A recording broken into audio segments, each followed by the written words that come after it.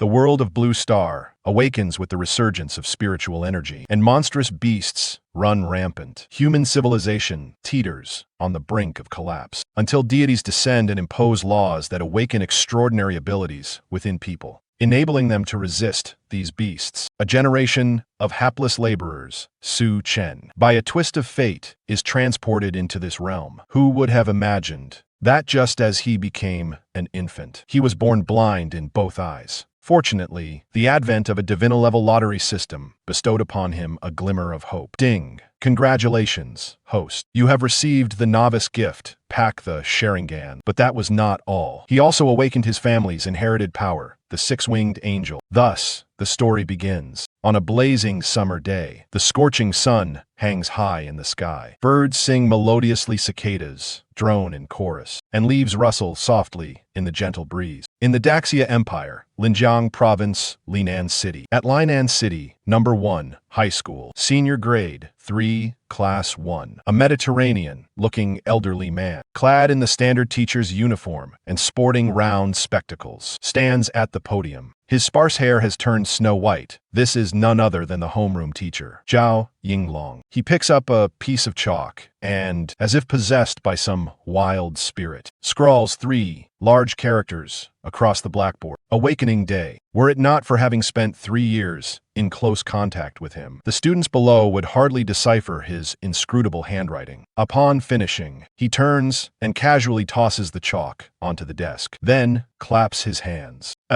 Leaning forward with both hands on the desk, he addresses the class. Tomorrow is Awakening Day. I have already emphasized the key points of awakening countless times, so I shall not repeat them here. Instead, today I will speak of something else. Adjusting his glasses, he adopts the most matter-of-fact tone he can muster. Students, the margin for error in life is far greater than you can imagine. The law of the jungle, the brutal survival of the fittest, and the utilitarian mindset often cause us to forget that the essence of life is a journey. Life itself is about constant feeling and experiencing, yet we are always comparing ourselves to others who awakened an S-class ability or who achieved an SS-class awakening. All of this only serves to amplify our inner anxiety and self-conflict. He pauses, a smile creasing his deeply wrinkled face. One need not always do something meaningful. If you wish to daydream, watch the sunset, or count the stars, that too holds meaning. You are here to experience life, not to perform perfection. Learn to accept your own mediocrity. It is no great tragedy. Finally, I wish each of you awakens an ability that satisfies you. With that, he reaches for the stainless steel thermos on the desk, unscrews the lid, and a wisp of steam rises, gently blowing on it. He takes a small sip before recapping and setting the cup down. Yet, before the applause can begin, an utterly untimely snoring sound echoes through the room.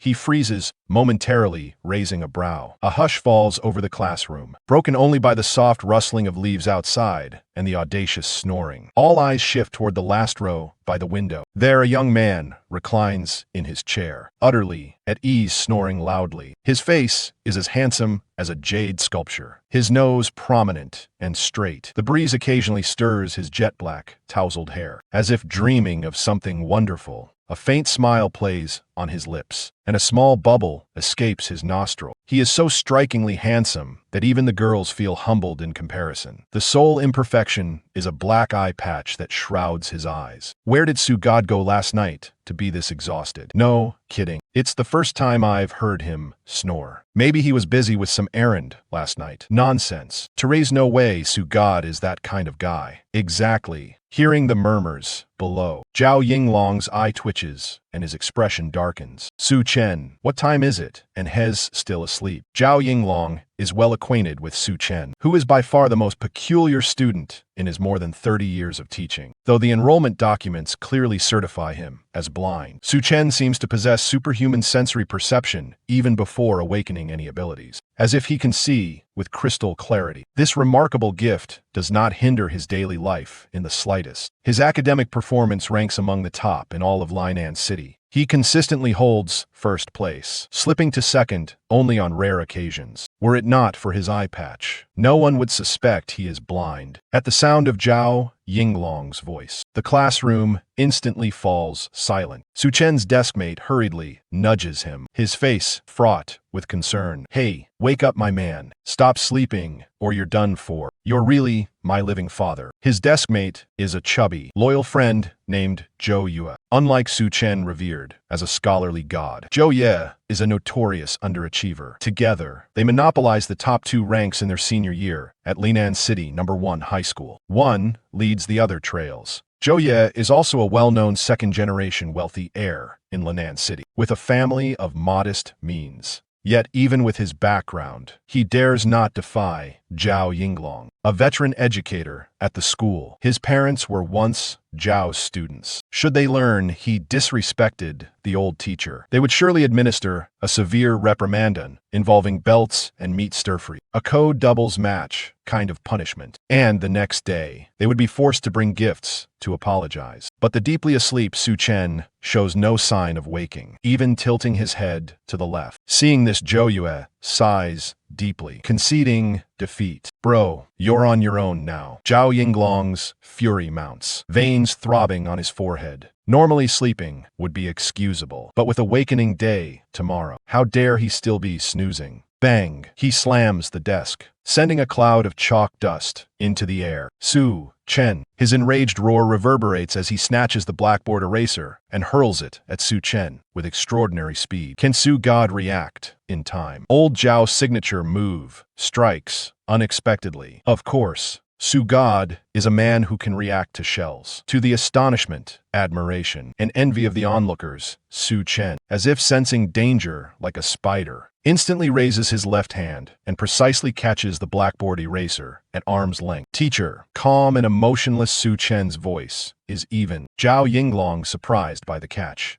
instinctively replies, "You needn't call my name so loudly." Su Chen slowly straightens, placing the eraser on his desk and rising with composed poise. Wow, Hez a superhero. As expected of Su God, truly incredible. Su God, I want to learn that move. Beside him, Zhou Yue stands dazed before slowly giving a thumbs up. "Bro, you're the man. Truly impressive." Zhao Yinglong squints his cloudy eyes. When he threw the eraser, he had exerted the power of a first-tier, 3-star ability user, intending to give Su Chen a little trouble. Though the power of a first-tier, 3-star user is nothing extraordinary, Su Chen is merely a student who has yet to awaken any powers. Yet he managed to catch such a force hidden, and while asleep, no less. It was utterly unfathomable. Yet Su Chen emits no spiritual energy fluctuations. No force, only skill. This indicates Su Chen possesses perception beyond normal limits, or rather, precognition. Alternatively, it could mean that Su Chen's true strength far surpasses Zhao's own. The moment such a thought emerged, Zhao Yinglong hastily suppressed it. Su Chen was merely a child who had yet to awaken any supernatural abilities. How could he possibly surpass the prowess of an experienced teacher like himself? No matter how one looked at it, the idea was utterly inconceivable. Su Chen, answer this. Provide all the information you have regarding supernatural abilities. Su Chen, of course, was oblivious to the speculation swirling in Zhao Yinglong's mind. Facing such a question, his expression remained composed and indifferent. He understood that such a basic inquiry posed no challenge to him. It was merely Zhao's way of offering him a graceful exit. The classification of supernatural abilities follows the Blue Star Supernatural Association's grading system, which ranks from highest to lowest across 9 tiers. They are divided into SSSSS, A, B, C, D, E, and F. The types of supernatural abilities are broadly categorized into 4 major groups: natural, elemental, corporeal, enhancement, special weaponry, and divine blessing, inheritance. Within the natural, elemental category, there are subtypes of plant and elemental abilities. The corporeal enhancement category further divides into animal and corporeal types. The special weaponry category comprises weapon and special types. Su Chen's tone was calm, unhurried, and fluent. When he reached the last category,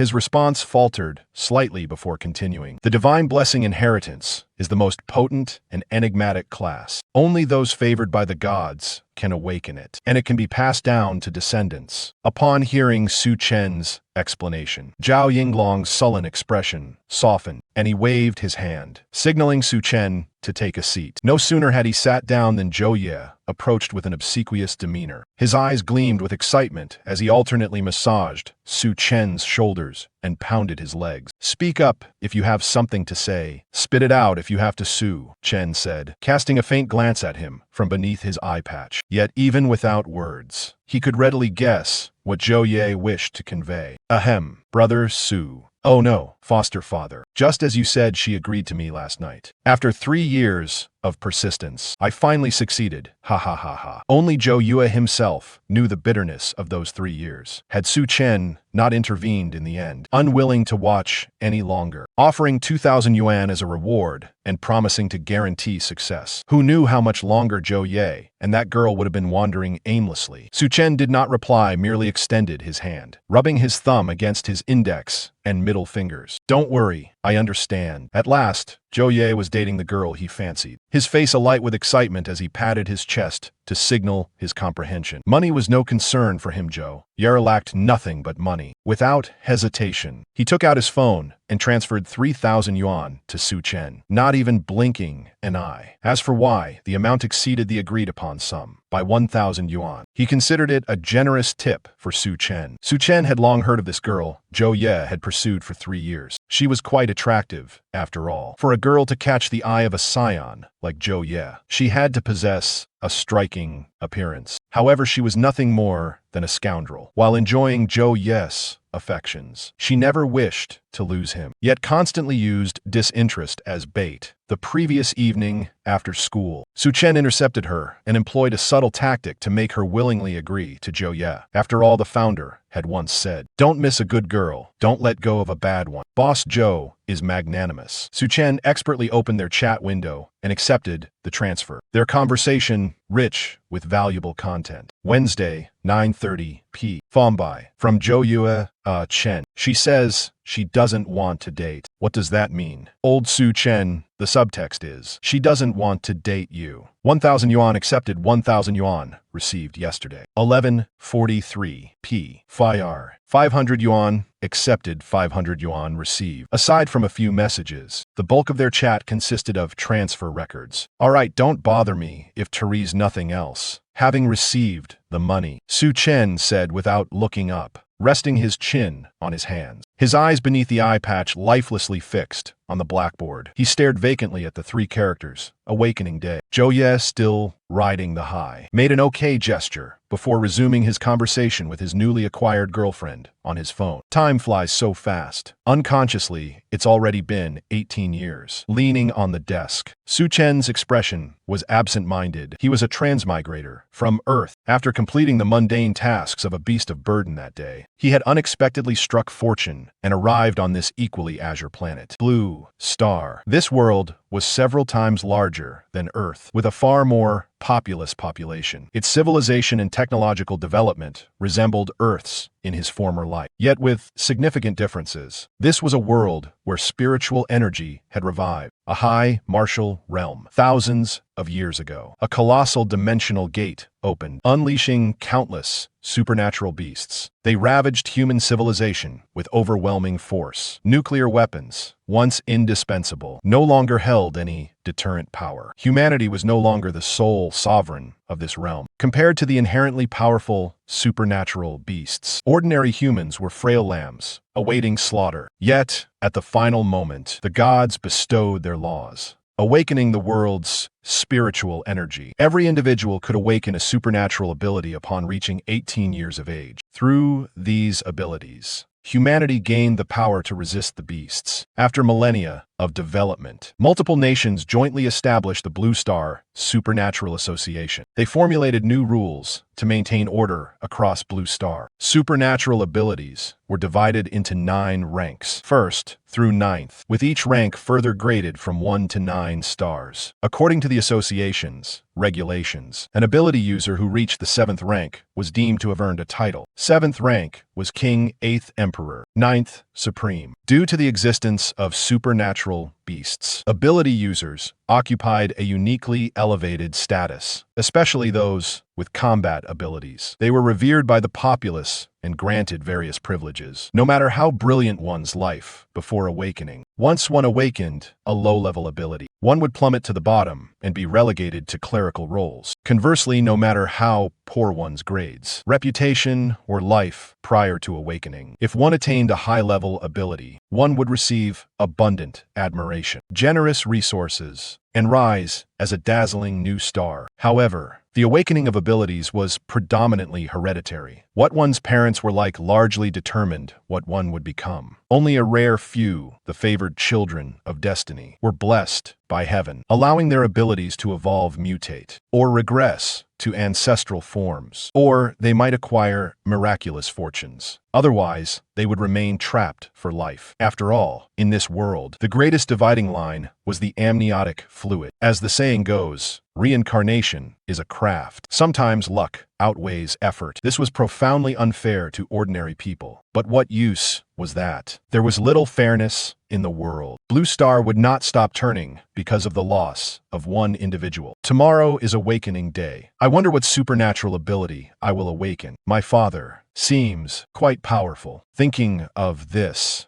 Su Chen's previously tranquil expression shifted slightly, a faint, seductive red gleam flickering beneath his eye patch. To be precise, the word father stirred a subtle complexity in his heart. He was not like a protagonist in a novel who had lost both parents, but rather two kings. Or rather, he was an accident. His mind involuntarily recalled the scene when he first transmigrated here. Perhaps because of the transmigration, his soul's power far exceeded that of ordinary people. Even as an infant, he could sense that they had been stolen by a man in black robes, with his father in hot pursuit. Why use the plural form, they? Because he has a biological brother, born from the same mother. As expected, the last man was caught. However, the figure in the black robe, constrained by his father's formidable power, proposed a condition. He agreed to return the child, but only if he was allowed to leave unharmed. Naturally, his indulgent father consented for the sake of his child. Yet, to everyone's surprise, the man in black betrayed the agreement. Suddenly, he produced a talisman paper. A portal of space materialized immediately afterward. He threw his brother beside him through the portal. Then, without hesitation, he himself stepped through the spatial gateway. His father, having taken in the brother, could not possibly allow his child to be taken away. Instantly, a beam of dark light was unleashed. But it was all too late. As the attack struck the man in black, his figure had already fully entered the spatial portal, perhaps affected by the assault from his indulgent father. The spatial passage grew unstable, riddled with countless spatial fissures. In the end, the man in black was shredded into pieces by the spatial rifts. Yet,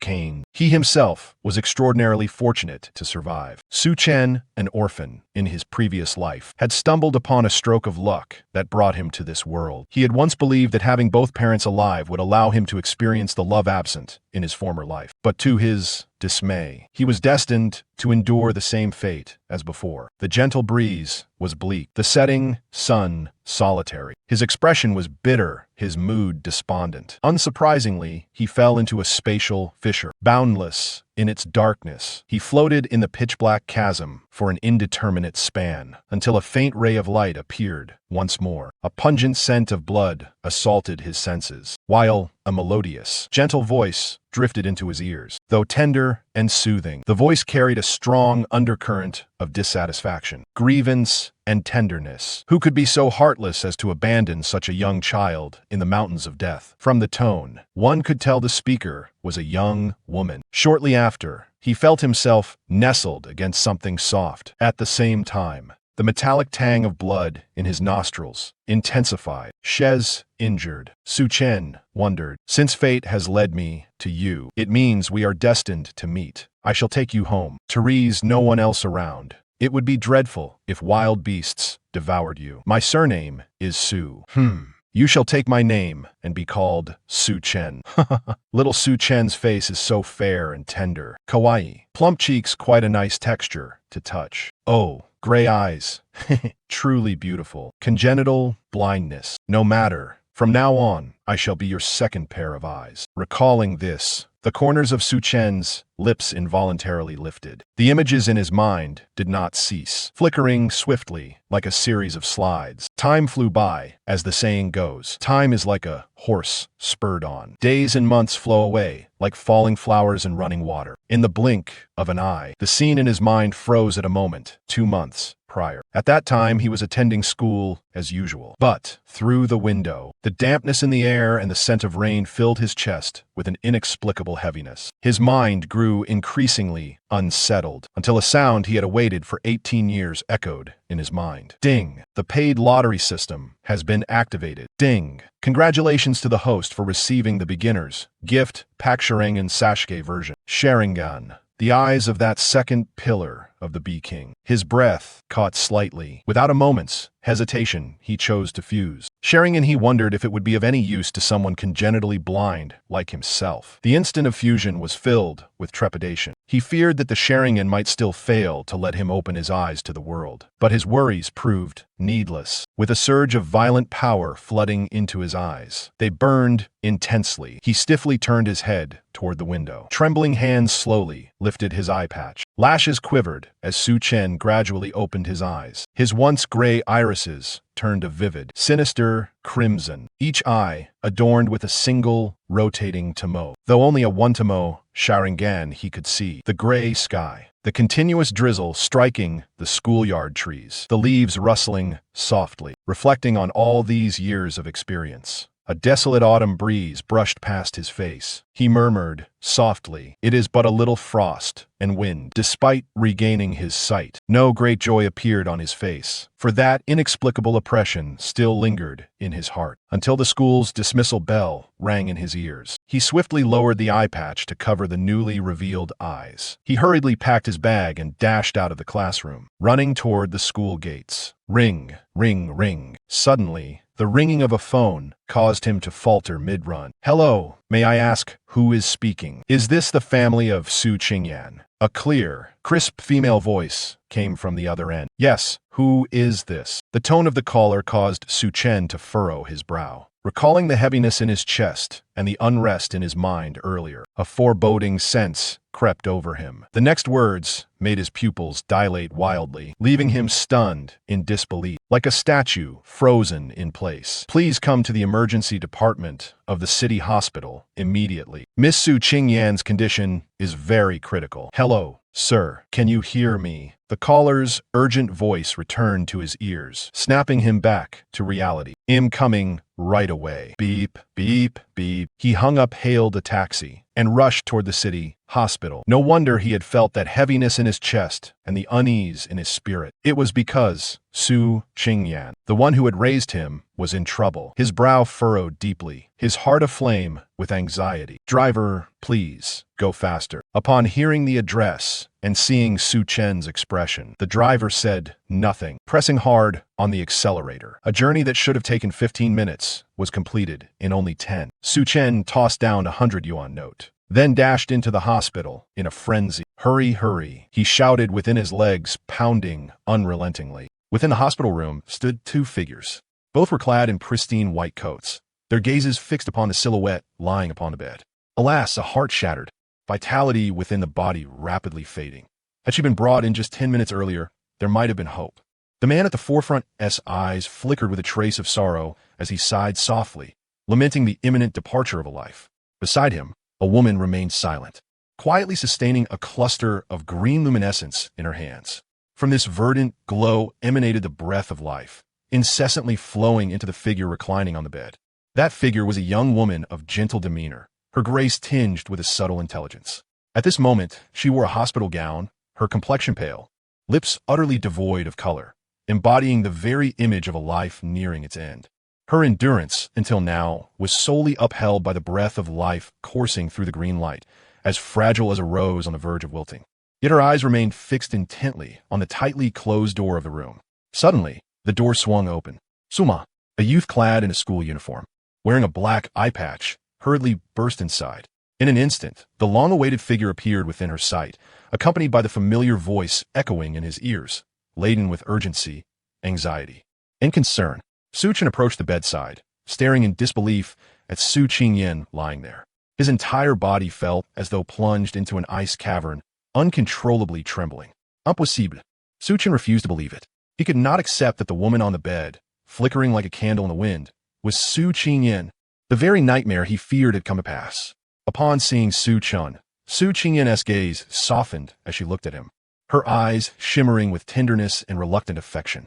The man leading the room exchanged a glance with the woman beside him, then silently withdrew.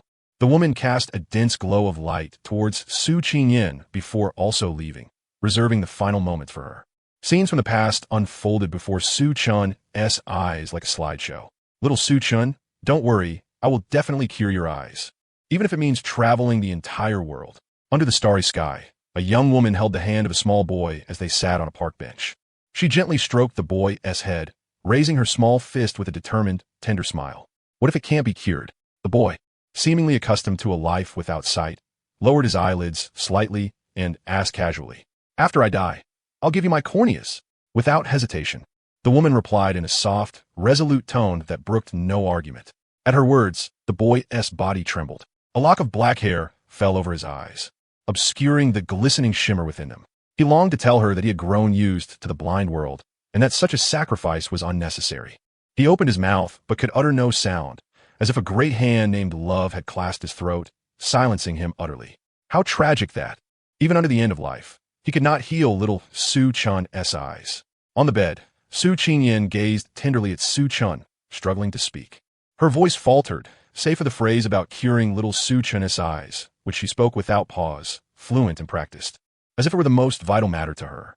She could not recall how many times she had uttered it, whether aloud within her heart, or even in her dreams. She truly regarded this infant, found amidst the death mountains, as her own child, an infant with no blood relation to her, even congenitally blind, as if he were her biological son. Su Chan felt as if struck by lightning, his entire being jolted awake. "I can see, Suma, I can see. Look quickly. I can see. You don't have to die. I don't need your corneas anymore. I need you alive." He hastily knelt, removing the black eye patch before him. His trembling hands grasped Su Qingyan's chillingly cold ones. For the first time in his life, he truly saw Su Qingyan. Who would have imagined that the first person he would see upon regaining sight would be his dying mother? Why? Why? Su Chun's heart roared in anguish. Unwilling and resentful, ceaselessly questioning the heavens. Why treat him so cruelly? His eyes had finally regained sight. Yet why must the other pair be condemned to eternal blindness? If only he were strong enough, would Su Qingyan have suffered such grievous harm? Would things have been as they were now? Strength. He needed strength, unparalleled strength. Otherwise, he could protect nothing, forced to stand powerless as those he cherished, his own kin, teetered on the brink of death before his eyes. Overwhelmed by intense emotion, his eyes burned with searing pain. Tears mingled with blood spilled forth from his sockets. The two eyes, each once bearing a single magatama, suddenly manifested a second magatama. This was only the beginning. Without hesitation or delay, a third magatama emerged within his crimson eyes. The three magatamas circled his pupils, slowly entwining and intertwining. In an instant, a magnificent six-pointed star pattern blossomed, a kaleidoscopic design unique to the Mangekyo Sharingan. How much energy was required to awaken such a Mangekyo? Su Chun did not know. But gazing upon his foster mother, flickering like a candle in the wind, he was willing to sacrifice these eyes, symbols of loss, if only she could recover. Such beautiful eyes. Su Qingyan's trembling hands rested upon Su Chun's face. Her pale fingers shakily wiped away the crimson tears. "No, don't cry, little Su Chun. It seems our fate has reached its end. My life will stop here. Promise me you will use these beautiful eyes to see the remaining scenery for me." Having spoken those words, as if summoning all her strength, her hands slowly slipped from Su Chun's face. Her eyes smiled as she looked upon him, as though they could speak, silently recounting the history between them. Affection, indulgence, sorrow, reluctance, regret, and acceptance flickering through her gaze. "All right, I promise you." Hearing the answer she longed for, Su Chun's lips, drained of all color, curved faintly upward. Only then did her dimmed eyes close in satisfied repose. Su Chun fixed his gaze upon the woman before him, as if etching her image irrevocably into his memory. Dark clouds veiled the heavens, intermittently pierced by brilliant flashes of lightning. A pall seemed to shroud the air, draining all color from the world. Crash! A piercing thunderclap mingled with torrential rain ravaged the land. A figure, clad in the uniform of City No. 1 high school, staggered despondently out of the hospital doors. Rain-soaked black hair hung limply before his eyes, his silhouette forlorn and solitary, unnoticed by others, beneath the drenched black eye patch. Those magnificent eyes brimmed with tears that mingled slowly with the rain. Like a walking corpse, numb and lifeless, he trudged homeward. How long had passed, he did not know. Only when the door clicked open did Soo-chun belatedly realize he had arrived home. He was unaware when he had left the hospital room, when he had exited the hospital, or when he had finally reached his house. The scene in his mind froze upon this moment. After a long while, Soo-chun let out a silent sigh. Old Zhao's voice echoed in his ears. Students, today all of you should head home early to rest and relax. Don't wander outside. If you can't get up tomorrow and miss the awakening ceremony, there'll be nowhere to cry. Soo-chun recalled the information in his mind regarding the awakening ceremony. Nowadays, every country in the world places immense importance on the awakening of supernatural abilities, almost rivaling the significance of the college entrance examination in his previous life. It was not a matter of missing the ceremony. Before the awakening, attendance was meticulously accounted for, and anyone absent would receive a call from the Ministry of Education. If no one answered, apologies would be in order.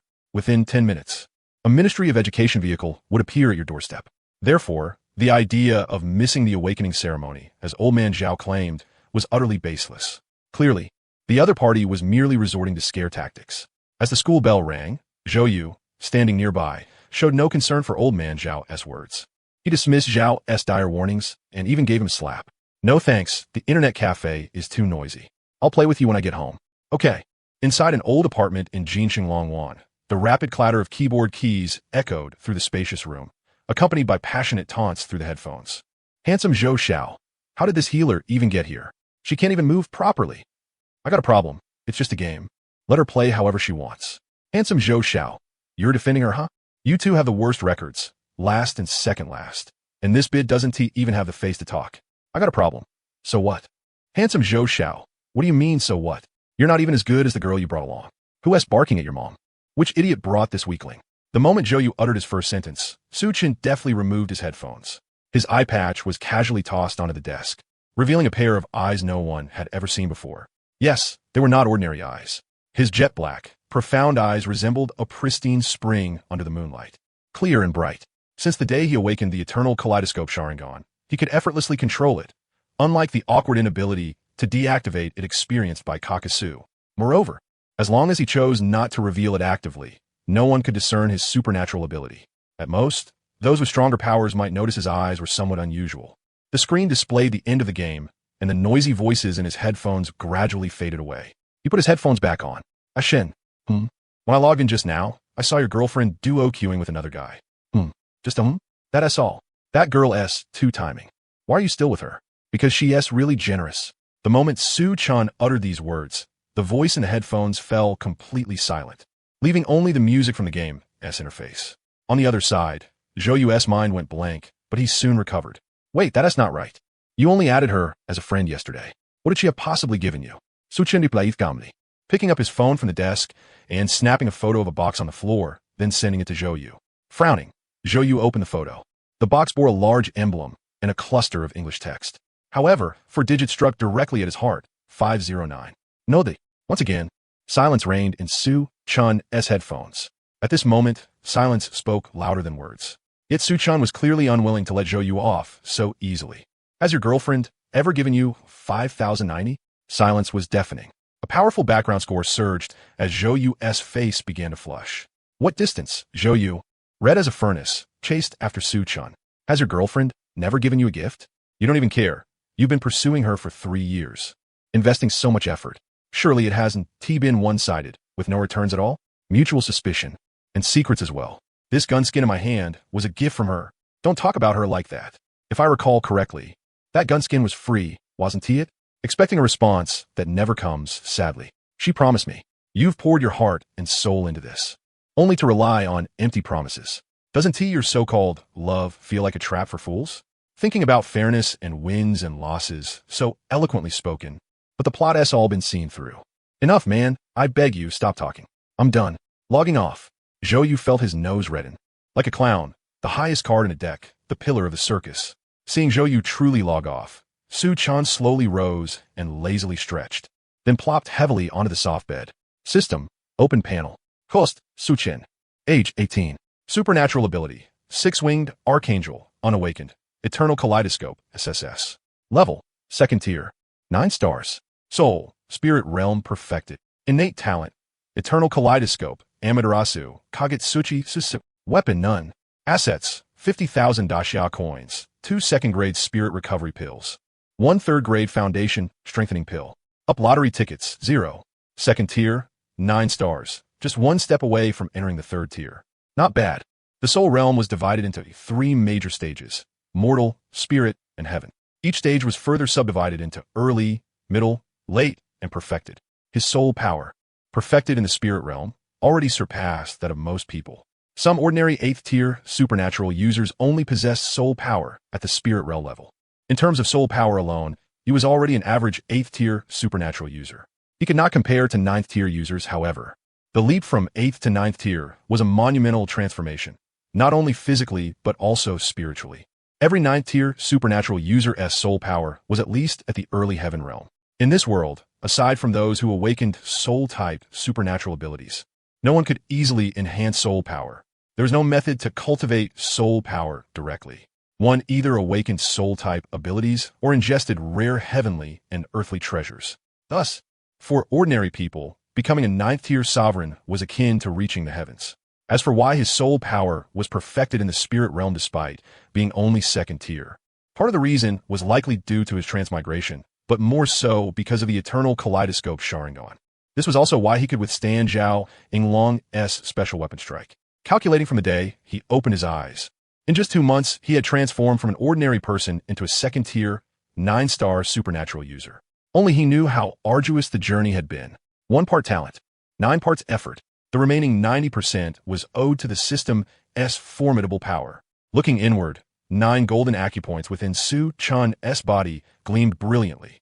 These 9 golden acupoints brimmed with a mighty aura, spiritual energy. His physical body absorbed the spiritual energy permeating the world, which was then compressed, refined, and transformed into spiritual power through his supernatural ability, finally stored within his body to fuel his talents and combat techniques. Now, he needed to open a spiritual meridian to truly step into the realm of the 3rd tier. It was well known that only after awakening supernatural abilities could one begin cultivation and embark on the path of a supernatural user. Yet he defied this convention. The reason was, naturally, these eternal kaleidoscope Sharingan, his 2nd supernatural ability granted by the system, not inherent to himself. It was common knowledge that once supernatural abilities were awakened, cultivation proceeded through them. But no rule forbade awakening early. Moreover, he possessed an unawakened 6-winged archangel ability, his true innate power. Though its tier was unknown, Suchun was confident it was not low. As for why it transformed into the eternal kaleidoscope Sharingan, he had painstakingly extracted this ability evolution card from the system over the course of 2 arduous months. In any case, he was no longer afraid of overstraining his eyes to the point of blindness. The pay-to-win lottery system, as the name suggests, was designed to compel him to spend money and draw prizes, much like certain capitalistic games from his previous life. It was divided into 3 sections: the lottery page, the task page, and the personal panel. The lottery page was further subdivided into 3 tiers: low-level, mid-level, and high-level, alongside a unique up lottery. The prizes were categorized into 4 grades: blue, purple, gold, and red. The low-level lottery cost 5,000 yuan per draw, guaranteeing a purple grade prize after 80 cumulative draws. The mid-level lottery cost 10,000 yuan per draw, guaranteeing a gold grade prize after 80 draws. The high-level lottery cost 100,000 yuan per draw, guaranteeing a red grade prize after 80 draws. The up lottery required 1 up lottery ticket per draw, guaranteeing the current up prize after 10 draws. Up tasks. Each completed task awarded 1 up lottery ticket. After 2 months of relentless toil, aside from the up lottery, which required up tickets, the other 3 lottery pools were nearly depleted. He had drawn 40 times each from the low-level and mid-level lotteries, 60 times from the high-level, but had never attempted the up lottery once. Aside from his initial high-level 10 draw that yielded an ability evolution card, he had spent a total of 660,000 daxia currency over 2 months without acquiring a single significant item. He seriously suspected insider manipulation within the system. It was definitely not a matter of bad luck. The task page had remained grayed out and locked until just now, when after 2 months it finally illuminated. Up task released. Achieve the national top score in the college entrance examination. Completion reward. 1-up lottery ticket. Accept task. National top scorer in the college entrance examination. Su-chan did not hesitate to accept.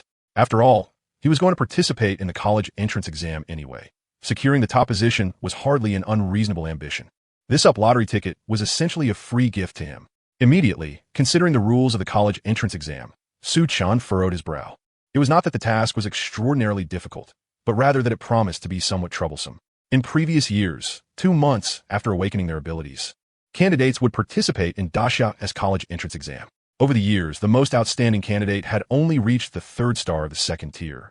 Due to a combination of factors, SS level elemental ability, Scorching Flame, backed by one of the 4 great families of the Imperial Capital and a 9th tier Supreme Father.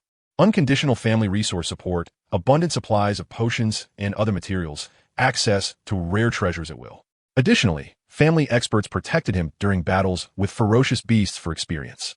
However, in this world, there was no such concept as cultivation manuals. All training was linked to 1S ability. The level of 1S ability determined the speed of absorbing and converting the spiritual energy of heaven and earth, as well as the amount of spiritual power stored. SSS level abilities appeared to be only 1 grade above SS, yet the gap between them was as vast as the heavens and the earth, as striking as the brightest stars and the full moon. It could be said that a higher official rank crushes a lower one utterly. Ability was the sole passport in this world. Of course, it could also be due to his own inadequacy. After all, he only possessed an SS level ability. Compared to someone with SSS level ability, his cultivation speed was not just a little slower, but significantly so. Given such resources, the best one could reach was the 3rd star of the 2nd tier. If he, Su-chan, had these conditions, he might not only be a 9th star of the 2nd tier, but could possibly have advanced to the 9th star of the 3rd tier by now. Don't ask why. The answer was simply the overwhelming power of an SSS level ability and the fact that he had barely had time to cultivate in the past 2 months, being preoccupied with schemes to earn money. In summary, the other party was in a completely different league from Su-chan, an orphan. Beyond the set of properties left by his late mother and 600,000 in savings, he possessed nothing else, truly a solitary figure. Of course, excluding the system. After all, he had cultivated for 2 months in advance. Facing a group of newly awakened ability users was like a father beating his son. Pure dimensional suppression. 3 words, bullying. What troubled him most was the task of becoming the national top scorer of Daxia. First, he had to claim the provincial top scorer of Linjiang province. Then, he would need to travel to the imperial capital alongside the 2nd and 3rd place winners, as well as the top 3 from other provinces to represent their respective provinces in the provincial team ranking competition. After the ranking competition concluded, there would be a 3-day rest period. Then, the provincial top scorers would compete in the final national individual ranking contest. In other words, he needed 2 teammates and had to form a team with them. After all, not everyone in this world could awaken combat type abilities. There were also special abilities for support and healing. Different ability users needed to cooperate for effects far beyond a simple 1 + 1 = 2. When necessary, the combined effect could exceed the sum of its parts. In the past 3 years, the only friends he had made were 2. One was his financial backer, the main provider of funds for the pay-to-win lottery system, Zhouyu. In just 2 months, Zhouyu had provided him with 60,000 Daxia currency. The other was their personal chef, Lingyu. Thinking of Lingyu, Su-chan felt a tinge of sympathy. The 3 of them had met by chance a year ago. At that time, Zhouyu took Su-chan to the restaurant where Lingyu worked part-time. Upon learning that the head chef was their age, Zhouyu wished to meet him. Upon meeting and discovering Lingyu's financial difficulties, Zhouyu immediately hired him as his personal chef, responsible for preparing 3 meals a day, plus desserts and afternoon tea. Zhouyu offered a base salary of 50,000, including room and board. Faced with such luxurious terms, Lingyu readily accepted, moved to tears, nearly swearing brotherhood on the spot. Since Su-chan was frequently invited to Zhouyu's home, the 2 became acquainted. Upon learning that Lingyu attended the same school, Su-chan was even more surprised. He had not expected Lingyu to not only attend school daily, but also work part-time after classes and still maintain excellent grades. City No. 1 high school was not easy to get into. Either 1's family was relatively wealthy, like Zhouyu's, or one had outstanding academic performance. Lingyu, who was financially struggling, certainly did not have the family means to attend City No. 1 high school. This alone testified to his excellent grades. Yet this puzzled Su-chan. Was Lingyu a prodigy? Or was he cheating somehow? He could not help but wonder, who was the real protagonist here? The current issue was what kind of abilities Zhouyu and Lingyu would awaken tomorrow. If they were high level, That would be ideal, and he could exert less effort. If low level, he would have to resort to some cunning strategies, bringing them along to steamroll through the competition. After all, before the individual ranking contest, no rules forbade cooperation. In previous years, only the 2 events in the imperial capital required battles against ability users. The provincial exams involved killing ferocious beasts in designated arenas, earning points according to the number of beasts defeated, which determined rankings. Forget yesterday, now that you're in front of me, if you want love, please give me a chance. At 6:57 in the evening, an abrupt phone ringtone sounded. Su Chun frowned, pinching his chin. Who could be calling at this hour? It was hard to guess. Answering the call, he immediately heard Zhou Yu's loud voice. Chun, come downstairs. Ling Yu and I are waiting outside your building. Beep, beep, beep. Zhou Yu hung up without giving Su Chun a chance to refuse. Su Chun opened his mouth, a trace of helplessness evident between his brows. He had hoped to rest well tonight. It seemed that was not to be. Had he not gone down within 5 minutes, his front door would have exploded. Sigh. After changing into fresh clothes, he opened the door and descended the stairs. The moment he stepped out of the apartment building, he noticed 2 figures standing at the entrance. The shorter, slightly chubby one on the left was none other than Zhou Yu. The other person was somewhat lean, with a delicate and handsome face adorned by a radiant, sunny smile. Yo, long time no see, Chun. Long time no see you. Su Chun responded with a smile and kind. Setting aside everything else, Ling Yu's smile was truly infectious, like a little sunbeam. Let us go. We can talk as we walk. Zhou Yu eagerly grabbed both of them and headed toward the outskirts of the residential complex. All right. The 3 of them chatted as they walked. It must be said, 2 of them were quite handsome. As for the odd one out, that was hard to guess. Afternoon, 7:34 p.m. Geo Fei Cafe. Fei Fei. The usual, 3 large iced Americanos. All eyes, please. As soon as he entered, Zhou Yu called out to the counter, then led Su Chun and the other to their usual spot. What should we do, Chun? I'm counting on you now. Zhou Yu's round face was nearly drooping with worry, his eyes full of hope as he looked at Su Chun. Su Chun was now like his lifeline. Me too, Ling Yu said beside them, scratching his head a little embarrassedly. All right, we're all brothers here. Su Chun waved his hand carelessly, took the iced Americano placed before him, and sipped it. He had already been thinking this way. Now Zhou Yu and Ling Yu had voiced it, too. You're practically my savior, Chun. Zhou Yu's face lit up when Su Chun agreed without hesitation. He put on a rapid-fire expression change performance without missing a beat.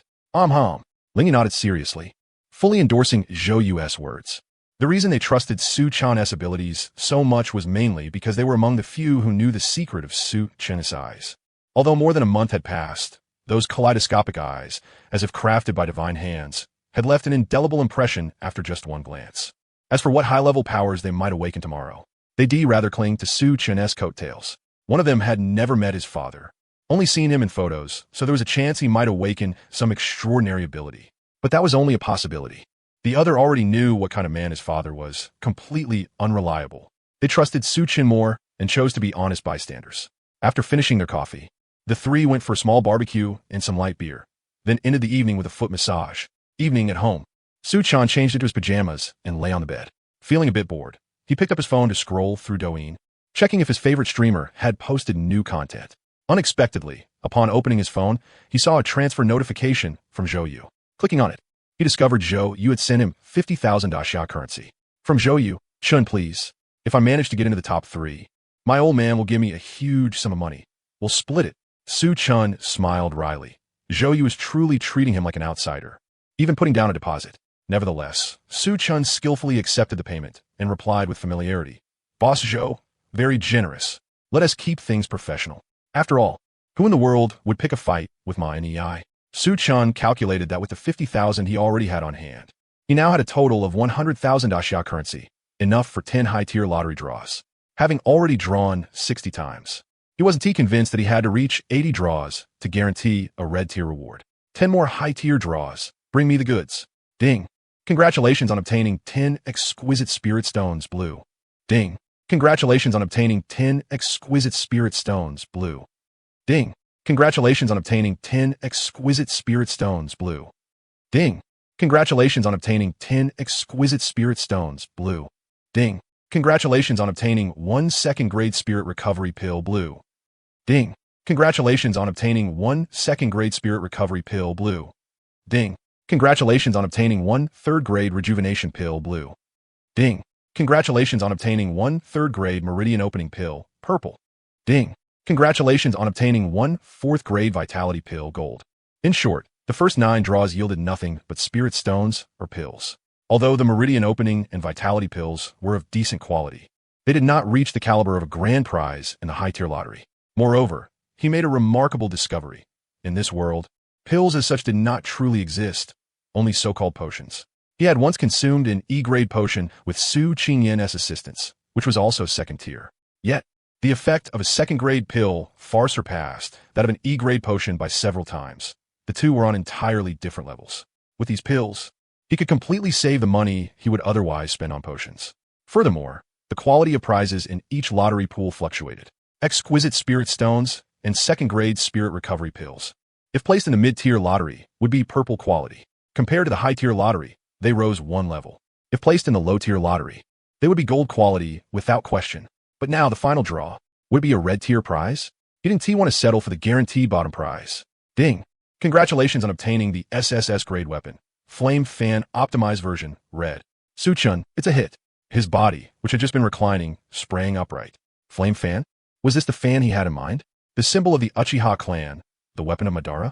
Flame Fan Optimized Version, a substandard product casually forged by an unknown god of forging, capable of reflecting any attack except soul assaults, provided the attack is no more than 2 grand tiers above itself. Suchen Green Waili. The appearance of the Flame Fan was undoubtedly a tremendous boon. With a thought, his left hand grew heavy. A broad, thick, jade-white, gourd-shaped fan appeared in his hand. It was somewhat different from the fan he associated with Madara.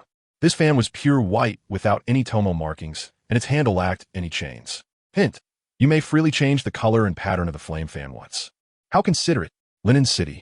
Longhu Xinhuan, a renowned affluent district. Inside a luxurious villa. Have you made up your mind? Are you certain you want to ingest this drop of blood?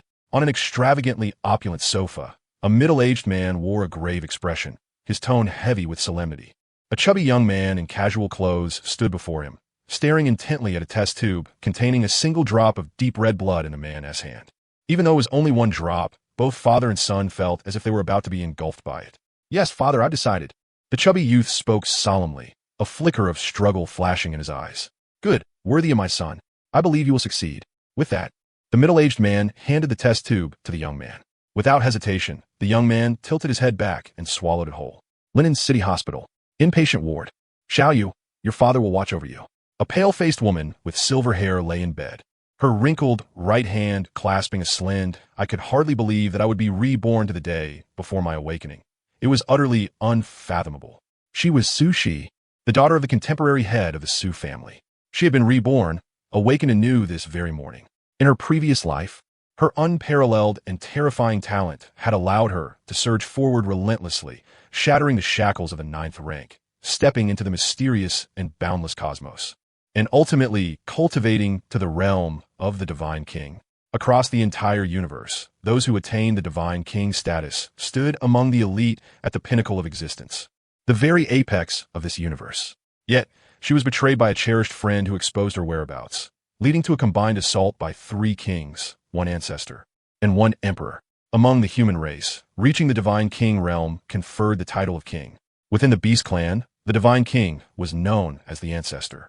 For the Demon clan, it was the emperor. Though all were Divine Kings, she wagered her life and laid all her cards on the table. She counterattacked, slaying 2 kings and 1 emperor, severely wounding the ancestor. But ultimately, powerless to turn the tide, she fell with unyielding resentment. But it mattered not. This life, she vowed to personally exact bloody retribution for their debts, including that vile traitor who had betrayed her. Sushi's face was as cold as frost, an endless murderous intent permeating her being. She exhaled deeply, adjusting her mindset. In the next moment, it seemed a thought struck her. The ice and snow melted away, and the overwhelming killing intent dissolved into mist. She only wondered how that scoundrel was faring. The next morning, as the blazing sun hung in the sky and not a cloud marred the horizon, the awakening square of Lin and City No. 1 high school bustled with a throng of people. All 20 senior classes were assembled in orderly formation according to their class sequence. 15 soldiers clad in military uniforms, their expressions solemn, stood in an orderly line before the awakening stone. They were the awakening officers dispatched by the nation to oversee the awakening ceremony, both men and women. Achin, what should I do? I'm so nervous. Zhou Yu trembled all over. The the flesh on his face quivering in response. Me too. Ling Yu beside him was equally anxious, nervously watching the awakening stone not far away. Take a deep breath. It's normal to be nervous, Su Chun chuckled indifferently. Students. As the principal spoke, the square instantly fell silent, and the awakening ceremony commenced. The students called by name swiftly stepped forward. Zhao Dezhong. The awakening officer called out loudly. From the first class S ranks, a boy stepped forward, his expression a mixture of excitement and nervousness as he placed his hand on the awakening stone. The stone gradually emitted a faint crimson glow, and a flame burst forth from his body. Class B elemental type ability, Spirit Fire. The awakening officer observed him twice before announcing in a clear voice. Zhao Dezhong returned to the ranks, his face brimming with excitement. Old Zhao smiled approvingly. Not bad. If you work hard these 2 months, you can make a shot at one of the 4 major universities. One after another, students ascended the stage to awaken. Ding Qi. Class C corporeal type ability, partial multiplication. Wow, that's good. I want to awaken that. Someone exclaimed. So far, more than 30 students had awakened. Only 1 S rank, 3 A ranks, 6 B ranks, and the rest mostly C and D ranks. The lone S rank was the class monitor, the old Zhao S loyal flunky, always sucking up to him. Having awakened, an S rank ability gave him an air of superiority. As time slipped by, only a handful of students remained in line. Zhou Yu. Hearing his name, Zhou Yu's expression trembled. His chubby cheeks wobbled as he hurried up. Buzz. The moment Zhou Yu's hand touched the awakening stone, it instantly radiated a deep red light, enveloping his entire body. Suddenly, the previously cloudless sky darkened, shrouded by thick, ominous clouds that blotted out the sun. All eyes in the square fixed upon Zhou Yu standing before the awakening stone. Under their startled gaze, Zhou Yu's form began to transform. His once plump frame grew slender and upright, his skin pale and his features handsome. His jet-black, tousled hair instantly morphed into a striking, blood-red mane. Crackling, his once lively ebony eyes now glowed with a sinister crimson hue. Suddenly, a dazzling light flashed, and a pair of broad, jet-black bat-like wings tore through his school uniform, carrying him into the sky as a streak of dark light. His pointed, elf-like ears twitched slightly as he raised his pale, yet slender fingers, the sharp crimson nails gleaming with a chilling radiance. With a flap of his wings, he hovered midair. His fiery red hair fluttered in the wind, and his blood-red eyes narrowed. Slowly opening his arms, countless blood-sucking bats, as if summoned by some call, swarmed from all directions, circling him in flight. The crowd gawked in astonishment at Zhou Yu's magnificent transformation. This was far more dramatic than the class monitor S rank awakening. Could it be an SS rank? Abilities above S rank always cause some degree of physical change. The class monitor had merely changed hair color, but Zhou Yu had completely transformed. Damn, SS rank. Zhou Yu is about to soar. Someone exclaimed. Yeah, and he has gotten so handsome. I should have agreed with him earlier, another muttered. In the sky, the joy still lingering in Zhou Yu's crimson eyes was quickly eclipsed by a subtle, yet oppressive aura sweeping outward. Sensing the suffocating pressure, the square fell into a hush so profound a pin could be heard dropping. This is SS rank. No mistake, that pressure is the unique aura of an SS rank. The awakening officer was the first to regain composure, his voice trembling as he announced, SS rank animal type ability. Vampire. SS rank vampire? Zhou Yu has truly soared. Yes, and with a bit of family wealth backing him, he'll have his pick of the 4 prestigious universities in 2 months. The school leaders on stage were visibly excited. It had been many years since an SS rank had appeared at Linno. One high school. Though S ranks were strong in Linjiang province, they were hardly impressive nationwide. With Zhou Yu's SS rank vampire ability, he might well secure a high rank in the provincial team competition 2 months hence, bringing more national resources to Linjiang province. If he managed a top 10 finish in the national individual competition, even better. As for the top 3, they dared not even dream. Overall, Linjiang was a frontier province. Its spiritual energy density and resource conditions far inferior to the 4 ultra-tier cities at the heart of the Great Xia, Imperial Capital, Demon City, Huazhou, and Tongzhou. Being at such a disadvantage, how could they compare to the true prodigies? Cheating? Had they read too many novels? Is he some kind of chosen one? The crowd murmured in speculation. After luxuriating in the sky, Zhou Yu's figure flickered and returned beside Su Chun. With a thought, the vampire traits vanished instantly. Now, he had successfully made a comeback. Not only had he dyed his hair red, but he had also undergone cosmetic enhancements to his face, donned blood-colored contact lenses, and even slimmed down to a slender figure. Not bad, little fatty. Didn't he expect this? Su Chen said with some surprise, peering at Zhou Yu through his goggles. There was an indescribable, terrifying blood aura about him that both amazed and puzzled Su-chun. By rights, Zhou Yu's father had not awakened a vampire ability, but only a blood-sucking bat. Zhou Yu should have inherited that same ability, but how had he awakened as a vampire? Could it be a reversion to an ancestral trait? Despite his doubts, Su-chun remained silent, knowing everyone harbored their own secrets. "Chun, I'm not fat," Zhou Yu said plaintively, his eyes full of grievance as he looked at Su-chun. Next, Ling Yu. Encouraged by Su-chun and Zhou Yu's supportive gazes, Ling Yu swallowed hard and resolutely stepped onto the awakening platform. Buzz! The moment Ling Yu placed his hand on the awakening stone, a deep blue light erupted suddenly. This blue radiance was on the same level as the red light that had shone during Zhou Yu's awakening. Another SS rank. The awakening officer's heart pounded wildly as he shouted aloud, overwhelmed by an almost dreamlike disbelief. In all the years since his own awakening, it was the very first time that Ling Yu had manifested two SS rank supernatural abilities simultaneously at his own hands. A frosty blue radiance enveloped him. The once overcast sky above now gently began to scatter snowflakes. The ground beneath the arena soon became layered with delicate ice. The previously sweltering temperature dropped several degrees, causing the onlookers to involuntarily sneeze. Amidst the stunned gazes of the crowd, a surge of icy blue light erupted from Ling Yu's body. His muscles swelled, and his form shifted rapidly.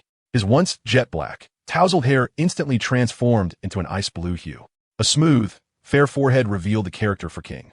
His eyes gleamed brilliantly with an ice blue brilliance, while two sharp, elongated canine teeth emerged from his mouth.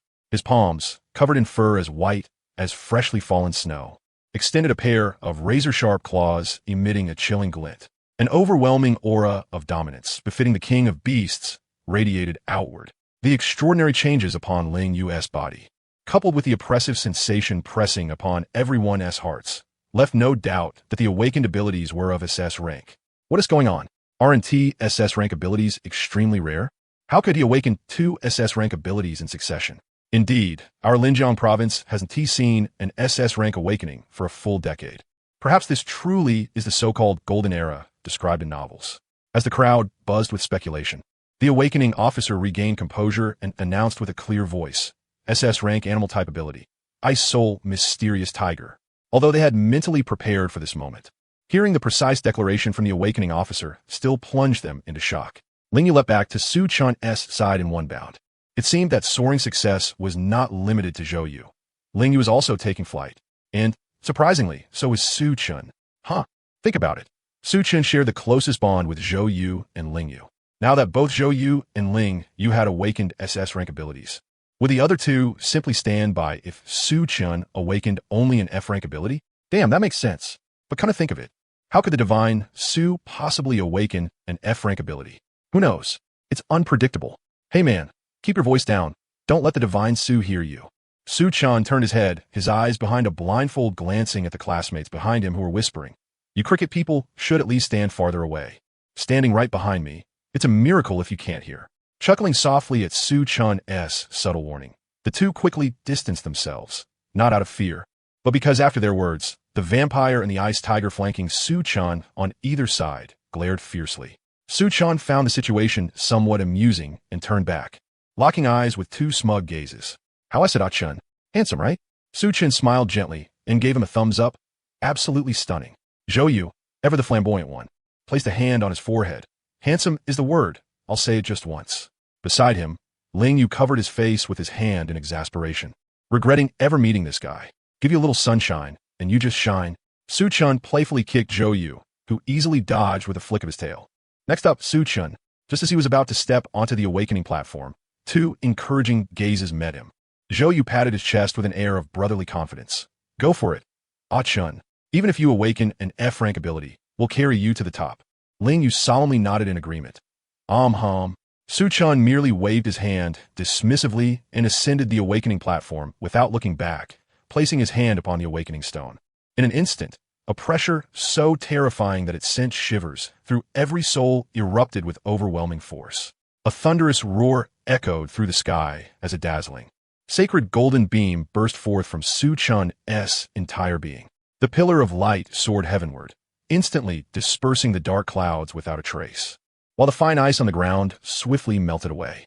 All supernatural phenomena retreated and vanished before this radiant column. Those closest to Su-chan were blown away by the energy waves emanating from the luminous beam. The vast golden aura surged like an ocean, unleashing its full fury across the heavens. Simultaneously, a colossal golden silhouette appeared above the firmament. Radiant with golden splendor, it bore 3 pairs of pristine, resplendent wings upon its back, while a sacred and noble golden halo hovered above its head. The soul-shaking pressure that gripped the crowd was unconsciously emitted by this divine presence. What is this? What a joke. A god.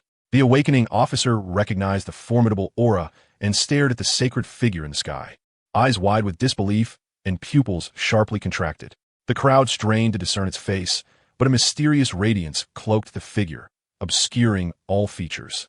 Even Su-chan's form was engulfed within the golden pillar. Gods are invisible. Within the dazzling golden beam, Su-chan floated uncontrollably in midair.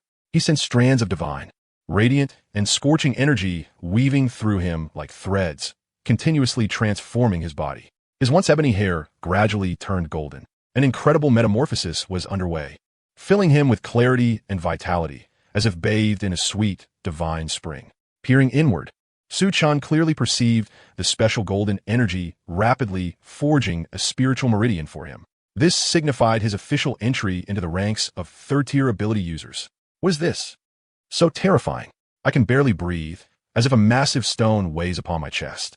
Ling Yu and Zhou Yu, the first to recover from their shock, exchanged glances and saw the terror mirrored in each other's eyes.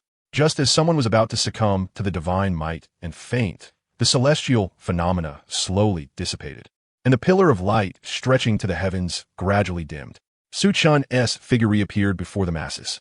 He hovered midair, his ability rank having surged from second-tier 9 stars to third-tier 3 stars. His noble and magnificent golden hair fluttered in the breeze. Behind him sprouted 3 pairs of immaculate white wings, and a golden sacred halo hovered above his head. Golden sword-like markings adorned his brows, his features strikingly handsome and extraordinary. His golden eyes pierced the soul, his skin crystal clear and fair, his entire form akin to a flawless masterpiece crafted by the Creator. Handsome yet commanding, adorned with the radiance of supreme sanctity and imperial majesty, his aura swept across the land. The vast arena fell into a profound silence. All eyes unified in their gaze upon this familiar yet unfamiliar figure. The eyes of the divine Su. It felt as though they could see. SSS rank divine patron type ability. Six-Winged Angel. With the awakening officer's trembling declaration, the crowd was utterly stunned, as if petrified.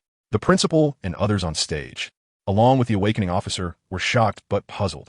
In their memory, the angel ability had always been the heritage of the Liu family, one of the 4 great clans of the imperial capital. How could it appear in an outsider? Yet, this was none of their concern. If Su-chan truly belonged to the Liu family, naturally someone would care for him. Su-chan harbored no such thoughts.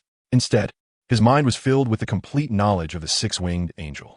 Six-Winged Angel, symbolizing the 3 great forces of divinity, light, and fervor.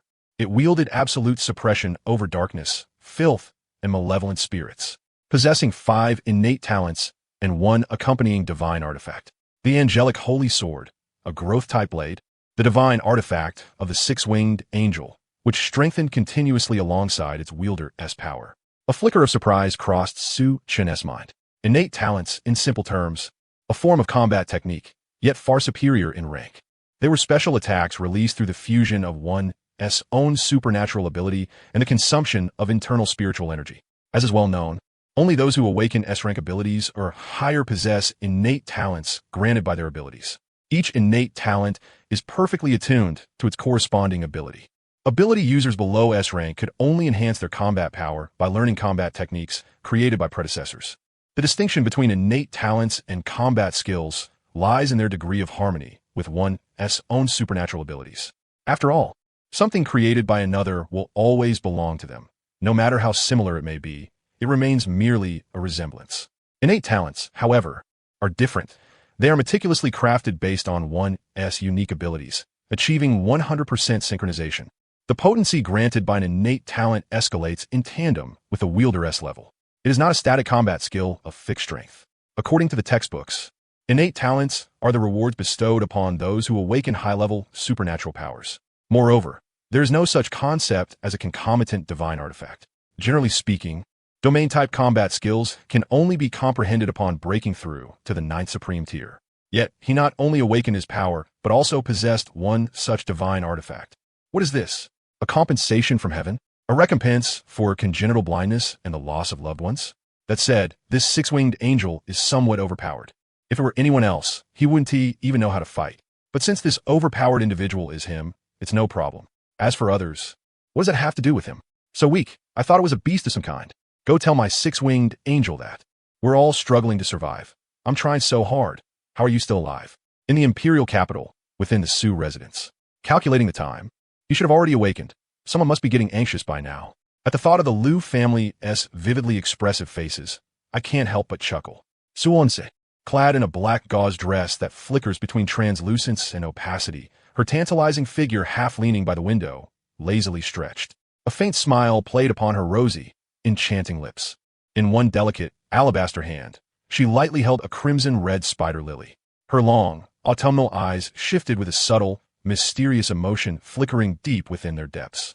In Linen City, at the Awakening Plaza, Su-chan retracted his six-winged angel and gently descended beside Zhou Yu and Ling Yu. While little brother, dumbfounded, aren't he you? His pale golden eyes glimmered with a half-smile as he gazed at the stunned Zhou Yu and Ling Yu. The two were currently in a state of utter confusion. Having each awakened SS-level supernatural powers, they had hoped to no longer rely on Su-chan or bow beneath him. Yet, reality proved far less forgiving than their lofty ideals. Looking back now, Su-chan had given them a harsh lesson. Facing Su-chan's majestic and resplendent golden eyes, they felt their noses flush red, like clowns. Conveniently, the two of them formed the pair of jokers in a deck of cards. Sai, you really are the god Su, not so easily suppressed. Zhou Yu and Ling Yu's faces reddened awkwardly. They opened their mouths, but could not utter a word. After a long pause, they managed to stammer out two words. Awesome. They inhaled deeply, their gazes towards Su-chan growing resolute. Since surpassing him was impossible, they resolved to cling tightly to his coattails. Zhou Yu immediately knelt on one knee, pulling along the blushing Ling Yu. Flanking Su-chan, they raised their hands high. We await and honor the new god, Su-chan. Su-chan, draw a 6. Though flamboyant and awkward, this inexplicable thrill was undeniable. At some unknown moment, Zhao Yinglong, his face flushed with excitement, approached the trio. I knew you had it in you. Amid the envious and astonished gazes of their classmates, Suchendi Mandri markedly composed. Zhao Yinglong's aged face still bore traces of disbelief. He laughed heartily, patting Su-chan's shoulder with enthusiasm. In my teaching career, I never imagined I would encounter a student with SSS-level supernatural powers. Old Zhao, I understand your feelings, but these youngsters must register their information with the Ministry of Education.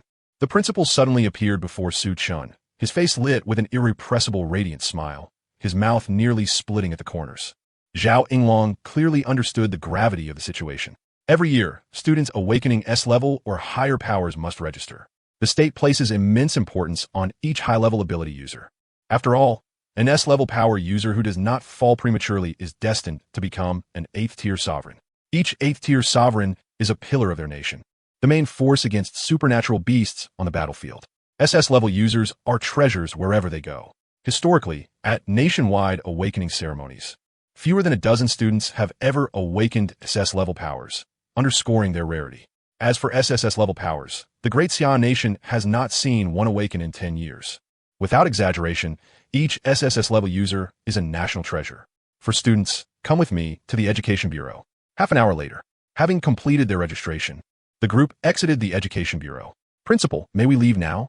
Su-chan, hands in his pockets, his golden eyes once again hidden behind a black-eye mask, asked without turning back.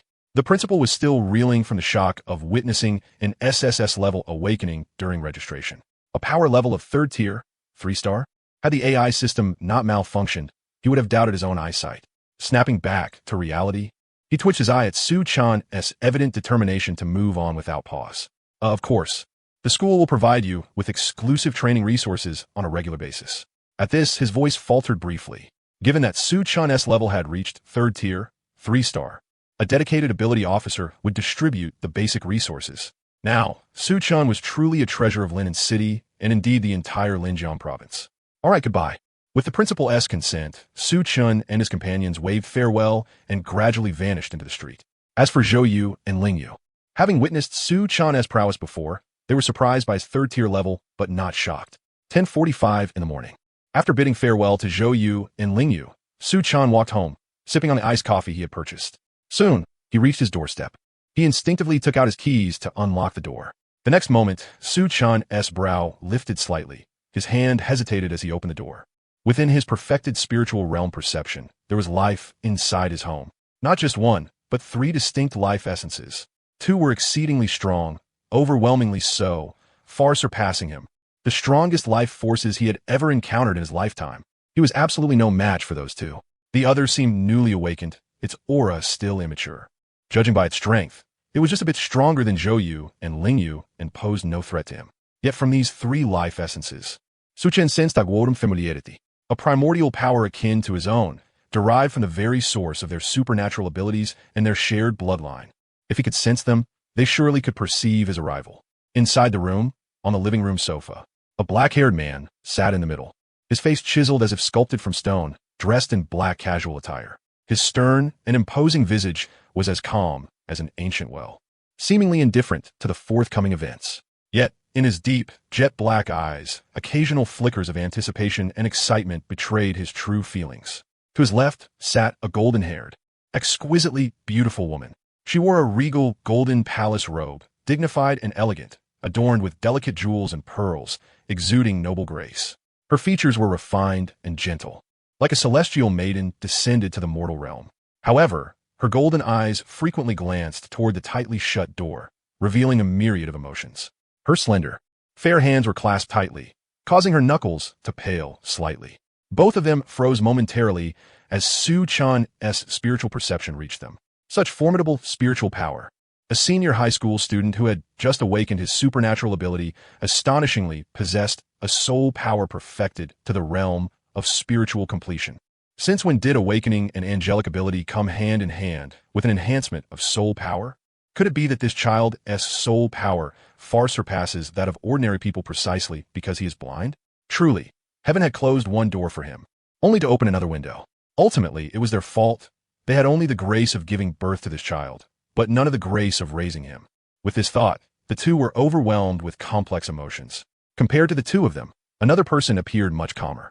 He seemed to be about 17 or 18 years old, bearing a striking resemblance to the black-haired man in the middle, sharing about 70 to 80% similarity, and was also dressed in black casual attire. However, a trace of curiosity lingered between his brows. He was completely unaware that Su Chan had cast a sweeping glance over him, for his soul power was merely at the late mortal realm. Click! Su Chan moved fluidly to open the door and entered, slipping on a pair of slippers, then saw the three people seated on the sofa. Among them was someone he had even seen before. All three cast their gazes simultaneously. A blond youth appeared in their sight. He stood tall and upright, and even though he wore a black eye patch, it did nothing to diminish his handsomeness. His radiant golden hair shimmered brilliantly under the sunlight. Su Chan felt no surprise at the trio's attention. His expression remained calm, his tone composed. Wait a moment. The abrupt words caused all three to pause in unison. The blonde woman, who had just been about to stand, halted and sat back down, under the scrutiny of three pairs of questioning eyes. Su Chan walked to the refrigerator and took out 4 bottles of fizzy soda. Make do for now. This is the only flavored drink we have at home. Su Chan carried 2 bottles in one hand and approached the coffee table, handing the sodas to the three. They looked at Su Chan's actions and the drinks in his hands, momentarily at a loss for words. The atmosphere fell into silence. The blonde woman parted her red lips gently, seeking to break the tension and spark a conversation. Su Chen, beneath the eye patch, his golden eyes quietly fixed on the woman who bore a striking resemblance to him. His mouth slowly uttered 2 words. Child, have you been well these years? Have you suffered any grievances? Are you short of money? Can your eyes see now? Upon Su Chen speaking, the blonde woman poured out all the questions she had rehearsed countless times in her heart. Thankfully, no, I'm not short.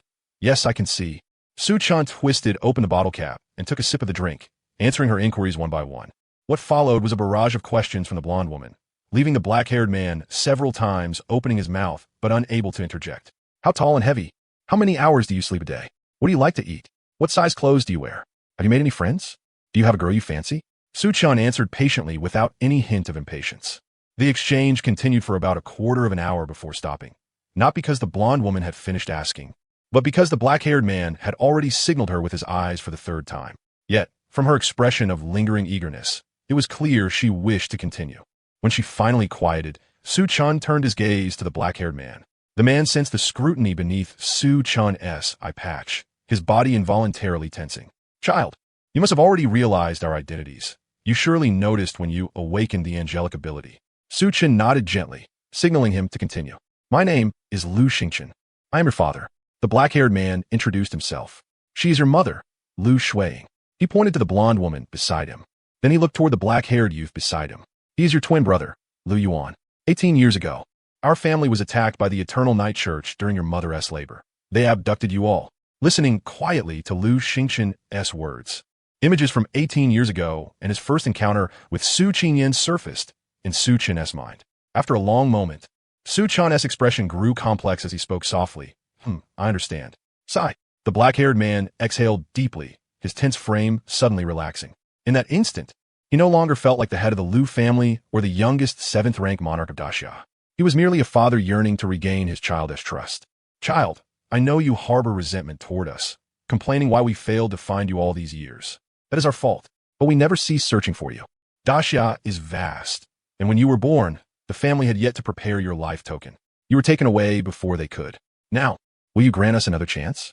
This time, we will never let you leave our side again." Hearing Lu Xingchen's hopeful and pleading words, Su-chan's body trembled slightly, but he said nothing.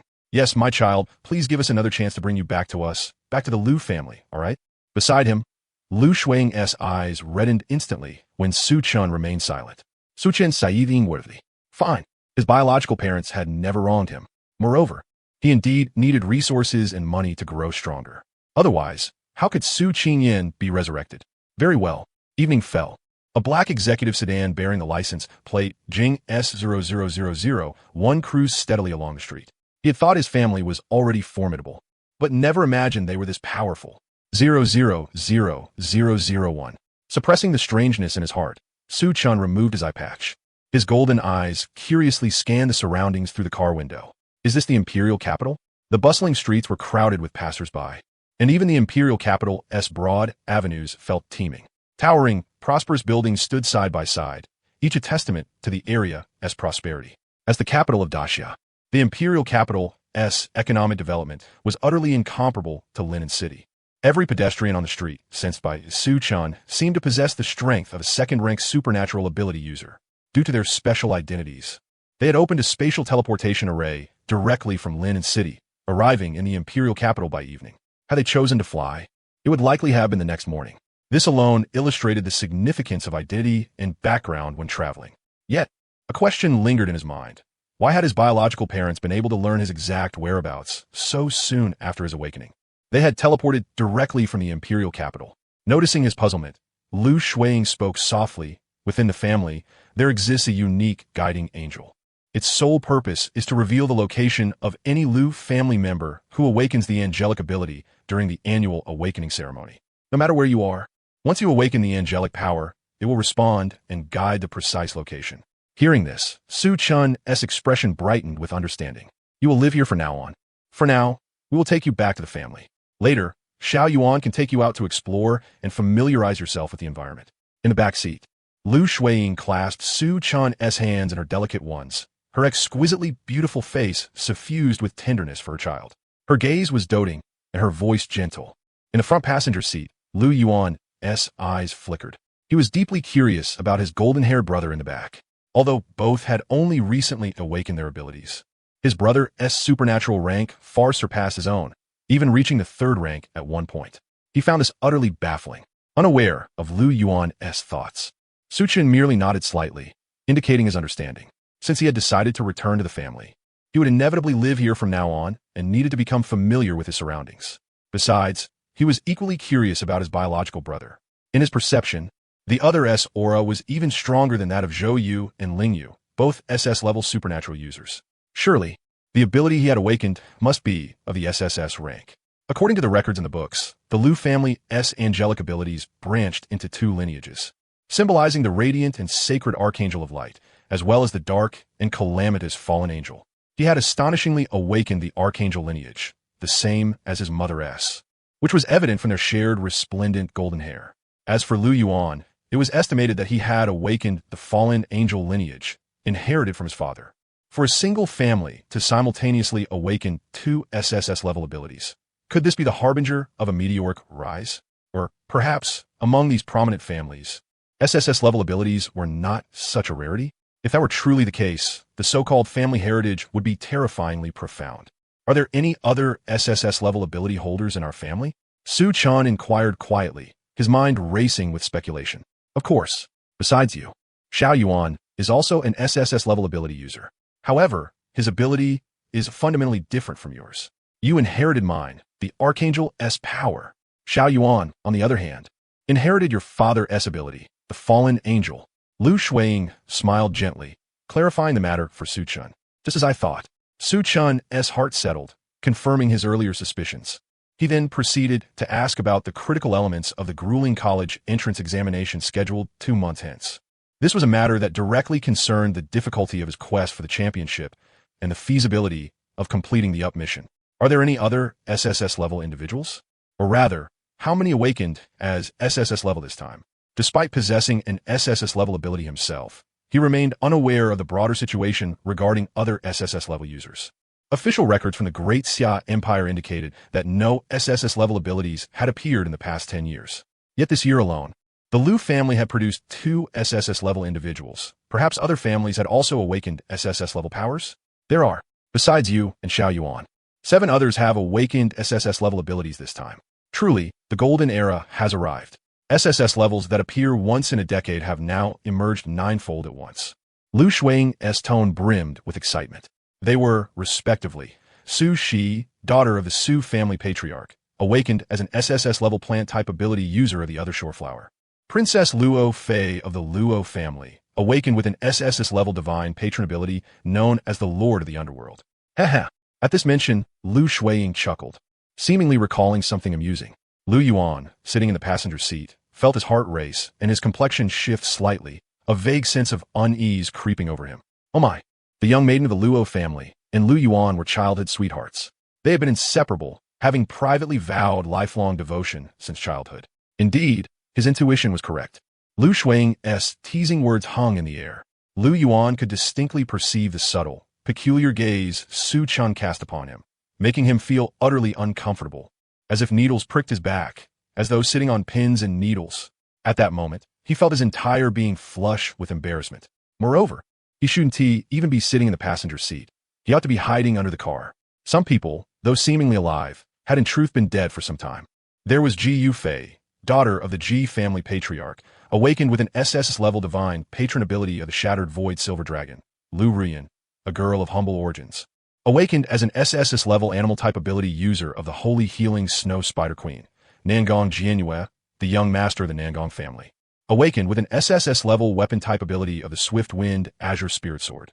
Chun Zimo, a distant relative of the Chun family, awakened as an SSS-level special-type ability user of the Void Soul Devourer. Lu Shuiying's voice paused, and a trace of solemnity replaced the previously cheerful expression on her exquisite face.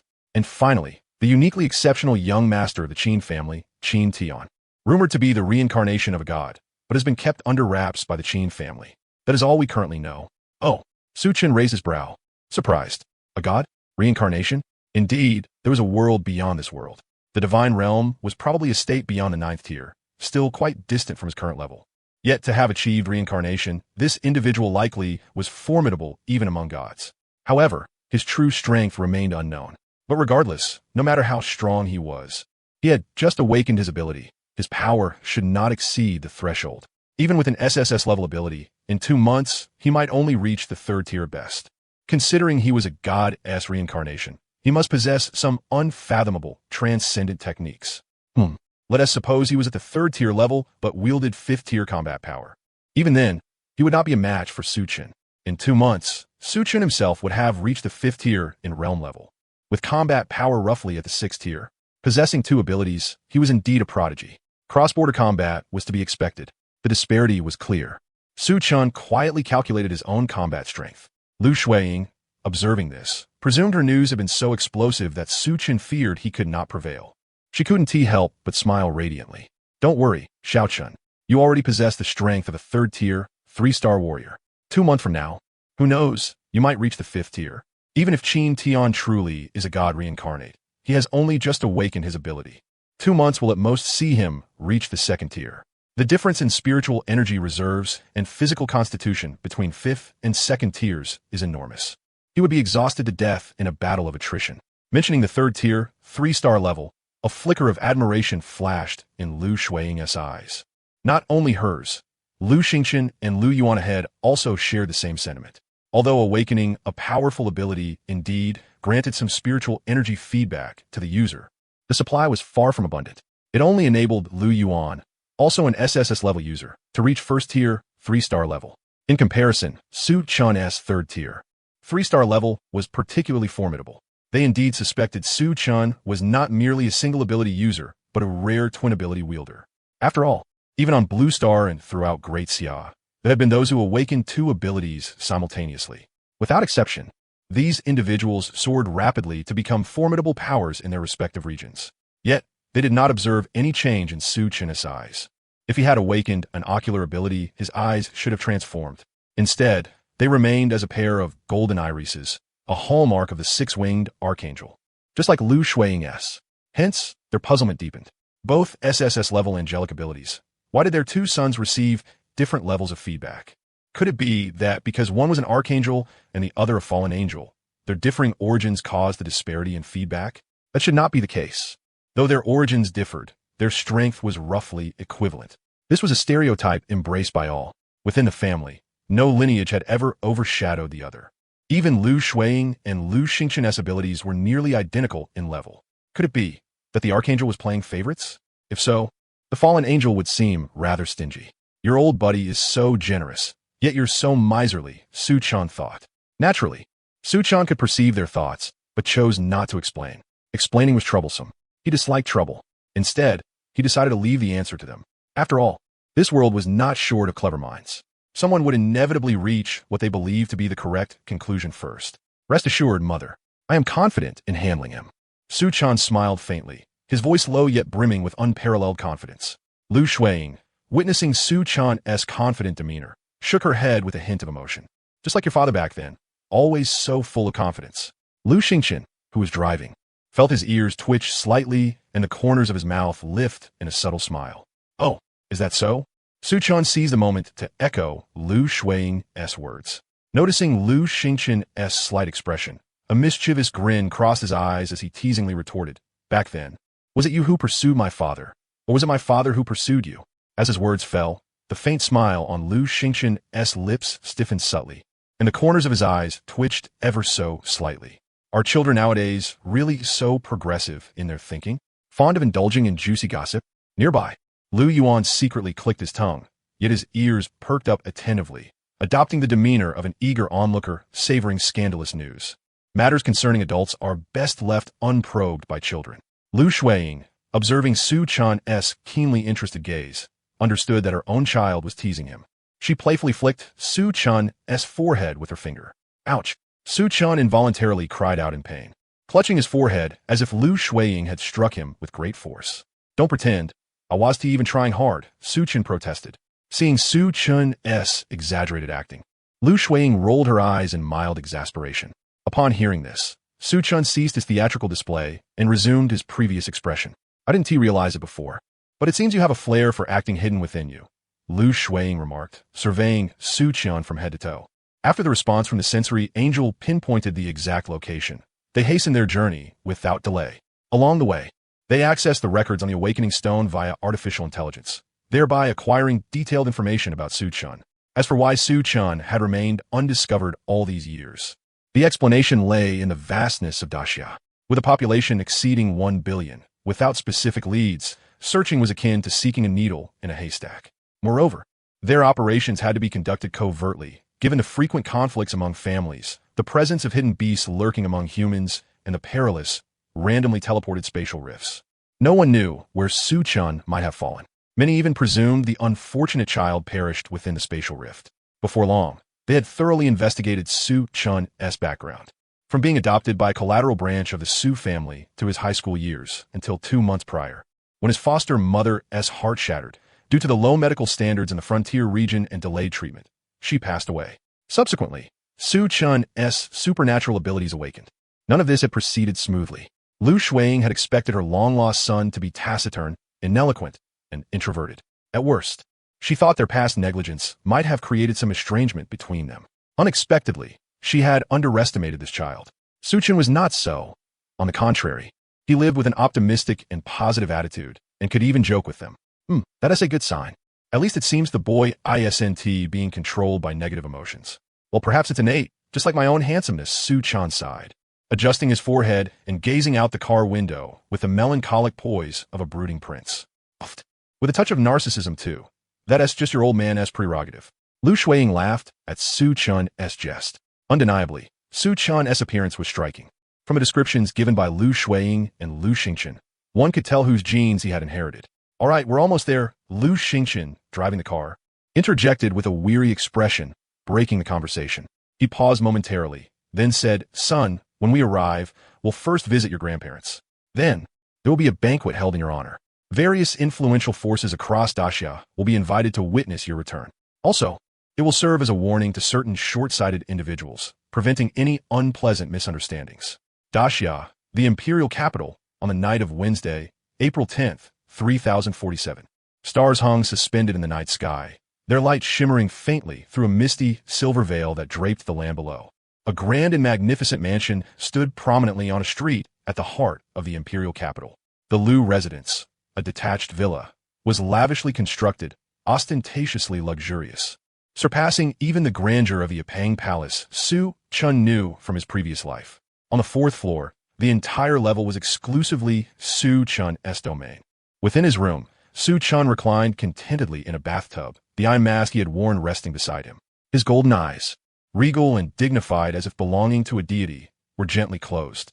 Feeling the comfort permeating his body, his mind wandered deeply. It had been 3 days since his return to the Lu family.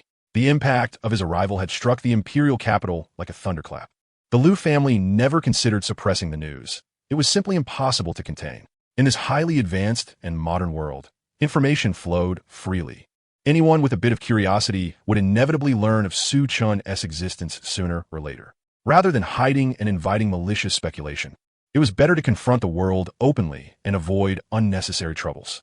Su Chun, the long-lost son of the Lu family patriarch, missing for 18 years. As for why the Lu family's descendants bore the surname Su, it was said to be because of his foster mother's surname. After meeting his grandparents, the two elders showed him great affection, showering him with precious treasures without hesitation. Items for preserving life, gathering spiritual energy, and nourishing the soul. In short, the affection across generations was vividly displayed. Here, he once again experienced the warmth of having family. There were no traditional, feudal stipulations demanding he revert to the Lu surname or the like. Now he had awakened an SSS-grade Saint Angel ability. This formidable power further strengthened the Lu family, already endowed with one SSS-grade ability, enhancing Su Chun's standing within the family to a stature comparable to a national treasure in his previous life. Even more astonishing to the outside world was his terrifying supernatural realm, having reached the 3rd tier. The news of his 3rd tier, 3-star realm caused a tremendous sensation. Awakening directly at the 3rd tier was unprecedented across the entirety of Daxia. No, even throughout the entire Blue Star. It was evident that the new era's Huang Hui glory was destined once again to shine upon the Lu family. Many did not wish to see this, as no one desired the dominance of a single family, especially when their own clans lacked such conditions. Yet, considering Su Chun's backing by the entire Lu family, as well as the family's formidable heritage and protective spirit, even if others wished to end this new era, it was merely wishful thinking without the power to act. It was enough to muse privately. If anyone dared to make a move, no further contemplation would be necessary. They would be swiftly dealt with by the Lu family as 2 elder stalwarts wielding holy swords, serving as a grim warning. Since they could not be enemies, then friendship was a possibility. Thus, during these 3 days, many prominent families sought to establish goodwill with him, arriving with gifts in hand. Even the Supernatural Abilities Association was stirred, dispatching an 8th-tier sovereign for a visit. This startled the outside world. In an era where no 9th-tier supreme had yet appeared, the 8th tier represented the strongest openly acknowledged force. For the government to send an 8th-tier sovereign, and one as renowned as the Snow Sovereign, spoke volumes about their regard for Su-chun. The Snow Sovereign had awakened an SS-grade Ice and Snow Scepter. Rumor had it that upon first reaching the 8th tier, she engaged in a 10-day life-or-death battle against 3 8th-tier 5-star general-level beasts, ultimately triumphing by slaying 2 and severely wounding the 3rd. Her dispatch underscored the official importance placed upon Su-chun. Such esteem brought him considerable benefits. Every visiting faction came bearing gifts. Although these treasures were not exceedingly precious compared to the Liu family's treasury, their sheer quantity was significant. Moreover, these items were given directly to him, not absorbed into the family vault, augmenting Su-chun's personal coffers substantially. Adding the modest fortune given by his grandparents and parents, all consolidated onto a black card. The total sum reached a staggering 50 million daxia currency units, and that was excluding the treasures. He could now be described as exceedingly wealthy indeed. Vaguely recalling, at that moment when he saw the countless zeros densely packed together, how deeply shaken his heart was. After all, he had only ever witnessed such an abundance of zeros in his previous life in Chengdu. It was time for a few exhilarating and thrilling draws. Without tapping into the Dashabi currency in his card, he calculated the value of the gifts given by the system and realized he could directly perform 200 advanced draws. Advanced draws require 80 attempts to guarantee a red quality item. In other words, he was assured to obtain at least 2 red quality items. The word guarantee brought an immense sense of security to someone who had never been fortunate. The last red quality item drawn was the flame fan used for Uchiha's Rebound. I only drink milkshakes. As a weapon wielded by Madara in the 4th Great Ninja War. Its strength was unquestionable. Yet, he wondered what the next red quality item would be. Su-chun's eyes gleamed with contemplation. At present, he seemed to lack nothing. The abilities granted by the Six-Winged Angel power were comprehensive. He could launch fierce and powerful offensives or spread his wings to soar and evade danger. As for cultivation resources, he was far from wanting. Since arriving home, his family patriarch, his father, had entrusted him with a spatial ring. Inside it were various precious resources sufficient to propel him to the 7th tier. Well, no matter. Who would disdain a profound foundation? With this in mind, Su-chun's gaze burned brightly as he excitedly rubbed his hands. System, give me 200 advanced draws. Let us go all in. Ding. Congratulations on obtaining 1 day of time-stop space blue. Ding. Congratulations on obtaining 3 days of time-stop space purple. Huh. Su-chun was momentarily stunned. Time-stop space? Was it the kind of special time-stop scenario he had experienced in his previous life? Time-stop space, upon use, allows entry into a special dimension where external time remains frozen during cultivation. Ah, that was more like it. Ding. Congratulations on obtaining. Ding. Congratulations on obtaining 1 vial of Dragon Marrow Gold. Quickly, amidst Su-chun's emotional roller coaster, the 200 draws passed in the blink of an eye. His feelings transitioned from eager anticipation to excitement upon drawing gold-quality items, and finally to numbness. In total, he acquired 80 days of time-stop space, 2 gold-quality rewards, and 2 red-quality rewards. Su-chun, well, the guarantee still holds. His complexion turned as dark as the bottom of a pot.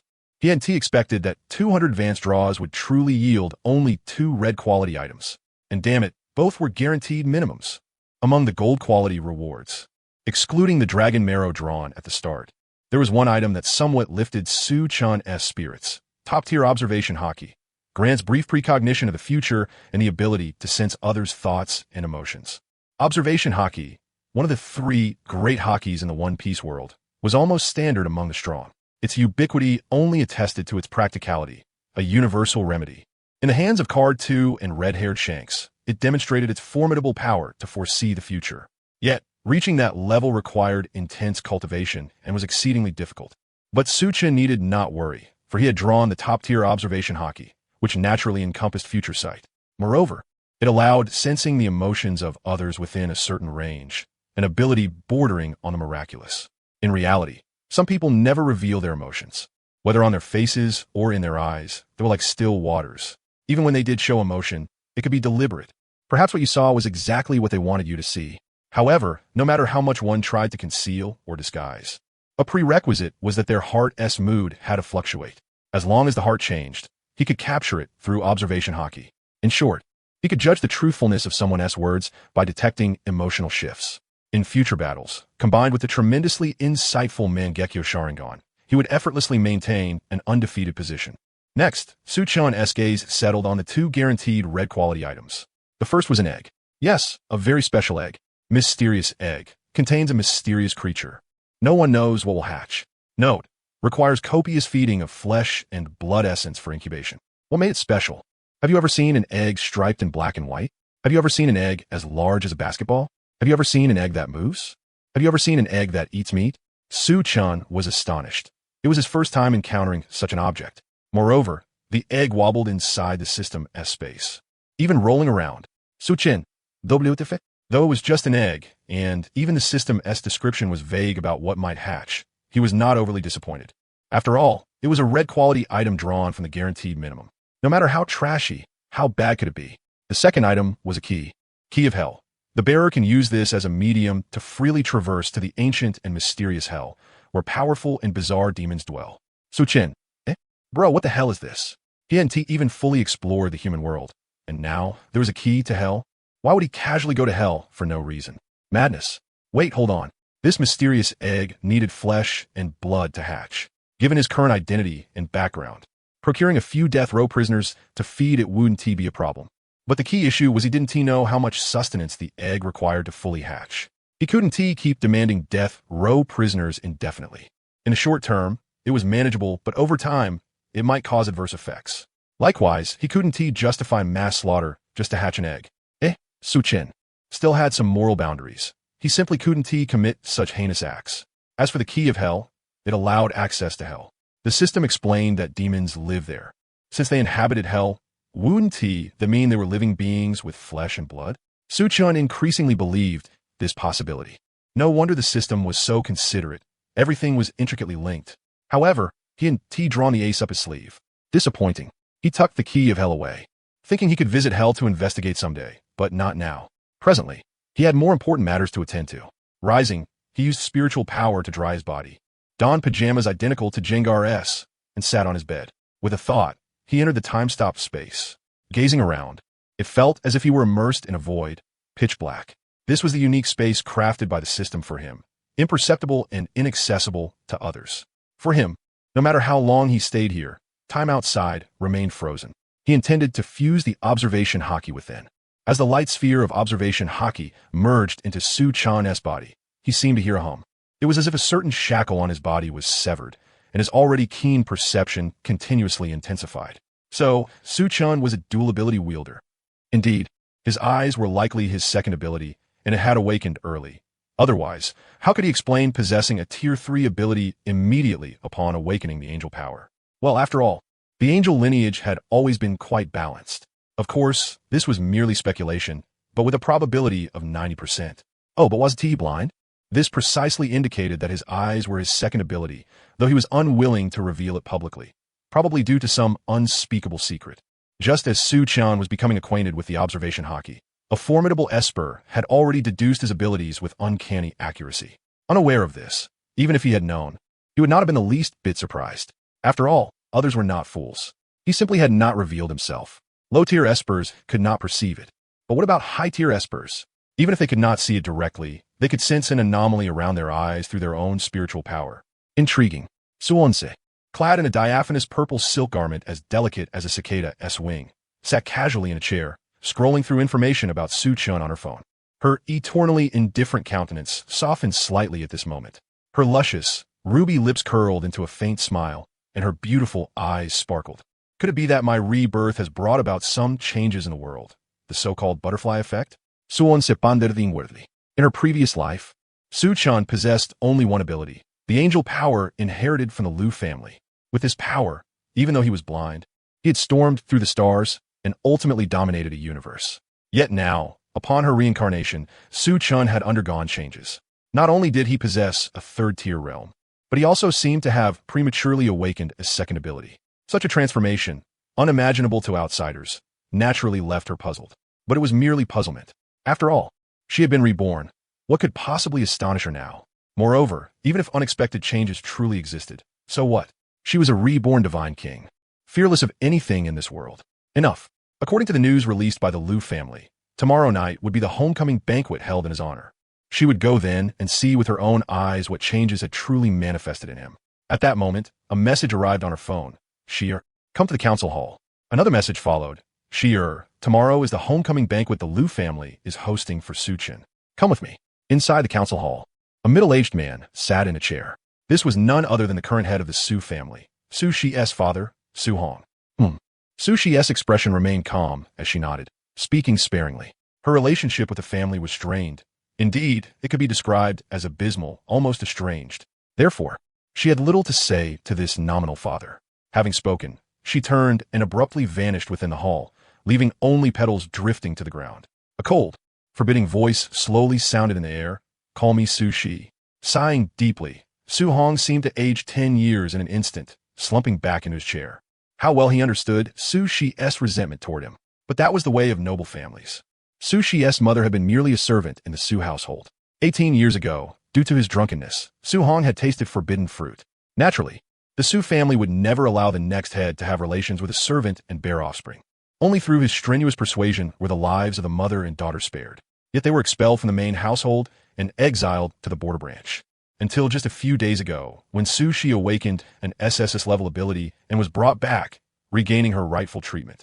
Yet the relationship between father and daughter remained like sworn enemies. Su-shi would not utter a single extra word, cold as a stranger newly met. No, not even as amicable as a stranger. How much he wished to mend their relationship and spend more time together. But ever since Su-shi's return, she had remained confined to her room, never stepping outside. He could only deliver the resources for her cultivation and daily meals to her door, utterly lacking time to communicate with his daughter.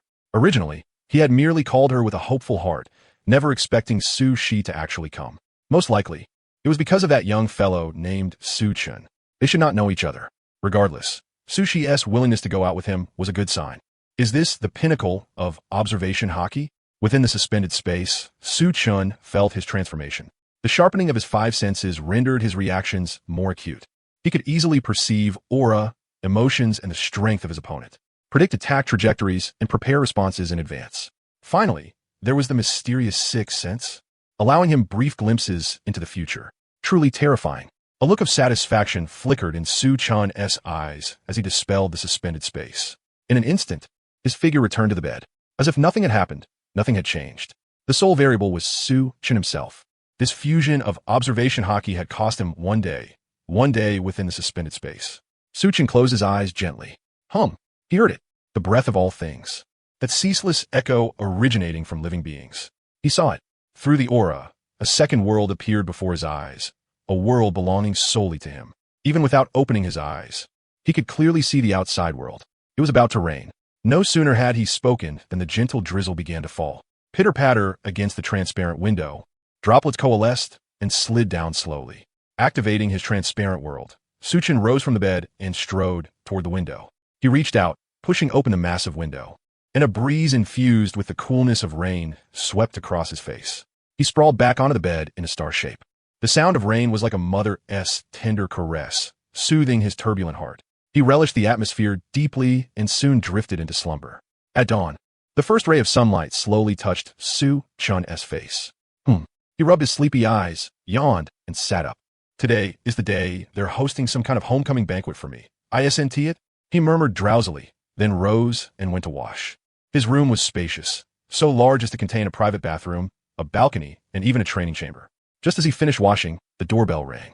Ding dong. Master, Lady Liu Shuiying has arrived, announced the AI voice of Xiao AI. Please come in, Su-chin responded. The door opened automatically. Good morning. Liu Shuiying stood at the doorway, adorned in a golden battle suit that hugged her curves closely. Her gentle face bore a radiant smile. Su-chin did not wear his eye patch, his gaze fixed on Liu Shuiying, his expression dazed. The figure before him seemed to slowly merge with another image from his memories. Shaking his head to regain composure, Su-chin picked up the eye patch nearby and chuckled lightly. Good morning, mother. Before the words had fully left his mouth, Su-chan's golden pupils suddenly contracted sharply. His hand, poised to don the eye patch, froze midair. Too slender. Jade-like fingers rapidly pressed against the golden sword-shaped mark on his forehead. The touch was soft and icy, confirming he was fully awake. Startled, Su-chin drew aside bracingworth. What the hell? Teleportation? No. It was the other party executing some form of instantaneous movement technique at such a speed that it appeared as teleportation. Is this cheating? He knew his parents were powerful, but never had he imagined them to be this formidable. Through observation hockey, He could sense Lu Shuang's movements. Yet sensing was one thing. Reacting in time was another. When the body's reflexes lag, even the sharpest perception is useless. His own realm was simply too low. Suchen Saiying worthy. Observation hockey could help one remain undefeated in battles of comparable strength, but against such a vast disparity, it was of little use. Such incredible perceptive power. Lu Shuang was stunned within her heart. The martial technique and agility displayed by a 7th-tier Seal King expert, like her, could actually be perceived by someone at the 3rd tier. Even though Su Chan had no time to react, this was still terrifying, considering the vast disparity in their raw power. If they were at the same level, with his sensory acuity just now, it was unlikely anyone could defeat him. Truly worthy of being Lu Shuang's child. Simply formidable. Then came Lu Shuang's feigned anger. All right, Xiao Chun, you actually have to wear a blindfold even in front of your mother. Whoa, I'm so hurt. Xiao Chun is treating me like a stranger. Lu Shuang's personality was indeed hard for him to handle. It's not that I'm treating my mother like a stranger. Doesn't Tishi think it looks cool this way? Su Chan raised the blindfold in his hand and spoke to comfort her. I don't care. Anyway, you're not allowed to wear a blindfold in front of me. Retracting her fingers, Lu Shuang unreasonably raised her delicate fists, her beautiful eyes shimmering with a threatening gleam. Facing the fist so close at hand, Su Chan had no choice but to comply. All right, let us go downstairs to eat. With that, Lu Shuang grabbed Su Chan's arm and headed out. Upon reaching the 2nd-floor dining hall, Lu Xingchen and Lu Yuan were already waiting for them. The table was laid with a sumptuous feast. Seeing Su Chun and Lu Shuang arrive, Lu Xingchen gestured for them to take their seats. Xiao Chun, all these dishes are prepared mainly from exotic beast meat. I'm not sure if it suits your taste. Feel free to help yourself to whatever you like. Lu Shuang nodded in agreement. Su Chun smiled, got it. With that, the four began their breakfast. Meanwhile, Su Chan's observation hockey allowed him to roughly gauge the strength of Lu Xingchen and Lu Shuang. By rough estimation, they were around the 6th or 7th tier, significantly stronger than him. The specifics were unknown, as he had no prior experience sensing other formidable individuals to compare against. He could only estimate roughly by comparing their auras to his own. After breakfast, Lu Xingchen left. As the head of the family, he had many political affairs to attend to. In contrast, Lu Shuang remained. She propped her chin on her hands and stared intently at Su Chan. Su Chan wiped his mouth and asked curiously, "Is there oil on my face?" He then reached for a tissue to wipe his face. Lu Shuang winked at him and smiled brightly. No.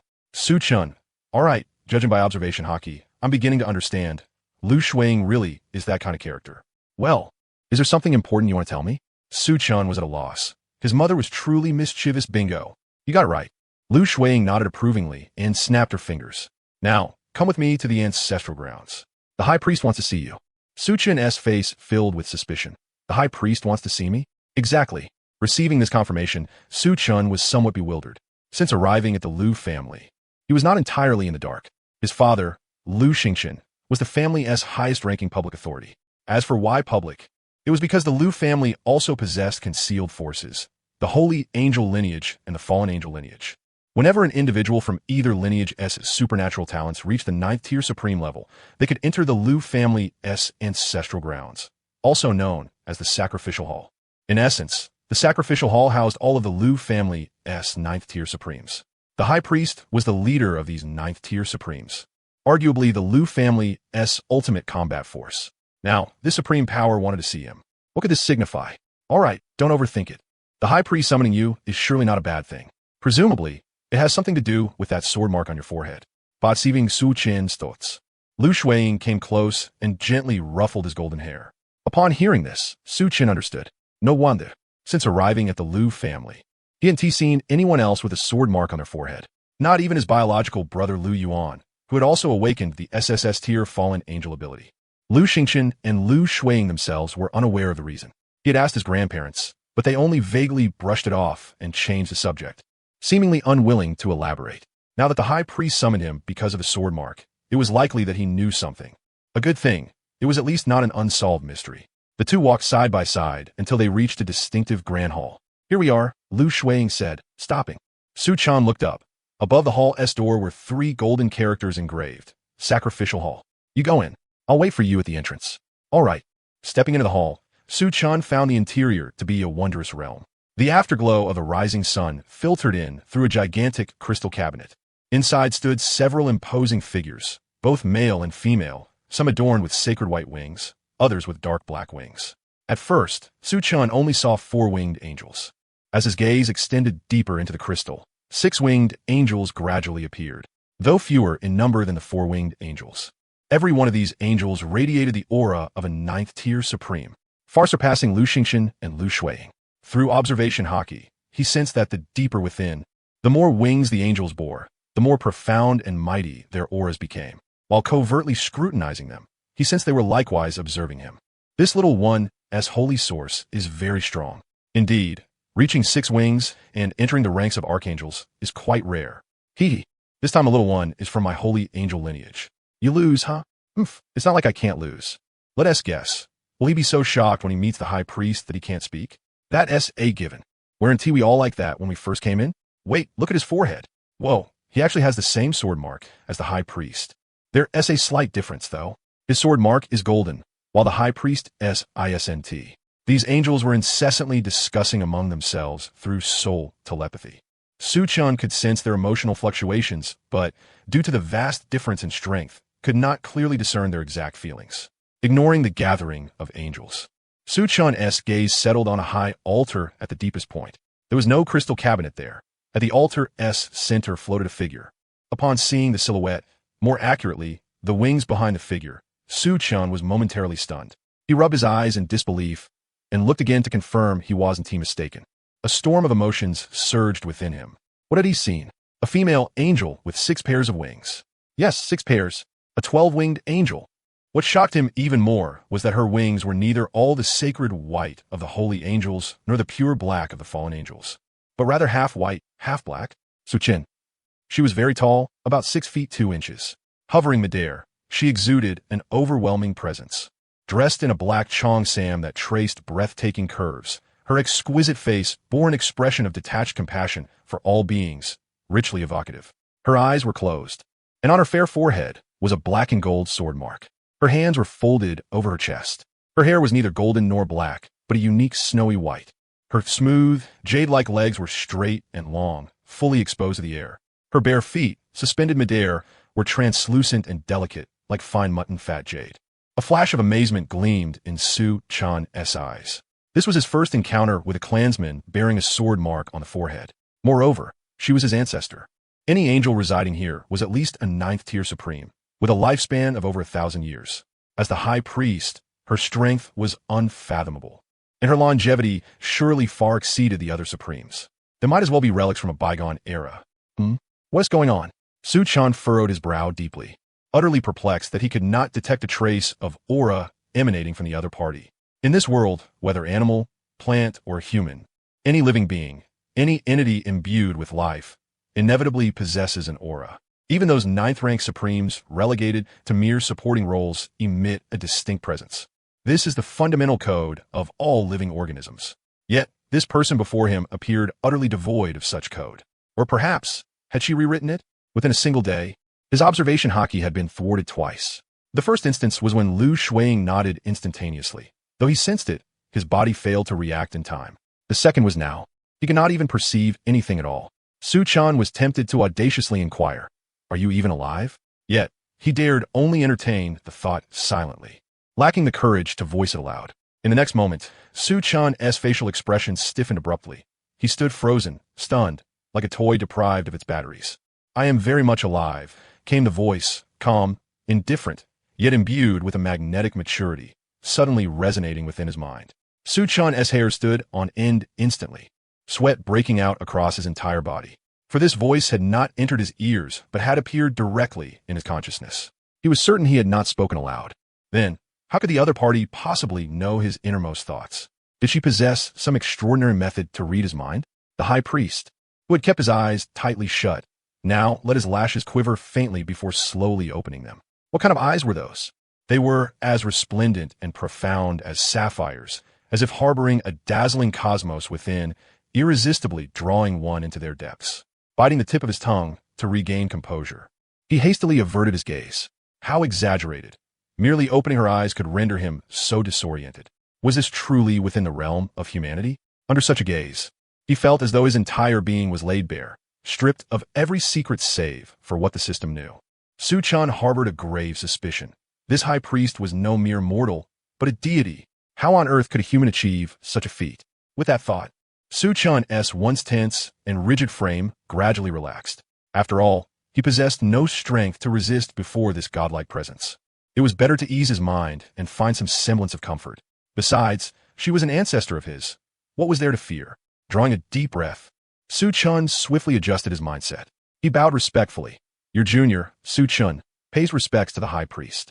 I humbly beg your forgiveness for any inadvertent offense I may have caused earlier. Su? It matters not, came a reply. She cared little for his surname, so long as the blood of the Liu family coursed within him. Her gaze calmly settled upon the golden-haired youth before her.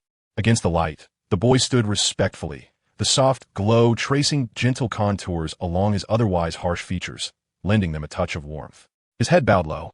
Golden strands of hair fell over his forehead, partially veiling the golden sword-shaped mark in his eyes. The exposed half of the sword mark shimmered brilliantly under the refracted light. Her long, silent heart, rare as it was, stirred faint ripples. Perhaps the endless millennia had finally kindled an interest in this newly encountered kindred spirit.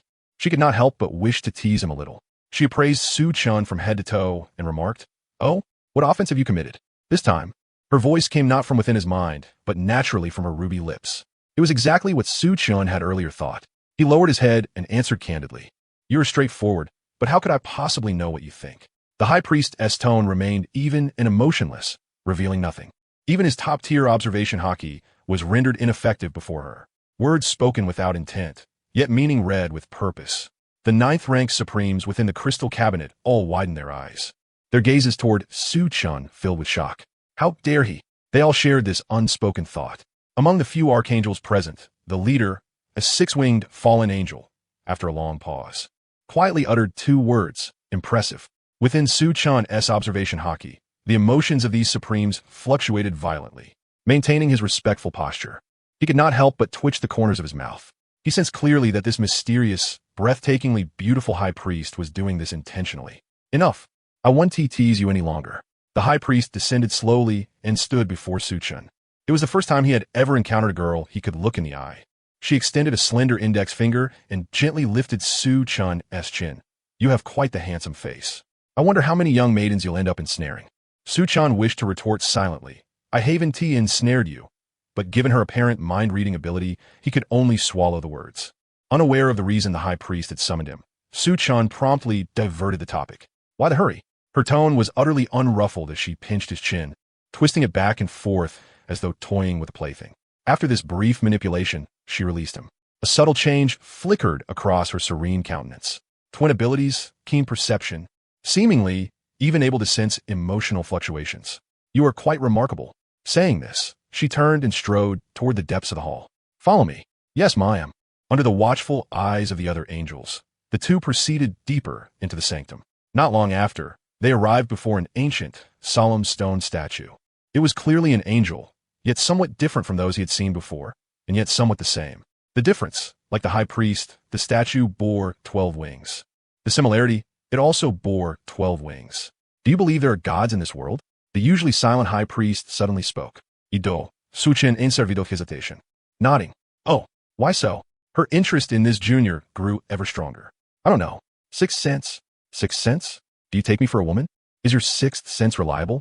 Her millennium-deep, tranquil heart was stirred by an unprecedented wave of incredulity at his reply. Are you curious how to become God? She asked, already anticipating his answer. No one in this world could refuse the idea of becoming divine, herself included. Therefore, there was no one who did not wish to know the path to godhood. I'm not curious, he replied. Unexpected, she said, lifting her brows. Casually, as if by chance, she asked, aren't you curious why you were born blind? No, Su-chan answered evenly. Whether godhood or blindness. Neither had any bearing on his present self. Ascending to godhood was far beyond his reach. He was only third rank. The topic was simply too lofty. As for blindness, it was already a thing of the past. Why cling to an answer devoid of meaning? She discerned through the angel's exquisite mind that Su-chan was sincere in his disinterest.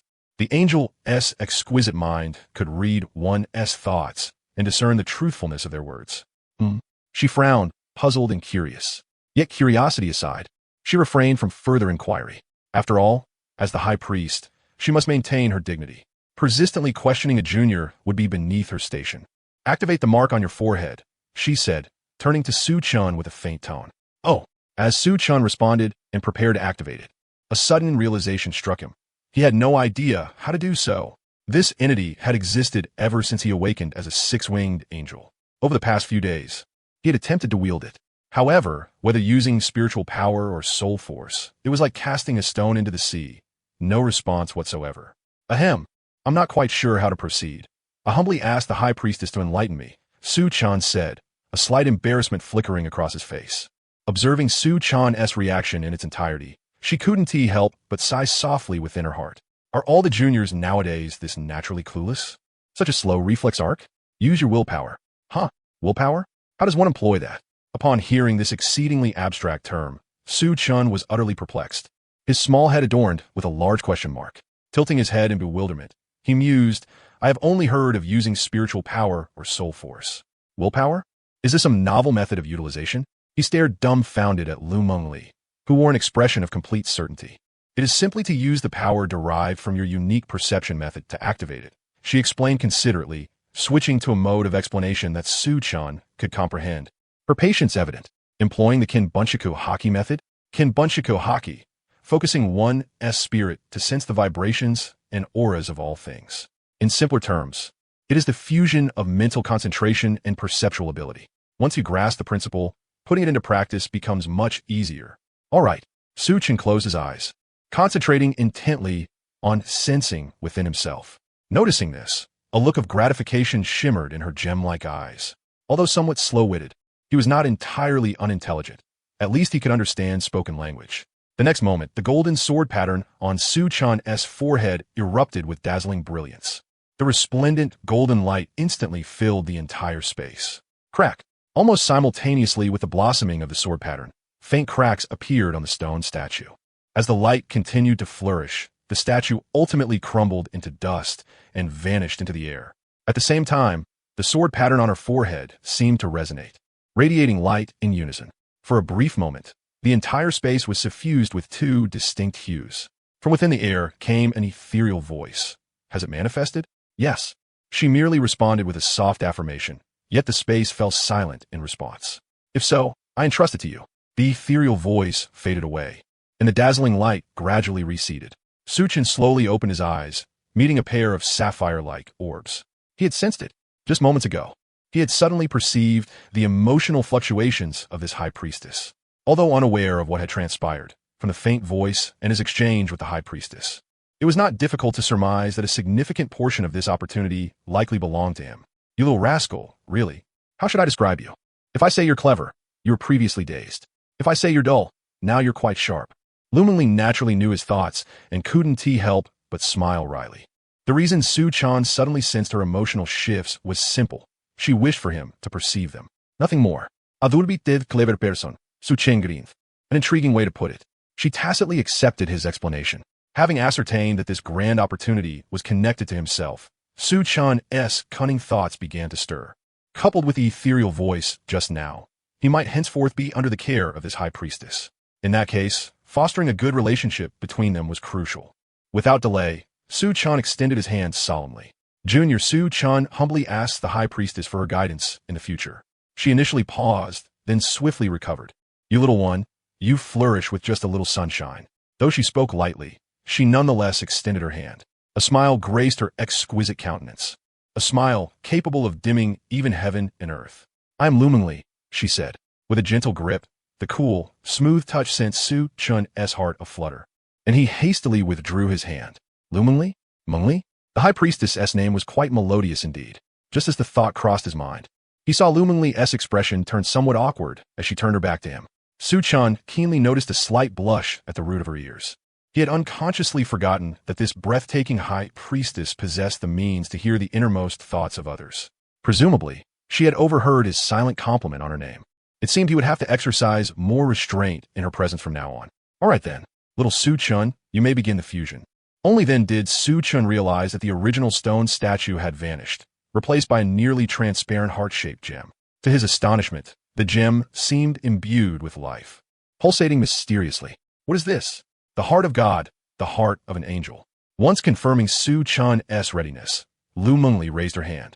guiding the heart of God to slowly merge into his body. The instant it entered, Su-chan dared not be careless and immediately entered the space of suspended time. Who knew how long the fusion of this divine heart would take? For him, time was money. Time within the suspended space could be bought, but real-world time, once passed, was truly gone. Within the suspended time space, boom, almost instantaneously, the beating heart abruptly ceased. Su-chan's pupils contracted sharply, an indescribable, piercing pain coursing through him. His eyes squeezed shut, teeth clenched. A wildly violent energy surged recklessly from the heart, spreading throughout his body. The next moment, thump, thump.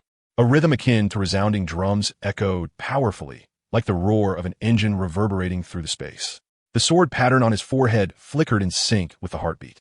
If the previously awakened six-winged angel ability had transformed his body, then now, after fusing with his heart, Su-chan's body underwent a qualitative metamorphosis, a leap in the level of life itself. Every cell in his body emitted a strong vibration. Through introspection, Su-chan discovered that his heart was no longer vividly crimson, but nearly transparent white, crystalline and exquisite, resembling a crafted masterpiece. This was the angel's heart after fusion. With every beat of this translucent white heart, a golden energy radiated throughout his entire body. The parts expanded by this unique energy gradually grew stronger. The flow and operation of his spiritual power became smoother. He could distinctly feel that even without actively cultivating, the spiritual power within him would not wane. Moreover, upon reaching certain thresholds, it could even help him break through. It was practically a cheat device for idle cultivation. His original 3 spiritual veins gradually began to sprout the embryonic form of a 4th. It was estimated that within a few days, his rank would rise to 3rd tier. 4-star. Simultaneously, a faint silhouette appeared behind Su-chan. The shadow bore 12 wings. In its hand was a long sword, its sword intent seeming to cleave heaven and earth, rending the firmament. Divine power, like that of a deity, constantly reshaped Su-chan's body. During this process, Su-chan's six-winged holy angel ability spontaneously manifested. The originally six-winged holy angel began evolving toward the 12-winged silhouette behind him. Sizzle! A sound of flesh tearing erupted from behind, and Su-chan involuntarily groaned. A brand new pair of wings sprouted from his back, overlapping and dancing with the original 3 pairs. An 8-winged angel. In the blink of an eye, a day passed. Another familiar tearing sound followed. A 10-winged angel. Finally, with the emergence of the 6th pair of wings, the number of wings behind Su-chan settled at 12. His 6-winged angel ability had evolved into the 12-winged angel. The powerful heartbeat gradually subsided, and the sword pattern on his forehead ceased to flicker. Su-chan's rank remained 3rd tier, 3-star, unchanged. Yet the aura emanating from him grew ever more terrifying. Su-chan opened his eyes abruptly, a radiant golden light shooting forth. His once noble, molten gold irises now shone with even greater brilliance, like the sun itself, utterly unapproachable. Ding dong. Host's supernatural ability has evolved. System entering upgrade mode. System functions temporarily suspended. Upgrade will last approximately 2 hours. Please remain patient. Daily shop will soon be launched. Stay tuned. What is happening? Su-chan was momentarily stunned, but quickly regained his composure. Having traversed worlds and awakened a system, it was only natural for it to upgrade. A faint hope stirred within him for the so-called daily shop. Now, all that remained was to await the system's completion. To summarize, the process took 3 days. He had merged with the angel's heart. First came the transcendence of his physical form. His bodily constitution had reached a terrifying level. He sensed that if he were to encounter Lu Shuing's sudden assault again in the morning, he could react in time, not necessarily to completely evade, but at least to turn his head aside, no longer caught off guard as before when his mind sensed danger, but his body failed to respond. Secondly, his already supreme observation haki was enhanced to an even higher plane, though still incapable of the dreadful ability akin to the high priest's mind reading. His sensory perception far surpassed its previous limits. Then, this advancement catalyzed an evolution of his supernatural power, granting him 2 new innate talents. Finally, the system itself began upgrading in response. A cascade of developments. Indeed, a grand opportunity. Su-chan sank into contemplation. The 6-winged angel was already classified as an SSS-level supernatural ability. Within the Blue Star Supernatural Association, SSS was the highest known tier. As for anything beyond SSS, none had appeared on Blue Star, or rather, only SSS-level abilities could be detected. So, what tier might his evolved 12-winged angel belong to? This ventured into the realm of his ignorance. Well, if he did not know, surely someone else did. Outside, there was a ready-made 12-winged angel. He could ask her. With this thought, Su-chan retracted his powers, prepared himself, and deactivated the frozen time-space. Everything else remained unchanged. The only difference was Su-chan himself. From Lu Mengli's perspective, after Su-chan merged with the Angel's heart, there was no overt reaction. He appeared as calm as ever, simply gazing at her. Her sapphire blue eyes narrowed sharply. She sensed a change within him. It was precisely because there was a change that she was astonished. From a moment she had infused the Angel's heart into Su-chan's body, only 2 breaths had passed. Logically, the ensuing scene should have been his face contorted in agony, slowly undergoing transformation. The entire fusion process lasting roughly 3 days. That was the normal course. Yet he seemed to have skipped the fusion process entirely, leaping straight to the result. Inconceivable. Just as Lu Mengli drifted into distraction, Su-chan's voice suddenly broke through. Senior Lu, what rank is the 12-winged angel? HM? Lu Mengli was taken aback, snapping back to attention, her tone rising a notch. 12-winged angel? Your supernatural ability has evolved? With a look of disbelief, Su-chan softly affirmed with a hum. As if fearing she would not believe him, he thoughtfully released his powers. Then, before Lu Mengli's stunned eyes, 12 immaculate, snow-white wings instantly unfurled behind Su-chan. Lu Mengli? How is this possible? Her ruby lips parted slightly, breath quickening. The towering, majestic mountain peaks before them quivered, seeming even more imposing. Seeing this, Su-chan said nothing. After all, he could not explain the origin of the frozen time-space, so he feigned ignorance. He also carefully controlled his thoughts to prevent Lu Mengli from reading them again. Observing Lu Mengli's dazed gaze fixed upon him, Su-chan found it amusing. The previously aloof and indifferent high priest was now dumbfounded by him. Her slightly parted lips and vacant expression presented a striking contrast. How to put it? Quite endearing. The two stared at each other wide-eyed. An eerie silence settled over the hall. Su-chan, watching her almost foolish demeanor, could not suppress a smile tugging at the corners of his mouth. Just as Lu Mengli was about to speak, she keenly noticed the faint smile playing on Su-chan's lips. An unfamiliar emotion stirred within her. What are you smiling at? Unaware herself, her ordinarily cool voice carried a trace of embarrassment. Huh? Me? No, I'm not. Su-chan shook his head vigorously, denying it outright. Lu Mengli pursed her lips, her cerulean eyes gazing deeply at Su-chan, as if a young girl whose secret had been exposed, her expression tinged with grievance. Ahem. I just suddenly recalled something amusing. Seeing her expression, Su-chan's suppressed smile broke free again, as if caught red-handed. Huh? Lu Mengli scoffed coldly. Her perceptive Angel's heart told her Su-chan was deliberately teasing her, masking it as recalling something funny. Not a soul had ever dared mock her in such a manner before. Now, being playfully teased by a junior who might be decades her junior, she felt a slight crack in her defenses. She drew a deep breath, realizing that the emotions stirred within her that day rivaled what she usually experienced in 10 years. No, closer to a century. After all, few in the sacrificial hall could provoke her feelings. Indeed, almost none. Su-chan was truly one of a kind. She composed herself, returning to the cold, dignified high priest appearance, and softly spoke. SSR. Thank you, Senior Lu, for your explanation. Su-chan retracted his 12-winged angel, cupped his hands respectfully. SSR. Huh. Since my supernatural power can evolve from SSS to SSR, does that mean it can continue evolving? What lies beyond SSR? Szkoła podstawowej. Where you are. This ranking progression reminded him of certain card-collecting games from his past life. Returning to the present, these questions were beyond his reach for now. Ambition without foundation was unwise. Lu Mengli paid no mind to the change in formality. To her, such matters were trivial compared to the transformations occurring within Su-chan. Speak, she said, narrowing her eyes. Arms crossed. Su-chan, fully aware that he could not evade the high priest's perception of his changes, was about to concoct a reason to dodge the question. Unexpectedly, Lu Mengli's voice interrupted him again. Wait, everyone has their secrets. You need not lay all your cards on the table, and I have little desire to pry. Of course, you probably would tell the whole truth anyway. Likely just some plausible excuse to placate me. Those who understand, understand. Let us skip that step. I'm not curious about how you managed to fuse with the Angel's heart in just 2 breaths. Surely you understand that process better than I. What I want to know now is the ultimate result of your fusion with the Angel's heart. Su-chan, this high priest truly worthy of her position. She is unlike ordinary people, yet inwardly, he breathed a sigh of relief. The concept of forbidding space-time manipulation. Apparently, it's best to use it sparingly in the future, especially when facing others directly. Fortunately, this high priest's curiosity is not overly intrusive. If he had encountered a psychological deviant, he would most likely have met an untimely downfall through some hidden treachery. First, my supernatural ability has evolved from a 6-winged angel to a 12-winged angel. You, Senior Liu, have witnessed this transformation as well. After finishing his explanation, Su Chan nodded slightly, signaling him to continue. Secondly, after merging with that heart, my physical constitution and sensory perception have greatly improved.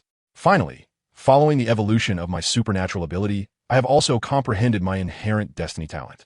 As he spoke, Su Chan once again summoned the 12-winged angel. 6 pairs of white wings sprouted from behind him, a holy halo suspended above his head, and his eyes shimmered with dazzling golden light. Grasping a long sword, a remarkably elegant blade, he presented a weapon of silvery white with gilded craftsmanship on the hilt. The guard fashioned into the form of a pair of golden wings unfurled.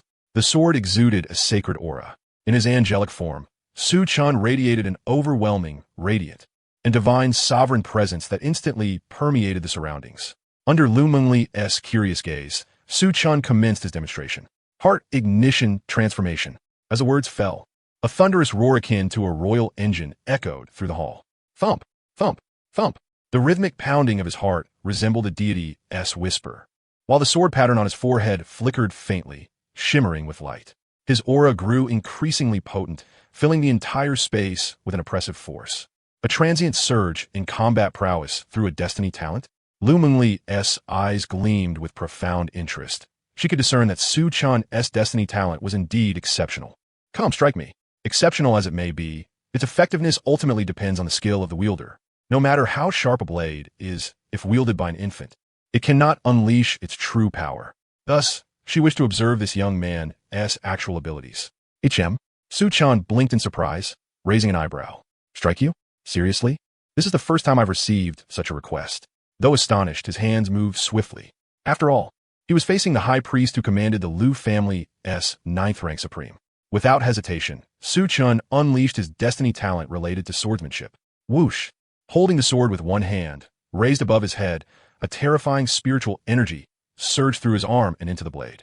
In an instant, divine golden patterns flowed along the sword's surface, the extended golden wings gently fluttering, emanating an aura of judgment and decree. Sacred golden spiritual energy erupted from the sword like a pillar of golden light, shooting straight to the ceiling of the great hall. Sacred solar crown golden wheel sword. As he spoke, Su Chan's arm descended sharply. The towering column of energy crashed down with a force that seemed capable of cleaving the entire world in two. The ferocity of the contained energy far exceeded Lu Mengli's expectations, sufficient to slay a 4th rank, or even a low-star 5th rank, supernatural being. Facing such a formidable and violent strike, Lu Mengli parted her rosy lips calmly and composedly uttered a single word: disperse.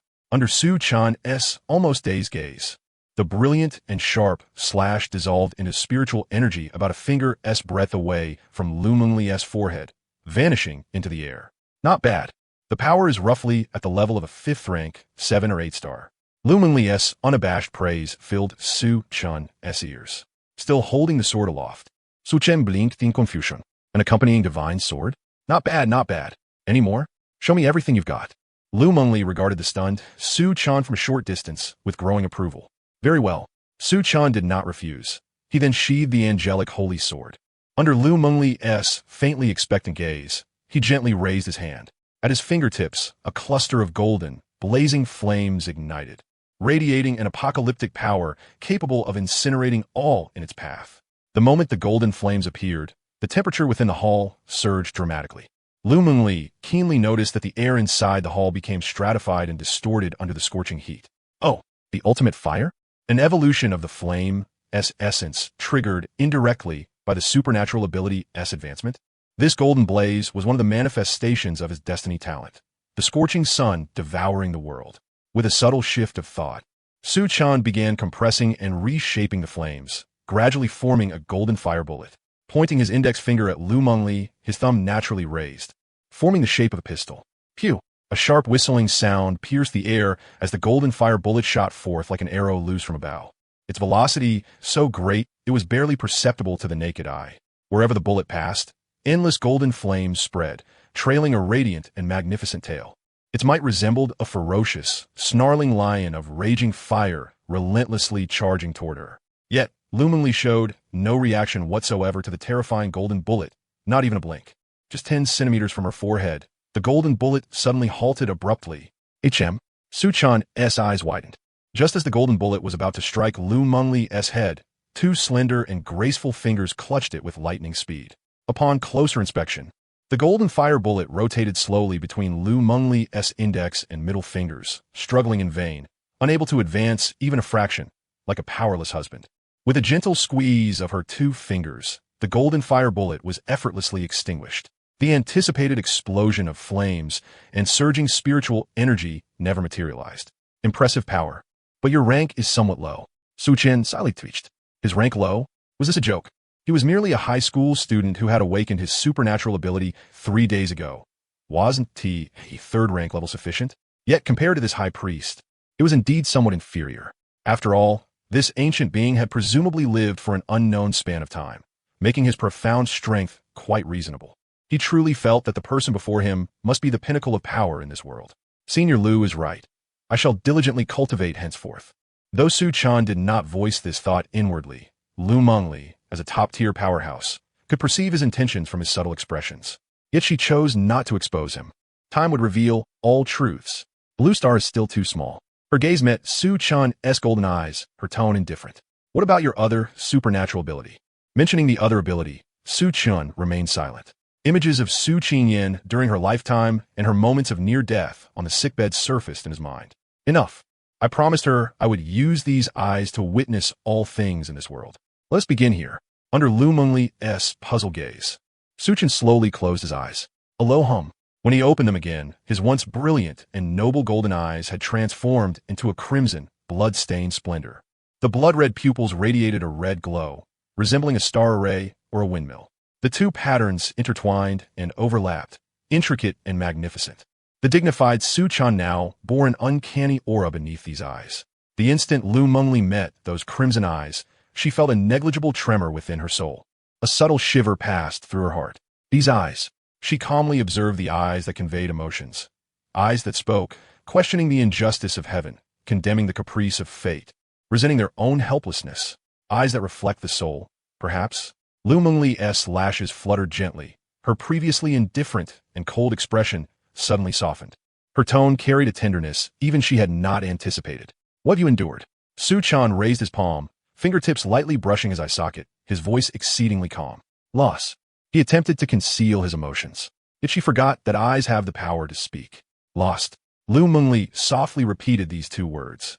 Her voice tinged with both wistfulness and a hint of sorrow.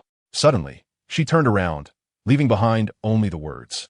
Come find me at the sacrificial hall when you have time tomorrow, before her figure vanished into the depths of the grand hall. Su-chan closed the kaleidoscope, his mind surmising that she was most likely intending to put him through rigorous training or provide some form of guidance. In any case, it was certainly not something unfavorable. The instant Lu Mengli's words faded, Su-chan felt a sudden blur before his eyes. When he regained his senses, he found himself standing outside the sacrificial hall. Lu Shuang's face registered surprise at Su-chan's abrupt appearance. From the moment he entered to the moment he emerged, less than half an hour had passed. Such a brief interval likely meant he had not gained anything substantial. While Lu Shuang quietly pondered this and simultaneously sensed and probed Su-chan's body, her beautiful eyes suddenly widened, filled with astonishment. She detected an immensely potent holy source energy, along with an oppressive sensation emanating from his supernatural abilities. She, Lu Shuang, also an SSS-level Six-Winged Angel endowed with supernatural powers, had, before Su-chan entered the hall, clearly sensed that his Six-Winged Angel ability was on par with her own. Yet now, from Su-chan, she perceived a suppression unique to the realm of supernatural existence. Could it be that Su-chan's SSS-level powers had evolved? Lu Shuang instinctively thought, but then shook her head. He was one of their own, and she was quite familiar with their family's supernatural abilities. Many SSS-level individuals had emerged within their clan, yet none had ever exhibited such a peculiar evolution. Lu Shuang fixed her gaze intently on Su-chan. Your powers have evolved? She uttered, her expression slightly dazed. A simple affirmative from Su Chun instantly petrified Lu Shuiying. Come, let us conduct a thorough examination. Regaining her composure, Lu Shuiying gripped Su Chun's arm and hurried toward Lu Xingxin's office. Have a seat. Inside the family head's office, Su Chun and Lu Shuiying settled on the sofa.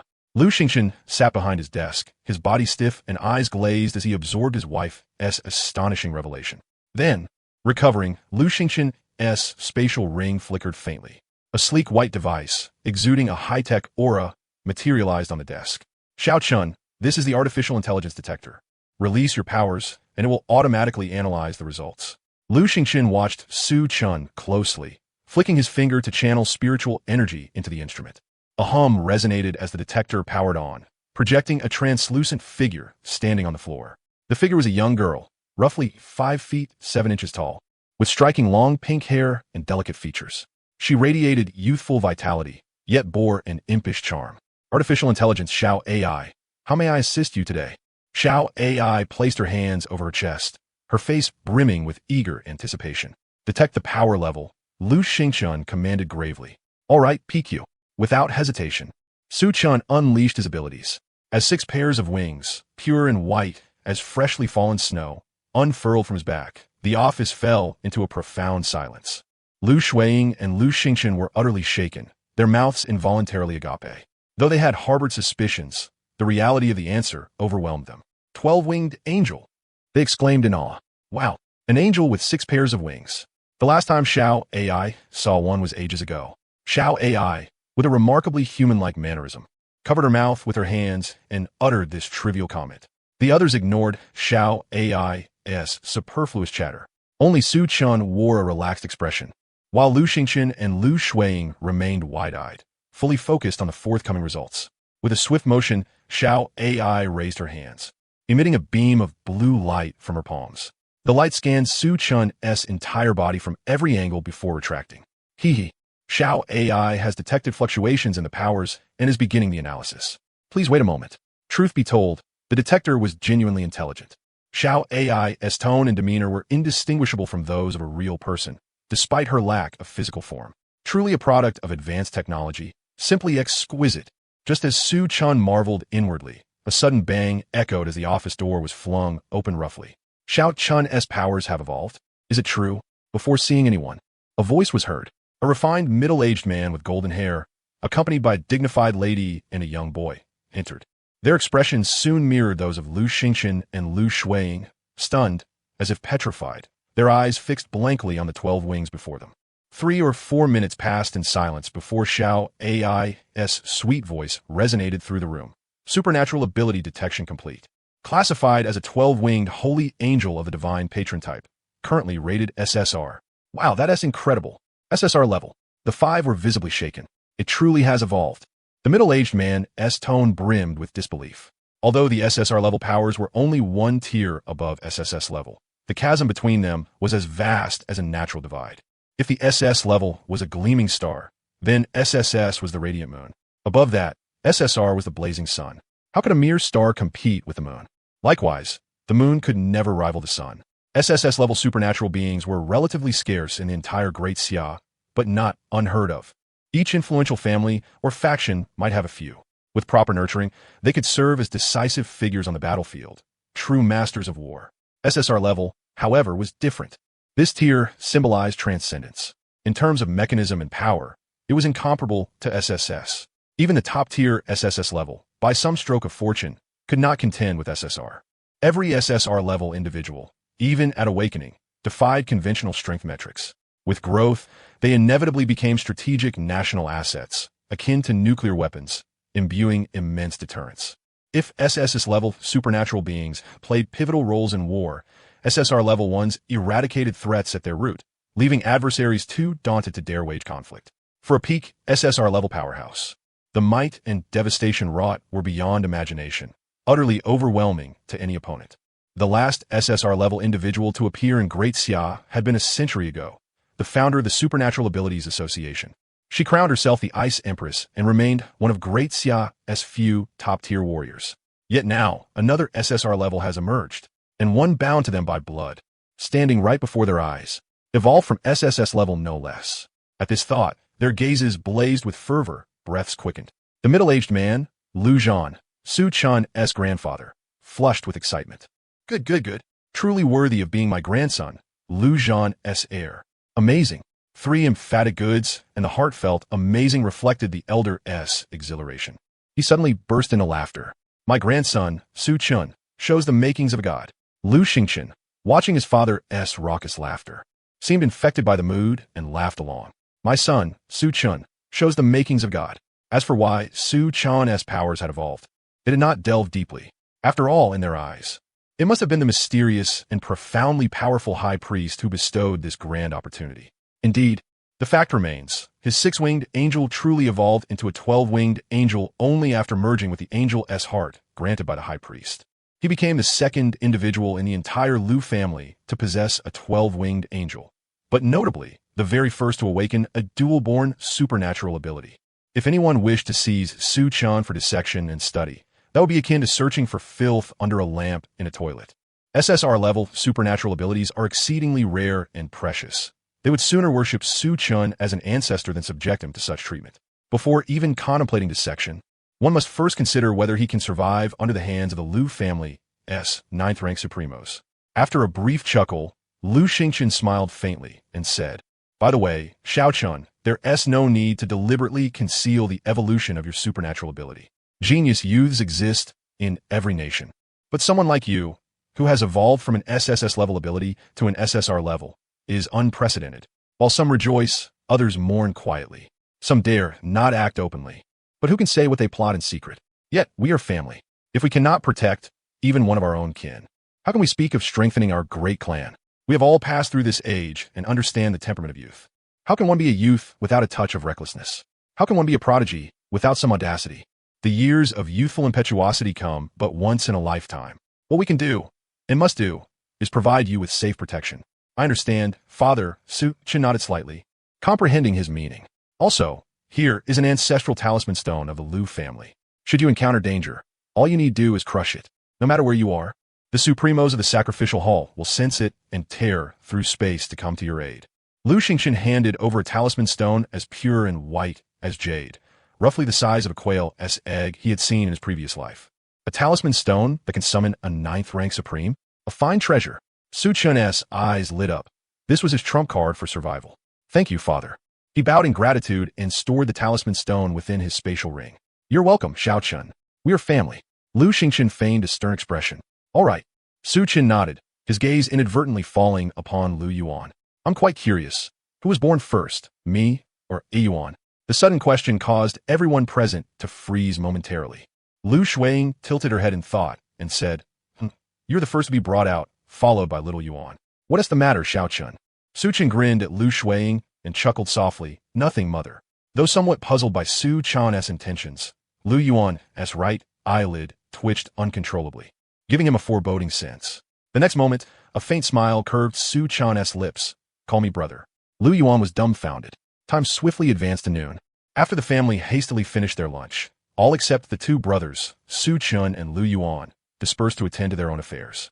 Lu Xingchen and Lu Shuiying immediately set about organizing the evening's celebration banquet for Su Chun's return. Meanwhile, the elder Lu Zhan rushed about the clan, boasting loudly to anyone who would listen. My grandson Su Chun shows the makings of God. Even passing dogs must stop and listen. As a result, more than half of the Lu family soon learned that there was an SSR-level supernatural ability user among them, and that this very individual had only recently been brought back into the family after reaching SSS level. They were struck with astonishment. SSS-level abilities can actually evolve into SSR level? This is truly eye-opening. Is this for real? The clan head has already sent a group announcement. It must be true. Oh, if he can do it, maybe I can evolve my ability too? Dream on during broad daylight. For a time, the Lu family was abuzz with speculation. As for Su Chun himself, he, led by Lu Yuan, arrived at the training grounds. The 2 stepped into a vast dojo-like space. Su Chun gazed around the spacious area, breathing in the ambient spiritual energy, and could not help but exclaim in genuine admiration. No wonder it's a great family. Truly extravagant. The training ground was the size of a football field, allowing them to spar freely. The spiritual energy within was tenfold stronger than that of the outside world, though it was unclear by what means it had been concentrated. Observing Su Chun's reaction, Lu Yuan's lips curled into a proud smile. This training ground was painstakingly established by the clan specifically for members who have awakened SSS level abilities. There's a 7th grade spiritual gathering array set up here that collects surrounding spiritual energy and intensifies it. Moreover, the walls are made from S-grade meteorite iron, allowing us to freely unleash combat techniques within. Noticing Lu Yuan's subtle pride, Su Chun silently thought, such childish antics. Soon after, Lu Yuan led Su Chun to a weapons rack at the side of the arena. These are all S-grade weapons for our daily training. Su Chun surveyed the sizable table, which held a variety of weapons: swords, spears, clubs, halberds, bows, and axes. For someone like you and Mother, both Saint Angels, swords are generally preferred. Lu Yuan continued, pointing to the swords on the rack. Pick a sword you're comfortable with. Soon, a senior from the clan will come to instruct us. No need. Su Chun shook his head. With his left hand poised in a loose grip, a golden light flickered, and the holy angel sword manifested in his palm. Casually spinning the sword, he turned to Lu Yuan with a light laugh. I have a companion artifact. I don't need one. He had forgotten this fact. As an SSS level ability user, he already possessed a companion artifact. It would be absurd for an SSR level, like himself, not to have one. Lu Yuan scrutinized the sword in Su Chun's hand, his eyes brightening involuntarily. The blade was approximately 2 meters long, silver white, and gleaming with a chilling radiance. The hilt was forged from deep golden alloy, with a guard shaped like outspread golden wings. A very handsome sword. His eyes gleamed with gold as he could not help but praise it. Su Chun nodded seriously and asked with a straight face, "Is the sword more handsome? Or am I?" "Ugh, what kind of question is that?" Lu Yuan retorted. "Ha ha, my foolish friend.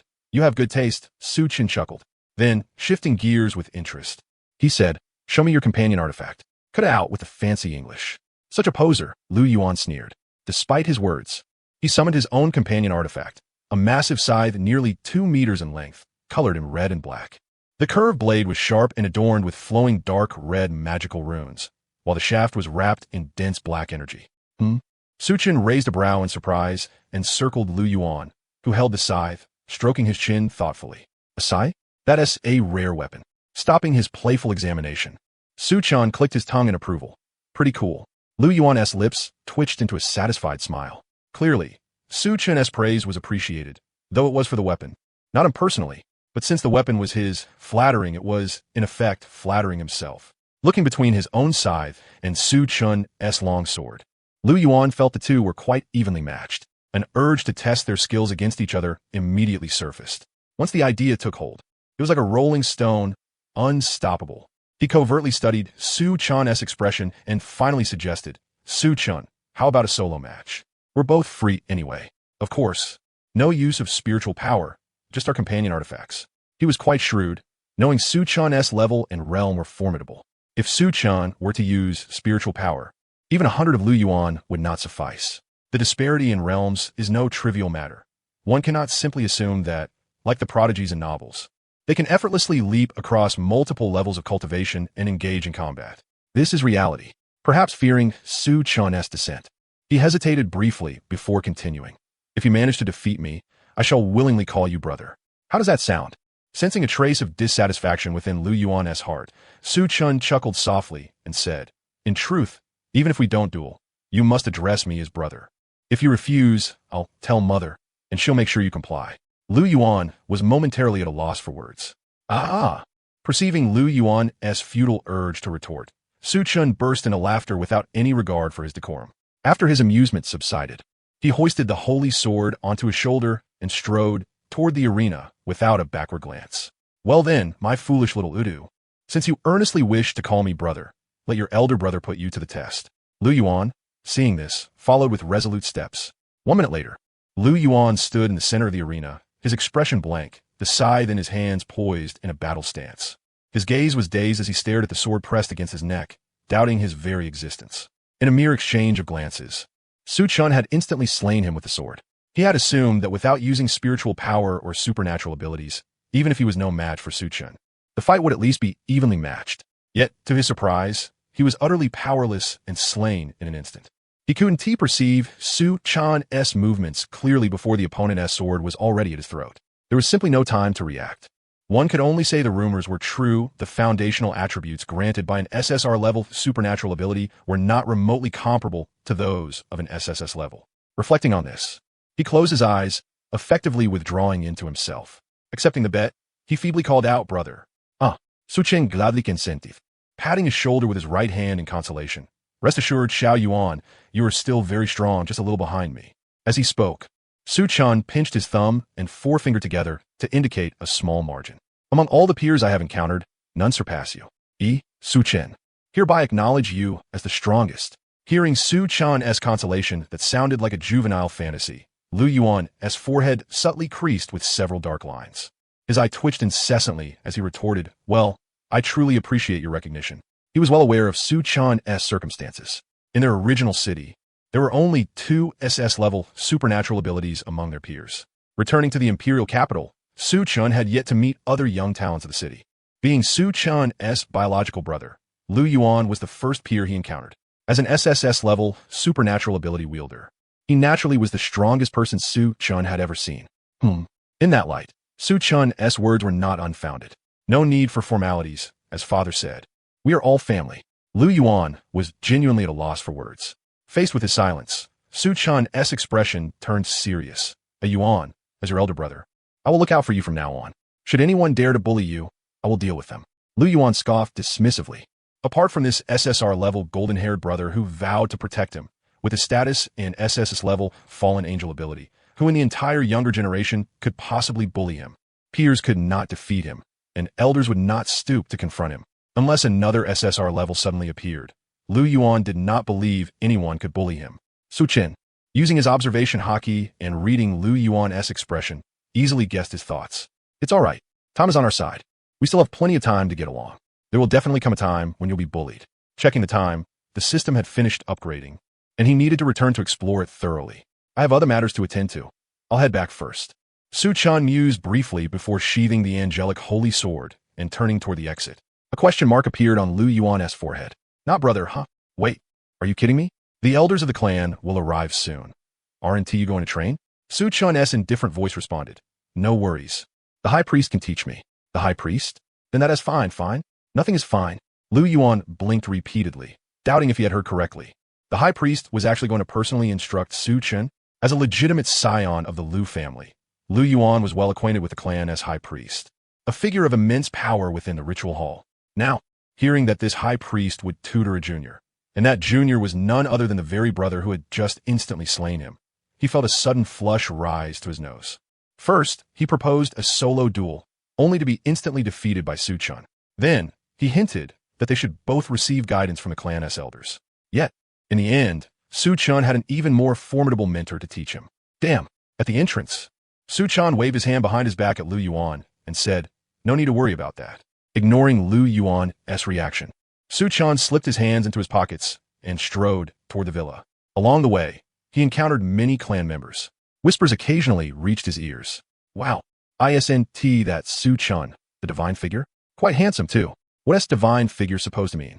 But yeah, he is pretty good looking. Just like old Lu always says. My grandson, Su-Chen, has the appearance of a god. Godly being. Wow, is this what an SSR-level supernatural ability wielder looks like? Just his walk exudes terrifying strength. Indeed, the pressure he radiated felt like a constricting python suffocating its prey. Listening to these increasingly exaggerated murmurs, Su-Chen's eye twitched uncontrollably. He was resigned. Having such a grandfather was truly his blessing, to flaunt it everywhere.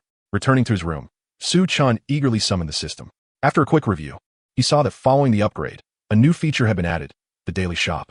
Daily Shop refreshes 4 random items every morning at 8 o'clock, each limited to 1 purchase. Item qualities range from blue, purple, gold, to red. Why does this feel like that certain 4-character game from my past life? Su-Chen looked at the familiar setup, powerless to comment. Additionally, the lottery prices and prize qualities have been adjusted. Low-level lottery, 100,000 per draw. 40,100, guaranteed gold quality prize after 100 draws. Mid-level lottery, 200,000 per draw, 40,100, guaranteed red quality prize after 100 draws. High-level lottery, 500,000 per draw for 1,050, guaranteed red quality prize after 50 draws. High-level prize pool probabilities, blue 50%, purple 35%, gold 10%, red 4.8%, Rainbow 2%. The lottery prices and guarantee thresholds had soared exponentially. Correspondingly, the prize tiers had also been elevated. Why does upgrading cause such an outrageous spike in lottery costs? It's utterly ridiculous. As for the high-level lottery, it now included rainbow quality prizes, which were superior to red. However, there was no guarantee for rainbow prizes. Alert! System upgrade successful. Awarded one high-level lottery draw with a 100% chance of rainbow prize. Oh, Su-chun raised an eyebrow. When drowsy, the system offers a pillow. He had just been thinking that as a non-lucky player, without a guarantee, he might never obtain a rainbow item even after a lifetime of draws. Yet, the system brother didn't hesitate and gifted him a guaranteed rainbow draw outright. Truly considerate. Nevertheless, Su-chun did not rush to use it. He still had 50 million on hand and intended to draw a few times first to bolster his foundation. Preparing thoroughly for the imminent top rank in the college entrance examination. Which should he choose? The mid-level lottery or the high-level lottery? Both guaranteed red quality prizes, differing by only 5 million. If he picked the mid-level lottery, he'd only need 20 million to guarantee a red quality prize. If one opts for the advanced draw, it requires 25 million. Yet, there exists a chance to obtain a colored prize. Although the probability is a mere 0.2%, almost negligible. However, the advanced draw inherits the 40 draws previously accumulated. Now, only a single 10 draw is needed to guarantee a red tier prize. Su-chun pondered for a moment and resolved to go all in on the advanced draw. As the saying goes, what if? What if he actually pulls a colored prize? Children do not cry every day, nor do gamblers lose every day. Come on, let us draw. Ding. Consumed 5 million great summer coins to perform 10 advanced draws. Ding. Congratulations on obtaining the stasis space for 10 days gold. The chance of drawing a gold tier prize in the advanced draw is 10%, not particularly low. Yet, he did not expect to get one on the very first try. Quite satisfactory. Su-chun's eyes gleamed faintly. Stasis space? A treasure that not only facilitates strength enhancement, but also safeguards one's life in critical moments, is naturally invaluable. Ding. Congratulations on obtaining 20 top-grade spirit stones. Purple. Ding. Ding. Accumulated 50 advanced draws, triggering the guaranteed reward. Ding. Congratulations on obtaining the ultimate cultivation technique. Void Yin-Yang Art. Red. Void Yin-Yang Art. Deriving the true meaning of the void. Harmonizing the great Yin and Yang Tao. Mutual nourishment of Yin and Yang, so that they advance together. Su-chun, is this technique for real? Dual cultivation or not? Why make it sound so grandiose? However, cultivation techniques like this have never appeared on Blue Star, at least. Perhaps it is a world rule that everyone can only absorb the spiritual energy of heaven and earth through their own supernatural abilities and convert it into spiritual power. Hence, he had no idea what level the void Yin-Yang Art belonged to. Still, as a red tier quality technique, it must be exceptional. With a thought, information about the void Yin-Yang Art flooded into his mind. The vast and obscure data surged like a torrent, causing his head to feel somewhat overwhelmed. Fortunately, his soul power was strong enough, otherwise he might have fainted. After comprehending the void Yin-Yang Art, Su-chun's smile blossomed brilliantly. Foundation 1. Continue drawing. Ding. Consumed 25 million to perform 50 advanced draws. Ding. Congratulations on obtaining a bottle of Dragon Spirit Bone Refining Pill Gold. Oh, another gold tier prize? Su-chun felt his luck was exceptionally favorable today. Dragon Spirit Bone Refining Pill. A pill refined from the dragon's spirit soul that, when ingested, strengthens the physical body, tempering the bones to transform into golden dragon bones. 4th tier bone refining. He was currently at 3rd tier, 3 stars, not far from the 4th tier. A fine treasure. He put it away. Ding. Ding. Congratulations on accumulating 100 days of stasis space. Ding. Congratulations on obtaining a Dragon Origin Fruit Gold. Dragon Origin Fruit. The source of dragonkind, a fruit condensed from the primordial essence of the sacred dragons. Consuming it grants the dragon's primordial essence, a trace of dragon bloodline, a physique comparable to pure-blood dragons of the same rank and longevity extension. Su-chun, WF, dragon's primordial essence, a body rivaling pure-blood dragons of the same rank. The specific uses of the dragon's primordial essence were unknown for now. He would understand after consuming the dragon origin fruit. As for pure-blood dragons, Blue Star seemingly had none. Only mixed blood dragons existed. Even mixed dragons were synonymous with formidable beasts among the supernatural creatures. In battles of the same rank, supernatural beasts with dragon bloodlines were significantly stronger than ordinary beasts. Su-chun did not know how formidable pure-blood dragons were, but they were definitely far superior to mixed dragons. Moreover, it could extend lifespan? Really? Considering dragons generally had long lifespans, an increase in longevity was plausible.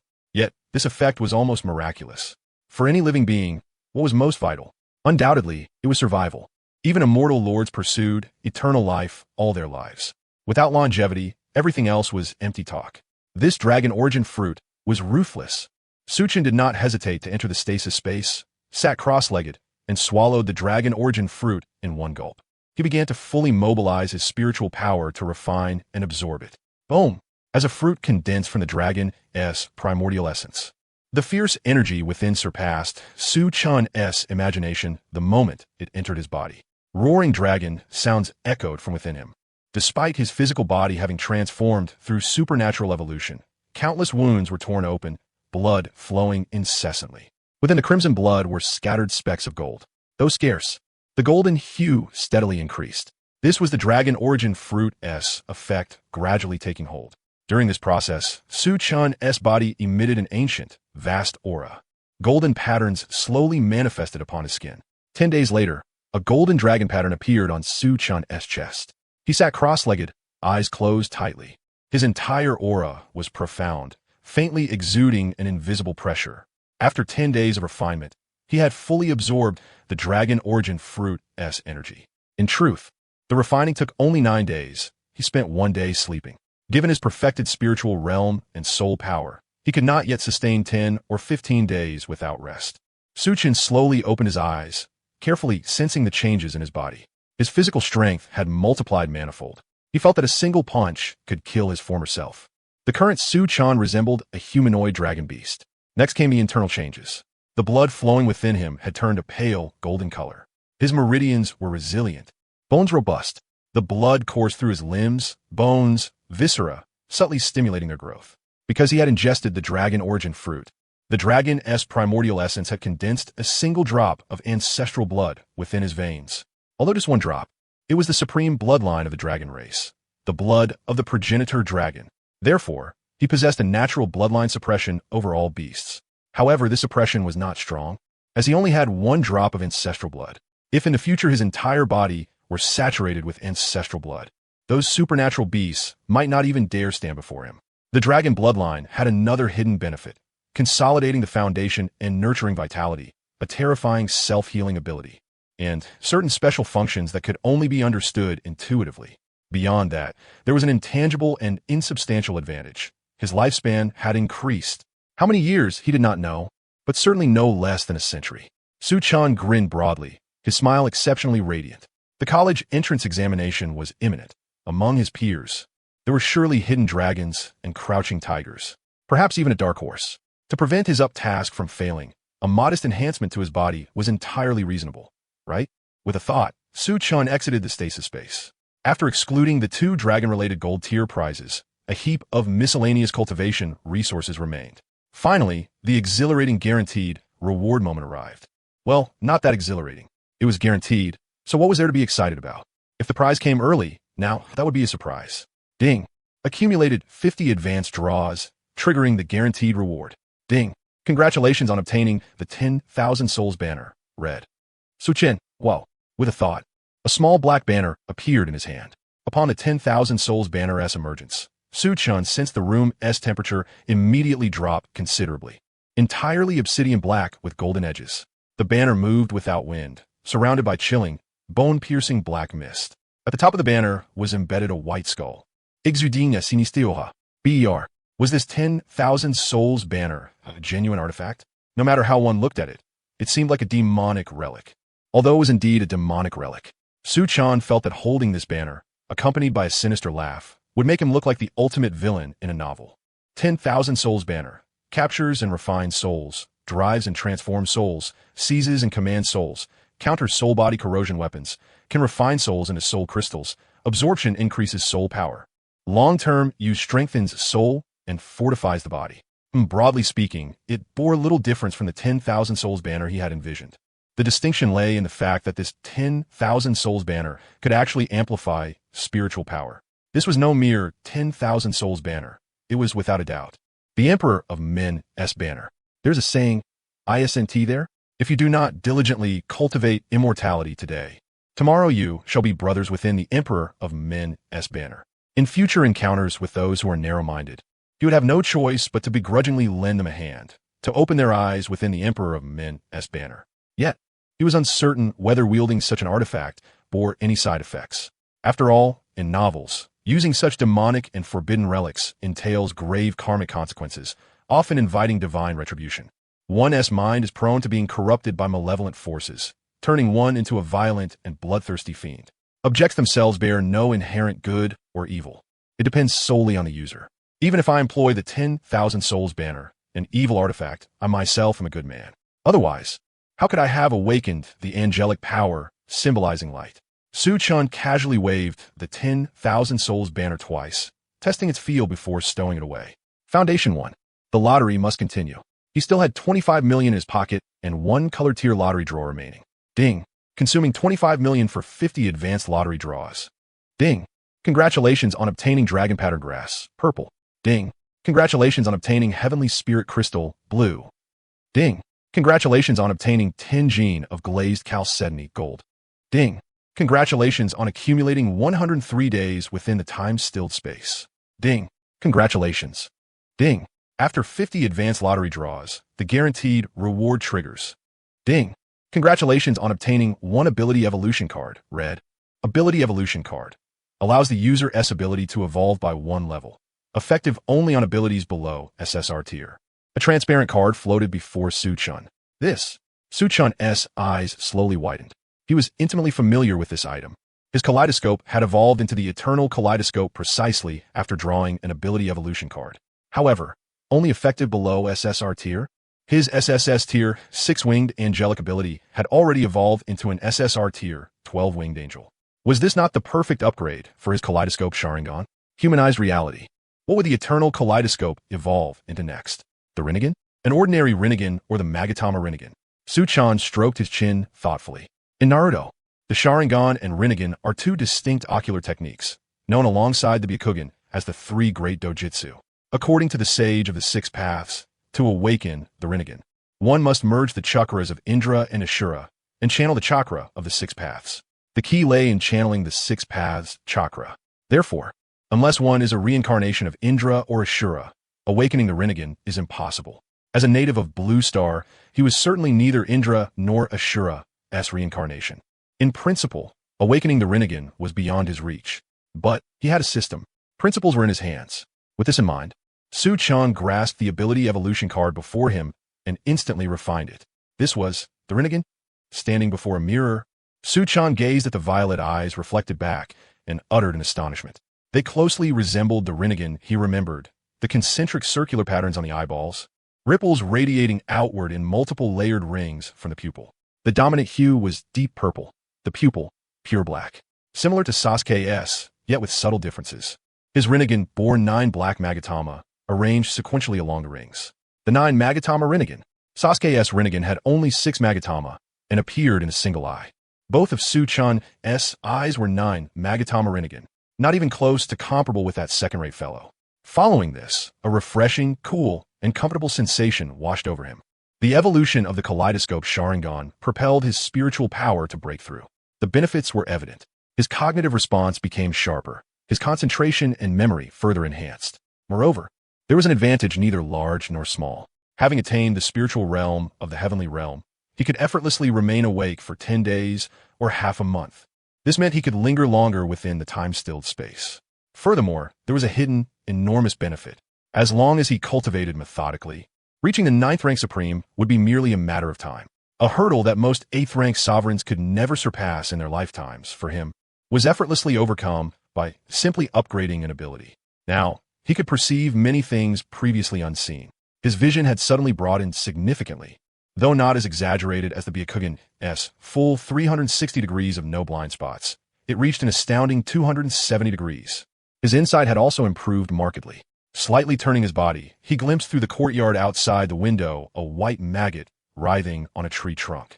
The tiny white figure barely protruded from the bark, yet he saw it with crystal clarity. Beyond this, his Rinnegan not only retained all the powers of the kaleidoscope Sharingan, but also possessed the basic abilities of the Rinnegan. Furthermore, His Genjutsu had received an epic level enhancement. On top of this, he wielded two exclusive Rinnegan abilities. The first was spatial in nature. The spiritual and soul powers within his body interwove into his eyes. Collectively known as pupil power, Suchen's Violet Gaze flickered. His figure instantly vanished from where he stood. The next moment, he appeared at the doorway. Turning his head, he glanced again at the chair. Swish! The wooden chair materialized directly before him. Position swapping, telekinetic object pulling. After 2 attempts, his pupil power consumption was virtually zero. The tiny amount expended was instantly replenished by the heart of the angel. Comparable to the Susanoo chakra, but far stronger than Sasuke's Susanoo chakra. Su-chan mentally compared the two. Sasuke's Susanoo chakra could only manage position swapping, whereas he could teleport instantly. The first time he appeared at the door, he did not swap positions with anything. Merely a thought moved his body. Where the heart willed, the body followed. Such spatial movement technique was terrifyingly formidable. In battles between equals, mobility was a crucial factor. The world's martial arts are bested only by speed. Instant teleportation, akin to a bug, guaranteed invincibility. After this reflection, Su-chan's eyes blazed with violet light. Ripples of spatial energy emanated in circles. Invisible spatial force slowly condensed before him into a portal. The spatial gate. He stepped through it. Buzz. As he entered, the portal trembled slightly, then dissipated. Was this the world inside the gate? Su-chan surveyed his surroundings. Everything had changed, yet not entirely. His vision remained within the room, but the scene no longer shone brightly in the light. Here, all things exuded a dim, illusory aura, like dreams and shadows. He pondered briefly, then stepped to the desk, reaching for a book. His hand passed through the book without resistance. Su-chan thought silently. As expected, this gate world could be understood as another layer of space. The real world is tangible space. The gate world is virtual space. Here, I can observe objects from the real world, but cannot physically interfere. Su-chan reflected a moment, closed his eyes, and recalled the scene outside the villa. Spiritual and soul energies began surging toward his eyes. As if sensing his intent, he opened his eyes to find himself at the villa's entrance. However, he was still within the realm of the gate, the virtual world. As expected, it was possible. With this thought, Su-chan returned once more to his room. This feels about right. Stepping outside, with a mere flicker of his mind, his form resembled a sprite weaving through space, suddenly vanishing. When he reappeared, he was already back in the real world. Whether in the physical realm or the virtual domain, his current teleportation ability was limited to a radius of approximately 1 kilometer. Nevertheless, it was only natural that as his level increased, the distance he could teleport would certainly expand. As for pulling others or swapping positions, as long as he could see them, he could activate the ability without any concern for distance whatsoever. It was akin to a sensory level power. Essentially, if I can see you, I can yank you over to me. Even if I cannot see you because you're obstructed by an object, I can still directly exchange places with you. A common piece of knowledge. Teleportation does not require consideration of whether one's line of sight is blocked. With but a single thought in his mind, he could instantly appear beside the target. Hence the limit of 1 kilometer. Otherwise, it would be overwhelmingly powerful. However, swapping positions and pulling objects from a distance were distinct. Their targets could not be completely hidden from view. In other words, they could not vanish entirely from Su-chan's line of sight. For example, if he were to engage in combat with Lu Yuan and wish to pull his opponent directly over, as long as Lu Yuan's figure was not entirely out of sight, he could immediately bring him closer. The same principle applied to exchanging positions. This was truly terrifying. Su-chan, who possessed the Rinnegan, had the attribute of clairvoyance. He could effortlessly discern events occurring beyond 1 kilometer, clearly capturing distant flows of spiritual energy and subtle movements. One could say his dynamic vision was fully maximized. Coupled with the supreme perception of the highest level of observation haki, the imagery was beyond what he dared to imagine. At present, he felt a twinge of regret. If only I had possessed such an ability in my previous life. It would have been a bona fide, innate FPS sacred body. Alas, such a pity. But no matter. In this world, I remain an FPS sacred body nonetheless. Su-chan smacked his lips, indulging in a moment of fantasy. Returning to the main topic, there was another ability he wished to test. He picked up a book from the table and allowed it to fall freely. As the book hovered midair, an invisible ripple emanated from Su-chan's eyes. The book eerily froze, suspended in the air. Purple waves flowed within Su-chan's gaze. Bang! In the next instant, the book dropped to the ground. He proceeded to pick up other objects and test them one by one. Time stop? No. It was a form of control akin to stasis. Su-chan rubbed his chin thoughtfully. Taking a target in his sight, as an example, he could apply the ability solely to that individual. Alternatively, he could create a domain-like space around the target.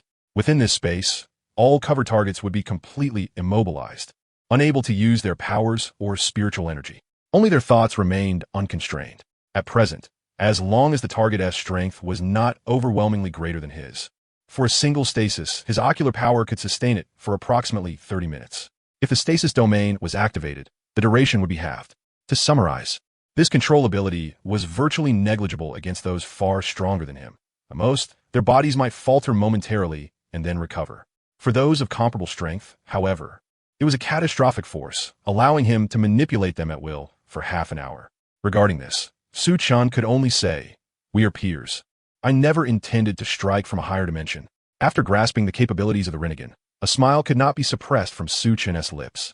He felt a strong sensation, a potent feeling of absolute control over life and death, an illusion of despising all opponents and transcending everything. Well, to put plainly, it was just the arrogance that comes with increased power. Yet, without exaggeration, he was now the first individual in all of Great Xia, and even the entire Blue Star, to possess dual SSR-grade abilities. Only he truly understood the immense value of this. With the Rinnegan, his fundamental prerequisite for fulfilling his wish was set, to resurrect Su Qingyan. By employing the innate power of the Rinne reincarnation, he could bring her back to life. 2 months was neither too long nor too short. The immense spiritual and life energy required for the Rinne reincarnation was still beyond his reach. Forcing the process would likely result in a life-for-life exchange. He would wait a little longer, either to advance his realm or to obtain some treasure imbued with life force. Next came the main event. He was to use the system's 100 guaranteed colorful prize lottery draws. Su-chan excitedly rubbed his hands together. Ding! Consumed one of 100 guaranteed colorful prize lottery draw chances. A thrilling and anticipation-filled voice rang out. Just then, Su-chan suddenly sensed 2 familiar auras outside the door. It was none other than Lu Shuiying and Lu Yuan. Were they here for something? Just as he was about to make a move, the doorbell and Xiao AI's notification sounded. Ding dong. Master, Lady Lu Shuiying is visiting. After Su-chan responded, the door opened. Suddenly, he realized that after his eyes evolved into the Rinnegan, they could not be turned off. Well then, time to give my family a little shock. Simultaneously, the system's voice, which he had long awaited, echoed in his mind. Ding! Congratulations on obtaining the Scarecrow doll colorful. Xiao Chun, in 5 more hours, your homecoming banquet will commence. Come, I will take you to acquire a handsome outfit for the occasion. Lu Shuiying, having entered the room with Lu Yuan, was interrupted mid-sentence as she met a pair of mysterious purple eyes, arranged in concentric circles. Lu Yuan, standing 1 step behind, had yet to see them. Hearing Lu Shuiying's unfinished words, he promptly took over the conversation. Cargo, I also prepared a gift for you. Just as he was about to say that he had a gift for Su-chan, his voice abruptly ceased.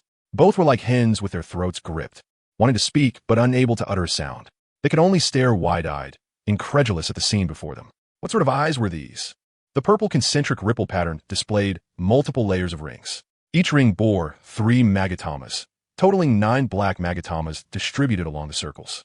The pupils were deep and exuded an aura of solemnity. This was their first time witnessing Su-chan's second ability. Although they had long known that Su-chan possessed 2 powers, the appearance of these purple eyes left them utterly speechless. Their hearts seemed to skip a beat. So this is your other ability, Xiao-chun? Lu Shuiying stammered as she pointed at Su-chan's eyes. Su-chan sighed softly, having anticipated this moment. He gently touched his eye sockets and spoke quietly. As you can see, this is my second ability, an innate body-type power, the Rinnegan. Upon Su-chan's confirmation, Lu Shuiying and Lu Yuan suppressed their astonishment and cautiously observed. No other reason than because the oppressive aura of these purple eyes was overwhelming. Being gazed upon felt like being scrutinized by a deity. Even Lu Shuiying, a 7th-rank sovereign, felt a wave of suppression. This had nothing to do with rank or status. A large part was the suppression from the rank and status of the ability itself.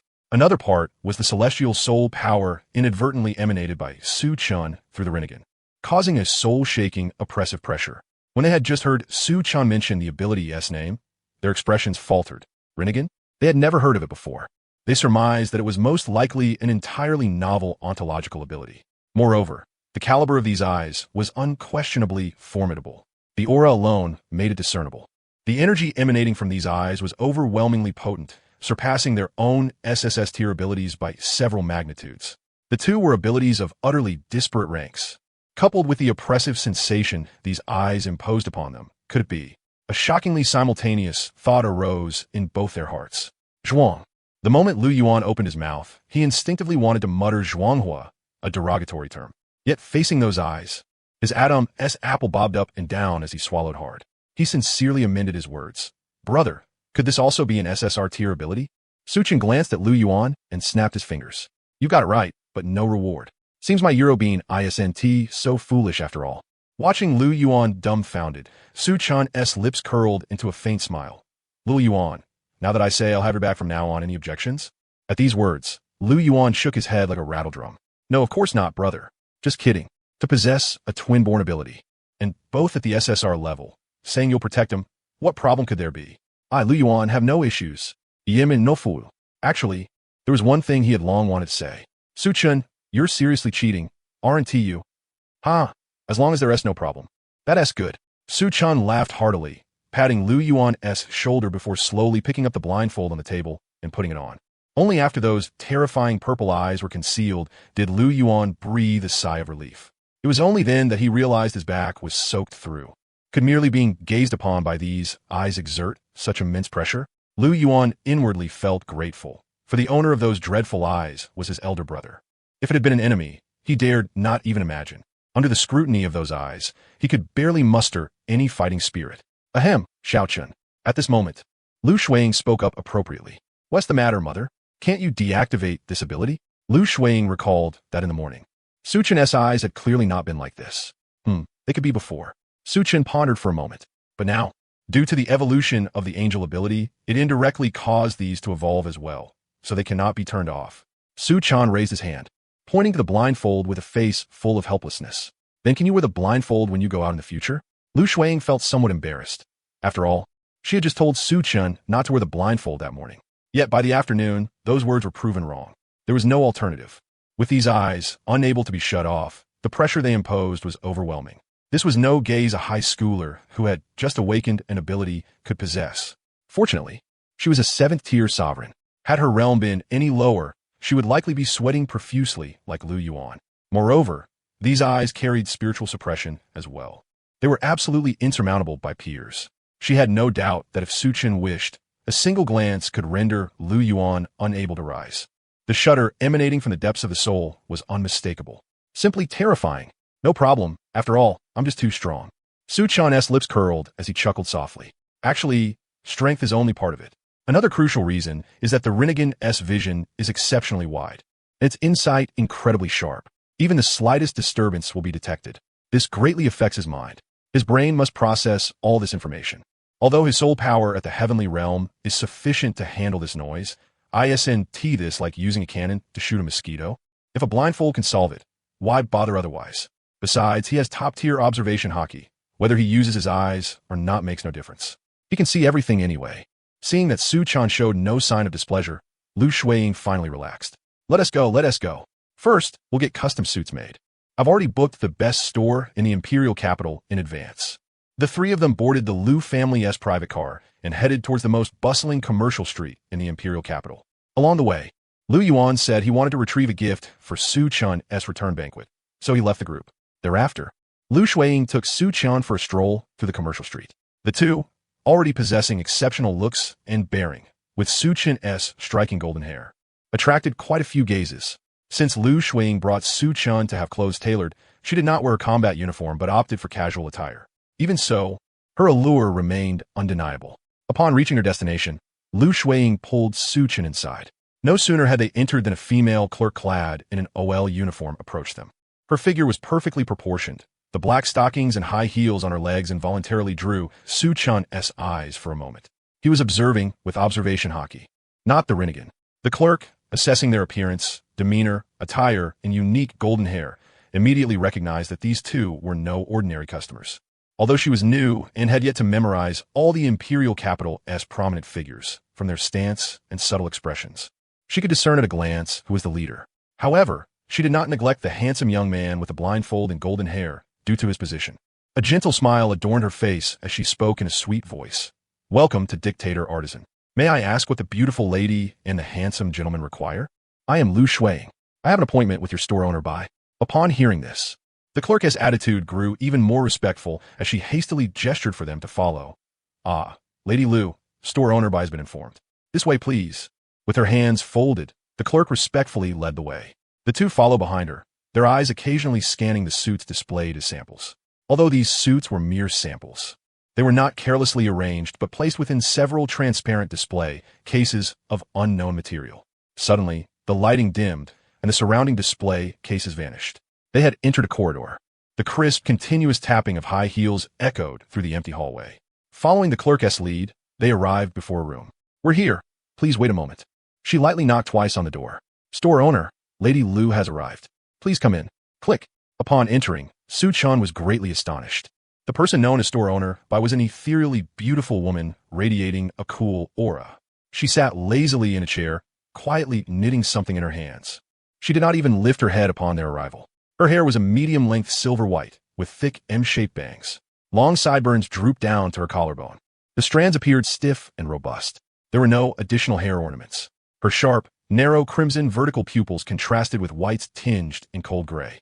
Beneath her right eye was a distinct teardrop mole. Her eyebrows were fine, straight, and cold. She wore a pair of metallic earrings shaped like tails. Her pale, kultoned skin boden noblemises. Her neat oval face featured a clearly defined jawline. Her figure was that of a mature, commanding woman, with straight shoulders and a taut, powerful silhouette. She looked nothing like the proprietor of a clothing store should. She wore a white long-sleeve shirt as a base. The buttons at her chest strained under her impressive assets, as if on the verge of bursting, hinting at the grandeur beneath.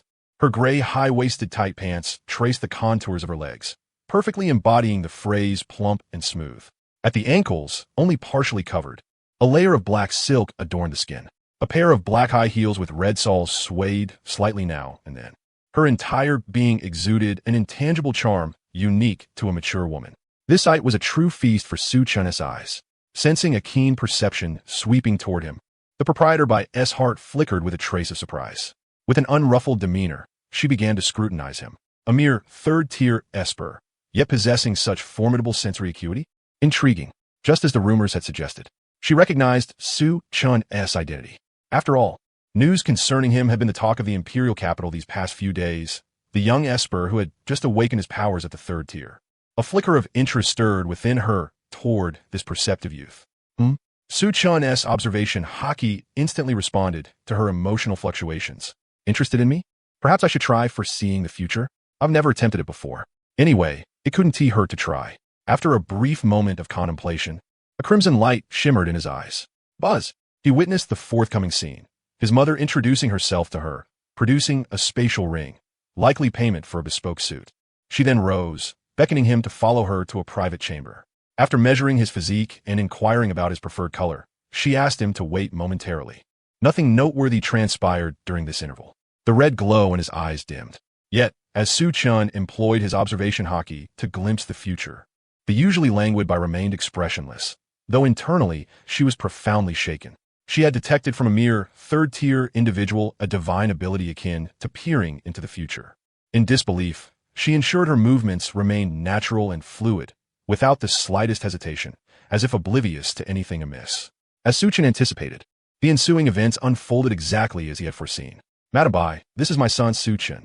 Today, I must trouble you to tailor a suit for him," Lu Shuang said, retrieving another spatial ring from her own and handing it over. Naturally, business was conducted with money. Bai ceased her actions, stood, accepted the ring, and casually slipped it into her own spatial ring. "Come along." Just as he had seen in the future, the two entered a private chamber. After measuring him and asking about the color, she sent him out to wait. Outside, he patiently awaited with Lu Shuang. Inside the chamber, the aloof and regal Bai lay sprawled like a pool of spring water, soft and languid on the floor. Her delicate red tongue instinctively licked her lips. Her crimson vertical pupils half closed, radiating an intoxicated allure, as if a cat had caught the scent of catnip. Terrifyingly, a pair of snowy white fox ears faintly emerged atop her head, accompanied by the spectral presence of 9 white tails behind her. Pure and noble dragon bloodline. Truly, it was intoxicating. She murmured softly, "Just now, in such close proximity, I sensed the dragon blood within Su Chun, a dragon blood of exceedingly high rank. Though but a single drop, it is extraordinarily pure and noble. To me, it is a potent temptation. A surge of appetite stirred within her, a desire to consume it. If I could devour this ancestral dragon blood, my own bloodline would ascend, allowing me to shatter this cage. Her heart burned ever hotter, yearning to swallow Su Chun whole on the spot. Pure dragon blood, far beyond that mongrel dragon from the 10,000 forests of the heavenly mountains. No beast could resist this allure. The strength of these exotic creatures was directly linked to the rank of their bloodline. To elevate one's bloodline meant raising their ceiling. Her crimson vertical pupils gleamed with a seductive gleam. Yet, mindful of the present circumstances and his identity, she forcibly suppressed the impulse to act.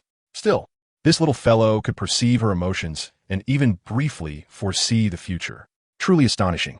Had I not sensed it and controlled my feelings early, perhaps he would have discovered my intentions. This matter demands a long-term plan. It cannot be rushed. Soon, by S voice called from within, "Little one, come try it on." Hearing this address, Su Chun felt a twinge of speechlessness but nonetheless re-entered the chamber. Under by S care, he stepped into the changing room and donned a bespoke black suit. He examined himself before the full-length mirror. Not bad, very sharp. He silently praised the craftsmanship of this white-haired, regal lady. With hands in his pockets, he exited the changing room. Upon his appearance, by S eyes brightened. The young man's tall, slender figure, accentuated by the expensive suit, was exceedingly pleasing to behold. Though his face was masked by a black eye patch, concealing his eyes, the cold, sharply sculpted jawline still revealed his striking good looks. After expressing his thanks to Bai, Su Chun turned away without a backward glance. His mother was still waiting, better not keep her long. If I can't indulge now, I'll at least leave a mark. Otherwise, I fear some unseeing fool might make a move first. No one can snatch away the prey Bai Lingxi has chosen. A determined smile graced her exquisite visage. Raising her jade-like hand, she gently tapped toward the direction Su Chun had departed. A strand of pink aura drifted slowly from the chamber. She seemed already to envision the near future, herself devouring him, her bloodline ascending, shattering the cage. Her smile grew ever more radiant. Yet, in a moment, her smile froze, replaced by an expression of astonishment. For her mark upon Su Chun had failed to take hold. Not erased, but never affixed in the first place. Why? Despite him being a member of the Liu family, rumored to have just awakened at the 3rd tier and possessing extraordinary future-seeing sensory power, this pink aura was her innate divine technique. Even a 9th tier supreme might fall victim if careless, let alone a mere 3rd tier esper like him. She was utterly baffled. Wow. Xiao Chun, you in that suit and with that face, you're just too authoritative. The dream of countless young ladies. I can already imagine the love-struck expressions at tonight's banquet. Suddenly, a voice echoed in his mind. Su Chun paused briefly, then quickly realized it was the colorful prize he had drawn, the Scarecrow doll. Immune to one marking effect. Source, Bai Lingxi. Bai Lingxi? The white-haired proprietor? She used a marking-like ability on me? As Su Chun casually responded to Lu Shuiying's praise, he pondered silently. Scarecrow doll. Immunity to all harmful effects directed at oneself. Parsing the source regardless of present or future origin, including but not limited to special marks, continuous damage, hard or soft control, and attribute debuffs. Clear and straightforward. This Scarecrow doll's purpose was to help him disregard all underhanded tactics. A thoroughly rule-based ability. Though not as potent as immunity to concepts, it was nonetheless extraordinary. Immunity to all harmful effects was its own rule. Within this rule, it reigned supreme. All in all, he was quite satisfied with the Scarecrow doll. At least he no longer needed to fear being undermined. After all, the world is vast and full of wonders. Who could say when he might encounter a reckless madman willing to wager his life on some sinister gambit to forcibly trade 1-for-1 with him? At that time, he wouldn't even have a place to cry. Just then, a mature voice resonated, drawing the attention of the two. Ms. Liu, your son truly has inherited your genes. There's no denying his appearance and demeanor. Moreover, I've heard that he has only just awakened his supernatural abilities, yet his rank has already reached the 3rd tier. Quite impressive. Shopkeeper Bai swayed gracefully as she stepped out from the loft. The red high heels clicked rhythmically against the floor. Oh, it's nothing. It's all thanks to Shopkeeper Bai's craftsmanship. My little Chun. The two began exchanging mutual compliments with a commercial flair. Beneath Su Chun's side-butch, his violet renegade eyes subtly observed the other, attempting to discern something, yet in vain. This so-called shopkeeper Bai had managed to mark him without his awareness. Either her strength was profound, or she possessed some special means. Regardless, this incident had sown a grudge between them. After all, her mark was far from a mere symbol. It had been identified by the Scarecrow doll as harmful and was thus directly neutralized. From this, it was not difficult to infer that she intended to act against him eventually, but had not yet done so. She simply marked him in advance, unable to make a move at the moment. What remained unclear was whether this mark was a positional tag, or one imbued with a special pheromone-like substance. The connotations of these two types were entirely distinct. Internal strife among humans was commonplace, but targeting the younger generation would incur the full force of the Supernatural Abilities Association's official manhunt. However, what if it involved a supernatural beast? Such creatures were inherently antagonistic to humans, and eliminating a prodigious human was quite reasonable. Furthermore, beyond the 9th tier, these beings could assume human form, standing amidst a crowd. As long as they did not reveal themselves, they were indistinguishable from ordinary humans. Unless confronted by a peer with ocular-type supernatural abilities, their true nature would remain concealed. Su-chan pondered these two possibilities silently. If he employed his Rinnegan, he should be able to perceive her true form. He would seek an opportune moment to investigate further, though he was uncertain whether she possessed any artifacts capable of concealing her identity. Never mind, whether human or beast, if others did not provoke him, he would not provoke them. But since she chose to stir trouble, she should not expect his courtesy. A fleeting chill flickered through Su-chan's heart. As a transmigrator equipped with a system, he was confident he could hold his own against a local. The future was long. Oh, such sensitivity in this little one. Bai Lingxi detected the subtle murderous intent Su-chan concealed. While discreetly handling Lu Shuiying, she controlled her emotions and cast a seductive smile towards Su-chan. This little one could not only sense emotions and briefly foresee the future, but was even immune to her marks. A terrifying creature indeed. She elevated Su-chan's importance in her mind yet another notch. But even if you know, what can you do? I'm quite curious. What will you do? Go back to seek help from that little girl with the 12-winged archangel? If her strength remains as it was 3,000 years ago at the thought. Bai Lingxi felt a twinge of apprehension. Lu Mengli was different. 3 millennia ago, both women had reached the pinnacle of the 9th tier, 9 stars. Yet, as a family bearing divine heritage, though Lu Mengli could not become a deity, she likely wielded some divine power. Bai Lingxi, as a beast, had no such legacy. Her progress was entirely through unconventional means. The matter of devouring Su-chan required careful planning. Thus, with each harboring their own schemes, Lu Shuiying and Bai Lingxi's mutual flattery concluded. Lu Shuiying took Su-chan along to bid farewell to Bai Lingxi. Bai Lingxi's crimson eyes fixed deeply on Su-chan's retreating figure. Only after he vanished from sight did she lick her ruby lips with lingering desire. On her exquisite face appeared a sickly, fervent glow as she whispered softly, "Little one, you belong to me." Subsequently, Lu Shuiying led Su-chan on a leisurely stroll, purchasing several sets of fashionable casual attire and a pair of stylish sunglasses. Constantly wearing an eye patch could indeed dull one's aesthetic appeal. Dressed in a splendid suit and donning the sunglasses, Su-chan's aura instantly ascended. Standing by the roadside, women passing by could not help but steal a few more glances. Many even approached proactively to exchange contact information, inquiring if he were a model or a celebrity. Su-chan adopted an open, accepting attitude, engaging in charming conversations with the young ladies, leaving them utterly enchanted. After all, he possessed a cultivation technique. Rather than letting it lie dormant, it was better to practice it when opportunities arose. Beside him, Lu Shuiying exasperatedly covered her forehead. She had never before seen Su-chan behave in such a manner. But then again, he had only returned to the Lu family 3 days prior. How much could she truly understand? As dusk gradually fell, Lu Xingqian called, urging them to return quickly. The banquet was about to commence. The 8 great families of Daxia and members of the Supernatural Abilities Association had all assembled, yet the protagonist, Su-chan, had yet to arrive. Brother Xingqian, long time no see. The head of the Su family greeted Lu Xingqian with a smile as he took his seat at the prearranged place. Indeed, long time no see. Lu Xingqian smiled in response. After some cordial exchange, Lu Xingqian and Lu Yuan departed, as they still had to entertain the other guests who had already arrived. Nearby, Sushi observed Lu Yuan behind Lu Xingqian with a thoughtful expression. If her memory served, Lu Yuan's fate in his past life had been somewhat bleak, bearing a resemblance to her own. The difference lay in her betrayal by a friend, whereas Lu Yuan was stabbed in the back by his beloved childhood companion. Even the origin of his fallen angel supernatural ability was entirely consumed by her, ultimately becoming nourishment for her own ascension. Had Lu Yuan not been betrayed midway, he might have blossomed into a formidable force. But there were no ifs in this world. With these thoughts, her gaze shifted toward the direction of the Luo family, one of the four great families of the imperial capital. More precisely, toward a young girl standing beside a middle-aged man. Luo Fei, daughter of the Luo family head, possessor of the SSS rank supernatural ability, the Underworld King. She was the woman who had betrayed Lu Yuan in his past life. Also his childhood sweetheart. Luo Fei wore 2 black ponytails, her dark eyes darting about incessantly. Clad in a black dress matching her figure, she resembled a dark Gothic Lolita. No wonder Lu Yuan had been utterly captivated. This lifetime, I should find a chance to intervene. After all, he is that guy's biological younger brother. Sushi's eyes gleamed as she contemplated. Yet, merely thinking of that person gave her a slight headache.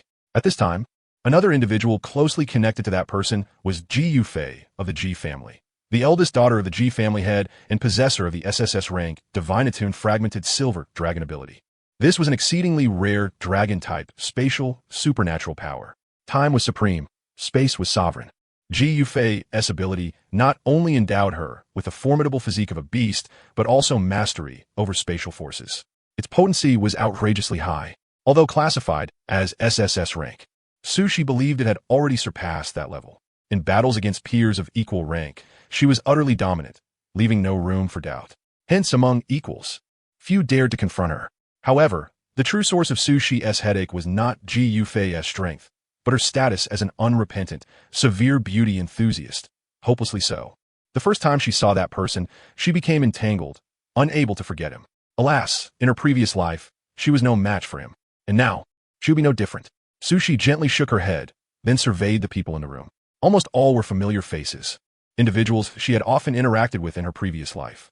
Names like Lu Ruyan, Nangong Jianyu, Chun Zimo floated through her mind. But one was notably absent, the one known as the divine reincarnation, Qin Tian. As she reminisced, a sudden commotion at the entrance instantly drew everyone's attention. Bathed in the glow of the lights, a figure emerged, commanding the gaze of all. It was none other than the centerpiece of this gathering, Su Chun. He possessed a tall and slender frame, standing over 6 feet 2 inches, clad in a black suit that hugged his elongated physique perfectly. He bore a striking mane of luxuriant golden hair that shimmered brilliantly. A golden sword-shaped mark adorned his forehead. The only imperfection was a pair of dark sunglasses concealing his eyes. His posture was upright and commanding, his features handsome and refined, his skin pale and extraordinary. His head was held slightly high, a faint, almost imperceptible smile curling at the corner of his lips, hands thrust casually into his pockets. He somehow managed to exude the aura of a formidable rogue despite his formal attire. Especially with his raised chin, he radiated an enigmatic strength that seemed to disdain all else. The moment he appeared, he instantly became the focal point. His allure and the renown that preceded him were undeniable, emanating solely from his presence. Upon seeing Su Chun, the crowd fell into a sudden hush, their thoughts diverging. Su Chun paid no heed to the atmosphere, cheerfully greeting everyone in turn. "Good evening, everyone. Good evening." No sooner had Su Chun's words fallen than a voice promptly responded, perfectly in sync. "Good evening, brother." Hearing this voice, Su Chun's mood brightened considerably. It seemed as if Dudu held him in high regard. Though not the first, second place was still commendable. At that moment, the others began to respond one by one. He was acutely aware of who answered him and who did not. As for the first to reply, he turned his gaze toward the sound, feeling a mixture of surprise and admiration. It was a silver-haired woman he did not recognize. In his mind, he silently appraised her. One authoritative woman. She had waist-length silver hair, her complexion smooth and fair as creamy jade. Her nose was delicately sculpted, lips softly tinted with a natural hue. Her eyes, resembling purple amethysts, sparkled with clarity like pearls in the night. Her figure was slender and graceful, draped in a white V-neck gown. Beneath the dress, her legs were snowy white and impeccably straight. On her feet, silver-white high heels made her appear like a pure lotus blossom.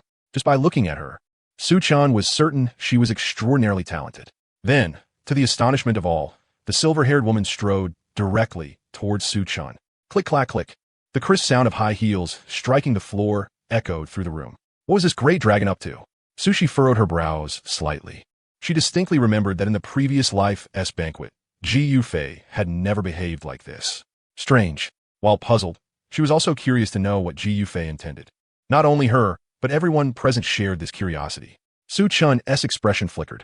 The silver-haired woman's emotions were all wrong. How to describe it? Anticipation, surprise, bouillie d'armes. Excitement, a turbulent mix that left him puzzled. The thoughts of women were inscrutable. Su-chan's head, which had been slightly raised, slowly lowered as Ji Yufei approached. Technically, it only returned to a level gaze. The woman, wearing heels nearly as tall as he was, likely had a heel height of about 6 inches. He fixed his eyes on her breathtaking visage, close enough to touch, and was about to speak when Ji Yufei did something utterly unexpected for both him and the onlookers. With an excited expression, she leaned in, nostrils flaring slightly, inhaling deeply as if intoxicated by his scent. She was almost pressed against him. Her amethyst eyes narrowed, shimmering with a crystalline gleam. "You smell so good. I like your scent." The moment these words left her lips, the crowd was frozen in disbelief.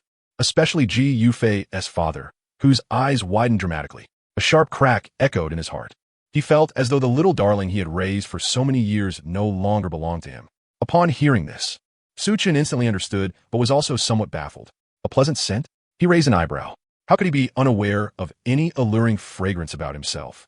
He had not applied any cologne. Could it be his supernatural power? Bloodline? Suddenly, he recalled the single drop of ancestral dragon blood within him. Could that be the cause? After much contemplation, that seemed the only plausible explanation. Ji Yufei nodded repeatedly, pecking like a chick, then inched even closer. Now, they were truly pressed together. "What is your name?" Having figured out the reason, Su-chan smiled gently, reaching out to ruffle Ji Yufei's hair. Ji Yufei closed her eyes in bliss, rubbing her silver hair against his hand in return. The people present.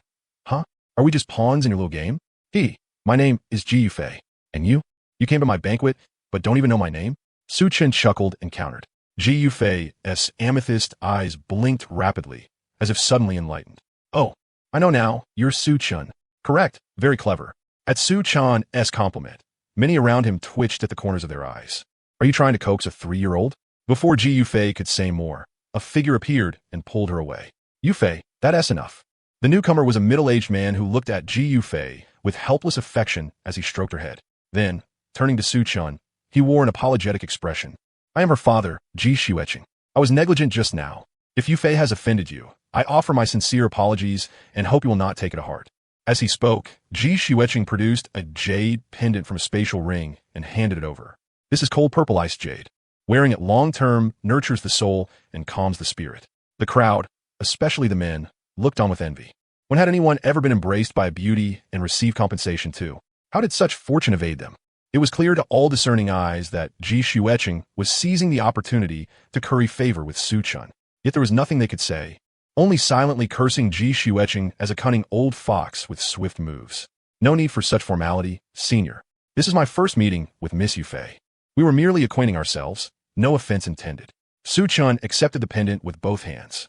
Having taken the gift, he naturally offered courteous words, preserving the other's dignity.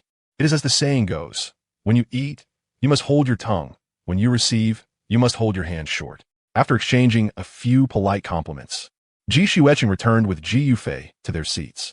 "Yufei, what is going on?" Ji Xueqing asked, his eyes questioning his daughter. "Father, he has a unique fragrance about him that draws me irresistibly. Are you sure you're not just infatuated?" A father knows his daughter best. Ji Xueqing was well aware of her nature. Moreover, when he handed the jade pendant to Su-chan, he had subtly sniffed it himself. As the head of the Ji family and a genuine 7th-rank sovereign, his senses far surpassed Ji Yufei's. Yet he detected nothing. "No, really, it's a scent that attracts me. More precisely, it's my ability, an innate instinct pulling me to be close to him." Ji Yufei bit her finger, blinking her innocent, wide eyes. "An ability? An instinct?" "Ich zwichem gefrond." "Yes." Ji Yufei nodded without hesitation. Upon reflection, he thought to himself that although his daughter was somewhat infatuated at times, she at least knew how to comport herself appropriately. Yet just now, she had shamelessly pressed herself into that young man's embrace as if bewitched. Something was amiss, utterly and unmistakably so. Ji Xueqing scrutinized Su-chan from head to toe, left to right, and right to left, but aside from his striking appearance, he discerned nothing else noteworthy. With no alternative, he decided to let the matter rest. At the venue, under Lu Xingqian's guidance, Su-chan announced the commencement of the banquet. This was the Su family patriarch, Su Hong. Lu Xingqian led Su-chan to the Su family's table and began to introduce him. "Greetings, Senor Su Hong." Su-chan offered a perfunctory greeting in return. though his attention was entirely captivated by the woman standing beside Su Hong. This lady, in both beauty and figure, was no less magnificent than Ji Yufei herself. Both were peerless beauties, among the finest in the world, yet their styles and temperaments were strikingly divergent. Ji Yufei embodied the charm of snowy white hair and innocence, while this woman exuded an alluring, almost ascetic sensuality. Standing approximately 5 feet 8 inches tall, she wore a sheer red evening gown that revealed breathtaking, undulating curves beneath. Her snow-white, slender legs emerged from beneath the hem, graceful and exquisitely contoured. Her flowing wine-red hair cascaded freely, framing a flawless, jade-like visage with skin so smooth and delicate it seemed impervious to the slightest touch. A single beauty mark nestled at the corner of her left eye, lending her an additional, irresistible allure. She was the very embodiment of a naturally gifted enchantress. Su Chen's gaze remained fixed upon her, for from the moment he arrived, her eyes had never left him. The emotional fluctuations reflected therein were profound and infinitely complex, far more intense than those Ji Yufei had displayed earlier. He strongly suspected that this woman knew him, yet he could recall no encounter with her. He was certain this was their first meeting. Su Chi's gaze never wavered from him, her eyes locked in place. Within her heart stirred a subtle tremor, for the one she had longed for day and night now stood before her. She stared intently, her expression a tangled weave of anticipation, joy, excitement, reminiscence, and guilt. Lu Xingqian and Su Hong quickly perceived the unusual tension between the two, their expressions registering astonishment and bewilderment. What is going on here? What is the meaning of this? They asked in confusion. How soon has it been since the last encounter, and now this again? Su Chan was the first to break the strange atmosphere, extending his hand. I am Su Chen. May I know the lady's name? Su Shi, she replied. Su Chan gently clasped Su Shi's hand, which was soft, boneless, tender, and cool to the touch, like a piece of cold jade, exquisitely pleasant in his grasp. He sensed a brief stiffening of her body and withdrew his hand appropriately. At Lu Xingqian's signal, the pair left the Su family's table and moved elsewhere. Ding. Destiny Child detected. Destiny comparison system activated. Ding. Bound to Destiny Child, Su Chun. Newcomer S gift pack acquired. Destiny comparison system? Sushi was momentarily stunned by the voice in her mind. The civilization of Blue Star far surpassed that of Earth, and many fantasy novels mentioned the existence of systems. Yet she had never imagined such a thing would happen to her. However, after experiencing the unfathomable miracle of rebirth, a sudden appearance of a system no longer surprised her. The universe was vast and mysterious, filled with countless unexplored enigmas. She could comprehend this special manifestation of energy. Sushi proactively inquired within her mind, "Please introduce your functions." Ding. This system is the Destiny Comparison System, designed to periodically compare the strength of the bound Destiny Child. The comparison occurs within a virtual space, absolutely fair and impartial, with no external assistance permitted. If the host wins, they receive abundant resource rewards, and the next Destiny Child will be bound as the comparison target, doubling the victory rewards. If the host loses, they undertake suitor tasks. Upon exceeding task completion, rewards of varying levels will be granted according to the rating. If the host neglects tasks, they remain in this phase indefinitely without rewards. This system is dedicated to helping the host enhance their strength. The host is urged to actively complete tasks. Note: disclosure of any system-related information in any form will result in automatic unbinding. Current interval: 3 days. A system dedicated to augmenting her power. Why was the bound target Su Chun? Was he the Destiny Child? Sushi's heart stirred. This system suited her perfectly. Her greatest advantage upon rebirth was memory. She possessed the cultivation experience of her past life, methods, secret techniques, combat skills, divine arts, even soul techniques. What she lacked now was cultivation resources. Blue Star was small, underdeveloped, and exceedingly poor in resources. Now, with this system, resources would no longer be scarce. Her personal development would accelerate exponentially, allowing her to swiftly recover to her peak and perhaps even surpass her former realm. Should she lose, she could still complete the tasks and earn rewards. There was no downside. As long as Su Chan was the bound target, she was willing to accept it. She was strong and confident she would not lose, but she was not arrogant. There were always exceptions. Having returned from rebirth, she knew many unknown changes had occurred within Su Chan. The system's designation of him as the Destiny Child must be based on some principle. She could not afford to be careless.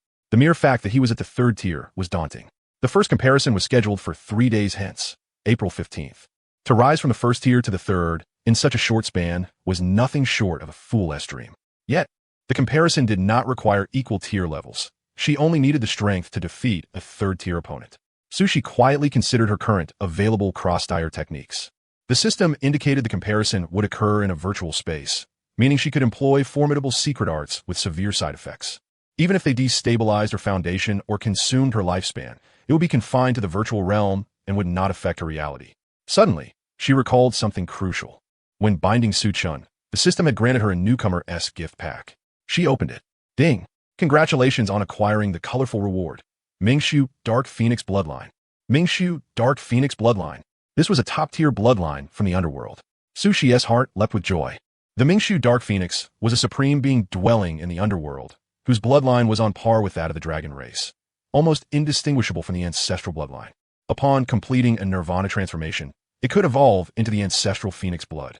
With it, her physical body would be significantly enhanced, and she could wield the unique, innate divine art of the Mingshu Dark Phoenix. For the indigenous inhabitants of Blue Star, this was an overwhelming advantage. Most importantly, her own supernatural ability was the SSS-level Other Shore Flower, a symbol of the Yellow Springs in the underworld, sharing the same realm as the Mingshu Dark Phoenix, and thus compatible in attributes.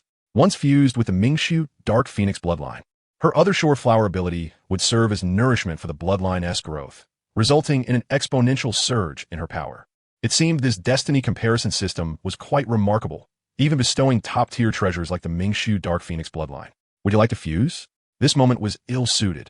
She was uncertain whether merging the bloodline of the Abyssal Dark Phoenix would provoke any extraordinary phenomena. She did not wish to invite unnecessary trouble. No, she decided to deal with it at home. Meanwhile, in another corner, a young woman dressed in casual attire sat all alone. Her delicate features, arched brows, and cherry lips were nothing short of breathtaking. Her skin was as tender and fair as that of a newborn infant, and her lustrous black hair was tied up in a high ponytail. Even more striking was her figure, clad in a simple white t-shirt that accentuated her full and proud bosom, and a pair of black skinny jeans outlining the graceful curves of her legs, long and shapely. This young woman was none other than Lu Ruyan, the bearer of the SSS-level supernatural ability, the sacred healing Snow Spider Empress. Born into an ordinary family, she had not even attended school before awakening her powers, instead inheriting a small shop left by her parents. Eventually, her aunt took her to school for supernatural awakening, an event that stunned everyone as she manifested an SSS-level ability. From then on, the terrifying reputation of the Smoke Emperor spread far and wide. Her powers once even aroused suspicion in her own aunt. Was her uncle unfaithful? Or had her sister been unfaithful? How else could two parents, both possessing B-level abilities, have a child who awakened an SSS-level power? Moreover, the disparity in ability types was bewildering. Neither parent had animal-type abilities, yet Lu Ruyan unexpectedly manifested an animal-type ability. It was truly unfathomable. This Su-chun looks decent, but he seems a bit arrogant, Lu Ruyan mused aloud, yawning from boredom. Upon hearing her words, a voice tinged with curiosity echoed in her mind. Oh, why do you say that? She showed no sign of panic or surprise at the sudden voice in her head. In fact, she was quite accustomed to it. A few days prior, while tidying up goods, she had accidentally cut her hand, causing a blood wound. Instinctively, she reached into her pocket for some tissue, only to find her blood had dripped onto a jade pendant left by her late mother. The pendant then began to float uncontrollably. Before she could comprehend what was happening, a palm-sized spider emerged from the pendant. Before she could react, the spider transformed into a stream of light and slipped into the center of her brow. From that moment on, she had this tenet residing in her mind. According to the entity, it was the queen of the ancient desolate universe's insect tribe, a terrifying figure revered by outsiders as the Holy Empress. Through unknown interventions, she had awakened the SSS-level sacred healing Snow Spider Empress ability. He doesn't even need to look at people with his eyes, the voice remarked. Lu Ruyan stretched, her alluring curves displayed vividly. You speak truly. Su-chun indeed never looks at people directly, always wearing sunglasses. The Holy Empress was momentarily silenced by Lu Ruyan's words and retorted sharply. Even I can't think of such a taunt when I want to pick a fight, yet you, a mere nobody, have thought of it. Then, her tone turned playful. If he really took off his sunglasses, you'd probably be displeased. Oh, why would I be displeased? Lu Ruyan's tone shifted as she retorted, quietly awaiting the response. You little girl wouldn't he understand. He has the credentials to be arrogant. At this, a flicker of surprise crossed Lu Ruyan's face. The entity had always dismissed everyone she encountered as mere ants, including several SSS-level ability users. None, without exception, had ever met her standards, merely larger ants in essence. Therefore, this was the first time Lu Rian had heard the spider voice utter words of affirmation about someone. It was as if the sun had risen from the west. "You ignorant mountain bumpkin, allow me to enlighten you. This guy possesses two abilities, each far surpassing you by leagues. You can't even hope to catch a whiff of his tailwind. One is the angelic ability passed down in their family lineage, and the other is his eyes. He wears sunglasses most likely to conceal his gaze. To put it simply, his ocular high-level ability exudes an aura that strikes directly at the soul. A single glance can render a weak soul like yours unconscious.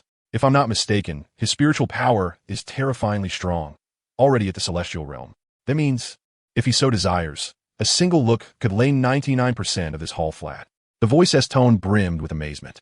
Who would have thought such a formidable figure existed on this godforsaken, impoverished planet? It truly surprised me.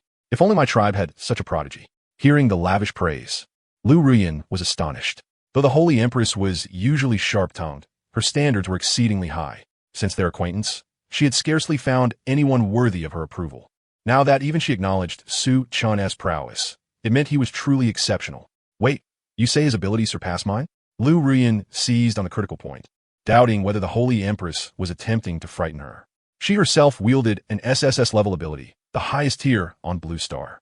If Su Chan was on the same level, she would believe it. But to say she couldn't even catch his tailwind?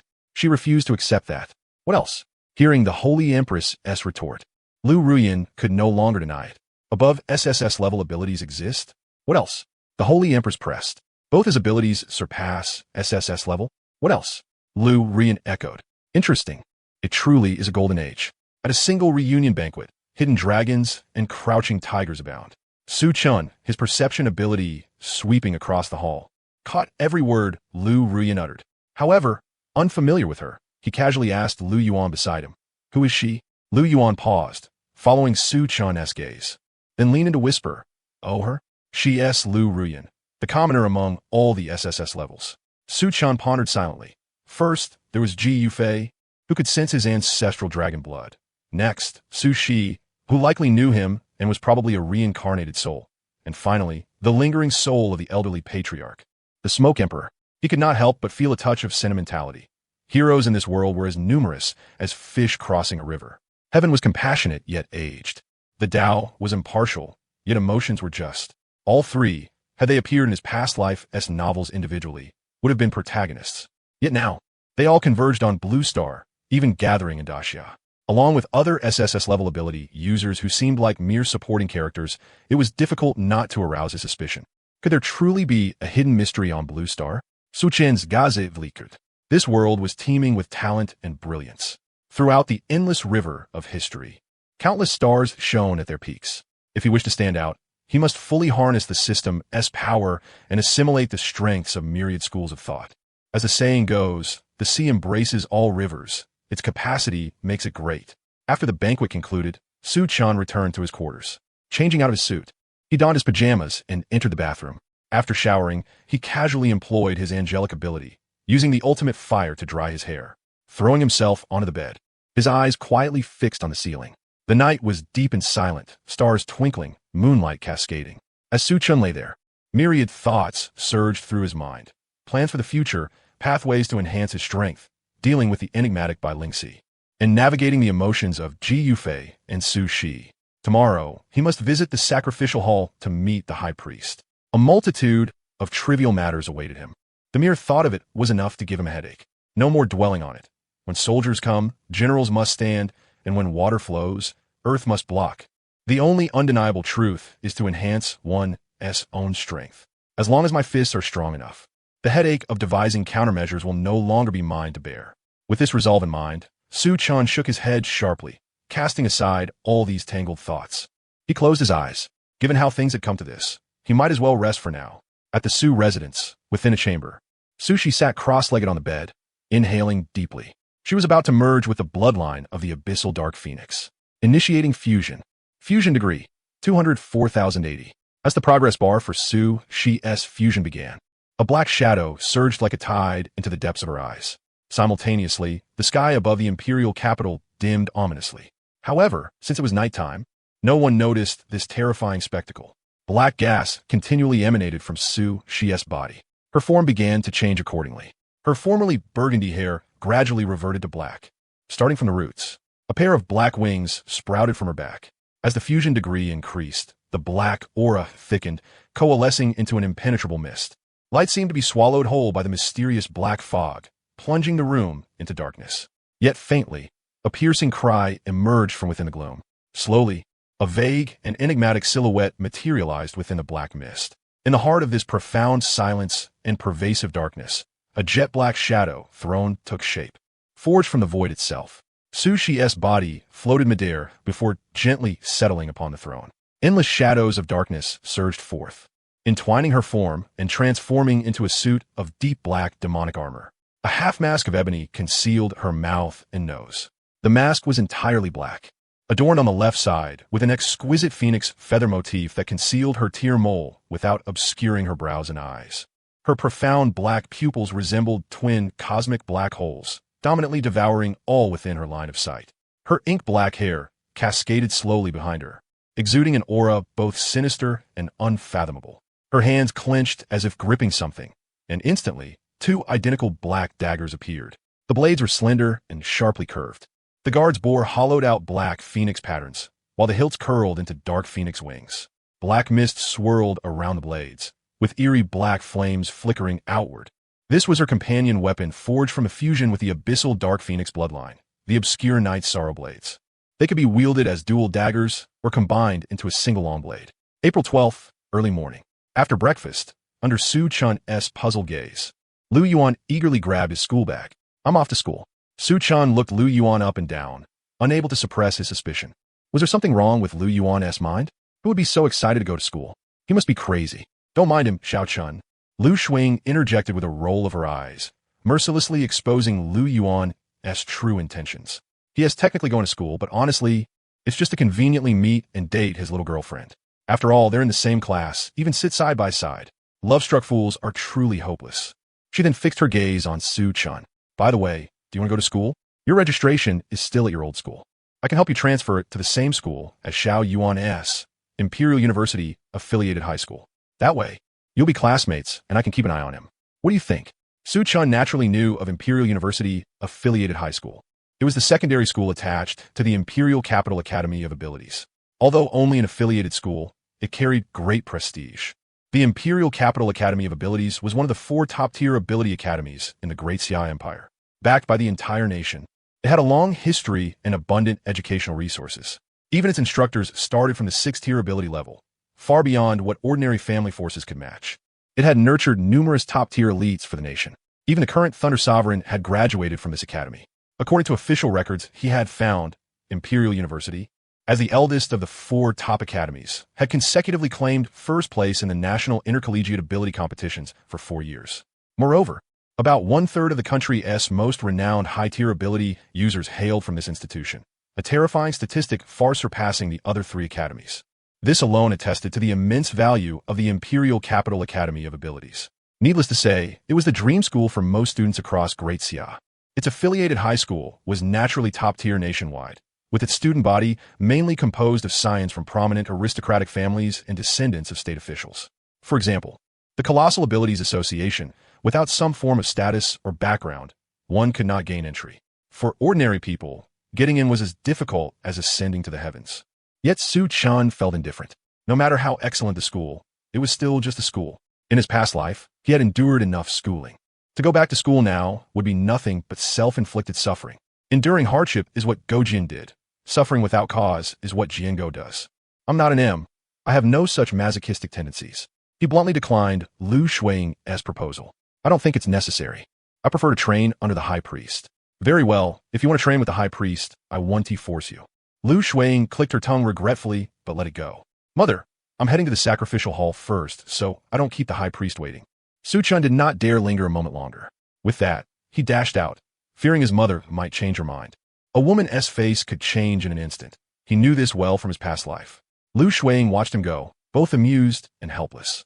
These 2 brothers, one eager to go to school every day, the other avoiding it like the plague. Such polar opposite personalities. Were they really her own children? Still, She took out her phone and composed a message. Imperial University, affiliated high school. At school, Lu Yuan rushed hastily into the classroom. Despite being love-struck, his grades were excellent, consistently ranking in the top 3 of the grade, earning him a spot in the elite first class. Luo Fei's grades were nearly identical. She ranked second, he third. Entering the classroom, Lu Yuan did not pause, swiftly taking his seat. Fei, good morning, he greeted the adorable girl beside him warmly. Good morning, Xiao Yuan. Luo Fei's south brows curved like crescent moons. You seem to be in a good mood. Is there something happy going on? Lu Yuan nodded solemnly, then quickly reverted to his playful grin. Just seeing you is enough to make me happy. You're so annoying, she replied with a shy giggle. Inside the sacrificial hall, Suchin once again saw a familiar figure. Still clad in a black cheongsam, still those piercing blue eyes, still barefoot with jade-like feet, still floating in midair, emanating pressure. You're here. I've arrived. Listening to their exchange, Suchan's lips twitched involuntarily. What kind of robotic dialogue was that? Your eyes have evolved. Lu Mengli regarded Suchan with a hint of surprise. Yes. After leaving the sacrificial hall, I felt my eyes evolving accordingly. Lu Mengli merely nodded slightly, then slowly descended to stand before Suchan. From now on, you will train with me. Come here at this time every day. I understand, senior. Lu Mengli led Suchan deeper into the main hall. They traversed winding corridors and finally stopped in an expansive, open space. From now on, you shall hone your swordsmanship and cultivate your spiritual energy right here. Let's proceed. The vast training ground was roughly divided into 4 distinct zones. Before commencing the formal training, Lu Mengli needed to assess Suchan's physical parameters. Although she already had a fairly accurate sense of them, going through the formalities was prudent to prevent Suchan from hiding anything. She was well aware that nowadays, young people were increasingly secretive and cunning. In her youth, there was none of this overthinking. A couple of strokes, and the task was done. Life and death were treated lightly. If you didn't accept it, you fought. One sword would cleave the world's top spot. Time had proven her mindset right. Suchan's physical strength was nothing short of extraordinary, rivaling that of pure-blooded draconic beasts. Such resilience was hardly befitting a 12-winged angel. Moreover, how was it that his eyes had reached an SSR level? Lu Mengli knew his eyesight was formidable, but not to this extent. It seemed, before evolution, his eyes must have already been at an SSS tier. Absurd beyond measure, absurd to the extreme. Upon completing the relevant data assessment, Lu Mengli's mood became difficult to articulate in words. Composing herself, she introduced Suchan to the 4 zones within the training ground. The artificial intelligence zone, responsible for monitoring Suchan's data and providing reference materials. The gravity training zone, offering comprehensive body weight resistance to temper Suchan's physique with adjustable gravity multipliers. The arena combat zone, where Lu Mengli would personally guide Suchan's swordsmanship. The mimetic cultivation zone, capable of simulating environments tailored to one's unique abilities, accelerating the extraction of spiritual energy. After explaining the 4 areas, Lu Mengli strode confidently into the combat zone, wielding a wooden sword. This will suffice. You may use your bonded artifact, she said with an air of nonchalance, utterly disregarding Suchan. Very well, Suchan replied with a faint smile, brandishing the angelic holy sword as he charged at Lu Mengli. Good, spirited, Lu Mengli remarked, a dangerous smile flickering across her otherwise calm visage. I hope you maintain this momentum. Her words, laden with hidden meaning, stirred a vague sense of foreboding in Suchan's heart. As events unfolded, his intuition proved correct, especially upon discovering Lu Mengli's devilish resolve. He cursed inwardly, unable to fathom how someone who appeared to be an angel could harbor such a ruthless spirit. She was nothing but a demon cloaked in angelic guise. This was only his first day here. No newcomer's mercy awaited him. What greeted him was treatment akin to hellish torment. Lu Mengli neither regarded him as a novice nor as a human being. Her overwhelming mastery of swordsmanship left him battered and bruised, even with his current physique. During gravity training, she was even more merciless. Who in their right mind would start with 10 times normal gravity? Was he an animal to be tortured so? Normally, one would gradually increase the load to allow adaptation. Yet Lu Mengli spared no such consideration, immediately doubling it to 20-fold. Under this all-encompassing pressure, Suchan's body gave way before he could fully adjust. He collapsed onto one knee, teeth clenched, grimacing as he braced himself with both hands. Despite his condition, Lu Mengli pressed on, increasing the gravity further, not in increments of 10, but mercifully in 5s. When it reached 30-fold, Suchan was utterly sprawled on the ground, unable to lift even a finger. Though blessed with ancestral dragon blood and a formidable physique, even he could not endure such torment. Without exaggeration, it was as if Satan himself awoke to find he had been demoted to second place. But the ordeal was far from over. Under Su Chun's horrified gaze, Lu Mengli summoned a vast array of materials from the gravity system SAI. His eyes flicked over the titles: Encyclopedia of Supernatural Powers, Compendium of Exotic Beasts, Core Analyses of Swordsmanship Fundamentals, Proper Utilization of Angelic Abilities, and the Correct Path to Avoid Becoming a Scoundrel. Su Chen. His face was a portrait of bewilderment. He could comprehend the earlier texts, but what was this last one? Resigned, he endured Lu Mengli's relentless training regimen. Of course, despite the harshness, Lu Mengli lavished him with abundant precious cultivation resources, nutrient solutions, and medicinal supplements, distributing them as if they were of no cost. A casual glance revealed even the cheapest nutrient solution cost a staggering 100,000 Daxia coins per bottle, a blatant display of wealth without mercy. As the sun dipped below the horizon, Su Chun, utterly exhausted in body and spirit, returned to his room and collapsed onto the bed like a puddle of sludge. Removing his eye mask, he stared vacantly at the ceiling. His violet eyes had lost their former luster and vivacity. The oppressive gravity training and relentless sword blows were truly a fate worse than death. Is this really something a person can endure? He muttered, eyes like dead fish, voice devoid of strength. Tomorrow, it continues. I swear he vented his frustration into the empty air, as if surrounded by blooming flowers and chirping birds. After releasing his pent-up anger, Su Chen sat up and produced the Hell S key. Xiao AI, activate Do Not Disturb mode. Received, came the response. Upon using the Hell S key, he would vanish from this world's perception. The flow of time in the underworld was unknown, and whether there was any time discrepancy with the real world remained uncertain. All were variables he needed to prepare for. Once Xiao AI confirmed the door-locking status, Su Chen gazed at the Hell S key in his hand, hesitation flickering in his eyes. He took a deep breath and exhaled slowly. Admitting to himself, he felt some fear. Fear of the unknown was a primal instinct, not shameful in the least. What was shameful was allowing that fear to prevent one from trying. He was the son of a Lu family patriarch, a bearer of dual SSR tier abilities, and a system-equipped transmigrator. These factors merely raised his potential ceiling. Whether he could reach it depended solely on his own efforts. Heaven was just. To obtain something, one must pay the corresponding price. Everything in this world bore a clear price tag. Since Su Chen resolved to stand atop the world and protect those he cherished, he must be willing to pay the cost that power demands. With this resolve, he no longer hesitated and activated the key at once. A blood-red, swirling portal appeared, and Su Chen's figure vanished completely from the room. Dark, damp, decaying, and reeking of blood, the stench assaulted Su Chen's nostrils. Opening his eyes cautiously, his Rinnegan surveyed the surroundings. Before him stretched a blood-red sky. He found himself within a black forest. Almost instantly, Su Chen sensed something amiss beneath his feet. It lacked the solid feel of earth. Instead, it was soft and fleshy. Hastily, he stepped back. Looking down, he saw a figure lying on the ground, almost indistinguishable from a human woman. Were there humanoid beings, even in hell? However, something about the figure's aura seemed vaguely familiar. Drawing the angelic holy sword, he flipped the figure over with the pommel. Su Chen, what the hell? You're Lu Ruyan. Tentatively, Su Chen tested. Uncertain, but trusting his Rinnegan and observation hockey. Yet, he still found it hard to believe. Indeed, the figure crushed beneath his own feet was none other than Emperor Ruyan, who had only appeared at yesterday as homecoming banquet. But isn't this supposed to be hell? How could Ruyan be here? He had arrived through the key of hell. So how did Ruyan get here? Wait a moment. Suddenly, he recalled that Ruyan carried within her a presence resembling an old man. It was likely that this old man exerted his power to bring her here. Ruyan, on the ground, shook her dizzy head, just as she was about to rise. A startled voice echoed suddenly within her mind. Damn, how is this twin-ability kid here? Ignoring the voice in her mind, Ruyan swayed unsteadily to her feet. Once her eyes focused, she clearly saw the person standing before her. Then, damn, a reflexive exclamation of cultural essence slipped from her lips. Su Chen glanced Ruyan over from head to toe and asked, Are you all right? Noticing Su Chen's gaze, Ruyan realized he was not wearing his blindfold.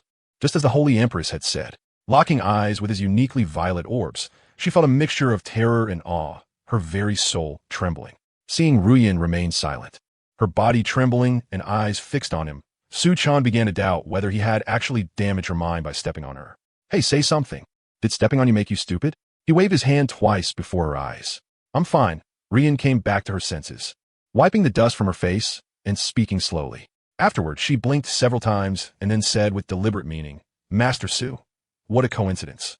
Rian did not inquire how Su Qian had arrived here.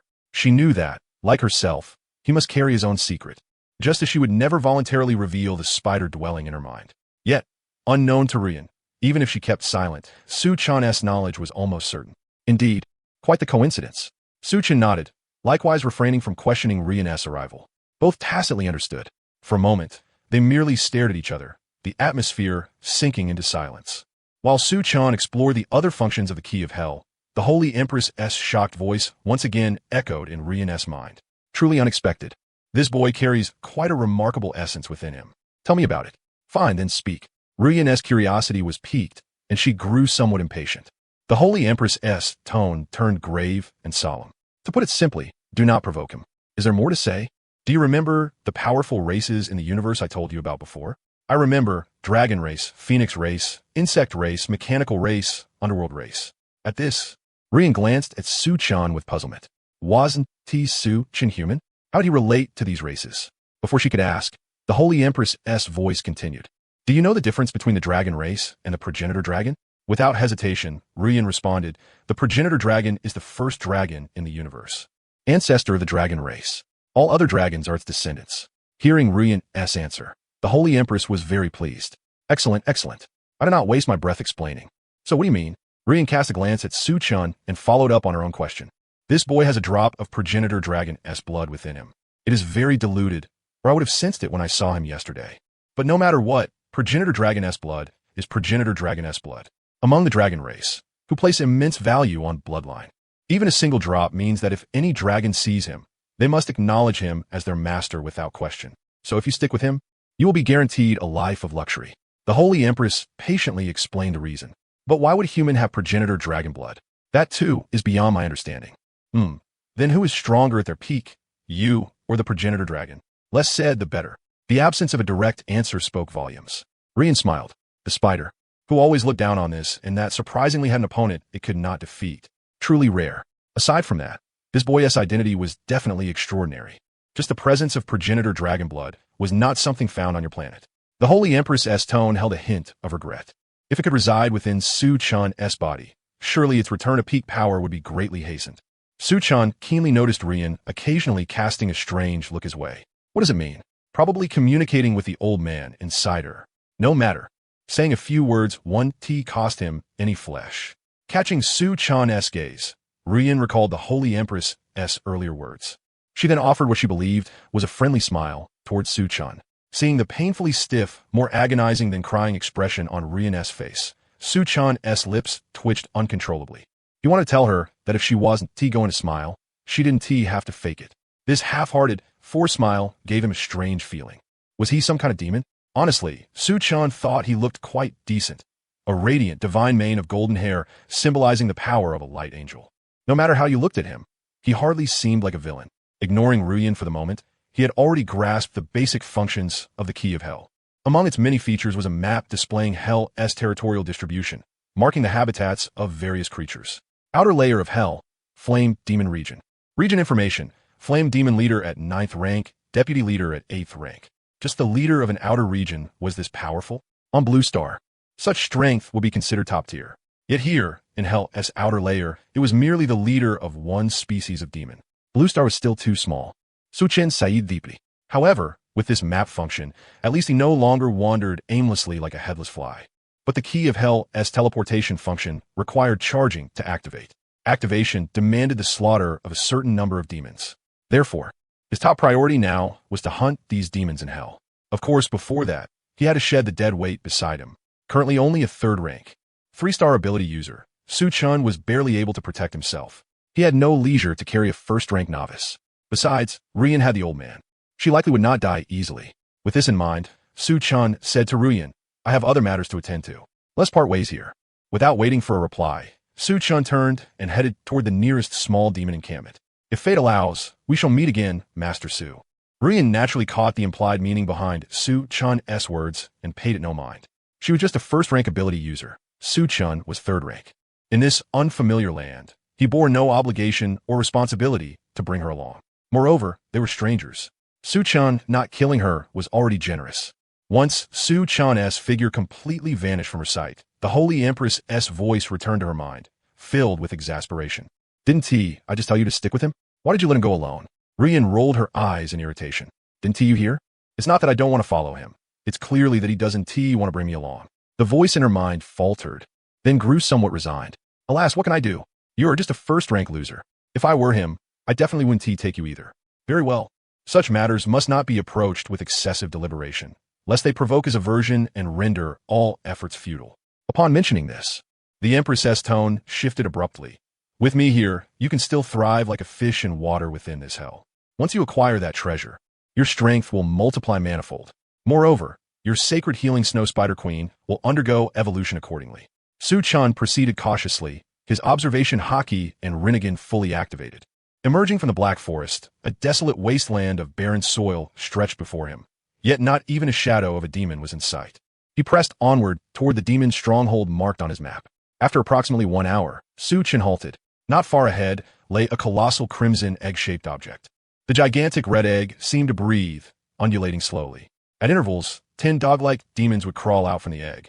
Through his observation haki, Su Chan discerned that these canine demons were roughly of the 3rd rank. Upon leaving the nest, as if under some command, they ran in unison toward a single direction, even dividing into 2 orderly lines of 5 each, a display of remarkable discipline. Then if I simply camp in front of this red egg, wouldn't I have a continuous supply of demons to slay? At this thought, Su Chan's eyes gleamed. A golden light flashed in his hand as the angelic holy sword materialized. Grasping the holy blade, he immediately charged at the 10 newly emerged dog-like demons. Purple light flickered in his eyes as his figure vanished instantly, reappearing before one demon dog. Without hesitation, his golden longsword sliced through its neck. Puffed. A dog's head rolled to the ground, its eyes still tinged with a trace of bewilderment. Su Chan was astonished to find these demon dogs trembling under the angelic holy sword. Upon reflection, the reason became clear. The angel wielded the sacred power of divine light, which naturally suppressed demonic filth. Thereafter, his hand did not falter as the long sword swept swiftly. One by one, the demon dogs were beheaded by Su Chan's blade, green blood spilling onto the earth. In the blink of an eye, all 10 demon dogs lay slain. Among them were even 9-star, 3rd-rank demons. Yet they posed no challenge to Su Chan. These creatures, possessing flesh and blood, could serve as nourishment for the egg, he surmised. Su Chan retrieved the black and white speckled egg. Perhaps sensing the carefully prepared sustenance, it began to shake violently upon his approach. He detected an excited emotion emanating from it, yet it did not consume the meat, continuing its restless trembling. Su Chan's face showed a hint of peculiarity as he spoke softly, "Eat, little one." Upon hearing his permission, the egg ceased its agitation. Under Su Chan's gaze, black and white beams of light emerged from its surface, sweeping over the corpses on the ground. To his astonishment, the bodies gradually transformed into a white liquid. Controlled by the egg, this white liquid floated toward it, absorbing into its shell. The shell shimmered with white light. As if feeding, before long, the demon dogs' corpses were entirely consumed. On the egg's surface appeared a visible black and white pattern, though only a small patch. Su Chan guessed correctly. When the pattern covered the entire egg, it would be time for hatching, akin to a progress bar. Having fed flesh and blood to the little creature, Su Chan resolved not to waste its souls. With a thought, a banner swirled with dark winds and enveloped in black mist appeared in his hand. Holding the angelic holy sword in one hand and the imperial banner in the other, he felt an odd sense of dissonance, one radiant with golden holiness, the other shrouded in sinister blackness. Su Chan waved the imperial banner over the corpses. Instantly, 10 shadowy black wisps were drawn into it, undoubtedly the souls of the 10 demon dogs. Nothing was wasted in full utilization. Watching the soul pills begin to form within the banner, a smile crept across Su Chan's lips. These demon dogs were merely 3rd-rank demons without exceptionally strong souls. Therefore, their spiritual energy was insufficient to warrant keeping them within the banner as servants. It was far more beneficial to refine their souls into pills, thereby enhancing his own spiritual power. When he encountered demons with potent souls or formidable strength, he might consider using them as main spirits to command. Against enemies, he could first send out the spirit forms to probe, and if they fail, then personally engage. That was the aura a true final boss should possess. Otherwise, having to personally handle every lowly minion would be too troublesome. As Su Chan indulged in these daydreams of the future, the black and white egg, having absorbed the essence of the corpses, leapt up and settled steadily upon his shoulder. Instinctively, Su-chan raised a hand to touch it. The egg gently swayed and affectionately brushed against his face in response. "Daddy, hungry. Feed me." The emotion emanating from the egg melted Su-chan's heart. He could only say this descent into hell was not in vain. Now he was brimming with motivation. Grasping the angelic holy sword and imperial banner, with the egg perched on his shoulder, Su-chan surged forward toward the newly respawned demon dogs. Like a fierce wolf entering a flock of sheep, a crushing one-sided slaughter commenced. The instantaneous teleportation of the Rinnegan, the sharpness of the angelic holy sword, and the heightened perception of observation haki combined to devastating effect. It was no exaggeration to say that even if fourth-rank demons appeared here, unless they possessed extraordinarily sinister defensive skills, they would be no different from mere fodder, fell by a single stroke. Batch after batch of demon dogs fell before Su-chan's blade, becoming nourishment for the egg. The black and white patterns on the egg expanded steadily through Su-chan's diligent efforts. These demon dogs served solely to recharge the Hell's key. Flesh providing sustenance for the egg, souls absorbed into the imperial banner to be refined into soul pills. A comprehensive, all-encompassing service. When the Hell's key's charge meter reached 89%, the egg, freshly nourished by the essence of flesh and blood, suddenly emitted a dazzling white light. Su-chan sheathed the angelic holy sword and imperial banner without surprise, for this signified the hatching progress. The pattern had covered the entire egg. What would emerge? A bird? A serpent? Or a dragon? Su-chan watched the radiant white light with eager anticipation, his mind filled with thoughts of oviparous creatures. Crack, crack! Tiny fissures appeared on the black and white patterned eggshell. Accompanied by increasing sounds of breaking, the cracks expanded. An arcane black and white rune manifested, radiating an indescribable aura of energy fluctuation. In the next moment, a creature beyond Su-chan's expectations emerged, a black and white butterfly that fluttered out from the broken shell and settled on his shoulder. Huh? Su-chan was momentarily stunned. A butterfly. This was quite an unexpected creature. Simultaneously, information regarding the black and white butterfly appeared in Su-chan's mind. Species: Imperial Yin-yang moth butterfly. Rank: 4th rank, 9 stars, newborn state. Ability: Mastery over yin and yang energies, balancing life and death. Unbelievable. Su-chan stared at the description of the delicate, palm-sized butterfly before him, utterly astonished. Wait a moment, buddy. This exquisite little butterfly can command yin and yang, balancing all life and death. And it's born at 4th rank, 9 stars? That is a bit too exaggerated. It's even stronger than its master. Perplexed, Su-chan pondered briefly before dragging over the nearby demon dog corpses. Upon seeing the bodies and receiving Su-chan's consent, without the slightest hesitation, the Huang Yin-yang butterfly fluttered its black and white wings and flew straight toward the corpse. What followed left Su-chan utterly astonished. Upon its black wings, a shimmering dust emitting a faint, eerie glow scattered. The moment this dust touched the bodies of the demon dogs, they seemed to disintegrate, transforming into streams of black gas that all surged into the butterfly's body. As the gas continuously poured in, its form remained unchanged, but its aura grew stronger.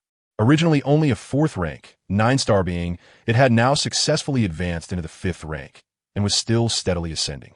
Glancing at his watch, 2 hours had passed. The small, unremarkable black and white butterfly that had perched on his shoulder underwent a profound transformation. It was still no larger than a palm, yet its appearance was vastly different from before. The butterfly had vanished, replaced by a sprite with 1 black wing and 1 white wing, adorned with a pair of slender antennae atop its head.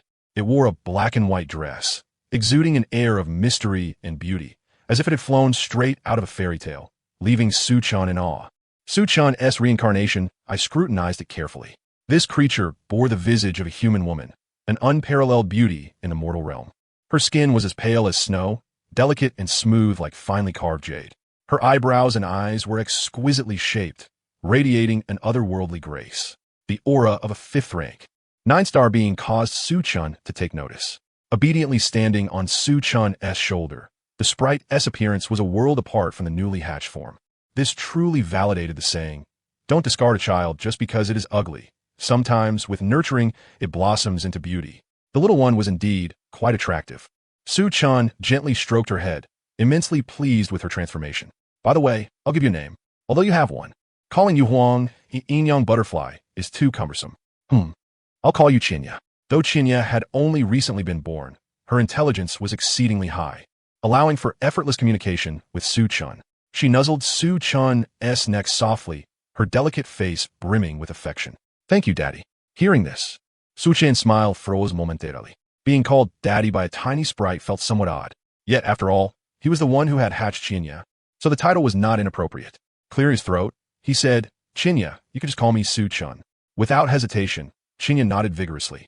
"Okay, Daddy." At that moment, Chinya's gaze suddenly shifted elsewhere. Her pink tongue instinctively licked her lips. Noticing her movement, Su-chan recalled the distribution of demons on the map and burst into a wry smile. Were these demons too low-level to satisfy her hunger? Chinya's little head nodded repeatedly like a chick pecking at grain. So adorable. "All right then, go ahead. Stay safe," Su-chan thought. Curious about how large Chinya's appetite was now that she had reached 5th rank, 9-star, Su-chan watched as, with his approval granted, Chinya spread her wings and took flight from his shoulder toward that direction. Her speed was astonishing, leaving Su-chan silently amazed. Her form became a streak of light as she sped away. Raising his hand, Su-chan summoned a golden flame that incinerated the crimson egg completely. Once finished, he slipped his hands into his pockets and followed at a leisurely pace behind her. "Almost there, you little pests." In his mind, the Holy Empress was pointing out the route to Lu Ruyan. Suddenly, Lu Ruyan looked up as a streak of light hurtled toward her at a breakneck speed. Squinting to see clearly, she was momentarily bewildered. What was that? A tiny sprite with black and white wings? Since parting from Su-chan, Lu Ruyan had been traveling under the Holy Empress's guidance, evading demons with little trouble. Yet now, this elf-like creature appeared before her, stirring confusion. Just as she prepared to question the Holy Empress, an incredulous voice echoed in her mind. "How is this possible? This is the Huang-Yi-Inyang butterfly." Startled by the Holy Empress's words, Lu Ruyan froze. She had often heard the Holy Empress expound on cosmic knowledge, including information about the insect race. The Huang-Yi-Inyang butterfly was a royal member of the insect clan, its status comparable to that of the Holy Empress's own snow spider lineage. Born with mastery over yin and yang forces, once its essence matured, it could control life and death with a mere thought. It was among the top-tier beings across the entire universe. But the key question was, how could a royal of the insect race appear in hell? And, even more bewildering, why was it visible to her? Lu Ruyan had no time to ponder. The terrifying aura radiating from Chinya instantly chilled her to the bone. Regardless of the Huang-Yi-Inyang butterfly's ultimate objective, at this moment, she was the only living being on this land. And in terms of strength, the creature was undoubtedly overwhelmingly superior. This left Lu Ruyan frozen in place, utterly dumbfounded. It was not that she did not wish to flee. Rather, the primal code etched into human genes forcibly shut down all her rationality, taking control of her body, rendering her as immobile as a stone. The next moment, the Holy Empress's urgent voice echoed within her mind. 5th rank, 9-star. "You insignificant whelp. Why are you still standing there? Run." Only then did Lu Ruyan snap back to reality. Without hesitation, she spun around and dashed away, silently praying that the Huang-Yi-Inyang butterfly's target was not her. But fate was cruel. To Lu Ruyan's bewilderment, the Huang-Yi-Inyang butterfly's target was indeed her. It was heading straight for her, unmistakably intent on pursuing her. What's going on? Why is this giant bug flying toward me? She panicked, questioning the Holy Empress in her mind while quickening her pace. "I am of the same clan as her. Members of the same clan can devour essence to grow rapidly. It must have sensed my incomplete essence and wants to consume me. Though my essence is currently fragmented, if it devours me, it can immediately advance to adulthood. In other words, it's not after you, but after me," the Holy Empress explained gravely. It had not expected a Huang-Yi-Inyang butterfly to appear in this godforsaken hell. Even more surprising was that the creature could sense its essence. Judging by the aura, this Huang-Yi-Inyang butterfly was still in its juvenile stage, and theoretically should not possess the ability to sense essence. The Holy Empress was perplexed, but had no time to dwell on it. After all, Lu Ruyan was only a first-rank ability user, utterly incapable of outrunning a royal insect like the Huang-Yi-Inyang butterfly. Lu Ruyan and Chinya's distance visibly narrowed with each passing moment. On Chinya's delicate face was the thrill of a successful hunt. Then, a flicker of human-like confusion crossed her expression. Suddenly, Lu Ruyan's speed surged dramatically, propelling her several hundred meters away. It was the Holy Empress intervening, employing a spirit possession technique.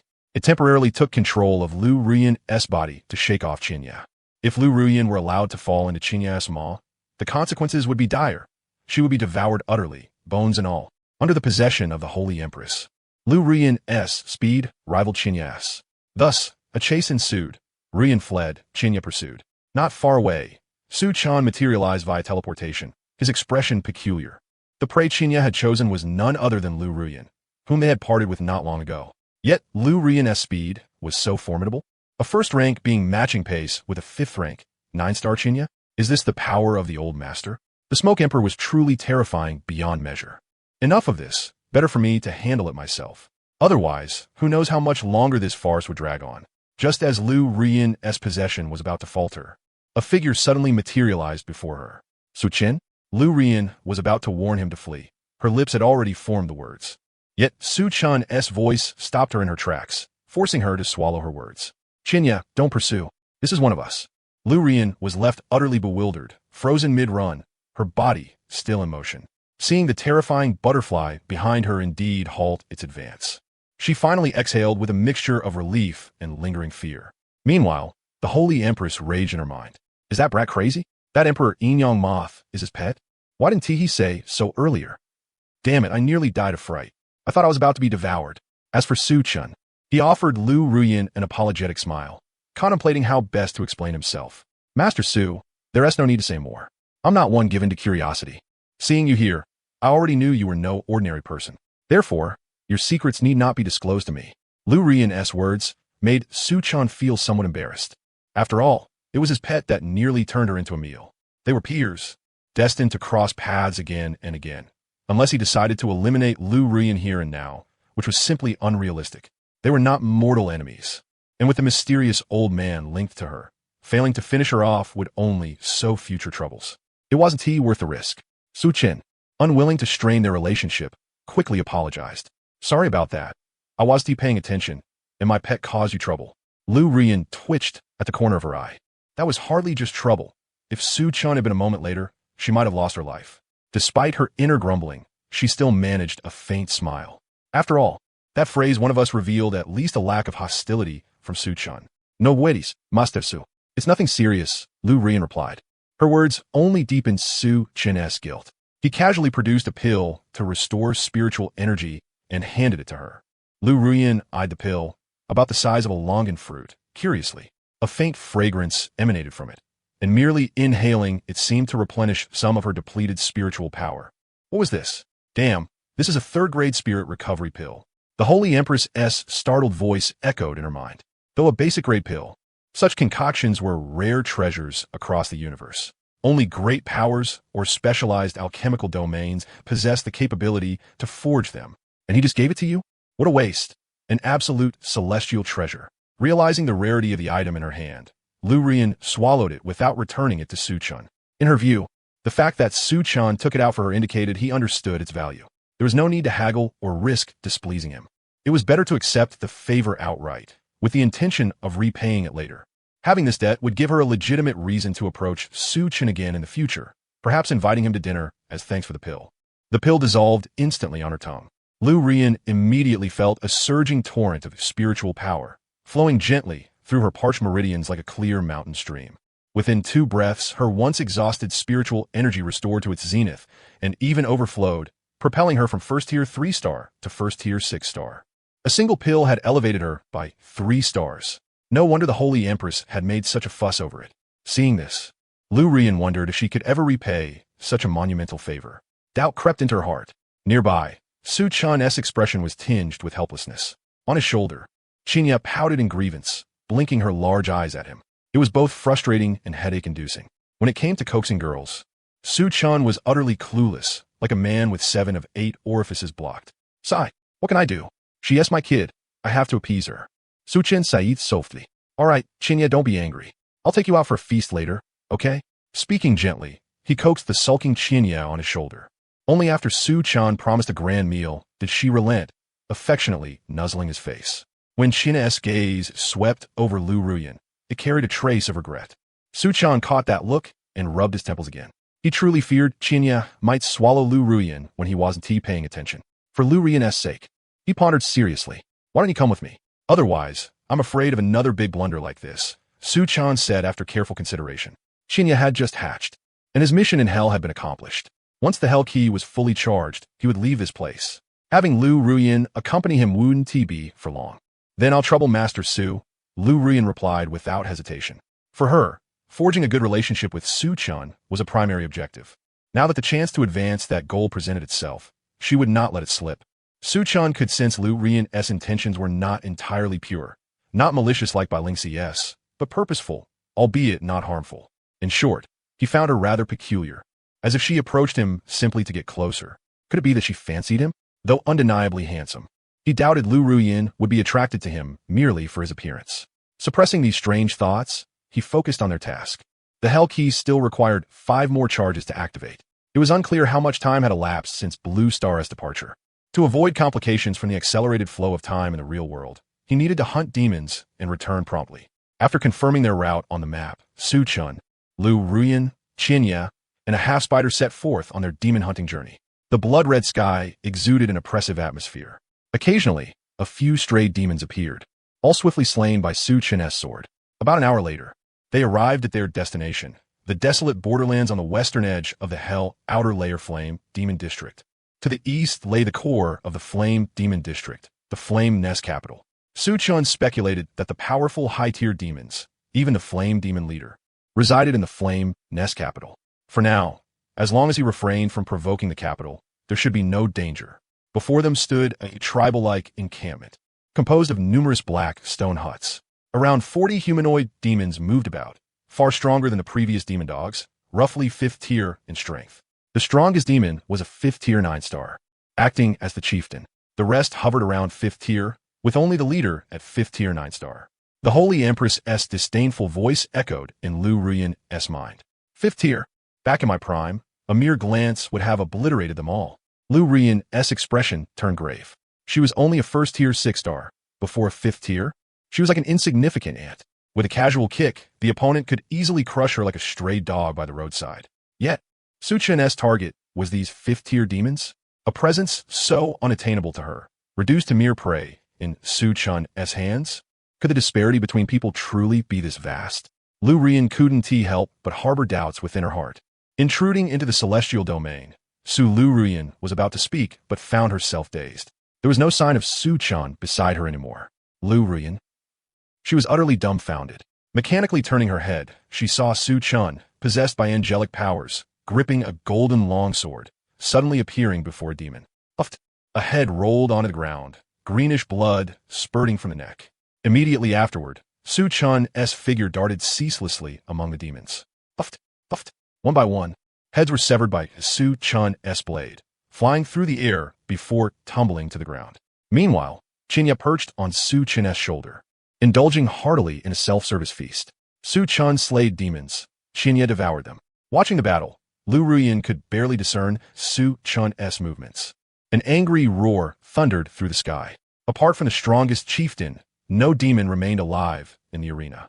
The rest had fallen under the combined assault of Su Chun and Qinya. Lu Ruyin's crimson lips parted slightly, her eyes wide as copper bells. At this moment, her emotions were nothing but sheer astonishment. Su Chun's prowess was outrageously excessive. Could a 3rd tier 3-star truly slay a 5th tier demon by surpassing levels? Was this reasonable? Brother, your combat power just collapsed, didn't it? Roar. The 5 tier 9-star demon chieftain's eyes blazed red. With furious bellowing, he charged towards Su Chun. His slender, sharp crimson claws gleamed with an eerie cold light, aiming straight for Su Chun's chest. Bang! With the combined power of Kenbunchiko Haki and Rinnegan fully activated, the opponent's movements seemed slowed by several folds. Su Chun merely crossed his long sword horizontally, effortlessly blocking the strike. Yet, the force transmitted through the sword made Su Chun furrow his brow. The strength of a 5 tier 9-star was still overwhelmingly potent, somewhat taxing. My power as a 3rd tier 3-star is inherently limited. Relying solely on physical strength, I am indeed slightly inferior to a 5 tier 9-star demon. Su Chun pondered silently. Satisfied with his own physique, he resolved not to play along anymore. Let him drown in the illusions of the Rinnegan. A violet gleam flashed in Su Chun's eyes as he casually glanced at the demon chieftain before him. The charging body abruptly halted in place before Lu Ruyin's astonished gaze. Its hands remained suspended mid-swing. Its pupils morphed into the same eyes as Su Chun's. Trapped within the illusion, It was effortlessly beheaded by Su Chun's sword. With its demise, the Hell's key finally reached full charge. Lu Ruyan approached, her expression one of complete bewilderment. Bewildered atop the bewilderment tree, bewildered fruit below, you and I beneath the bewilderment tree. This must be the ability of that boy's eyes, a form of soul-targeting illusion. Not only she, even the queen in her mind felt some surprise. The endless surprises within Su Chun left her utterly incredulous. Twin SSR-level abilities were barely comprehensible, but the ancestral dragon blood coursing within him, and that Emperor Yin-Yang butterfly, calling him daddy at every turn. Now, revealing a third-tier hard control over fifth-tier through ocular jutsu. The queen herself was at a loss on how to appraise Su Chun. Only 2 words sufficed, defying heaven. After slaying the demon chieftain, Chinya happily flew over to feast on the flesh again. Then, Su Chun retracted his angelic powers. With a thought, he produced the human emperor banner, beginning to absorb the souls of the fallen demons. Lu Ruyan stared at the black flag suddenly appearing in Su Chun's hand, her expression momentarily stunned. No way. Is this kid actually cheating? Isn't that the demon clan's ultimate treasure, the 10,000 souls banner? The queen maintained her usual composure, recognizing the item in Su Chun's grasp. At the same time, Lu Ruyan snapped back to reality. This skull-adorned banner, swirling with black mist and howling cold winds, combined with the queen's words about it being a demon treasure, Lu Ruyan was certain it was anything but benign. It clashed severely with Su Chun's sacred and radiant image. 10,000 souls banner, Lu Ruyan pondered, uncertain of its nature. It's an artifact capable of absorbing living souls into the banner, commanding them as allies or refining them into soul pills to enhance spiritual power. Moreover, this banner's rank was not low. 19 burial cloth, resentful infant soul, devouring stone, shadow, evil dragon bone. The queen clicked her tongue in admiration as she spoke. Definitely a major demonic artifact. Lu Ruyan mused thoughtfully. Suddenly, she blurted out, "Can it absorb you into it? You insignificant pest, what are you trying to do? Hey, I warn you, don't mess around. If I'm gone, how will your abilities evolve? If I'm gone, who will save you when danger comes?" For the first time, Lu Ruyan detected panic in the queen's tone. It seemed this spider, who constantly boasted in her mind, was not fearless after all. She found it somewhat amusing. Sensing Lu Ruyan's gaze, Su Chun waved the human emperor banner at her with a grin. This is the human emperor banner. Don't be fooled by its eerie appearance. It's actually a legitimate weapon. Fearing she might not believe him, Su Chun suddenly radiated a golden holy light. The once ominous demonic aura of the weapon transformed into that of a sacred relic. Even more so, it appeared more like a divine artifact than a mere sacred relic. Human emperor banner? Lu Ruyan twitched to the corner of her eye. If not for the queen's prior explanation, she might have truly believed it. Queen 6. The Hell's key has reached full charge. After checking the Hell's key's charge progress, Su Chun glanced at his watch discreetly and smiled at Lu Ruyan. I'm heading back now. Upon hearing this, Lu Ruyan's expression became somewhat dazed. All right, then let's part ways here. Until fate brings us together again. Until fate brings us together again. After bidding farewell to Lu Ruyan, Su Chun used the Hell's key to return to Blue Star. The year 3047, April 13th. 8 o'clock in the morning. The most detested hour for every university student. More precisely, because of the dreaded 8 o'clock class. But it had nothing to do with Su Chun. He was still in high school, one who could skip school if he wished. Xiao Yuan, go call your brother down for breakfast. Okay. Lu Yuan reluctantly made his way towards Su Chun's room. He noticed the Do Not Disturb mode displayed on the door and was slightly puzzled. What was this person doing in his room? Why set Do Not Disturb? Could it be playing some relaxing single-player game? As this thought crossed Lu Yuan's mind, it quickly spiraled into wild speculation. Just as his hand reached for the doorbell, click. Su Chun opened the door and stepped out. Su Chun, Lu Yuan, for a moment. The brothers locked eyes with narrowed gazes.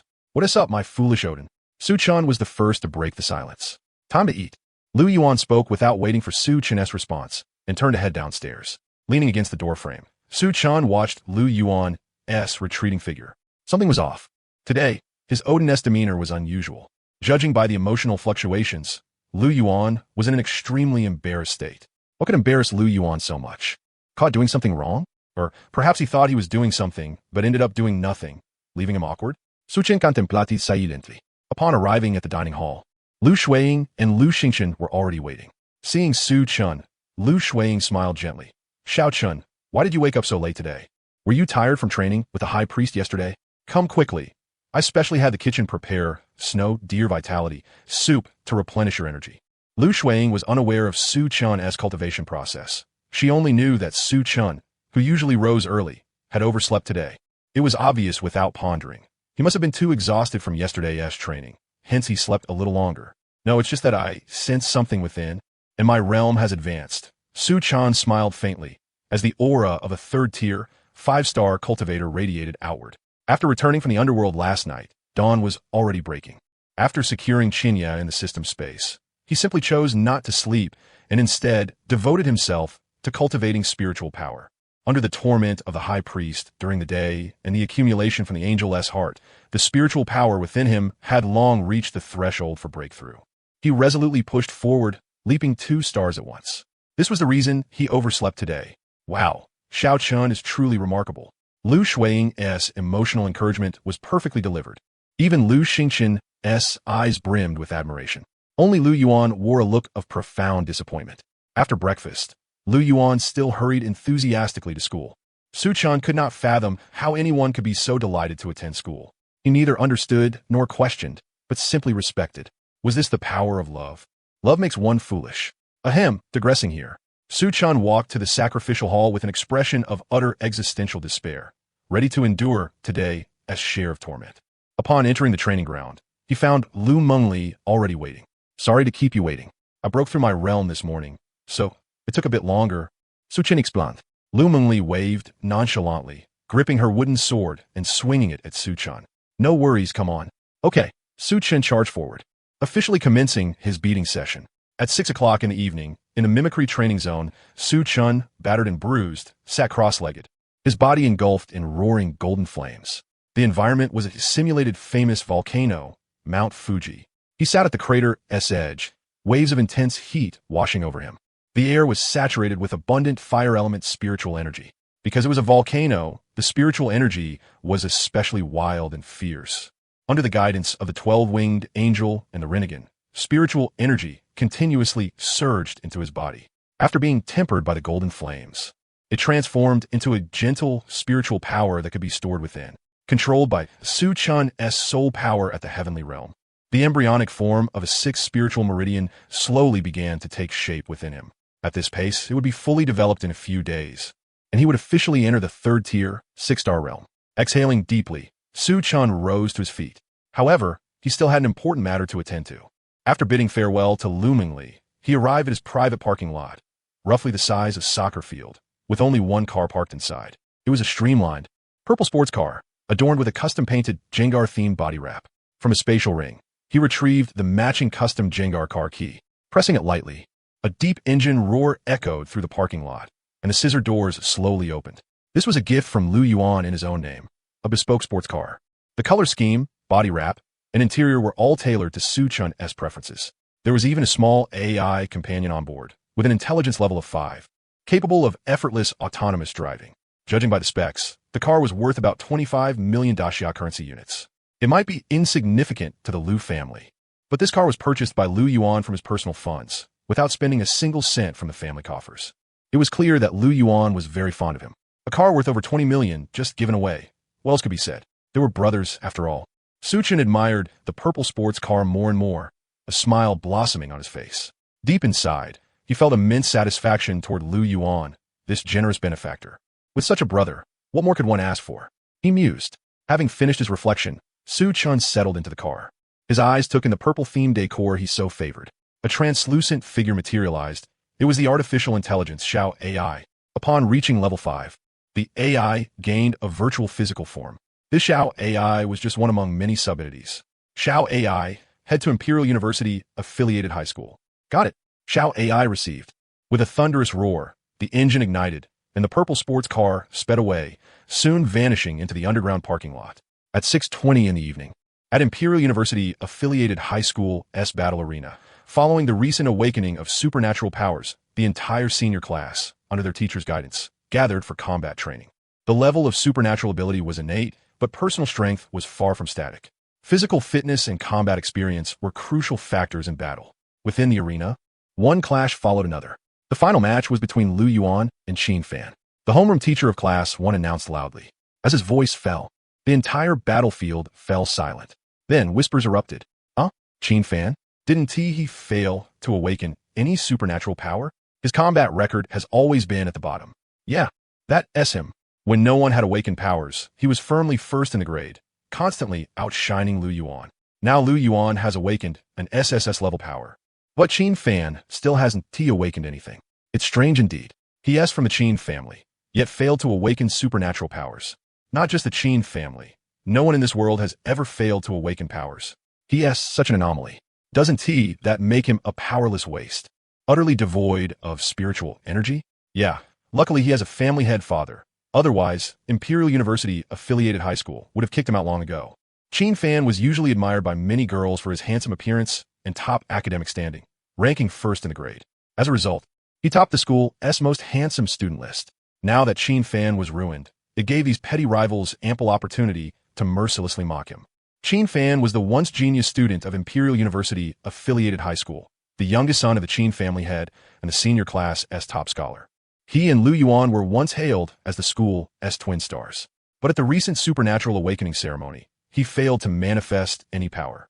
Not a weak one, none at all. His body contained no spiritual energy whatsoever. No matter how outstanding his theoretical knowledge was, this was a world where martial prowess reigned supreme. Without strength, one was nothing. From the favored prodigy to a powerless underdog, such a dramatic fall would have crushed most. Yet Qin Fan was unshaken. He was a handsome youth, clad in an expensive high-grade combat suit, radiating a naturally comfortable aura, an elegant and pure temperament. Despite hearing the surrounding voices of doubt, pity, and even disdain, he appeared utterly indifferent, his expression composed and unaffected. Even the teachers present felt some displeasure and were about to intervene when a calm voice interrupted. Have you said enough? Standing opposite, Lu Yuan frowned as he listened to the intolerable murmurs. Suddenly, a murderous aura burst forth, saturating the entire battle zone. Feeling the oppressive killing intent looming overhead, the surrounding students fell silent, no longer uttering a word. They could kick the fallen Qin Fan when he was down, but none dared to mock Lu Yuan, now the undisputed top of the leaderboard.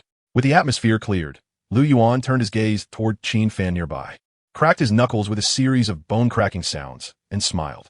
These annoying flies have quieted down. Xiao Fanzi, let us begin.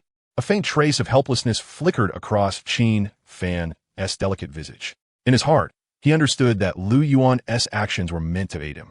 Yet, the harsh truth remained. He was exactly as the world claimed, a genuine wastrel.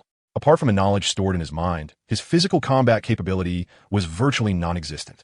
To call him a fifth-rate fighter would not be an exaggeration. There is no need for this. You know well that I do not care what others say. Qin Fan said calmly to Lu Yuan. Very well, Xiao Fanzi, prepare to be struck, Lu Yuan declared. With those words, his figure transformed into a streak of lightning, and he raised his fist to strike Qin Fan. The fist, no larger than a sandbag, was enveloped in swirling gusts of wind. This punch carried the full force of his strength, 10 out of 10, albeit solely physical power. As an SSS rank Esper endowed with extraordinary abilities, Lu Yuan stood at the pinnacle of his realm, surpassed only by the aberrant Su Chun, boasting a first-tier, 6-star rank. Only Lu Ruyan in hell was privy to this.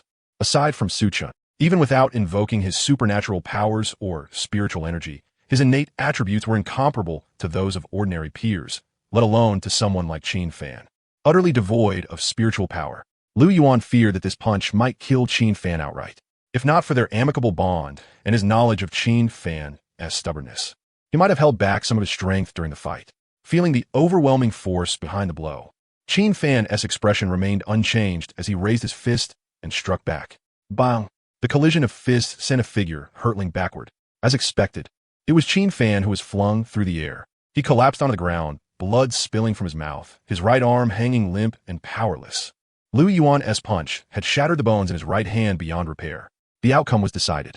Among the onlookers in the battle zone, someone scoffed, voicing the sentiment shared by many. How could the last-place contender ever defeat the champion?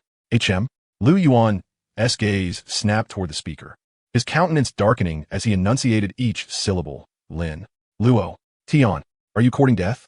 Lin Luo Tian stood amidst the crowd, chewing gum with a mischievous grin, exuding an air of unshakable confidence. Just as he was about to retort, the voice of the head instructor rang out. Enough. Disperse and return home. At the head instructor's command, Lu Yuan was compelled to cease. After snorting coldly at Lin Luo Tian, he went to support Qin Fan, who lay sprawled like a lifeless dog.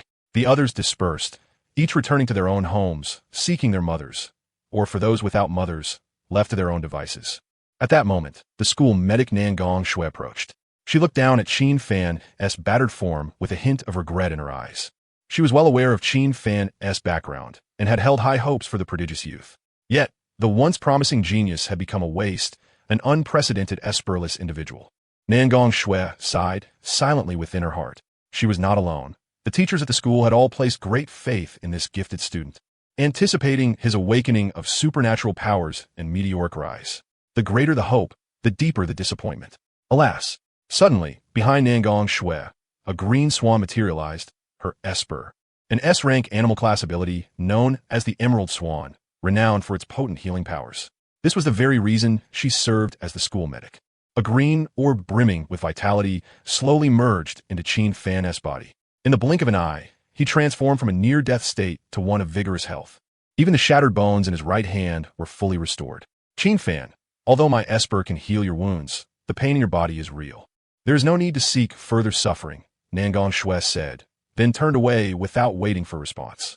Qin Fan expressed his gratitude without a hint of annoyance, because her words were undeniably truthful. His expression remained as serene as ever. Beside him, Lu Yuan sighed inwardly. Why must some be born without esper abilities? But upon noticing Luo Fei nearby, he said to Qin Fan, Fei Fei is waiting for me. Until tomorrow. With that, Lu Yuan walked toward Luo Fei, who took his hand. Together, they gradually vanished from Qin Fan's sight. The vast battle zone was left with only him. Qin Fan lay flat on the ground, hands clasped behind his head, his gaze fixed upon the ceiling, lost in thought. He was not a native of this world. Indeed, Qin Fan was a transmigrator from Earth, a soul who had crossed dimensions. In his previous life, after working overtime and helping an elderly man cross the street, he was struck fatally by a large truck. When the original owner could not accept the reality of lacking esper abilities and chose to hang himself, Qin Fan arrived. He had expected to be like the protagonists in novels, transmigrators equipped with systems who ascend to the pinnacle of life. Yet, upon receiving his memories, reality delivered a crushing blow. The original host had no esper abilities. In this world where espers reigned supreme, he was no different from ordinary people who had not awakened their powers. Countless visitors had come to investigate this anomaly, even dispatching a 9th-tier perception class supreme. The result was always the same: nothing. Qin Fan had no trace of esper origin power within him and reluctantly accepted this truth. His calm demeanor was not born of inner strength or unwavering resolve, but simply because he had no other choice. Fortunately, he had a patriarchal father with considerable status and influence. Even as a wastrel, under his father's protection, he could live without want, carefree until the end. Yet, he was unwilling to accept this fate. In his previous life, he had been mediocre and unaccomplished, living for others. In this world, he yearned to live for himself, to become a formidable force that would shake the cosmos. But why was reality so cruel? Enough, such was the truth. Just as Qin Fan composed himself and prepared to return home, a sigh laden with weariness echoed in his ear. Alas, his body froze instantly, and he whirled around, scanning his surroundings. Yet, no one was there. What was this voice? Could it be that, driven mad by his desire for strength, he was hallucinating? Just then, the weary male voice sounded again. Fellow wanderer, why must we meet without ever having known each other?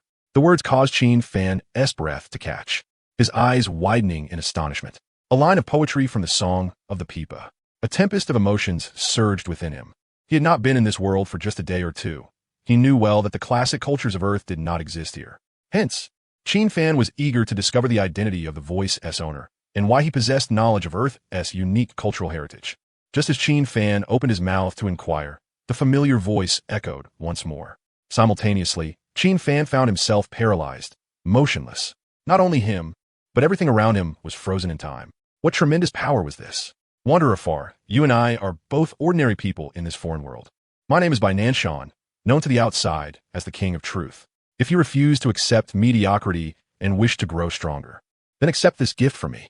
I am confident that you will grow fond of them. Their names are the vast righteousness technique and the heaven-abandoned spirit guard body. If you wish to see me, then strive to become stronger. When you truly set foot among the stars, I shall come and visit you once more. Persevere, my child. Cultivate the vast righteousness technique diligently. It is the culmination of my lifelong dedication. As the voice faded into the distance, Qin Fan immediately sensed that he could move once again.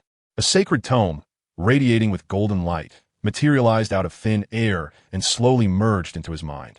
The golden brilliance flickered, and a profound scripture surged wildly within his body. In an instant, it felt as though his entire being was undergoing a cataclysmic transformation. Qin Fan could feel his blood boiling and churning. Both his body and soul were cleansed and elevated. The golden radiance nestled within his vital organs. Within moments, a majestic and pure righteous energy emanated from his body, vast as heaven and earth. Feeling the changes within, Qin Fan sincerely expressed his gratitude to the King of Truth. By Nanshan, clenching his fingers into a fist, he unleashed a punch. The sacred might surged powerfully, the fist wind explosive and overwhelming. Such a domineering force. If I were to face Lu Yuan now, relying solely on my physical strength, I should not be vastly inferior to him. And if I were to activate the vast righteousness technique, it would likely be equivalent to Lu Yuan wielding his supernatural abilities. 6:30. The dismissal time at Imperial University Affiliated High School. Students continuously streamed out of the school gates, creating a bustling and lively scene, brimming with the vitality of youth. Boom! Accompanied by a deep rumble, a purple sports car approached from afar, drawing the gazes of passersby. For these high school students from relatively affluent families, it was an undeniably eye-catching presence. Among them were those who understood cars, instantly recognizing the vehicle's value, their eyes widening in astonishment. Amid their envious stares, the purple sports car came to a halt at the entrance of Imperial University Affiliated High School. As the scissor door of the driver's side swung open, a blond man stepped out, tall and handsome. His forehead bore a golden sword-shaped scar, exuding nobility and authority. His dazzling golden hair shimmered brilliantly under the sunset's glow. Wearing a pair of sleek black sunglasses that concealed his eyes, he radiated an aura of mystery and formidable power. He crossed his arms and leaned lazily against the car's side. Hiss! Which family does this handsome gentleman belong to? That distinctive blonde hair leaves no doubt. It must be someone from the Liu family. Could he be of the same clan as Lu Yuan? Of course. But is he here to find Lu Yuan? Since Su Chun appeared, he instantly captured the attention of everyone by the gate. His appearance and demeanor stirred the hearts of many young women, and some daring ones even stepped forward to ask for his contact information. Handsome, could you add me on FaceTime? Su Chun smiled as he took out his phone, replying, certainly. After adding these 3 girls as friends one by one, they reluctantly left. Seeing that Su Chun truly accepted friend requests, more female students swarmed around him like wolves spotting a lamb, eagerly pulling out their phones. Su Chun accepted them all without hesitation, producing his QR code for them to scan. Instantly, his QR code was bombarded with scans. Once the crowd dispersed, Su Chun hastily opened the car door and slipped inside. These students were utterly wild, leaning back in his seat. His eyes behind the sunglasses scanned the students exiting the school gate, searching for his Odo-Do. He suddenly recalled that Imperial University Affiliated High School dismissed students in staggered shifts. This moment must be the second-year students leaving. The third-year students would be out in about 5 minutes. He decided to wait a little longer. Through his keen perception, the student conversations gradually reached his mind. Soon, Su Chun raised an eyebrow as 2 students' exchange piqued his interest. Have you heard? Heard what? They say the Qin family has a deadbeat. Though he is a man, he hasn't awakened any supernatural ability, not even a trace of spiritual power within him. Is that for real? There are people in this world who haven't awakened any abilities? Of course it's true. My cousin, a senior in high school, told me. It's absolutely certain. Is he really from the Qin family? Yeah, my cousin confirmed it. So he is basically a waste of the Qin family? Exactly.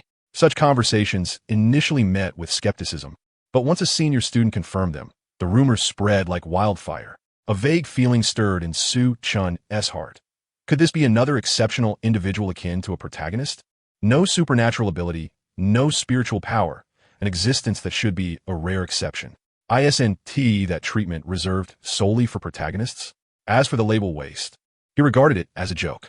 Everything in this world abides by conservation. When one loses something, one gains something else. Without supernatural powers, what could he possess? An unparalleled physique? A novel system? Or some peculiar artifact? Su Chun pondered silently, then deliberately counted on his fingers. Ji Yufei, Su Shi, Lu Ruyan, and now this so-called waste from the Qin family. To him, the number of potential protagonists had already reached a staggering 4. What secrets lie on Blue Star? His eyes flickered with intrigue. In theory, several days had passed since the awakening of supernatural abilities.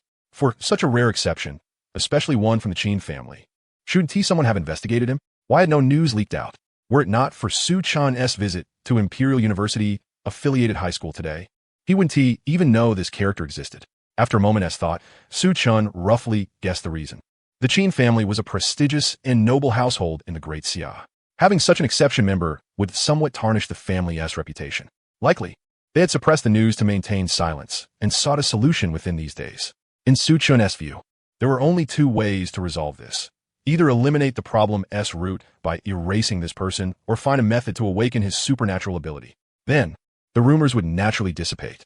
Su Chan favored the first approach. There was no precedent for such an exceptional existence across Blue Star. Who could say what means were required to reawaken his powers? It was better to solve the problem at its root. Yet, as things stood, the issue remained unresolved. And the rumors had even spread. Thus, there was only one conclusion. This individual must hold a sufficiently high status within the Qin family, preventing them from taking action against him. At this thought, Su Chan couldn't help but emit a peculiar clicking sound. These great families valued their reputations above all else, yet they allowed a useless individual without supernatural powers to survive. It truly astonished him. Could it be that this young man was the direct son of the Qin family head? While Su Chan speculated inside the car, two figures emerged from the school gate, a man and a woman. The woman wore a black princess dress, her delicate and charming face resembling that of a porcelain doll. A little lowly, beside her stood a man with a calm and resolute countenance, subtly emitting a faint aura of bloodthirstiness. Hand in hand, they walked forward, laughing and chatting joyfully. They were none other than Lu Yuan and Luo Fei. At that moment, when Lu Yuan caught sight of the purple sports car parked at the gate, one that seemed very familiar to him, his figure paused ever so slightly. Holding hands with him, Luo Fei naturally sensed this. Her exquisite face bore a look of curiosity. What's wrong? Nothing, let us go. With that, Lu Yuan intended to lead Luo Fei away in another direction. Upon hearing this, Luo felt rather perplexed and followed Lu Yuan's earlier gaze. When she saw a purple sports car, her confusion deepened. Before she could inquire further, a voice that Lu Yuan was most reluctant to hear rang out. My foolish Ododo, where do you think you're going? Hearing this mockingly teasing tone, Lu Yuan's entire demeanor instantly soured. Even the students by the doorway, one and all, paused and glanced over. No one could resist the allure of a juicy piece of gossip. Unlike the crowd who watched with amusement, Lu Yuan was inwardly fuming. He stiffly turned his head and noticed that, unbeknownst to him, the door of the purple car had already been opened. Su Chan's figure leaned casually against the car, arms crossed, a faint smile curling at the corner of his lips. Ahem, I was just planning to buy a bottle of water, Lu Yuan muttered. Upon hearing this, Su Chan's face lit up with understanding. He drew out the tone and said, Oh, buying water, huh? But isn't the store on my side? Seeing Lu Yuan's face flush a deep shade of liver red, Su Chan could no longer contain his laughter, bursting into hearty guffaws. Ha ha ha, brother, no offense.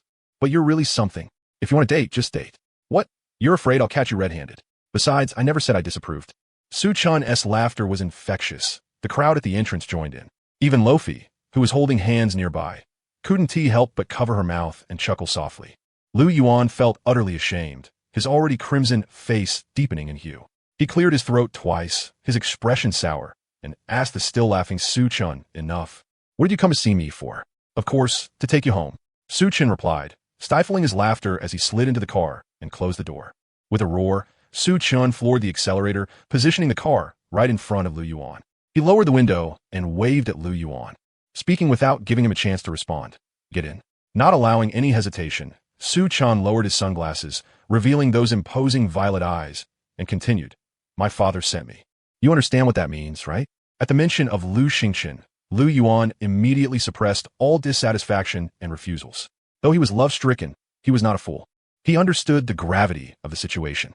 Casting an apologetic glance at Luo, Lu Yuan opened the passenger door and got in. Sports cars were like this. Only 2 seats. Once Lu Yuan was seated, Su Chan turned his gaze to Luo, smiling. Little miss, I've taken your boyfriend away. Remember to visit the Lu family often. Luo nodded, a faint smile gracing her face. All right then. Okay, see you later. With that, the engine roared to life, accompanied by a deep rumble. The purple sports car swiftly disappeared from the crowd's view. Inside the car, Su Chan gripped the steering wheel with one hand, sounding somewhat bored as he asked, What's the deal with that Qin family member who has no abilities? Lu Yuan was momentarily stunned before replying, Well, Just as the rumors say. His name is Qin Fan, the son of the Qin family patriarch. He hasn't awakened any abilities and is like an ordinary person. Lu Yuan was not surprised that Su Chen knew about Qin Fan.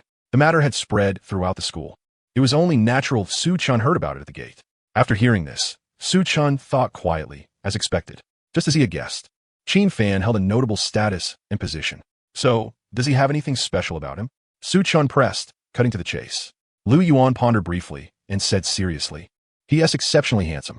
Su Chen's expression was unreadable. Lu Yuan caught a glimpse of the veins bulging on Su Chen's hand gripping the wheel and hurriedly added, "How to put it? He carries a unique aura." Upon hearing this, Su Chen's face remained calm. And then, well, how to say? It's pure and elegant. Being around him is very comfortable. Anything else? Su Chen was not surprised. Aura could be cultivated through status and rank and was not definitive proof of anything. He always maintains a calm expression. It seems like nothing can stir his emotions. Even in the afternoon when he fought me, his entire right hand was shattered into a comminuted fracture, Lu Yuan said with deep regret in his tone. Yet, he didn't even furrow his brow. I really admire him. He is a real man. His grades are good, and he has a decent reputation. So why can't he awaken any abilities? This was one of the few people Lu Yuan genuinely respected at school. A flicker of surprise crossed Su Chen's otherwise impassive face. His whole hand was shattered into a comminuted fracture, and he didn't furrow a brow. And his face remained so calm all along? That is a bit exaggerated. Su Chen asked himself honestly. He couldn't do it. Not him, nor any normal person, probably. He couldn't help but wonder if Qin Fan was even human. Was he genuinely suppressing his pain, or was he simply unable to feel it? Just as Su Chen's mind was filled with suspicion, the vehicle entered the gates of the Lu family estate. Enough, I won't think about it anymore. Whatever Qin Fan is like, I'll find out in time. After parking in the garage, Su Chen and Lu Yuan proceeded together towards Lu Xingchen's office. Inside Lu Xingchen's exclusive office, usually quiet and solitary, the atmosphere was now lively and bustling, having transformed into a special reception room. Besides Lu Xingchen himself, 4 others occupied the sofa, 2 men and 2 women. Without exception, all emitted an aura around the 6th tier. These 4 were the directors of admissions from the 4 top-tier ability universities in Great Xia. Normally, with over a month until the college entrance exams, they wouldn't be in such a rush to recruit. But this year was different. In 10 years, Great Xia had never produced an SSS-level talent. This year alone, there were 9. Among them, a twin ability user had even reached the 3rd tier. Such exceptional talent warranted an unprecedented special recruitment. After all, geniuses deserved treatment befitting their stature. It was like sending Su Chen, a 3rd-tier ability user, to take the college entrance exam. What was the point? Just a mere formality, a purely overwhelming presence. It was far better to admit students whose power and talent far surpassed their peers, exempting them from entrance exam scores and allowing direct enrollment. Hence, they had come. Unanimously, they chose the Lu family as their first stop. Su Chen's uniqueness was the primary reason. Another, secondary reason was that the Lu family could offer 2 students at once. Other families had only 1 SSS-level ability user. But the Lu family had Su Chen and Lu Yuan, both SSS level. It was practically a buy-one-get-one deal, exceptionally convenient. "Gentlemen, it's been a long time," said a middle-aged man in a gray robe, sipping tea with a smile. He was Lu Mingyang, the admissions director of Modu Ability University. Albeit, burly man in military uniform, exuding a fierce aura, glanced sideways at him and said flatly, "Old Lu, no need for pleasantries. We share the same goal, so let's rely on our skills." This was Wu Dong, the admissions director of the Military Ability University and a major general. "Indeed, let us rely on our skills," said Lin Yuner, the admissions director of Huadu Ability University, crossing her legs casually. She wore a tight, blue combat suit, accentuating her impressive figure. At that moment, a single sentence from the Imperial University admissions director fell, causing the office atmosphere to fall into silence. "Su Chen, Imperial University wants you." After the quiet, the scene. Soon, Yunlin's displeased expression darkened as she demanded, "Ling Yu, what exactly do you mean by this?" Wu Dong, showing no courtesy whatsoever, retorted outright, "Ling Yu, who do you think you are? Don't forget, we're still here." Heh. Mingyang Lu remained silent, merely casting a cold smile. The woman called Ling Yu merely glanced at them with indifference, offering no words. To her, no one could snatch students away from Imperial University's grasp. But for Lu Mingyang and the other 2, the matter was not so straightforward. Ling Yu's unabashed disregard seemed to say plainly, "You are not worthy." And indeed, it was true. Ling Yu was the youngest among them, a 6th-tier superhuman. At only 26 years old, she had already reached the rank of 6th tier, 9-star, even surpassing them by 1 star. She was also poised to break the record as the youngest 9th-tier supreme. Her striking purple hair cascaded down her back. A flowing purple gown hugged her voluptuous figure tightly. Her feet were adorned with matching purple high heels. The entire purple ensemble imbued her with an air of refined elegance. Her breathtaking visage bore a chill of aloofness and nobility. But most distinctive was the disdainful gaze, as if she were looking at refuse. She embodied the image of a queen perched high above all others, an arrogance carved into her very bones. She regarded everything and everyone with utter contempt. It was precisely for this reason she was affectionately dubbed the Butterfly Queen. Lu Xingchen, seated in his office chair, rubbed his temples with a weary expression. He was all too familiar with this kind of situation. Every year, top universities held intercollegiate competitions. The rankings from these contests directly determined the distribution of resources for the coming year. Hence, the 4 premier universities were always ravenous for outstanding prodigies. Not to mention a peerless genius like Su Chun, a unique existence in a league of his own. It was almost miraculous they hadn't come to blows yet. Everyone, Lu Xingchen's voice cut through the tense atmosphere. All 4 turned their gazes to him. His tone was calm, yet carried an unmistakable authority. I understand your eagerness to recruit talents, but this must be based on Su Chun and Lu Yuan's own willingness.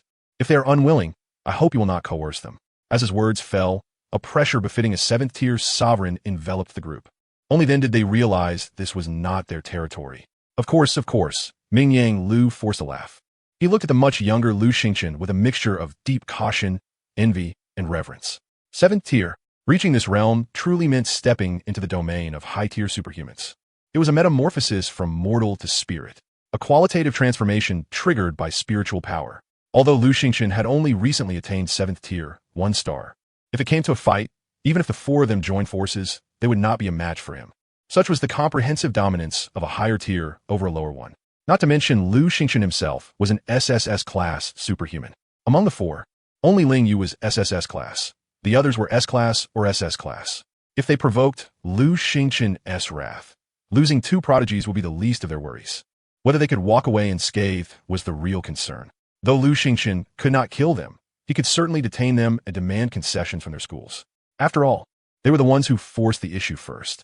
Lu Xingchen was merely defending his own protégés legitimately. They were not fools and would not engage in utterly self-defeating actions. Please rest assured, head of the Lu family, Wu Dong said with a conciliatory smile, nodding in agreement. We will certainly respect the wishes of the 2 prodigies and will never compel them. As for Ling Yu, although she could not defeat Lu Xingchen at present, that did not mean she never could. As the youngest and most gifted of the new generation, she possessed her own pride. She could not bring herself to act in the subservient manner of the other 3. Ling Yu only gave a slight nod, acknowledging Lu Xingchen's words. To her, there was nothing she could not obtain. Everyone harbored their own bargaining chips deep within their hearts. As long as the price was met, there was no such thing as unwillingness. As for the value of those chips, she never concerned herself with such calculations. She merely focused on bringing Su Chun back. The matter of price was for the school to consider. In her eyes, Su Chun's worth was incalculable. Even if it demanded a considerable cost, it was well worth the price. Once Su Chun was recruited and nurtured carefully, the returns he would bring to Imperial University in the future would be immeasurable. Under Lu Xingchen's imposing presence, the 4 refrained from further verbal sparring. They quietly pondered how to bring the Lu family's 2 treasures into their fold. For a time, the entire office was engulfed in silence. After an indeterminate interval, through the extraordinary senses of the 6th-tier superhumans present, 2 sets of footsteps could be faintly heard in the corridor, gradually growing clearer. Their gazes immediately fixed upon the firmly closed office door. Amid the eager anticipation, the door clicked open. 2 figures entered, one following the other. Lu Yuan, who stepped in first, noticed the 4 pairs of eyes upon him and was momentarily taken aback. Recovering, he walked to Lu Xingchen's side. As for Su Chun, who trailed behind, his face betrayed no surprise whatsoever. Before entering, he had employed his observation haki to briefly foresee the near future. He already knew what was about to transpire. Moreover, in the corridor, he had sensed more than just Lu Xingchen inside the office, for presences weaker than Lu Xingchen's. Thus, nothing caught him off guard. As Su Chun entered the room, his figure came fully into view. Except for Lu Xingchen and Lu Yuan, who were well acquainted with Su Chun's nature, The other 4 recruitment directors all showed a flicker of astonishment in their eyes. Lingyu was no exception. She was famed for her extreme arrogance and disdain for others. Yet Su-chun appeared even more audacious than she. Su-chun tilted his head slightly upward, his hands plunged into his pockets, eyes concealed behind sunglasses. A faint, almost imperceptible smile curled at the corners of his mouth. He exuded the air of a reckless heir, insolent and utterly contemptuous of all. "One arrogant brat," Wu Dong bluntly remarked without hesitation. Upon hearing this, Mingyang Lu and Yunalin nodded in agreement. Su-chun's arrogance was roughly on par with Ling Yu's, yet subtly different. The similarity lay in their shared invincible demeanor of "I am the greatest in the world," a scornful disdain that looked down on all. Neither regarded anyone as worthy opponents. The difference was that Ling Yu's arrogance carried an air of queenly majesty. Simply put, her pride was intertwined with a sovereign's dignity, inspiring involuntary submission. Su-chun possessed none of that. His arrogance was pure and simple, born from unshakable confidence in his own strength. He looked down on everyone. Upon hearing Wu Dong's words, Su-chun bent slightly forward, revealing his violet eyes beneath the dark lenses. "Because I am very strong." Gazing into those mysterious and majestic purple eyes, Wu Dong's mind momentarily drifted, as if submerged deep beneath the ocean. His body felt as though it were sinking ever deeper. Snapping back to reality, Wu Dong bit his tongue sharply, the pain jolting him fully awake. He realized that, without his notice, Su-chun was already seated not far away on the sofa. Crossing his legs, he smiled serenely at Wu Dong. Only then did Wu Dong realize, heart pounding, that his back was drenched in sweat. After all, he was a 6th-tier superhuman. Although his soul power was not particularly formidable, it still ranked at the mid-spiritual realm.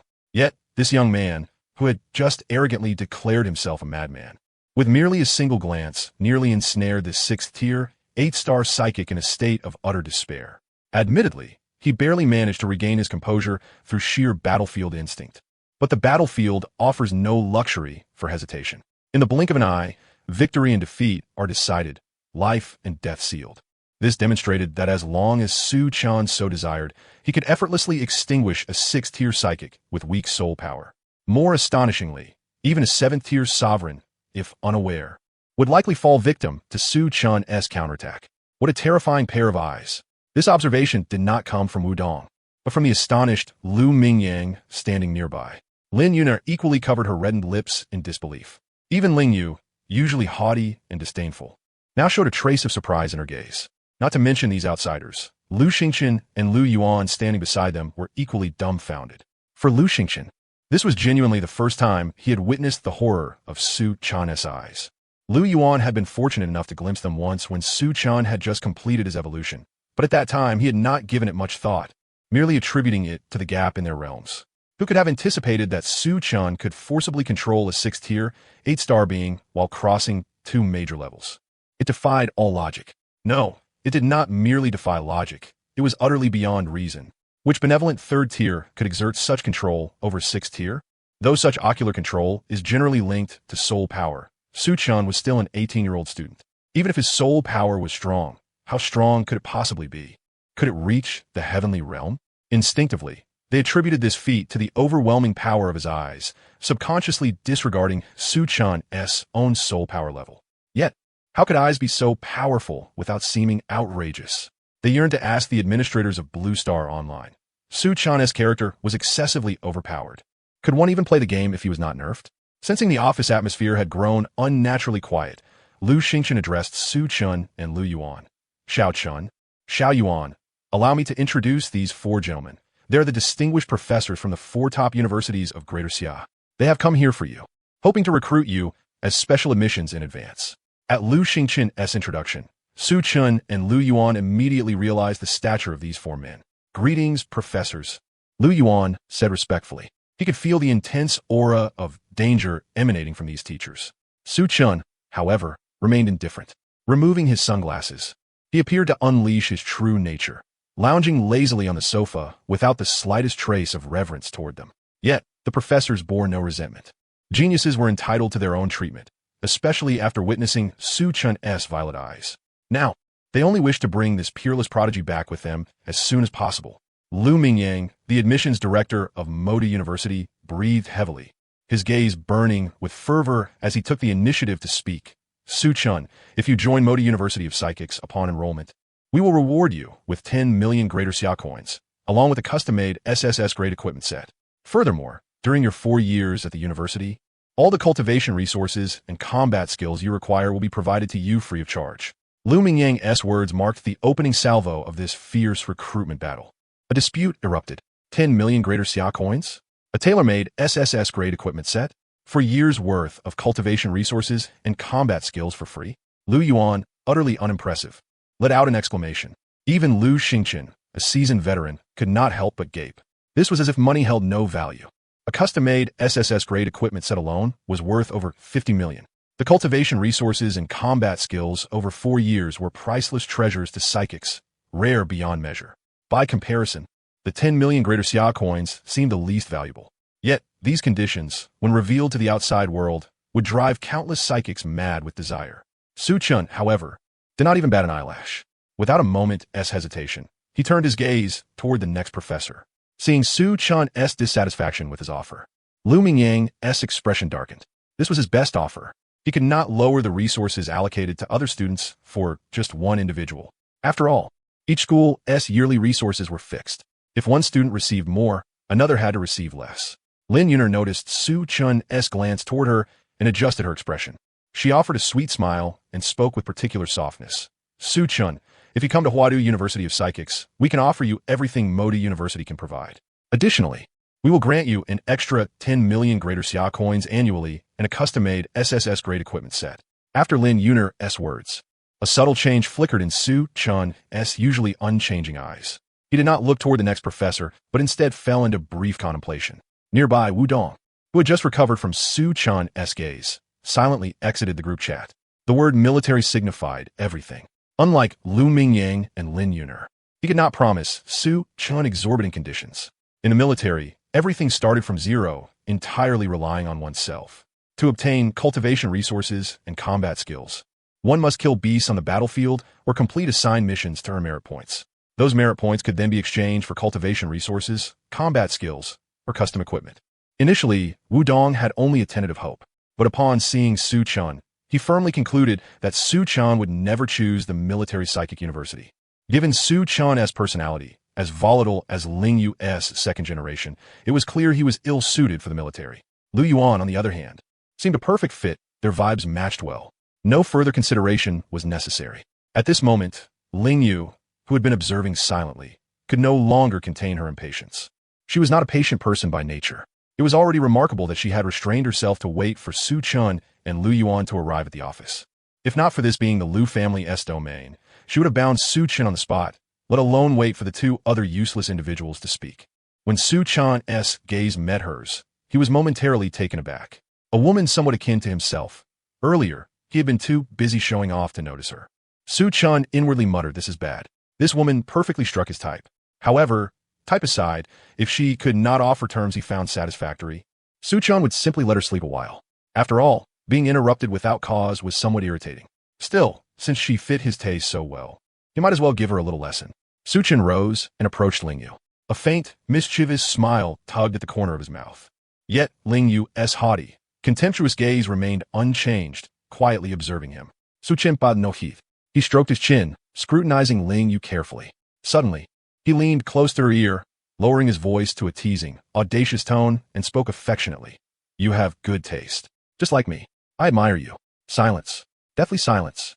Though Su-chun had lowered his voice, who were the people present? Except for the naive Lu Yuan, the others were all 6th-tier psychics. And Su-chun's adoptive father was even a 7th-tier sovereign. They were all high-level psychics, individuals of extraordinary caliber. Such acute senses could hardly fail to perceive Su-chun's lowered voice, especially in such confined office space. Su-chun neither regarded them as great masters nor as ordinary people. Upon finishing his words, Su-chun straightened up once more and settled back onto the sofa. The assembled crowd, in stark contrast, stared at him as if struck dumb, their mouths agape wide enough to fit an egg. Lu Mingyang and his companions furrowed their brows in restless agitation. Given their understanding of Ling Yu, this unyielding woman who disregarded all else, she would undoubtedly take immediate action to chastise this impudent youth, utterly oblivious to the consequences. From what they knew, when Ling Yu first enrolled at Imperial University, Her remarkable beauty quickly attracted numerous suitors among the male students. Ordinarily, one would secretly rejoice in such attention. Yet Lingyu? She ruthlessly pummeled the strongest of her admirers, leaving him bedridden in the hospital for a full month. Since that incident, no one dared to provoke this formidable woman again. Consequently, their gazes towards Su Chun carried a hint of admiration. Brother, you truly possess audacity. Nearby, Lu Xingchen discreetly harnessed his spiritual energy, wary of Ling Yu's potential reckless outburst. Should she make any inappropriate move, he would suppress her in an instant. Regardless of everything, Su Chun was still his child. The grievous mistake made 18 years prior was more than enough. He would never allow his child to suffer even the slightest harm again. As for Su Chun himself, a subtle smile curled at the corner of his lips. Not only was there no trace of fear upon his face, but his eyes remained fixed on Ling Yu, openly displaying his appreciation. What no one, including Su Chun, had anticipated was that Ling Yu continued to maintain her composed posture, calmly seated on the sofa, without enacting any of the imagined scenes. Su Chun's gaze swept over Ling Yu from head to toe, a peculiar expression emerging in his eyes. Through his perceptive abilities, he discerned that Ling Yu's heart was far from the serene facade she presented. How to describe it? There was a touch of embarrassment, a hint of excitement, and, strangely enough, a sense of exhilaration. Su Chun was bewildered. What could this possibly mean? Was this woman really so easily provoked? Meanwhile, Ling Yu's long-dormant heart suddenly trembled violently, as if struck by an electric current.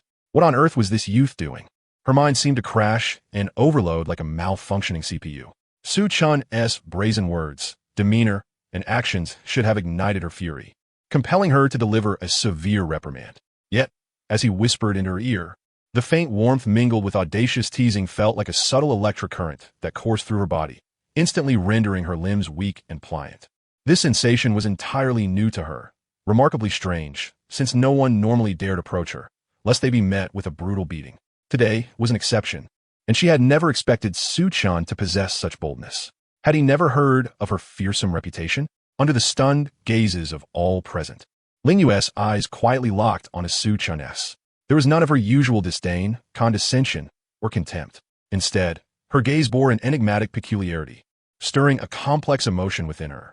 She suppressed the fluttering in her chest, striving to regain composure.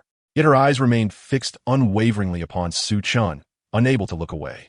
Name your terms, she said, her seemingly calm tone betraying a tremor she herself had not anticipated. However, the crowd's attention was drawn to her words, and they failed to notice this subtle detail. Ling Yu's serene declaration struck the office like a thunderclap. Lin Yuner and Lu Mingyang exchanged wide-eyed glances, each seemingly challenging the other's astonishment. The three unrelated onlookers shared the same sentiment. What did she mean by name your terms? Although Imperial University of Abilities was situated in the capital of Daxia, enjoying a geographical advantage and having claimed the championship of the intercollegiate competition for 4 consecutive years, boasting substantial resources and financial clout, surely there were limits to her generosity? Su Chun himself wore a puzzled expression. Was he truly so valuable? Name my terms? That was so audacious. Yet he liked it. Still, a small question lingered in his mind. He shifted upright on the sofa, his violet eyes meeting Ling Yu's gaze. His index finger tapped rhythmically on the armrest, producing a clicking sound. Staring intently at her, his deep violet eyes gleamed with profound meaning as he asked, "My beautiful lady, your offer to name my terms greatly intrigues me." At this, Su Chun adopted an expression of genuine interest. But before Ling Yu could respond, he shifted gears. "However, do your words represent you personally or the university as a whole?" His words sent their emotions on a roller coaster. The assembled individuals quickly realized the gravity of the situation. Of course, every university's resources were allocated by the state annually, since Imperial University had won the intercollegiate competition 4 years running. Its resources were naturally more abundant than those of the other 3 schools. Yet resources were not infinite. No matter how plentiful, they were finite and would eventually be exhausted. If Su Chun were a voracious, gold-devouring beast, making exorbitant demands, consuming an entire year's allotment at once, what would become of the other students at Imperial University? Were their needs to be disregarded? In the short term, the school's foundation might sustain such depletion, but over time, students deprived of advanced cultivation resources would inevitably grow discontented. This was a grave issue. Therefore, Lin Yuner and her companions instinctively believed Ling Yu had lost her mind, willing to wager an entire year's resources on Su Chun, perhaps even more. Facing Su Chan's gaze and the incredulous looks of those around her, Ling Yu's expression remained composed. She spoke calmly, her voice carrying an unparalleled boldness. I speak both for the university and for myself. She paused briefly, then added with resolute confidence, if the university's resources are insufficient, I will personally make up the difference. Those 8 succinct words sent a tremor through everyone present. What an extraordinary spirit. They were not fools. They understood Ling Yu's meaning clearly. Whatever resources Imperial University lacked, Ling Yu herself would provide from her own coffers. As a 6th-tier, 9-star ability user, Ling Yu required vast amounts of resources for her cultivation. Now, for Su Chun, she was willing to reduce her own cultivation provisions. Such a decision was beyond their capacity to emulate or even voice aloud. In terms of sheer resolve, they had to concede that Ling Yu was truly worthy of the title queen. She would stop at nothing to obtain what she desired, an unrestrained madwoman. Precisely the type to whom that label belonged. Su Chan's heart skipped a beat at her words. His perceptive abilities did not deceive him. She truly harbored such thoughts. His majestic violet eyes fixed unwaveringly upon Ling Yu. She in turn stared straight back, despite the oppressive aura emanating from Su Chan's heterochromatic eyes. She did not avert her gaze, or rather, she could not. For some reason, Su Chun seemed like a magnet, and her eyes were iron, steadfastly drawn to his presence. Unable to be moved, in that moment, the two simply regarded each other silently. After a brief pause, meeting the expectant gazes of all present, Su Chun spread his hands in a gesture of feigned helplessness and said, "In that case, I have nothing more to say." Upon hearing Su Chun's ambiguous remark, everyone was momentarily taken aback. Ling Yu's delicate brows twitched ever so slightly, and a faint trace of profound depth flickered across her serene eyes. Her cool voice deepened somewhat. "What do you mean by that? What else could it mean? You've already made your stance clear. Do I have any other choice?" "Of course. I'll join you, my refined lady." Su Chun shrugged, promptly declaring his position. Just as expected, no one was surprised. None of them could refuse the terms Ling Yu proposed. Lin Yuner and Lu Mingyang could only sigh endlessly. There was no way around it. The resources the school provided were simply limited. They lacked Ling Yu's boldness to dip into their own pockets. "Then, let us hear your terms." Ling Yu's beautiful eyes focused on Su Chun. She was quite curious about what conditions he would put forward. Although Imperial University's foundation was somewhat stronger than the other 3 schools, it was not by much. The benefits the school could offer would, at best, be one level higher than those of Huadu Supernatural University. Beyond that, the school would likely refuse. She would have to supplement Su Chun's need from her own modest treasury. At the same time, the others were equally curious. Amidst their inquisitive gazes, Su Chun chuckled softly and raised a single finger. "I have but one condition." Upon hearing this, everyone was stunned. Not a bunch of demands. They had exerted every effort and means, displaying the utmost sincerity. Yet, he told them he had only one condition. What condition? Ling Yu's tone remained unchanged, as calm as a placid lake. "I need money." Su Chun's next words left them dumbfounded. "Huh?" The voice of confusion did not come from Ling Yu, but from Lu Yuan, who was astonished by his own brother's train of thought. After offering so many resources more valuable than money, he chose the least valuable thing, money. Not just him. Everyone present failed to grasp Su Chun's reasoning. Even Lu Mingyang and the others regretted not having Ling Yu's magnanimity earlier, mainly because they did not anticipate Su Chun's condition would simply be money. It truly caught them off guard. "How much money do you need?" Although puzzled, Ling Yu secretly breathed a sigh of relief. After all, it was just money, an external possession, far from comparable to those priceless cultivation resources. She had feared Su Chun would make exorbitant demands, but it seemed he only wanted money. "How much can you provide?" Su Chun did not answer directly, but instead posed a question in return. This completely flummoxed Ling Yu. How much could she give?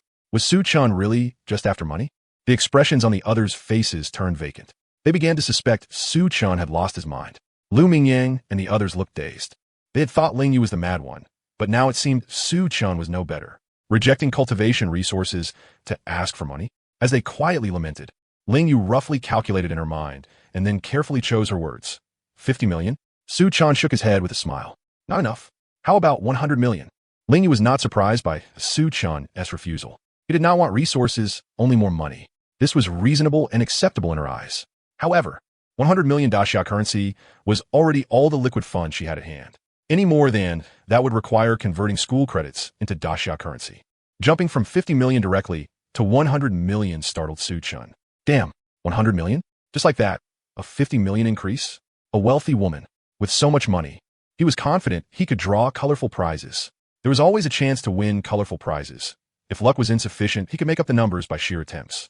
Su-chan could already envision the scene of continuously pulling out colorful prizes. Since he lacked the fortune of a royal gambler, he would strive to cozy up to a wealthy woman. But just 100 million. How could that suffice? He was determined to become the king of microtransactions. He understood the principle of exhausting every resource. Therefore, amidst everyone's bewildered stares, Su-chan shook his head again, his meaning unmistakable. Not enough. Need more money. No one could comprehend this. Su-chan was merely an 18-year-old youth, backed by the Liu family and a patriarch father. He certainly did not seem to be short of money. He was undoubtedly treated like a young master.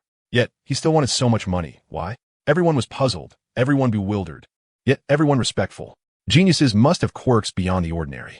Perhaps Su-chan was simply a little money lover. Besides, who could fall to fondness for wealth? None. So there must be a reason behind Su-chan's demands. Seeing that Ling Yu's offers could not satisfy Su-chan, she bit her lip. He refused to reveal the amount he desired, and she shook her head repeatedly at her own proposals. She now wished she could skin Su-chan alive. Ling Yu continuously comforted herself inwardly. This was a rare genius she had painstakingly recruited. She must be patient. She could not let him jump ship. A cooked duck must not be allowed to fly away. Taking a deep breath to steady her nerves, she slowly spoke. Then, how much do you want? Give me a number. Su-chan again raised a single finger. Under the puzzled gazes, he said lightly, keep giving. What? Everyone's faces were riddled with question marks. What did keep giving mean? So, as long as there is money, you want it continuously? Does that mean others cannot have money? When Su-chan initially asked only for money, they thought he was mad. Now that he demanded continuous payments, they still thought he was mad. Wasn't he this just pure mischief? Ling Yu's face instantly darkened, her calm tone tinged with displeasure. Are you mocking me? Facing Ling Yu's near outburst, Su-chan lowered his finger and shrugged helplessly. When I say keep giving, I don't mean you have to constantly give me money in a short period. I mean regularly transfer me some over the long term, so I'm always in a state of having money. After finishing, fearing they might not understand, he explained in a very down-to-earth manner. It's like being sponsored, you know? Now, they understood. Ling Yu's expression grew even grimmer. What do you mean sponsored? Can't you use another term? Long-term allowance, perhaps? She cursed Su-chan silently in her heart. However, at least she grasped his meaning. He was not trying to cause trouble. He genuinely wanted money. Fine, no problem. Ling Yu nodded, agreeing to Su-chan's condition. Then she asked, how often do you want a money transferred to you? Su-chan rubbed his chin, pondering briefly. On the first day of every month. Transfer me 100 million daxia currency. If that is not enough, I'll ask for more. How about that? 100 million daxia currency every month. And that still might not suffice, so he intends to ask for more. That would amount to at least 12 billion daxia currency annually. For an ordinary 6th-tier supernatural user, this was no small sum. Take Lu Mingyang and the others, for example. If they were asked to give Su-chan 100 million daxia currency each month, they might manage in the first few months, but afterward they probably could not. They were human, with families to support and lives to live. No matter how grand their titles as recruitment directors, their monthly salary was only 10 million daxia currency. After deducting 5 million for their own cultivation needs, only 5 million remained for living expenses, family support, and emergency reserves. However, Ling Yu was far more than just the recruitment director of Imperial University. Outwardly, she held the position of admissions director, a prodigiously gifted talent poised to shatter the record for the youngest 7th-rank sovereign. Behind the scenes, however, she was also a clandestine research professor.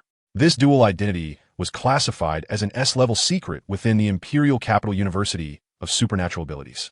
Beyond the president and 2 vice presidents, no one else was privy to this information. Even all research experiments were personally conducted by her. Consequently, her monthly salary, aside from the 10 million daxia currency allotted for her role as admissions director, was supplemented by an additional 100 million daxia currency from the university as research funding.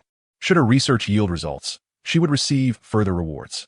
Her studies were not focused on ordinary thermal weapons, but rather on unconventional artifacts known as spiritual instruments, objects imbued with special effects despite lacking inherent capabilities. This was her patent, entirely unreplicable by others. Her ability was intrinsically linked to her supernatural power. Ordinary items could not be infused with spiritual energy. Even SSS-level weapons were no exception.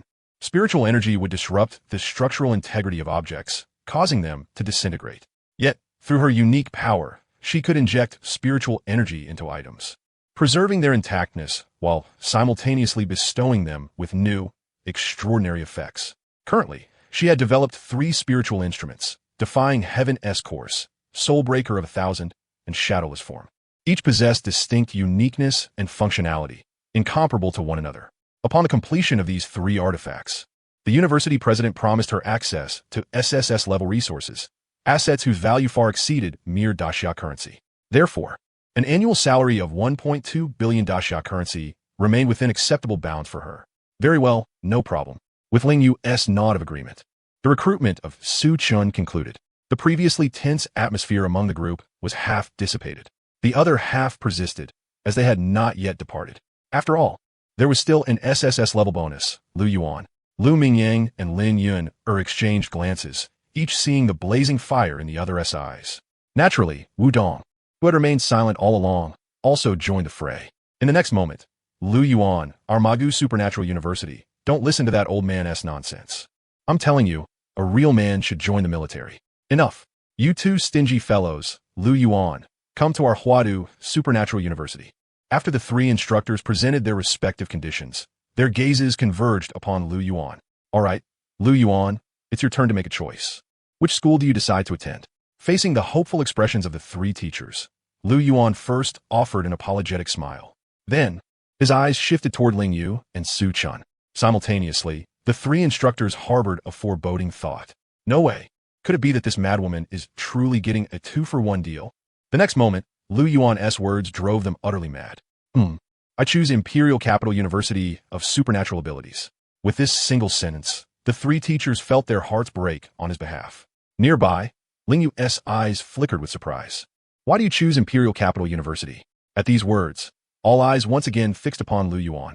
When they had courted him earlier, Ling Yu had said nothing, no conditions. No demands. Yet, faced with the 3 teachers' offers, he had chosen the one with no terms at all. What was Lu Yuan thinking? They could not comprehend it. Su Chun, however, appeared contemplative. The person who truly decided where Lu Yuan would go was, first and foremost, not himself. Secondly, given Lu Yuan's romantic tendencies, it was not difficult to deduce who that person was. Lu Yuan did not immediately respond, pausing briefly. Personal reasons. Very well. Ling Yu did not press further. Regardless, for her, Lu Yuan's willingness to join Imperial Capital University was a favorable outcome. Then, Lu Yuan, what do you think about accepting the terms offered by Huadu Supernatural University? Having learned from Su Chun's peculiar case, Ling Yu dared not casually state that conditions were negotiable. I think it's fine. Very well. Compared to Su Chun, Lu Yuan's recruitment process was considerably smoother.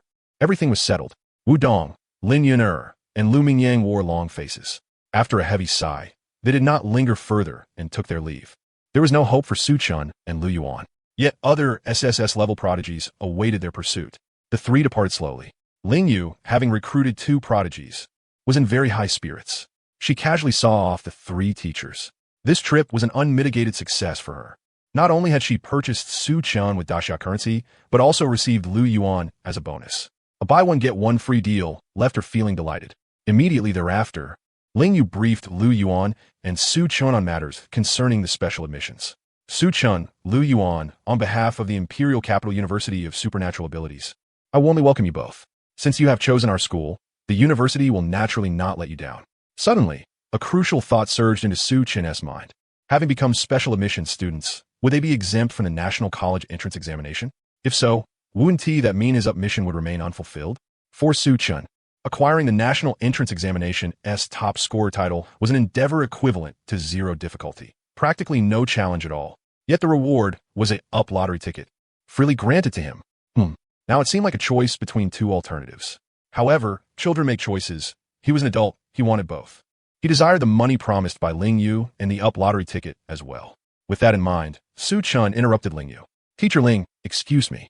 Ling Yu raised an eyebrow, gazing at him with curiosity, her heart momentarily on edge. What is it? Surely you're not having second thoughts? Fortunately, Su Chun's words eased her tension. I just want to know, as special admission students, do we still need to take the college entrance examination? Su Chun stared unblinkingly at Ling Yu. This question concerned whether he could obtain a free lottery ticket. It was of paramount importance. Nothing was more critical to him than having to take the exam.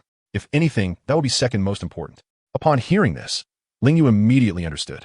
This was precisely what she intended to inform Su Chun and Lu Yuan later. But since Su Chun had proactively asked, she would answer first. Strictly speaking, every senior high school student must participate in Dasha's National College Entrance Examination. You're no exception. At these words, Su Chun instantly brightened, feeling refreshed and elated. Initially, Ling Yu had assumed Su Chun hesitated to take the exam, hence the question.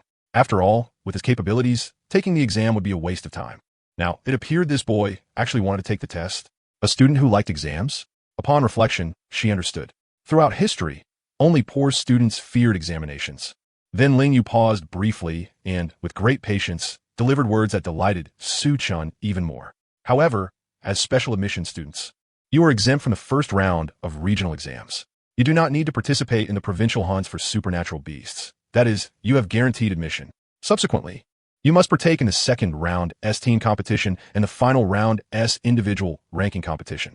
This special admission is merely to allow you to join the school early, without regard to your college entrance examination results. This is a unique privilege granted by the state to every SSS level prodigy. Hearing the answer he desired, Su Chun was thoroughly pleased. As for the ultimate national top scorer title, he understood without Ling Yu's explanation. The National Entrance Examination's top score was determined by ranking first in the final individual ranking competition. Understood.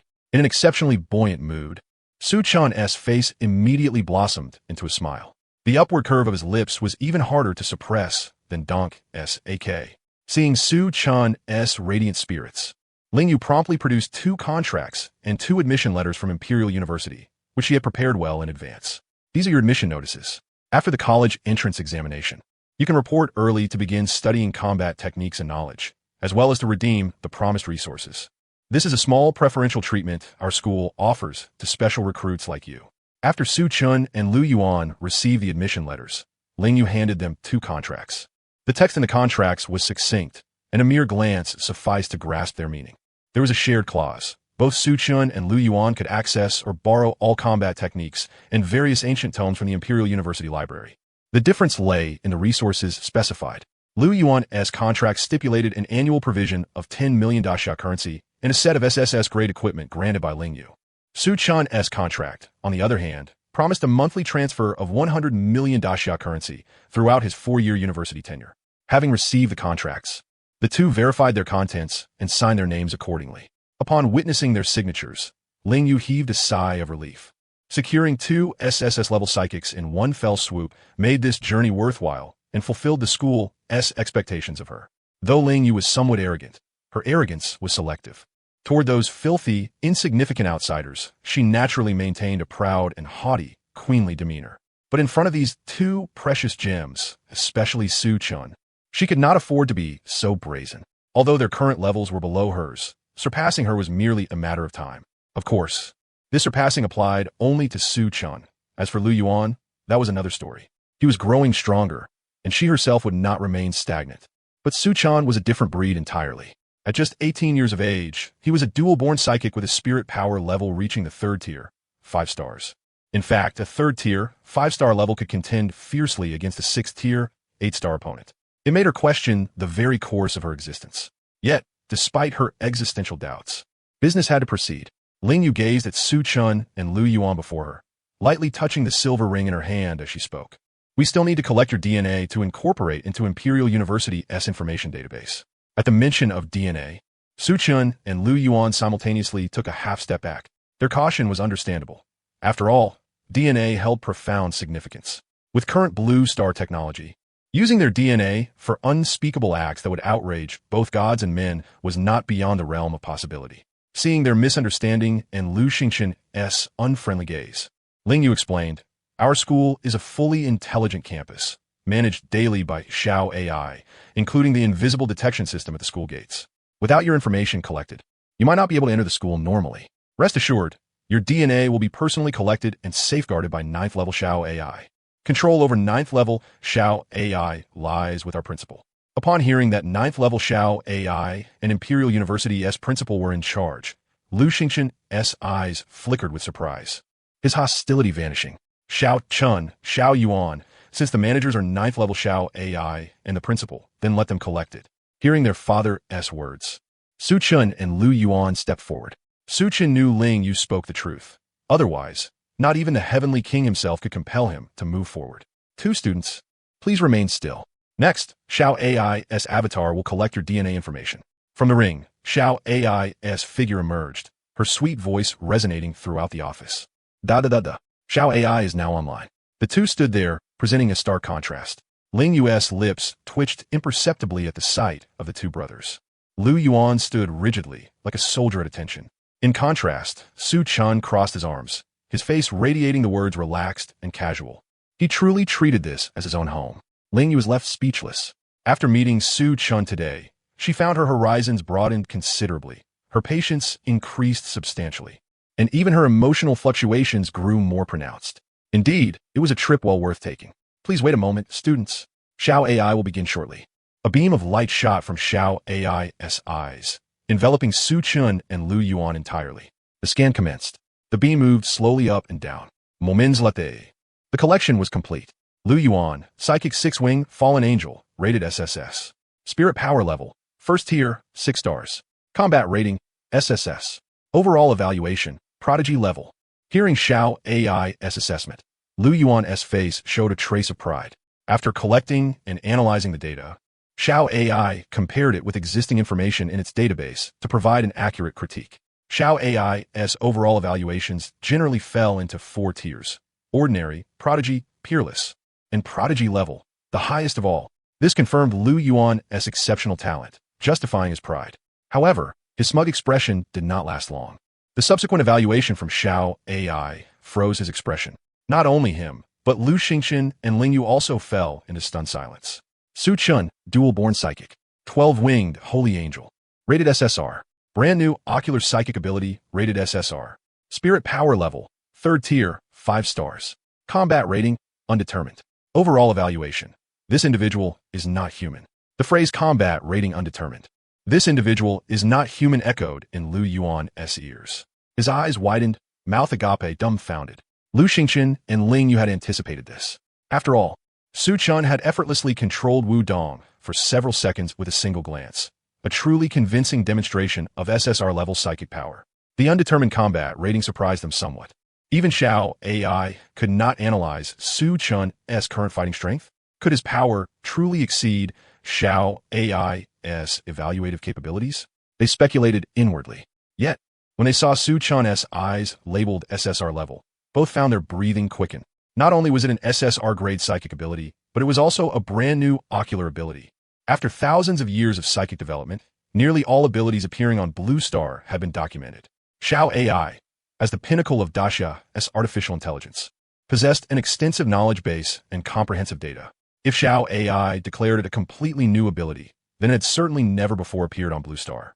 Ling Yu looked at Su Chun with growing admiration, her eyes burning with unprecedented fervor. Is it just 100 million a month? Consider it granted. If 100 million is insufficient, then 200 million. While her spirits soared, a hint of puzzlement crept in. She recalled reading in the records that Su Chun's psychic ability had awakened as an SSS level 6-winged angel. How had it evolved into an SSR level? Could psychic abilities evolve? Ling Yu's eyes flickered with astonishment and doubt. Naturally, she was unaware that Su Chun, with Lu Mengli's assistance, had fused the angel's heart, triggering the evolution of his psychic powers. After all, news of Su Chun's psychic evolution had only spread within the Lu family and had yet to reach the entirety of Imperial City. Ling Yu's ignorance was therefore understandable. However, an SSR tier supernatural ability is already exceedingly rare on Blue Star. Yet unexpectedly, Su Chun possessed not just one, but 2 such extraordinarily scarce SSR tier abilities. Su Chun, would you be so kind as to bestow names upon your brand new SSR tier powers? At this moment, Xiao I beamed mischievously at Su Chun. Certainly. Su Chun nodded, raising his hand to gently stroke his eye socket. Reincarnation Eye. Upon hearing this, Xiao AI's eyes sparkled with excitement as she exclaimed, Reincarnation Eye? The eye that governs life and death. How cool. As her words of admiration faded, the reincarnation eye was formally integrated into her database, signifying that, with sufficient clearance, one could access information regarding Su Chun's dual SSR tier abilities. However, this clearance was restricted to the president and vice presidents of Imperial Capital University, as well as the chairman and vice chairman of the Great Xia Supernatural Abilities Association. No one else was granted such access. As the AI leader of Great Xia, Xiao AI naturally prioritized Su Chun's safety. Although Su Chan resided in the capital of Great Xia and had the backing of the Liu family, ensuring his security, one could never be too careful. While no one among the human race might dare to strike, the same could not be said for the supernatural beasts. The world was bustling with interactions driven by self-interest. Blue Star was limited in size, and if Su Chan were to grow stronger, the supernatural beast would suffer a devastating blow. Moreover, once a supernatural beast reached the 9th tier, it could assume human form, indistinguishable from ordinary people. They would roam among humans, gathering intelligence on the human race. Without special identification methods, one could never discern whether the individual standing before them was truly human or transformed beast. Not only Xiao AI, but Ling Yu and Lu Xingchen shared this concern. Their gazes burned with passion as they looked at Su Chan. This was the future of their human race, and failure was not an option.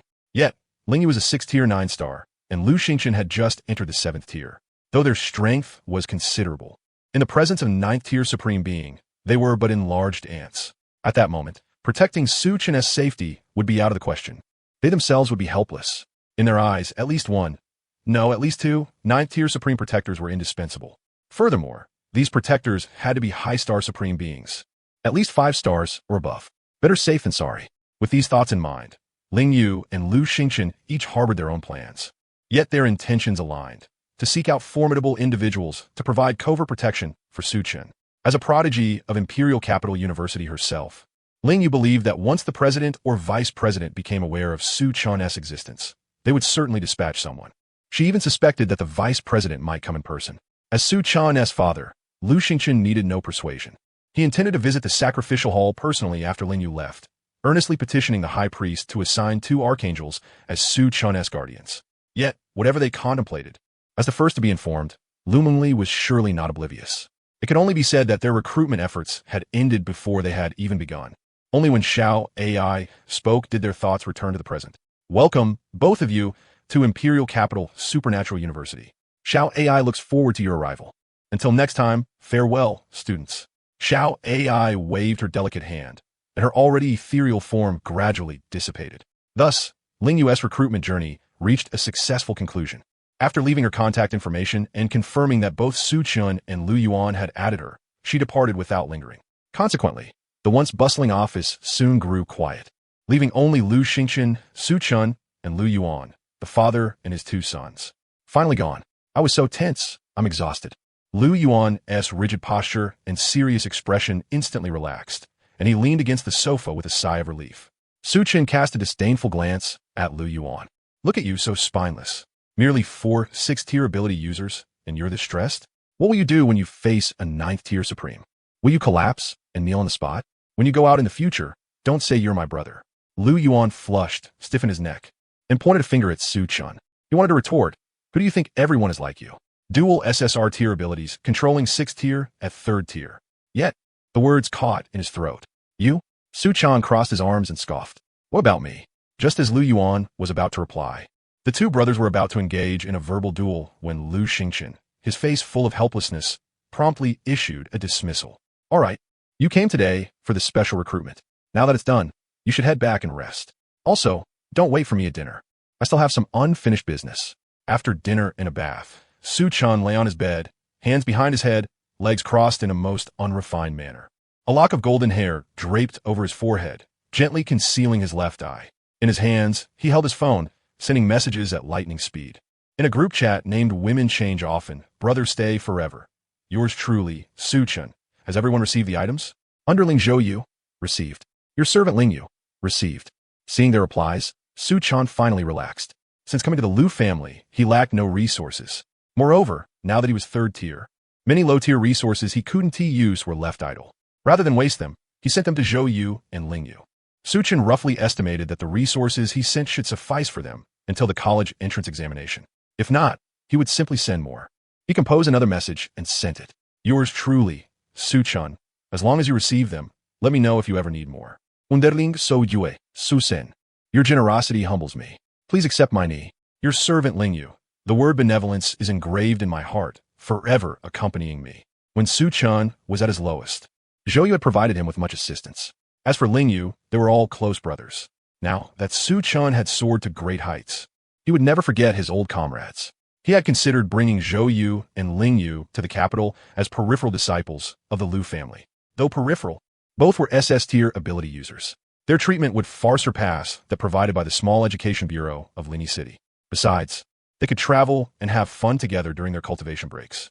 However, his proposal was rejected by both. They felt Su Chun had already done enough and did not wish to trouble him further.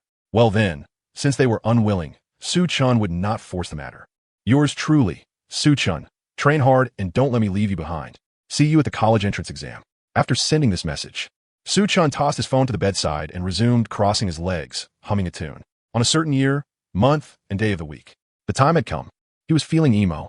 If melancholy were a gift, beside his pillow sat a tiny butterfly resembling a little sprite, mimicking him with great earnestness. Its small hands were placed behind its head, legs crossed just like Su Chun's. Su Chun glanced sideways at Qian Yi's figure and chuckled softly, rubbing her little head. He shook his head and sighed. It really proves the saying, like master, like pet. With that, Su Chun performed a somersault to sit upright, crossing his legs in meditation. Qian Yi wore a puzzled expression. Just moments ago, her owner had been lying around, indulging in laziness like herself. How had he suddenly begun cultivating? Su Chun ignored Qian Yi's confusion, took out a bag of sour plum candy, and handed it to her. Since returning from the underworld, Qian Yi had remained in Su Chun's room ever since. Since Su Chun had a penchant for snacking to quell his cravings. A variety of delicacies adorned the cabinet beside his bedside. Sour, sweet, spicy, and salty flavors. All were present without exception. After breaking through to a new realm, he reached for a bag of dried sour plums to satisfy his palate. However, nearby, Qian Yi's eyes gleamed with irresistible longing. With no other choice, Su Chun offered her a piece as well. The result was as if a mysterious switch within Qian Yi had been flipped. She instantly became enamored with the tart and sweet plums. After admonishing Qian Yi not to roam about carelessly, Su Chun resumed his cultivation. As the paramount talent of the Blue Star, he could not allow such a gift to lie dormant.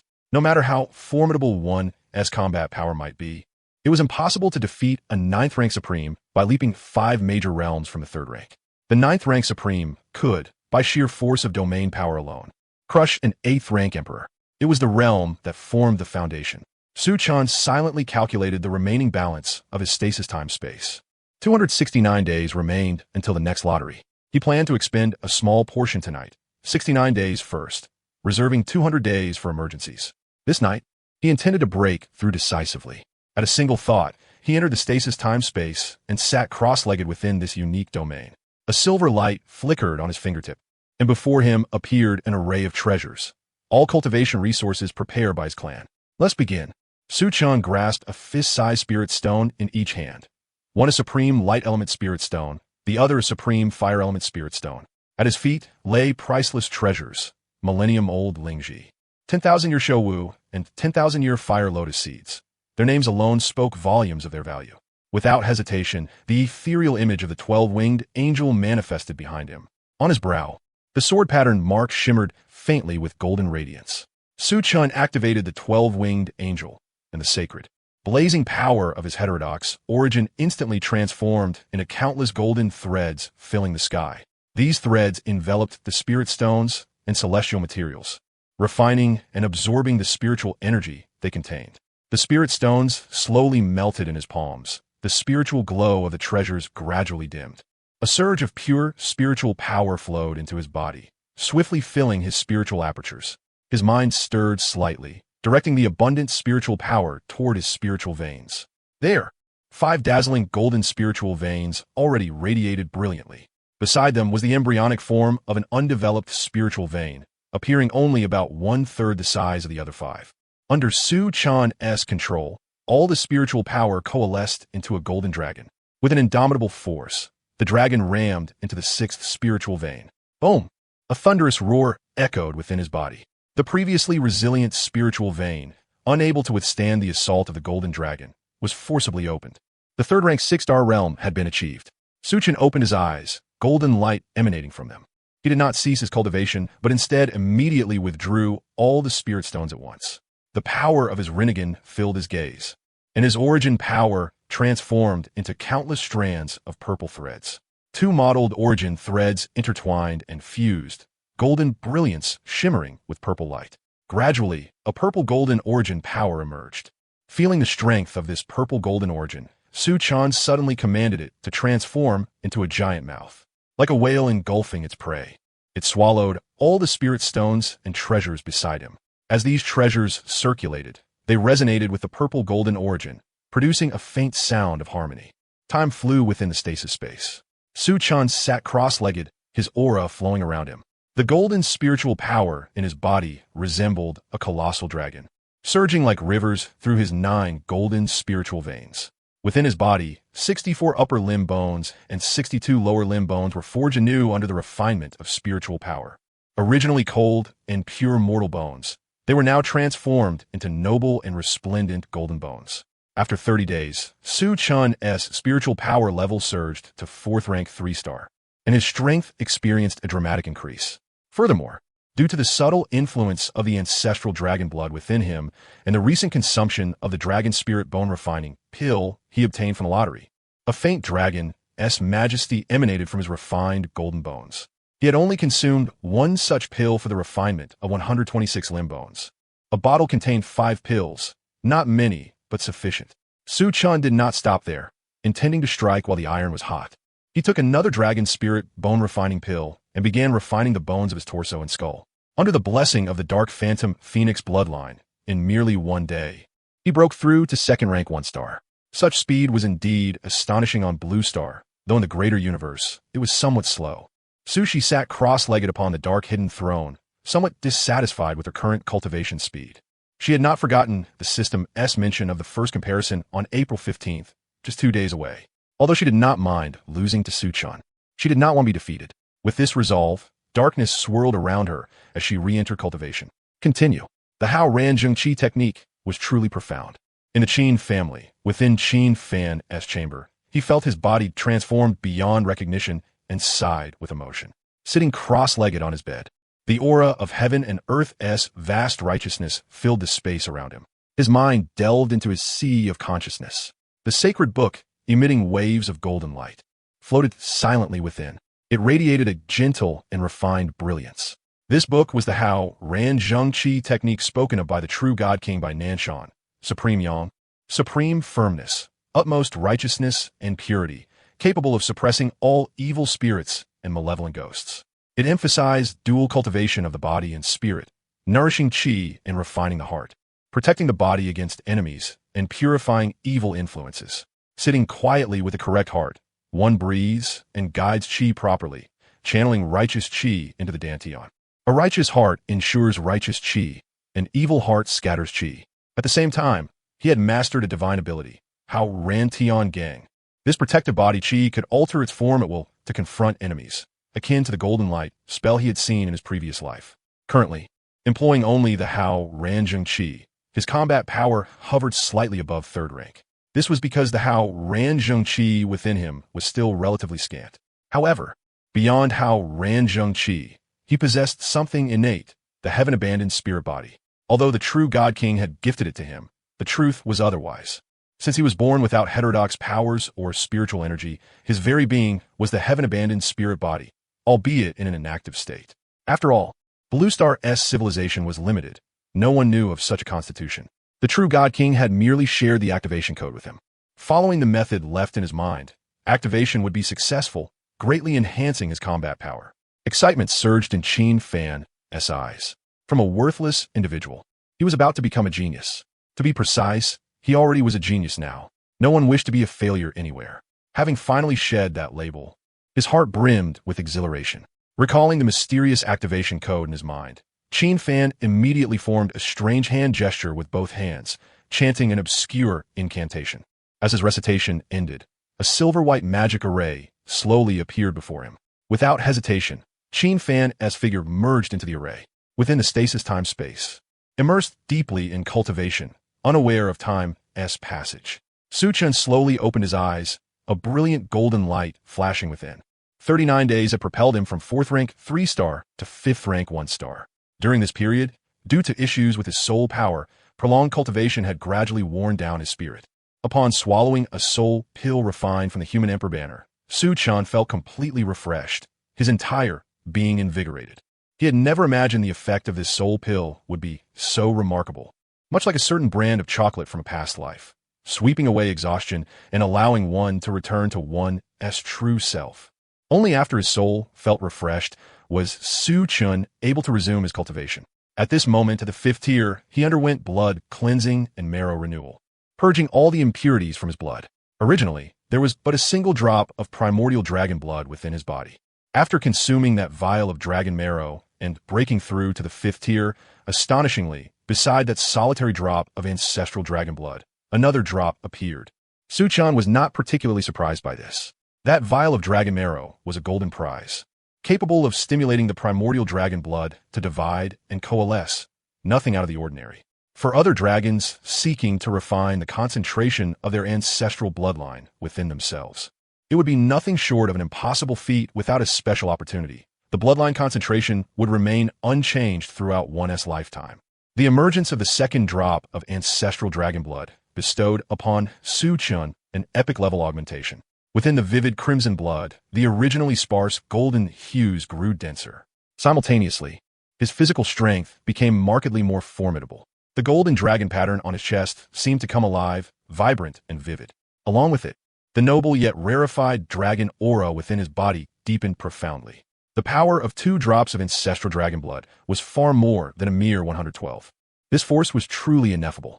Su Chan clenched his right fist and unleashed a punch. In an instant, a deafening explosion echoed through the air. The gust of his fist was immense, the dragon aura pervasive.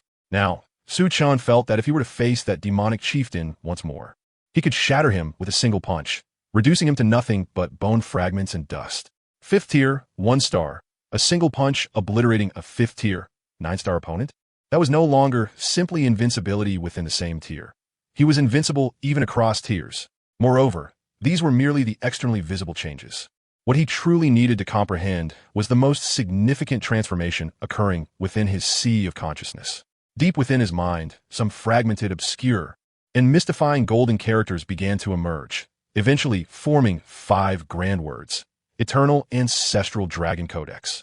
Su Chan surmised that this must be the inherited cultivation method unlocked upon his ancestral dragon bloodline concentration reaching a certain threshold. As his thoughts sank into it, an introduction to the Eternal Ancestral Dragon Codex appeared before his eyes. Only those bearing the ancestral dragon bloodline may cultivate. Just this one sentence and nothing more? For such a grand and prestigious cultivation method, only a single line of introduction? Su Chan was puzzled. However, generally speaking, the simpler was, the more formidable it tended to be. Several minutes later, after perusing the general content of this cultivation method, Su Chan gained a deeper understanding of the ancestral dragon bloodline and its applications. The ancestral dragon was a dragon born amidst the cosmos, a primordial being perched atop the cosmic food chain. From its birth, its physical form was extraordinarily powerful. At that time, no creature could pierce its dragon scales. Moreover, it possessed mastery over 10 powerful innate laws, which later evolved into the 10 ancestral dragon laws. With the blessing of these 10 laws, the ancestral dragon roamed the universe at will, preying upon myriad races. It could easily tear through the void and traverse the cosmic seas. Yet, as time passed, and the era of the ancient wilderness arrived, the ancestral dragon, as the child of the version, grew overwhelmingly strong. The cosmic online could no longer tolerate this and intervened. Other innate beings bearing the laws also emerged, such as the Qilin, Phoenix, and Sacred Tiger, masters of elemental laws, and the Underworld King, wielding the law of reincarnation and void. Thus, a world-shaking, epic-defining ancient war commenced. The Qilin fired the first shot, launching a surprise attack on the ancestral dragon. Other beings immediately joined the fray, overwhelming it with combined might. Under the siege of numerous innate beings, the ancestral dragon suffered grievous wounds. The other beings fared no better. The Qilin was caught by the ancestral dragon and had its body shattered, its soul pulverized. The Phoenix was torn in half by the ancestral dragon's claws, its essence split and fleeing in disgrace. The Sacred Tiger was banished to a different dimension by the ancestral dragon's spatial spell, sealed for several epochs. The Underworld King was severely wounded by the ancestral dragon's law of annihilation, injuries irreparable, forcing him into slumber. Su Chan was curious about which era the ancient wilderness referred to. Furthermore, the Eternal Ancestral Dragon Codex was divided into 10 levels, corresponding to the 10 ancestral dragon laws. Mastery of each level granted one law. Such a mighty cultivation method had but one prerequisite: As long as one bore the ancestral dragon bloodline, cultivation was possible. The threshold was terrifyingly low, only 1% concentration of the ancestral dragon bloodline. In other words, the 2 drops of ancestral dragon blood within him combined to reach merely 1% concentration. That made sense. After all, he had only 2 drops. Following that great war, the ancestral dragon, severely wounded, soon perished. Though its life ended, its entire body transformed into 2 great dragon emperors, the black dragon and the white dragon. They inherited the ancestral dragon's will, each carrying half of its bloodline. The powers wielded by the 2 dragons differed. The black dragon commanded the ancestral dragon's indomitable and resilient physique. The white dragon held mastery over the 10 laws the ancestral dragon once possessed. At the dawn of dragons, their nature was lustful. Through their diligent cultivation, numerous dragons were born. This cycle repeated, forming the present-day dragon race. Each dragon's body contained, to varying degrees, the ancestral dragon's bloodline. Thus, they could cultivate the 10 ancestral dragon laws. However, depending on the concentration of their bloodline, some dragons could only master 2 levels, while others could cultivate 5. Dragons who mastered all 10 laws would be revered as the sacred sons of the dragon race, the future leaders and supreme symbols of dragonkind. That said, with only 2 drops of ancestral dragon blood in his body, Su-chan wondered if he could even complete the first level of cultivation. He began to attempt the first level of cultivation of the eternal ancestral dragon codex. Dragon's sustenance. A dragon devours all things, making them its own, thus achieving transformation into a dragon. Mastery enables one to extract nutrients from living beings to the utmost degree, perfectly absorbing and reflecting them back into oneself. This accelerates growth and heals bodily injuries. It resembled the life restoration from his past life, a rather remarkable developmental ability. Moreover, upon reaching the pinnacle, one could comprehend the devouring law.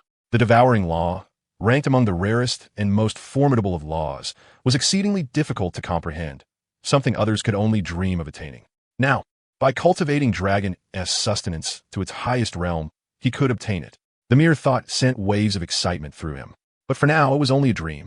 Suppressing the surging fervor within, Su-chan followed the instructions of dragon's sustenance, summoning the dragon essence power from his ancestral dragon blood. 1 hour later, Su-chan ceased. It was not failure. On the contrary, he had succeeded. Within the 2 golden drops of ancestral dragon blood, 2 small golden dragons had nurtured into existence, his dragon essences summoned from the ancestral blood. However, the instant the 2 dragon essences appeared, an unprecedented intense hunger surged through his stomach.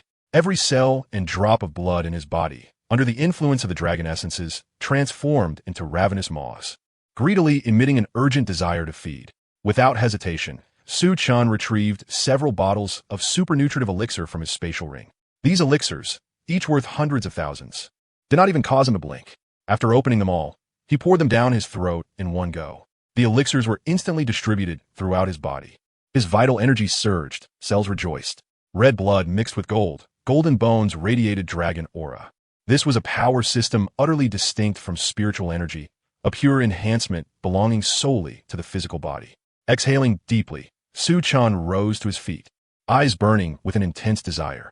Just now, he had only ingested the nutrient solution devoid of spiritual energy, yet the effects were quite evident. It was solely fortifying his physical body. But what if he consumed an item imbued with spiritual energy? Could that directly replenish his spiritual power, thereby bypassing the refining process altogether? Contemplating this, Su-chan clasped 2 supreme spirit stones, one in each hand. Without activating the source of his supernatural abilities, he closed his eyes and circulated the dragon nourishment technique. The spirit stones gradually melted in the palms of his hands, transforming into a pure stream of energy that surged into his body. This energy coursed through his spiritual veins without the slightest loss. It was entirely absorbed, refined, and assimilated by his 2 dragon origins. After a moment, Su-chan opened his eyes. The rate of cultivation in this brief interval far surpassed the effects of his usual practice, employing 2 supernatural powers simultaneously. If he were to master the dragon nourishment technique to profound depths and grasp the law of devouring, Su-chan's eyes shimmered with an extraordinary gleam. This was an entirely novel cultivation system.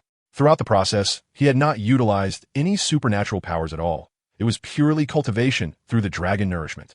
In other words, without employing dragon nourishment, He could harness 2 supernatural abilities to achieve double cultivation speed. Upon activating dragon nourishment, his cultivation efficiency would astonishingly reach 5-fold. It must be noted that this 5-fold benchmark was compared against an SSR tier supernatural user. Achieving 5 times the cultivation speed of an SSR tier was phenomenally extraordinary and awe-inspiring. This alone attested to the immense potency of this method. Even the initial level equated to triple the cultivation speed of an SSR tier supernatural user. Su-chan dared not imagine the upheaval that such a cultivation method, one that required no supernatural powers, would ignite on Blue Star. The most exhilarated individual, needless to say, would be Qin Fan, the lowest ranking member of the Qin family who lacked any supernatural abilities. Yet, such a precious secret was his alone to keep. Moreover, even if he were to reveal it publicly, others would be unable to cultivate it without the ancestral dragon bloodline. Su-chan reviewed the fruits of his cultivation. 69 days had propelled him from the 3rd rank, 6-star 1 degree, to the 5th rank, 1 star. He had also preliminarily activated dragon nourishment. The gains were undeniably substantial. It was time to return. His soul already felt weary once more. After consuming the soul pill, none remained, only one single pill in possession. It seemed he would have to return to the underworld to slay more demons. Su-chan yawned and, with a thought, returned to reality. Nearby, Qianyi, who was munching on dried sour plums, suddenly paused, her mouth full. Her cheeks puffed out like a small hamsteress. Within her perception, Su-chan's aura had surged dramatically in an instant. She was struck by a powerful instinctual intuition, an animal's innate sense, warning her that Su-chan was exceedingly dangerous. If previously Su-chan had been merely a threat, now he was unquestionably capable of effortlessly ending her life. Sensing Qianyi's abnormal reaction, Su-chan immediately realized that it was his aura unsettling her. He reached out and gently stroked Qianyi's small head. "What are you thinking about?" Upon feeling the familiar warmth, Qianyi regained her composure. She rubbed against Su-chan's hand and continued chewing the sour plum, mumbling indistinctly, "Wamei-si." Su-chan gazed at the little creature's adorable demeanor and smiled softly. After glancing at his phone and replying to a few scattered messages, he set the device aside and prepared to sleep. Qianyi, witnessing Su-chan's rest, grew playful and flitted about the room like a nocturnal cat, engaging in nighttime parkour. The following day, the morning of the 14th, after breakfast, Su-chan arrived punctually at the sacrificial hall. However, today he was not beaten. Instead, he was engaged in a discussion with Lumingli. "You mean Bai Lingxi is right in the commercial district of the imperial capital?" "Yes. She even poses as the owner of a high-end suit store." Lumingli's usually serene tone carried deep astonishment. Indeed, receiving Su-chan's confirmation, a trace of realization dawned on Lumingli's cold countenance. No wonder the great Xia dispatched several peak sovereigns in vain. That cunning vixen was hiding right at our doorstep. How utterly dark it is beneath the lamp's glow. "So, Senior Mingli, can you eliminate her?" Su-chan's startling question struck at the heart of the matter. Yes, he intended to eradicate that concealed threat. He had truthfully recounted everything that transpired at the suit store to Lumingli, excluding his foresight and the ancestral dragon blood within him, merely revealing that Bai Lingxi had marked him and, more importantly, had harbored malice toward him. To be cautious, he had also inquired about Bai Lingxi's identity. Lumingli's reply shocked him deeply. Bai Lingxi was one of the 10 beast emperors of the Tianshan Wanlin, a 9-tailed fox. She was a peak sovereign of the 9th rank, 9th star. Upon reaching the 9th rank and 5th star, one was deemed a high-star sovereign. Achieving the 9th rank, 9th star, she was recognized as a peak sovereign. Su-chan never imagined he would be targeted by such a peak sovereign and an immensely powerful beast emperor at that. He was at a loss for words. Nevertheless, since Bai Lingxi sought to harm him, he would not let her go unpunished. Though the maxim "a gentleman's revenge" is never too late applied, and it might take him less than 10 years to reach the 9th rank, he lacked the leisure to play this waiting game. He could not afford a delay lest circumstances change. In recent days, he had been overwhelmed, hosting a homecoming banquet, incubating Qianyi in the underworld, and personally recruiting Lu Yuan. Now that he had a moment to spare, he intended to seize the opportunity to rely on his family's formidable support and deal with her. Kill her. Lumingli lifted her elegant brows, eyeing Su-chan with interest. "To my knowledge, Bai Lingxi is a 9-tailed fox, and her human guise is absolutely that of a breathtaking beauty. Are you, little one, really willing to kill her?" Su-chan's expression remained unchanged. "Why should I hesitate? There are women whose beauty rivals hers." Moreover, his words paused momentarily. suffused with a bone-chilling murderous intent. She is a supernatural beast. She must die. Lumingly was inwardly startled. A mere youngster harbored such intense hatred toward supernatural beasts, seemingly eager to eradicate them all. Yet, this aligned perfectly with her own sentiments. Supernatural beasts deserve death. She had long regarded these so-called beast emperors with disdain. However, they were exceedingly cunning, concealing themselves in human form and hiding in the world. Even someone as powerful as she could not ascertain their exact whereabouts. Now, a promising young protege had, by a twist of fate, located one. Though she did not know the means by which Su Chan had identified Bai Lingxi, she chose to believe him unconditionally. Even if mistaken, it would only be a minor waste of time. She had spent years dwelling in the ancestral land, and time was the one thing she lacked not. But if they had truly found the right target, she must prepare thoroughly. After all, a peak sovereign was not so easily slain. As for why Su Chan so vehemently despised supernatural beasts, it was entirely due to his adoptive mother, Su Qingyan. After Su Qingyan's passing, two of her companions, each missing an arm or a leg, relayed to Su Chan that they had encountered a hurricane wolf pack. The Wolf King was a 5th-rank peak sovereign. The three of them were no match. They had been torn apart, losing an arm and a leg each. Su Qingyan had been pierced through the chest by the claw of a hurricane wolf, shattering her heart. Just as they despaired, believing death was imminent, the Wolf King suddenly howled, and the pack vanished from sight in an instant. They did not understand why the wolves retreated. They only knew they were temporarily saved. After a brief stop to staunch their bleeding, they hurriedly supported Su Qingyan to the hospital. Yet in the end, the rescue came too late, resulting in Su Qingyan's untimely demise and departure from this world.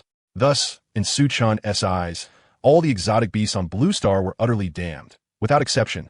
Not only are they absent now, but they will never exist in the future either. Su Qingyan will be resurrected, and the Blue Star beast will be slain. There is no contradiction between the two. Sensing Su Chan's resolute determination, Lu Mengli offered a faint smile. Were it 3,000 years ago, attempting to kill her might have been unrealistic. But now, she was unquestionably the strongest being in this world. Lu Mengli floated in the air with her hands clasped behind her back, her words of unparalleled confidence resonating in Su Chen's ears. Then, most formidable Senior Mengli, when you intend to take action? While secretly astonished at his ancestor's prowess, Su Chan's confidence swelled considerably. As the pinnacle sovereign of the 9th rank and 9th star, if she truly wished to escape, even he could not kill her. Lu Mengli gazed at the impatient Su Chan and spoke calmly. Su Chen felt emotionally deceived. However, Lu Mengli's next words plunged him into contemplation. I possess an item capable of sealing off a spatial region. Once the space is sealed, she will inevitably perish. But it requires time to prepare. Moreover, there's a more critical matter. Once I engage in battle with her, the entire imperial capital will be utterly annihilated. Indeed, Bai Lingxi herself, as the pinnacle sovereign of a 9th rank and 9th star, had no shortage of survival skills, tearing through the void, spatial teleportation. Even if prepared in advance to seal the space, how could one strike within the imperial capital's south busiest commercial street? The destructive power of a 9th rank sovereign was terrifying. Even a casual strike was beyond the resistance of an 8th rank emperor. Surely, the entire population of the imperial capital could not be temporarily evacuated? Bai Lingxi was no fool. Otherwise, how could she have attained the pinnacle sovereign status? Unless Bai Lingxi was lured outside the city. But again, Bai Lingxi was no fool. How could she venture out unprepared? Then, could the spatial sealing be performed outside the city, after which Bai Lingxi could be directly transferred there? At Su Chan's suggestion, Lu Mengli regarded him with a look of incredulous disdain. In the next instant, Su Chan instantly realized his folly and cursed himself as a fool. If the space was already sealed, how could a transfer occur? Upon further reflection, Su Chan discovered a small loophole. What if the space is sealed the very moment she is transferred inside? Lu Mengli shook her head and softly explained. The reaction speed and sensory acuity of a 9th rank sovereign are extraordinary. The moment you transfer her, she will detect it and immediately perform a secondary transfer, relocating herself to a safe place. Upon hearing this, Su Chan frowned deeply. He pondered continuously, seeking a perfect method that could kill Bai Lingxi without damaging the surroundings. If spatial transfer was impossible, sealing the space would be meaningless unless he could instantly pull Bai Lingxi into an alternate dimension where Lu Mengli would wait in advance. The moment Bai Lingxi entered, the alternate dimension could be sealed immediately. Wait. A gleam of insight sparked in Su Chan's eyes. Pull into an alternate dimension. He had discovered a blind spot. Could his reincarnation not access a virtual space? If, at the moment Bai Lingxi was pulled into the alternate dimension, Lu Mengli entered first to seal the space, then no matter how cataclysmic the ensuing battle, it would have no external impact, practically perfect. The more he thought about it, the more feasible it seemed. The only drawback was that Lu Mengli would be trapped inside as well. If she could not defeat Bai Lingxi, things would get interesting. Senior Mengli, I have a way to kill Bai Lingxi without causing any harm to the imperial capital. Su Chen's words caused Lu Mengli to pause briefly. Yet she showed no great surprise, for her mindset had been tempered by Su Chen's rapid progression. A mere day ago, he was 3rd rank, and now suddenly 5th rank. Moreover, he had learned Bai Lingxi's name. Now Su Chen claimed to have a solution. Comparatively, this was normal. Oh, do tell. Lu Mengli's curiosity was piqued regarding Su Chen's proposed method. Please do not resist. Lu Mengli asked nothing, only nodding slightly. Very well. Su Chen exhaled deeply, his eyes locking onto Lu Mengli's. His spiritual power and soul force surged violently into his eyes. Instantly, under the continuous infusion of his ocular power, his eyes emitted a dazzling violet radiance. Under Lu Mengli's curious gaze, spatial fluctuations began to appear gradually around her body. Spatial force. It seemed to originate from Su Chen's eyes. An ocular ability involving spatial manipulation? Lu Mengli was puzzled, but felt the domineering spatial fluctuations locking onto her, causing a sense of disconnection from the surrounding environment. Moreover, it seemed as if it were about to draw her entirely inside. Silently, Lu Mengli judged that if this technique were used against an 8th rank emperor, except for those possessing spatial abilities, everyone else would be ensnared. For her, it was merely a matter of a single breath to break free. Yet, curious about Su Chen's intent and recalling his plea not to resist, she remained motionless. In the next moment, her figure vanished from Su Chen's sight. Su Chen, utterly unceremonious, collapsed onto the ground, drenched in sweat and panting heavily. Too extreme. Merely sending Senior Mengli into an alternate dimension has drained all my spiritual power.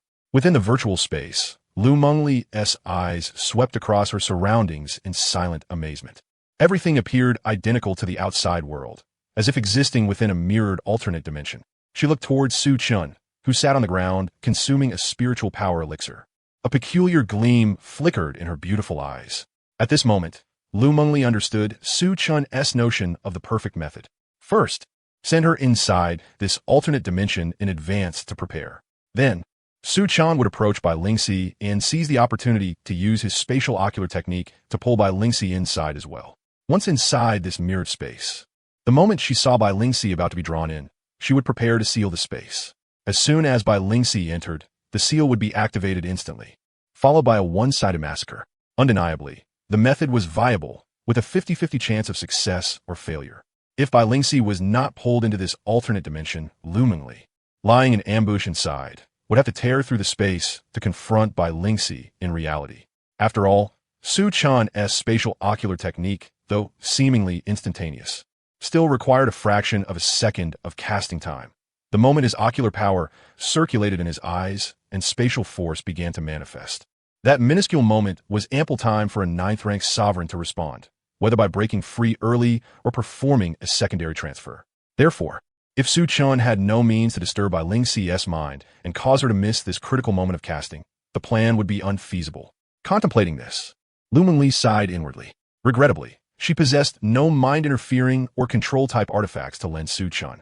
Her nature dictated otherwise. She upheld strength above all as the fundamental principle. In battle, she scorned such underhanded tactics, relying solely on raw power. Fight if you can win. If not, flee. Even this treasure that seals space was a gift from a friend. If Su Chen were to bring along another high-level controller-type ability user, it would most likely arouse the suspicions of Bai Lingxi, that sly fox. At that point, before the control ability could even be activated, Bai Lingxi would vanish without a trace. Therefore, the decisive factor for whether this plan succeeds does not lie with her. Rather, it rests squarely on Su Chen's shoulders. As long as Bai Lingxi cannot break free within those split seconds, death will be her only fate. But if Bai Lingxi reacts in time, then all subsequent plans will be doomed to failure. While she weighed the feasibility of this method in her mind, Su Chen, having finished communicating with Lan, let the power in his eyes flow, sending himself into the void space. Senior Mengli, how is it? Su Chen softly inquired upon entering the void space and finding Lu Mengli deep in thought. It's possible, but are you confident you can bring Bai Lingxi here?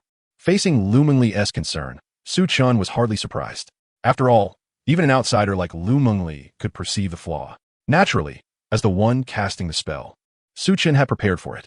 Yes, please rest assured, Senior Mengli. I will wait here in this space for Bai Lingxi's arrival. Seeing Su Chan's calm and resolute tone, Lu Mengli gave him a long, penetrating look before responding. Very well. It seems this little fellow still harbors many secrets. Lu Mengli did not press further. Whatever earth-shattering secrets Su Chan possessed were none of her concern. The only thing that mattered to her was that Su Chan was her junior, someone she valued, a seed carrying the hopes of old acquaintances.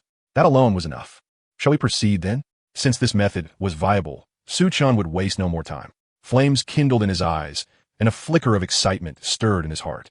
Nervousness, perhaps. Their target was a supreme pinnacle, practically the very ceiling of combat power in this world. And he, as a newly minted rank 5 mid-level ability user, was merely an assistant to Lu Mengli. Inevitably, there was some pressure. Lu Mengli observed Su Chan's expression closely, a faint curve playing on her lips. She had previously thought that Su Chen wouldn't be nervous, given his fierce resolve to kill. That's normal. What rank 5 ability user could face a rank 9 without so much as a flicker of emotion? If Su Chan truly remained calm, that would be the oddity. Lu Mengli's lips parted slightly as she said evenly, "Let us go." The two departed from Su Chan's void space, heading inward toward the commercial district. Su Chan did not release Lu Mengli, for while tearing space was a fast route, it was not worthwhile. Instantaneous travel could reach the destination in a flash. But releasing her now would mean having to absorb her back shortly after. Such back and forth would exhaust his spiritual energy. Along the way, Su Chan employed his Rinnegan to teleport repeatedly. As for Lu Mengli, it was pointless to mention, no matter how swiftly Su Chan teleported. Her figure was always right beside him in an instant. How is this any different from a ghost? Oh, ghost wouldn't patiently wait beside you for your next teleport. What was going on? My right eyelid keeps twitching incessantly. Bai Lingxi lounged lazily on a chair, caressing her crimson, piercing right eye. Her intuition warned her that something significant was about to unfold.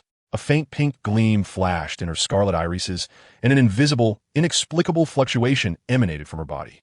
She was eager to see what momentous event was about to transpire. Yet in the next instant, the scene unfolding in her eyes caused a momentary pause on her mature face. Then a wave of fervent delight surged forth, coloring her entire countenance with joy. She had employed her innate divine ability, the goddess eye of prophecy, and glimpsed a very enticing special guest. So it was this little fellow. Bai Lingxi's eyes saw the long-awaited food arriving to have a new white suit custom-made for her. Then she canceled the divine ability, and the pink glow in her eyes vanished. After all, wielding such a transcendent ability came at a cost. Indeed, it was a big event, one that brought joyful surprise. Bai Lingxi straightened up, lazily yawning and slowly stretching. Her form-fitting white long sleeves perfectly outlined her curves. Since he was coming, she must prepare thoroughly. Such a golden opportunity could not be missed. Even if she could not truly devour him, just a small taste to satisfy her craving would suffice. Just as she steeled herself, awaiting Su Chan's arrival, a particularly melodious knock echoed in her ears. Bang, bang.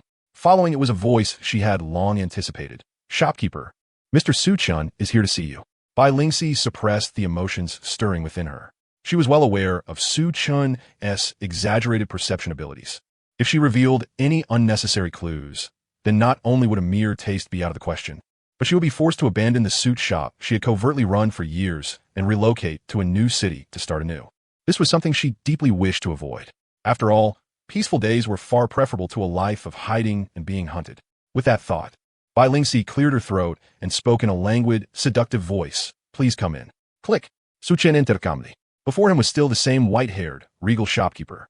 Bai Lingxi remained seated quietly in her chair, her fair, delicate fingers gripping needle and thread, stitching an item carefully, seemingly a white shirt. While Su Chan scrutinized Bai Lingxi, she was quietly observing him in return. Same as last time, wearing an eye patch. Yet she quickly noticed a difference. Rank 5, 1 star, if memory served. Su Chan was rank 3 the last time he came. Moreover, today was the 14th, and Su Chan's previous visit was on the 11th. Only 2 days had passed. It felt as if 2 years had elapsed. 2 days to ascend a whole major rank? Is this kid cheating? Truly, he defied all conventional logic. "I came without an appointment today. I hope shopkeeper by 1T mind," Su Chan said first, a smile playing at the corner of his lips. Bai Lingxi paused her stitching and looked up at Su Chan, a smile blossoming on her exquisite face. "Not at all. I'm quite pleased to see you. Oh, how pleased. Suchin raised an eyebrow and smiled, teasing. Bai Lingxi's smile faltered momentarily, inwardly cursing Suchan's lack of conversational skill. I'm also very happy to see shopkeeper Bai. Hearing this, Bai Lingxi took her turn. Oh, how happy. Seeing such a stunningly beautiful lady as shopkeeper Bai naturally fills my heart with joy. At these words, Bai Lingxi's smile grew even brighter. She set down her needle and thread, raised a hand to cover her mouth as she chuckled softly. You little fellow, you do have a sweet tongue. Now tell me, what brings you here today? Though Bai Lingxi already knew Su Chan's purpose, she played along, feigning ignorance and asking him. It's like this, the black suit I had made a couple of days ago turned out very well. I'm quite satisfied. So today, I intend to order a white suit to change up my style.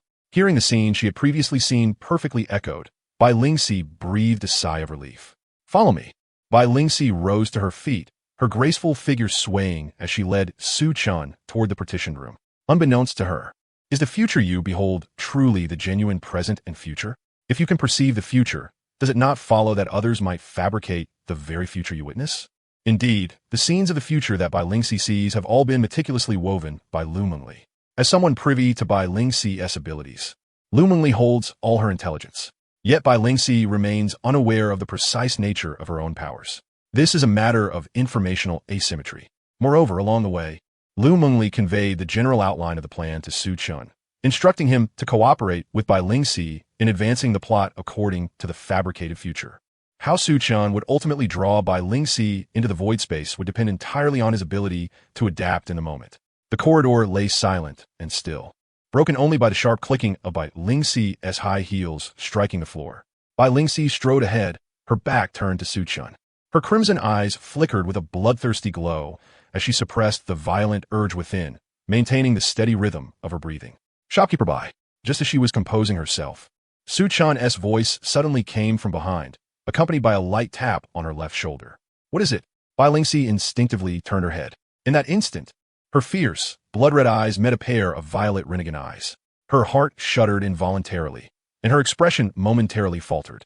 But it was precisely in that fleeting moment of distraction that, thrust, a long sword pierced through her chest. Her expression stiffened as she slowly lowered her gaze to the sword embedded in her chest. A look of bewilderment etched across her face. A wave of disbelief rose in her eyes. An ordinary sword. Never mind piercing her chest, it could not even pierce her physical body. Yet this sword, capable of penetrating her flesh, left only one conclusion in her mind. A symbiotic artifact. This boy had discovered her secret long ago. He had known all along of her identity as a hetero beast. After all, the sword in her chest belonged to Su Chan.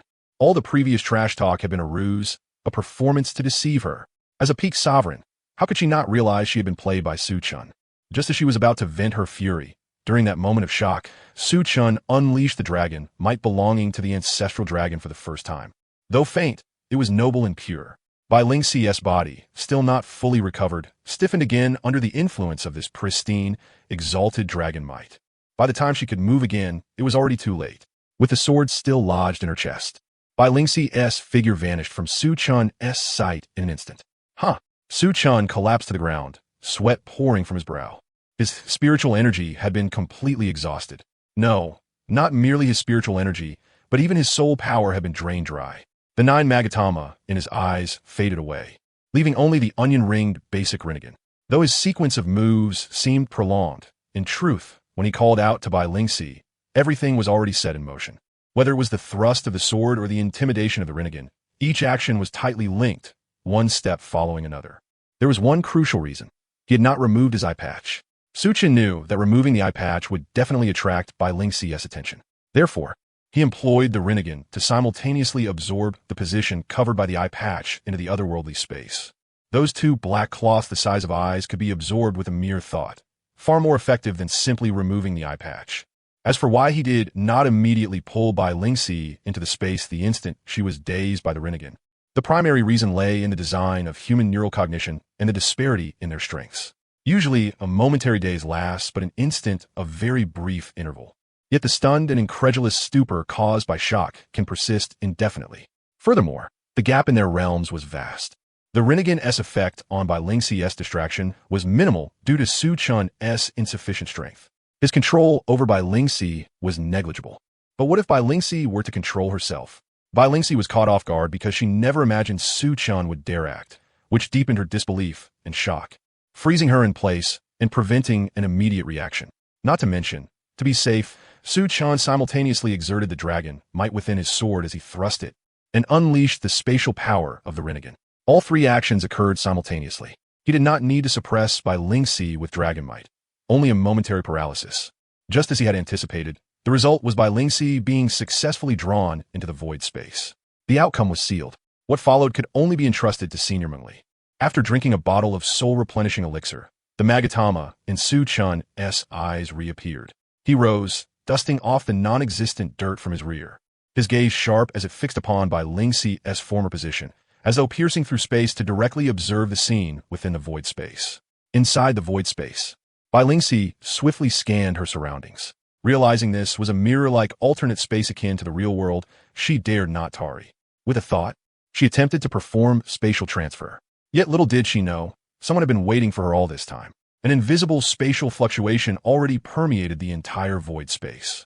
Suddenly, Bai Lingxi's crimson pupils contracted sharply before widening abruptly, her expression one of utter horror. Failed. The spatial transfer had failed. This space was sealed. A spatial blockade. Such a feat was beyond the capability of a mere fifth-rank cultivator like Su Chun. There must be someone behind him. At this realization, Bai Lingxi's piercing voice echoed throughout the void space. Who is it? As her words faded, Bai Lingxi's senses tingled, and she abruptly lifted her head. In midair, Lu Mengli appeared, possessed by the 12-winged light and dark angel. Half of her wings were pristine white, the other half pitch black. Her left hand radiated noble light. Her right hand exuded mysterious darkness, two utterly opposed, mutually repellent energies of heaven and earth. At this moment, as Lu Mengli clasped her hands together, these two diametrically different energies slowly merged before Bai Lingxi's horrified gaze. A terrifying gray energy orb manifested in Lu Mengli's palm. In Bai Lingxi's field of vision, the instant the gray orb appeared, she could clearly sense a dreadful aura capable of annihilating all things radiating from it. This overwhelming power struck at her very soul, halting her breath. A suffocating sense of death's oppression permeated the space. Her crimson eyes trembled wildly. Lu Mengli had grown far stronger than she had 3,000 years ago.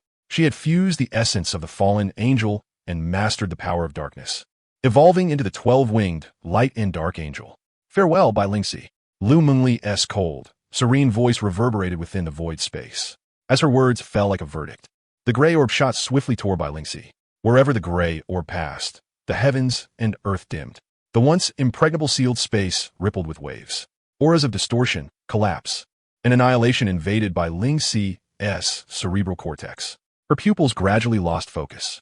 Suddenly, a vision appeared before her eyes. Mother, why do hetero-beasts and humans continue to slaughter each other endlessly? Are we hetero-beasts born with fault? Yet among hetero-beasts, are there not kind souls like you, Mother? And among humans, are there not wicked ones who slay one another and pursue only profit?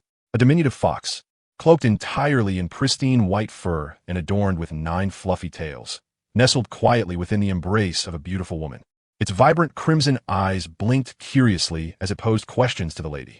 In response, the woman gently stroked its head and spoke words beyond the fox's comprehension. Little Bai, you must understand, this world is not a realm of stark black and white, nor is it simply right or wrong. Rather, it is a delicate shade of gray. The essence of things often eludes the eyes and ears. This exquisite gray often signifies the pinnacle of this world. At that moment, she comprehended fully the true meaning of this gray. Bai Lingxi made no resistance, her face betraying no emotion. Her eyes quietly fixed upon the gray that gradually expanded before her. Resistance was futile. Resentment was meaningless. It was not that she refused to resist. She simply could not. When she saw Lu Mengli's hands begin to merge, she sensed danger and attempted to intervene. Yet, the long sword that Su Chun had previously thrust in her chest radiated a binding seal that immobilized her body, freezing her in place.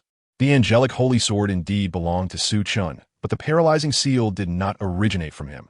It was a secret technique wielded by Lu Mengli. Within Lu Mengli resided half of the sacred angel's primordial essence, granting her dominion over all angelic holy swords. At this point, she admitted defeat.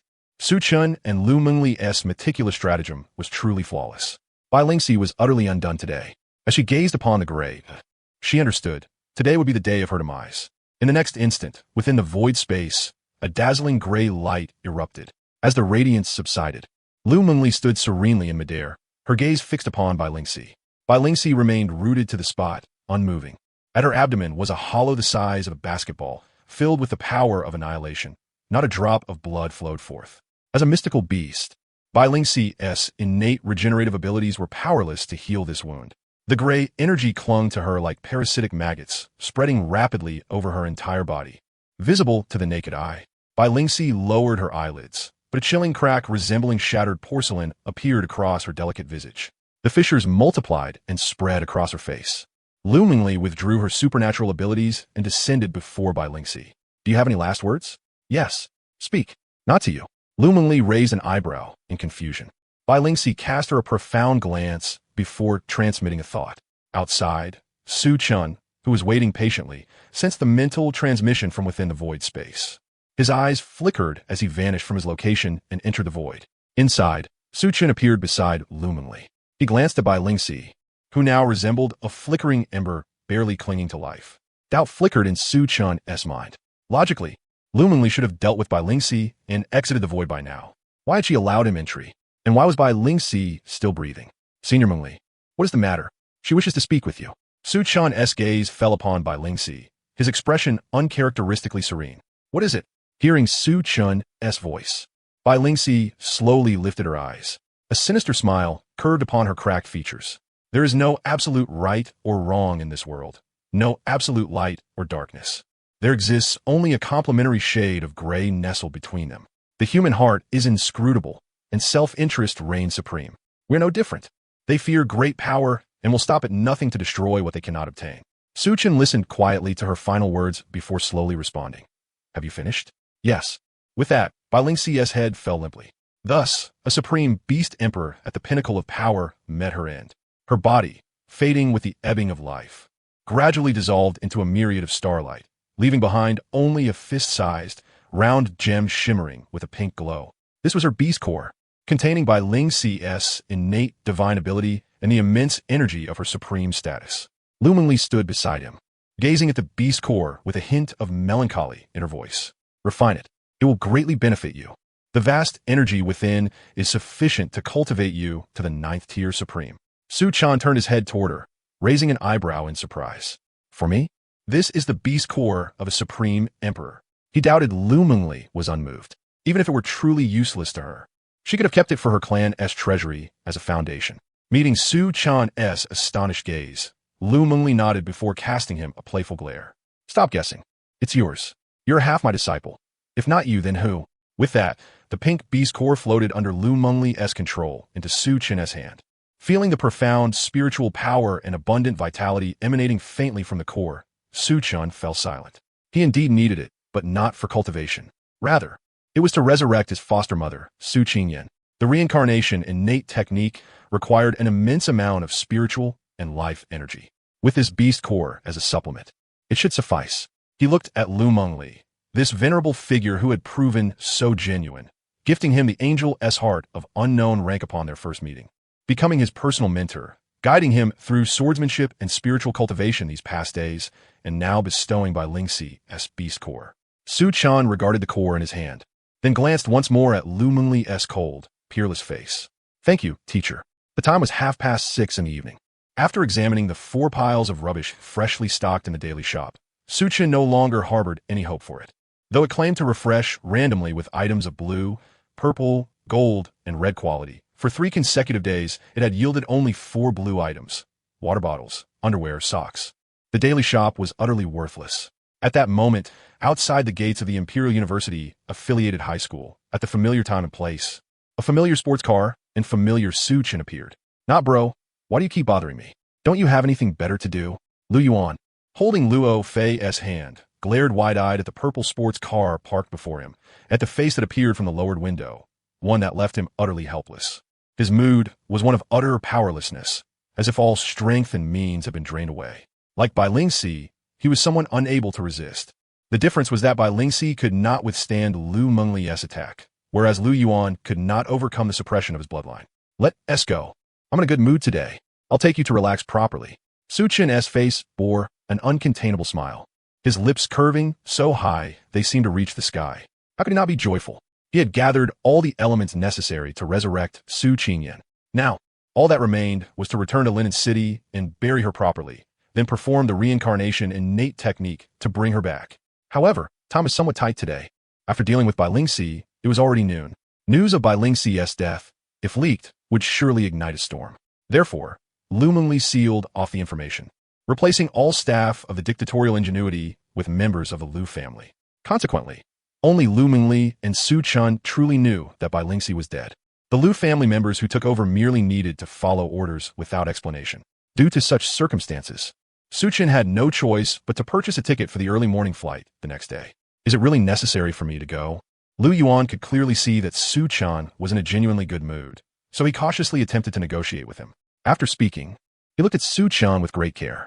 In truth, he still wished to leave with Luo Fei, but he felt compelled to consider Su Chun's feelings. Deep down, Lu Yuan was not very inclined to refuse Su Chun. From his perspective, Su Chen had been absent from the family for 18 long years. Now, having finally returned to the clan, the bonds between him and his relatives were naturally not very close.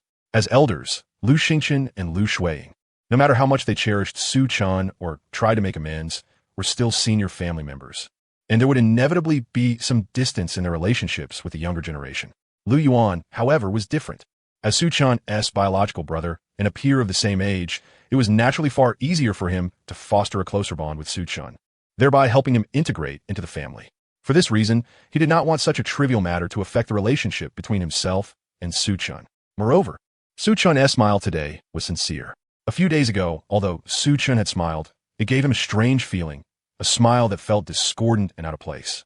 Therefore, he did not wish to cause Su Chun any displeasure because of himself. Alas, no. Su Chun waved his index finger in front of Lu Yuan's eyes, shattering his hopeful illusions.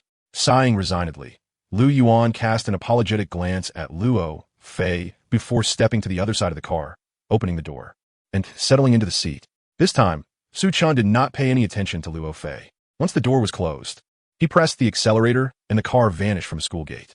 Inside the car, as the surround DJ music played, Lu Yuan sat in the passenger seat, glancing sideways at Su Chun, who steered with one hand. Where are we headed? Su Chun's gaze remained fixed ahead, a smile playing at his lips. I don't know. Lu Yuan opened his mouth, but ultimately only managed a soundless sigh. He truly did not know what to say, a sensation akin to the frustration of constipation gripping him. Along the way, Su Chun asked about the delicious foods and entertaining spots in the imperial capital. Lu Yuan, seated beside him, patiently introduced the pros and cons and cost-effectiveness of these places. He too was infected by the DJ's music, and the atmosphere between them became relaxed and pleasant. Before long, Su Chun settled on a barbecue restaurant that Lu Yuan highly recommended for its value and excellent owner. The vehicle then set off in the direction of the barbecue venue. Nightfall draped over the buildings, countless lights twinkling like stars. They arrived at their destination, parking in a nearby underground lot. After securing the car, Lu Yuan led the way as the two walked toward the barbecue restaurant. Guided by Lu Yuan, they entered an alleyway where a rich, vibrant aura of everyday life greeted them.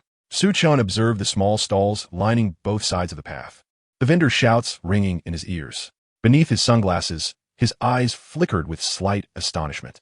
This bustling scene was nothing less than a night market. He had not visited such a place in a very long time. The last time he had come to a night market was before Su Qingyan's accident. Back then, after school, Su Qingyan often took him to stroll for the night market. It's all right. After tomorrow, Su Qingyan will still take me here often. Lu Yuan's voice pulled Su Chun back to reality. Come on, the restaurant is just ahead. Su Chun quickened his pace to follow Lu Yuan. Along the way, Su Chun attracted an extraordinary amount of attention. Beside him, Lu Yuan's mouth twitched involuntarily, and his footsteps quickened.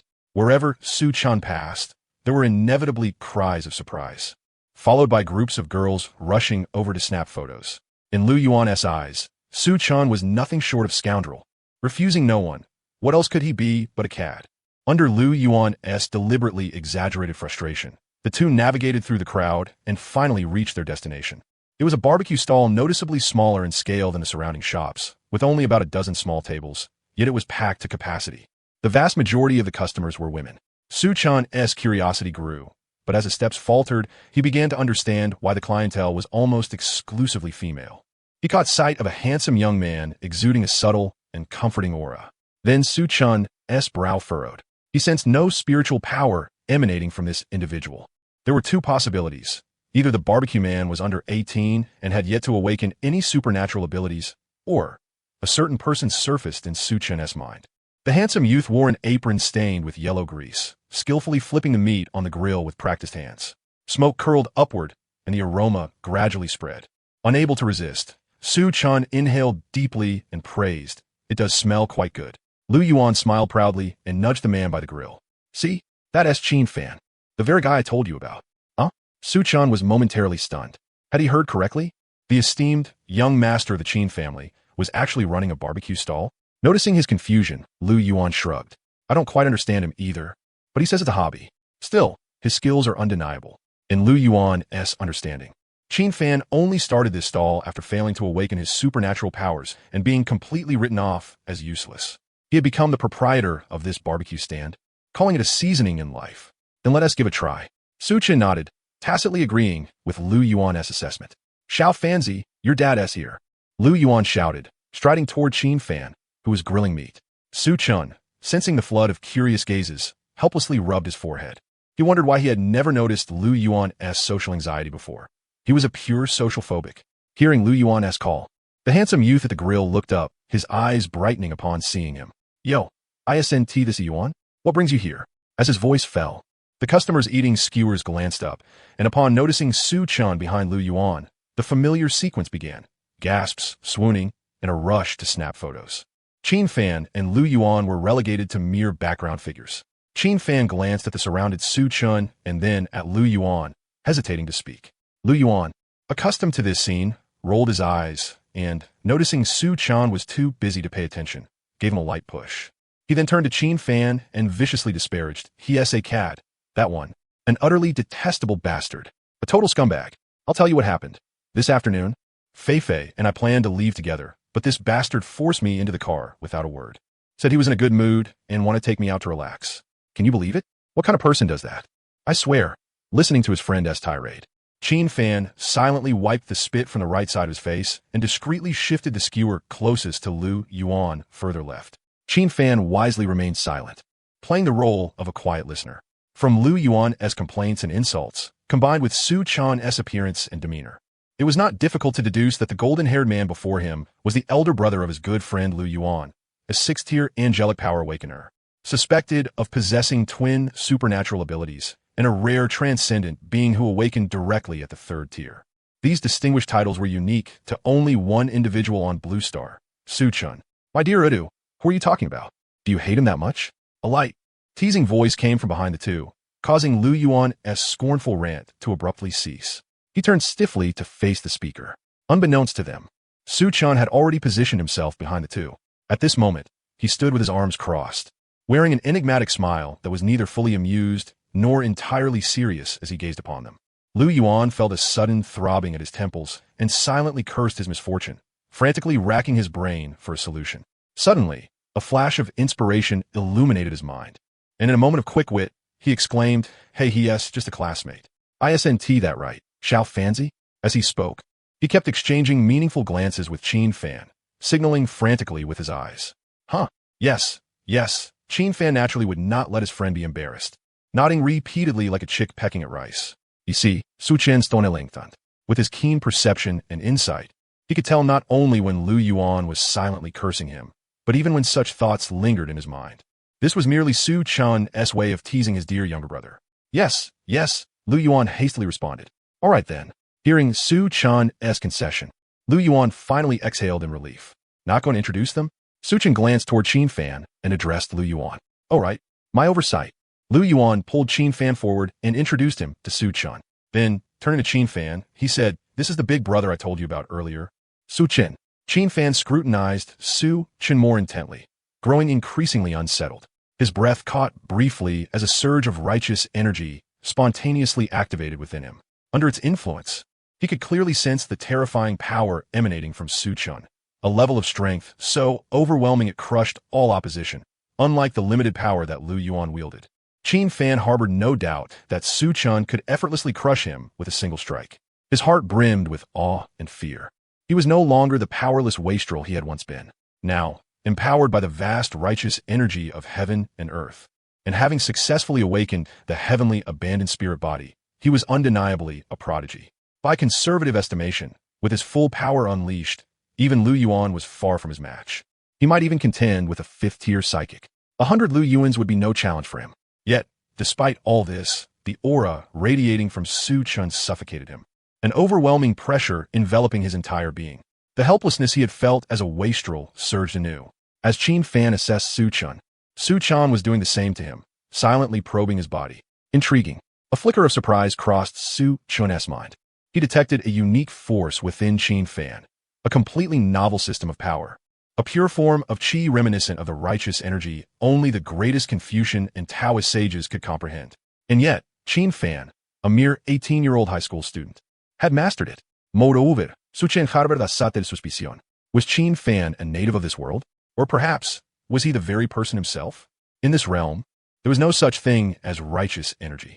Was this earthly power, distinct from psychic abilities, also his? Su Chun's eyes flickered, and he mused silently. No wonder he fits the protagonist mold. Just days ago, he was a mere wastrel. Now, he is not only free from that label, but has blossomed into a genius.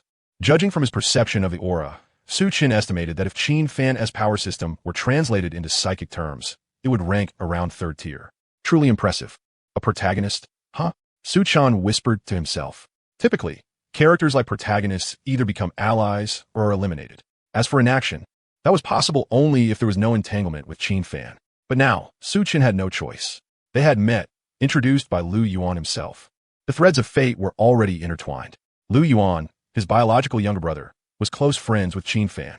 As Lu Yuan's elder brother, Su Chen naturally found it difficult to strike down Qin Fan. Besides, Qin Fan was the son of the Qin family head. Killing him would only invite trouble. Su Chen disliked trouble. As for Qin Fan's feelings, Su Chen cared little. It was only natural for Qin Fan to feel intimidated upon sensing his strength. Then, Su Chen offered Qin Fan a friendly smile and extended his left hand. Greetings. Startled, Qin Fan quickly returned the gesture with his right hand and a smile. Hello. Thus, two hands from different worlds clasped together in this shared realm. For Qin Fan, during his days as a wastrel, he had come to see many people and things clearly. Lu Yuan was the only one who never distanced himself or looked down on him because of his weakness. Hence, Qin Fan held Lu Yuan in high regard, and by extension, Su Chen as well. Perhaps this was the nature of affection extending to those associated. Soon, with Lu Yuan's meddling akin to a mischievous troublemaker, the two became acquainted. At Su Chun's request, Qin Fan arranged for them to settle in a corner. After ordering some food, they began to wait. When the dishes arrived, Su Chen casually picked up a bottle of open beer and handed it to Lu Yuan, then produced another bottle for himself, holding it in his hand. Without further ado, he said to Lu Yuan, little brother, bottoms up. Lu Yuan's eyes twitched as he took the beer, somewhat speechless. Are you crazy? Who drinks beer with the bottle at a barbecue? Cheers are meant to be done with glasses.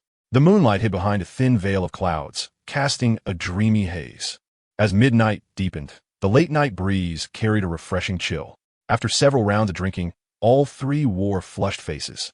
With no more customers around, Qin Fan joined the brothers' drinking session. At first, he was a bit reserved before Su Chen, but as the cups passed and the alcohol flowed, Qin Fan's face reddened, and he completely let loose, his usual calm and aloof demeanor dissolving under the influence. Listen, Yuan is famous at school for being deeply affectionate.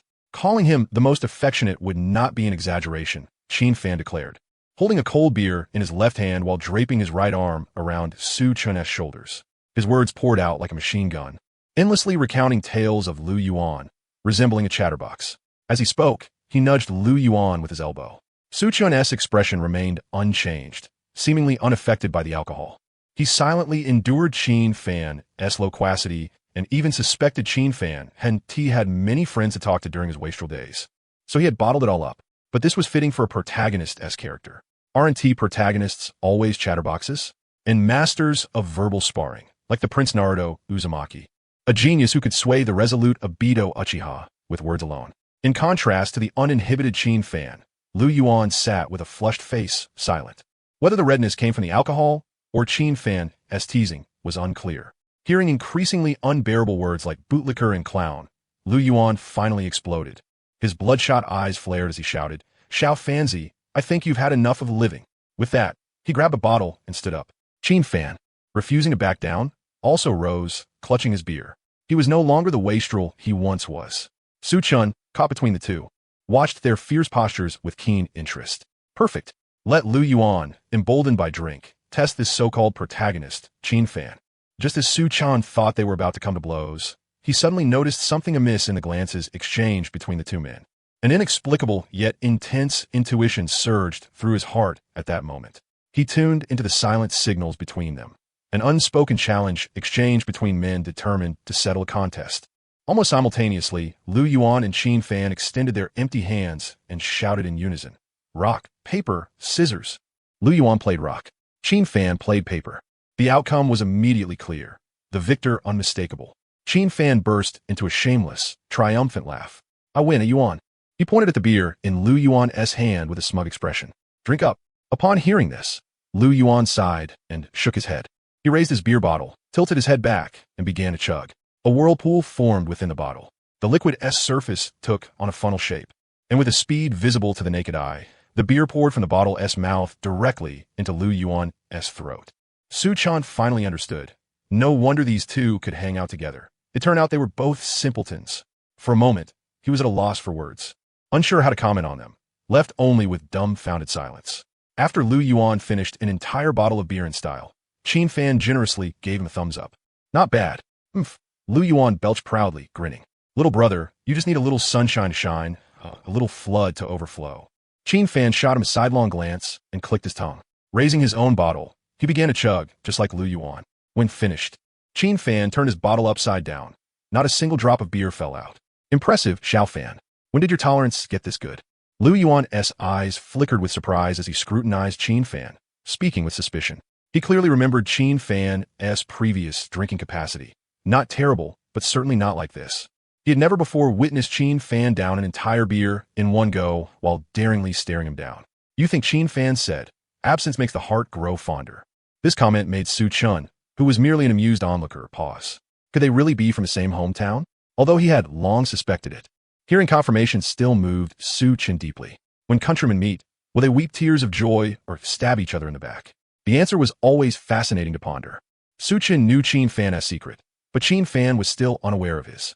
However, at this moment, in the perception of Su Chun's observation hockey, Qin Fan's emotions remained consistently lighthearted, joyful, and excited, without a trace of negativity. Suddenly, Su Chun belatedly realized, a person imbued with the vast righteous energy of heaven and earth could never harbor impure thoughts. How could such a man possibly stab others in the back? Only those whose hearts overflowed with righteousness could wield the power of such noble energy. Yet he had miscalculated. While Su Chun was still reflecting, Lu Yuan and Qin Fan simultaneously fixed their gaze upon him. Their meaning was unmistakable. Sensing their focus, Su Chun was taken aback. Were they expecting him to show his skill as well? How naive. "Come on, drink up." He snatched a beer bottle, tilted his head back, and began chugging. One bottle down, and under the astonished eyes of Lu Yuan and Qin Fan, he picked up another without hesitation and finished it swiftly. But he did not stop there. A third bottle. A fourth. He continued until 9 whole bottles of beer had been consumed. Only then did Su Chun pause. After finishing each bottle, just like Qin Fan, he inverted the bottle's mouth. No drop of beer escaped. Despite drinking 9 bottles, Su Chun's face showed no flush, no heavy breathing, not even a single burp. For Su Chun, the quantity of beer was irrelevant. The moment the liquid passed his throat, he used dragon digestion to instantly refine and assimilate the beer throughout his body. It was essentially like drinking water flavored with beer. Moreover, given his current physical condition, not only did he feel no fullness, but he also experienced no hint of intoxication. After setting down the last empty bottle, Su Chun noticed the two men were utterly silent, their eyes vacant as they stared at him. Smiling knowingly, he asked teasingly, "What's the matter?" Lu Yuan and Qin Fan looked at Su Chun as if they had seen a ghost. "Seriously, buddy?" Qin Fan's eyes were as wide as copper coins. He admitted he was genuinely shocked by Su Chun's thunderous performance. "Oh, really?" Lu Yuan was equally stunned, his voice stammering. Watching their dumbfounded expressions, Su Chun chuckled lightly. Pushing the empty bottle aside, he picked up a skewer from the table and took a bite, swallowing before saying, "Not to brag, little brother, But if your skills aren't up to par, don't pretend. If your drinking capacity isn't enough, you gotta train it. Elsewhere, as the clock struck midnight, the date officially turned to April 15th. For most, it was an utterly ordinary day. But for Sushi, it held profound significance. First combat power comparison initiated. Is it finally starting? Hearing the voice in her mind, Sushi's delicate figure instantly straightened on the bed. She leaned against the headboard, striving to keep her emotions steady. Had the comparison been against anyone else, she would not have felt a shred of nervousness. The only reason her emotion stirred was because the opponent was Su Chun, nothing more. But she was confident she would win, even though Su Chun held a third-tier rank, and she was only a second-tier 7-star, as a legendary divine king. She certainly possessed some clandestine techniques to overcome boundaries and slay enemies. Moreover, she had obtained the novice reward, the full version of the Dark Void Phoenix bloodline. The Dark Void Phoenix, the pinnacle of underworld beings, was exceedingly rare. The entire underworld likely contained fewer than a handful. Besides mastering the principles of void and darkness, they were renowned for their rapid cultivation speed. Any Dark Void Phoenix that reached adulthood was guaranteed to be a divine king-level powerhouse. Yet few lived to adulthood. Beyond their lengthy growth cycle, their cultivation demanded a core resource, underworld crystals, that were exceedingly scarce throughout the underworld. Only pure-blooded Dark Void Phoenixes could utilize them. Impure-blooded riffraff could only cultivate with demon crystals. Demon crystals were unique stones embedded within the bodies of high-level beings in the outer layers of the underworld.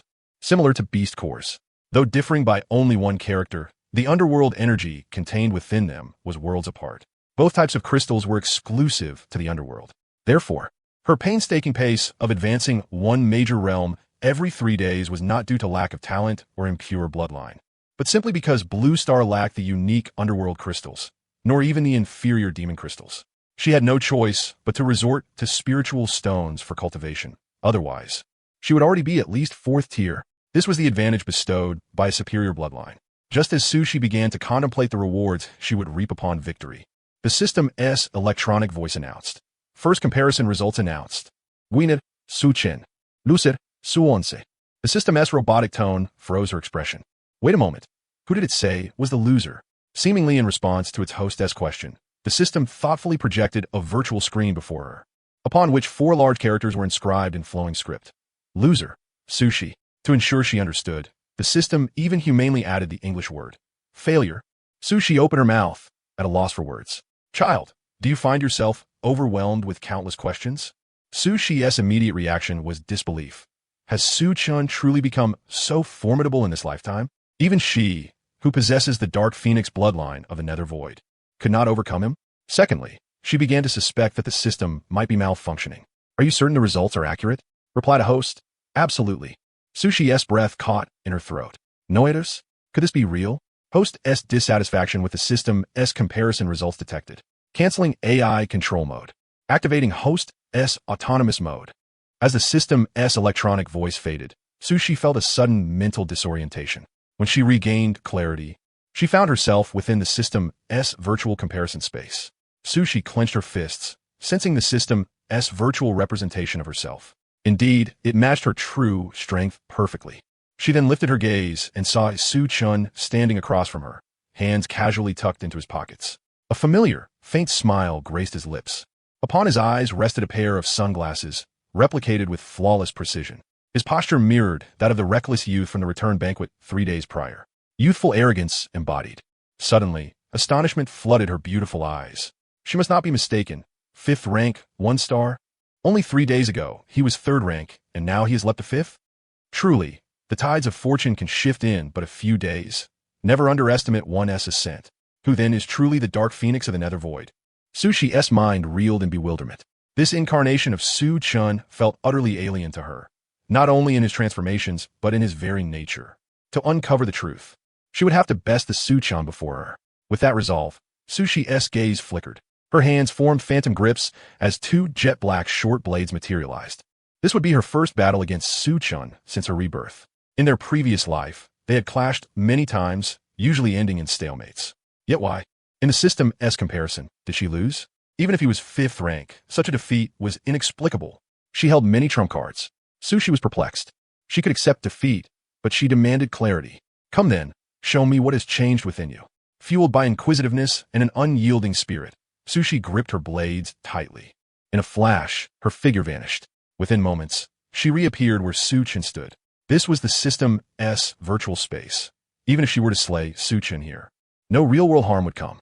Without a shred of restraint, Sushi unleashed her full might. Like a lion hunting a hare, every ounce of strength was committed. She began with an SSS-level agility technique, Shadow Escape. Raising her hands, she executed an SSS-grade sword technique, the Oblivion Blade Surge. Her twin blades erupted with a fierce radiance, striking relentlessly. Their speed was such that they left behind streaks of afterimages. An impenetrable web of black blades filled the air, a blade net so dense that evasion seemed impossible. Yet, at the moment the blade net was about to envelop Su-chan's body, Sushi's pupils sharply contracted. That supposedly inescapable, impenetrable blade net had actively parted to avoid Su-chan. No, more accurately, Su-chan appeared to know the precise trajectory of every blade, dodging preemptively, not by surpassing the blade's speed, but by anticipating their landing points. Sushi was stunned. Nearby, Su-chan's figure seemed diminutive amidst the blade net. Yet, unbelievably, he remained entirely unharmed. What was more, to Sushi's nearly stunned gaze, Su-chan, hands still in his pockets, moved with impeccable precision. Every step, every motion was exact.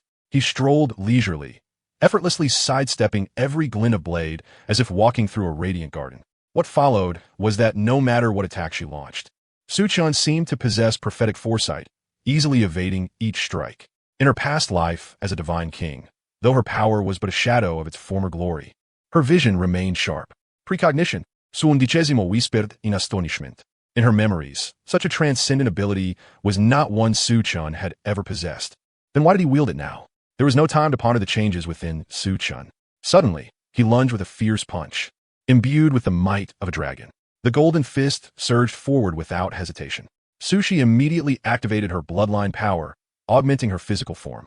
In an instant, a pair of black wings sprouted from her back, her body encased in demonic armor. She crossed her arms before her chest, bracing to absorb Su-chan's blow. Bang! Sushi's figure was sent flying backward. Thanks to her wings cushioning the fall, she did not travel far. However, beneath the demonic armor, her arms were shattered by Su-chan's punch, hanging limply by her sides.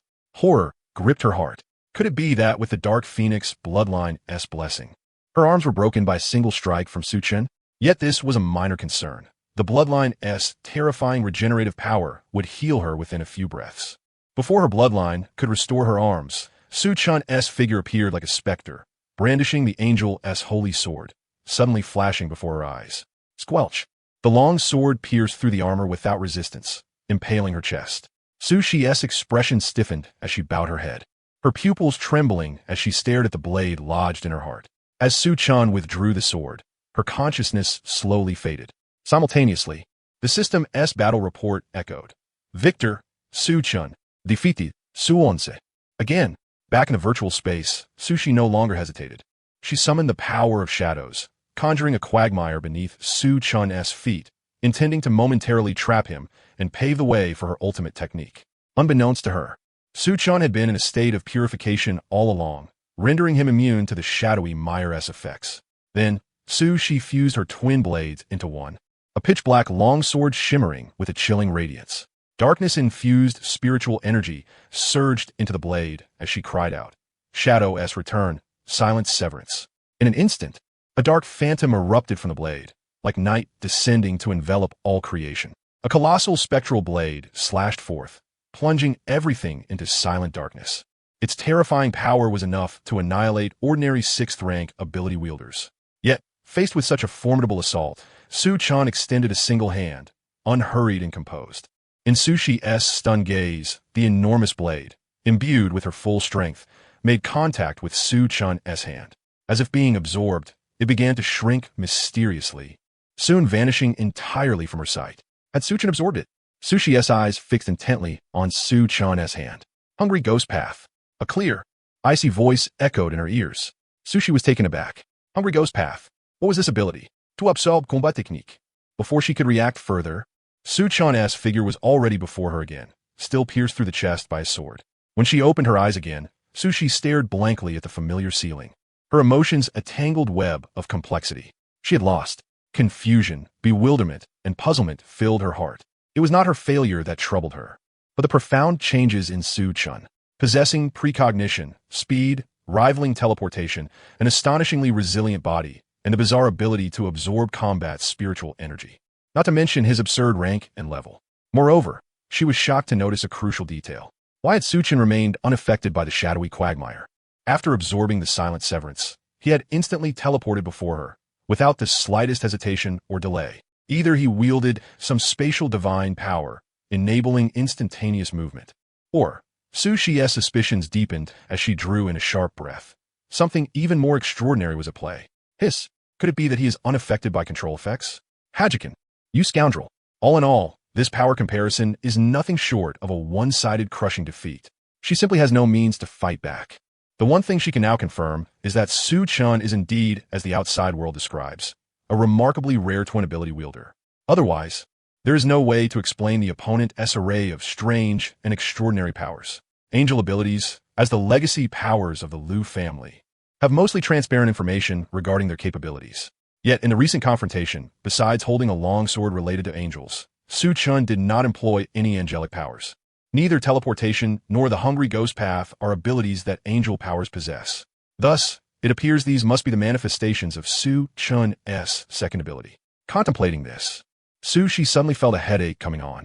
Just imagine, an adversary whose rank surpasses yours, whose speed outmatches yours, whose strength is greater, who can predict your moves in advance, and even absorb your techniques.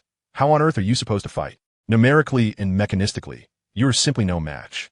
Then what is the point of fighting? The result is all but decided. He was clearly not this formidable in his previous life. How has he become so unreasonably powerful now? Could this be what they call the butterfly effect? Sushi attributed the changes in Su-chun to the butterfly effect brought about by his reincarnation. Ding! No time to feel sorry for the host's failure. The next event is a minor mission titled The Pursuer. The system's words caused Su-chi's delicate frame to tremble ever so slightly. An indescribable fluttering sensation surged within her heart. A pursuer, and the object of pursuit is Su-chun. Upon this realization, that fluttering grew even stronger. It was ineffable, inexplicable. Sushi took a deep breath and exhaled softly, calming her mind before whispering, "What should I do? Losing is losing." She was not one to be unable to accept defeat. At worst, she could win it back next time. At present, she had already lost the resources necessary to secure victory in the comparison. Therefore, completing this mission to gain resources was especially precious. As the pursuer, how can you not even have the other party's contact information? Brave souls enjoy the world first. Take the initiative to add the other party's contact details. At least 10 people must be present as witnesses during this process. The mission's reward tier will be granted based on Su-chun's level of satisfaction. Satisfaction level 1 star. Reward 99 magic crystals. Satisfaction level 2 stars. Reward 10 nether crystals. Satisfaction level 3 stars. Reward 1 shadow fruit. Satisfaction level 4 stars. Reward 1 ghost herb. Satisfaction level 5 stars. Reward the heart of the dark phoenix. Upon seeing the 5-star satisfaction reward, Sushi's pupils contracted sharply, her breath instantly quickening.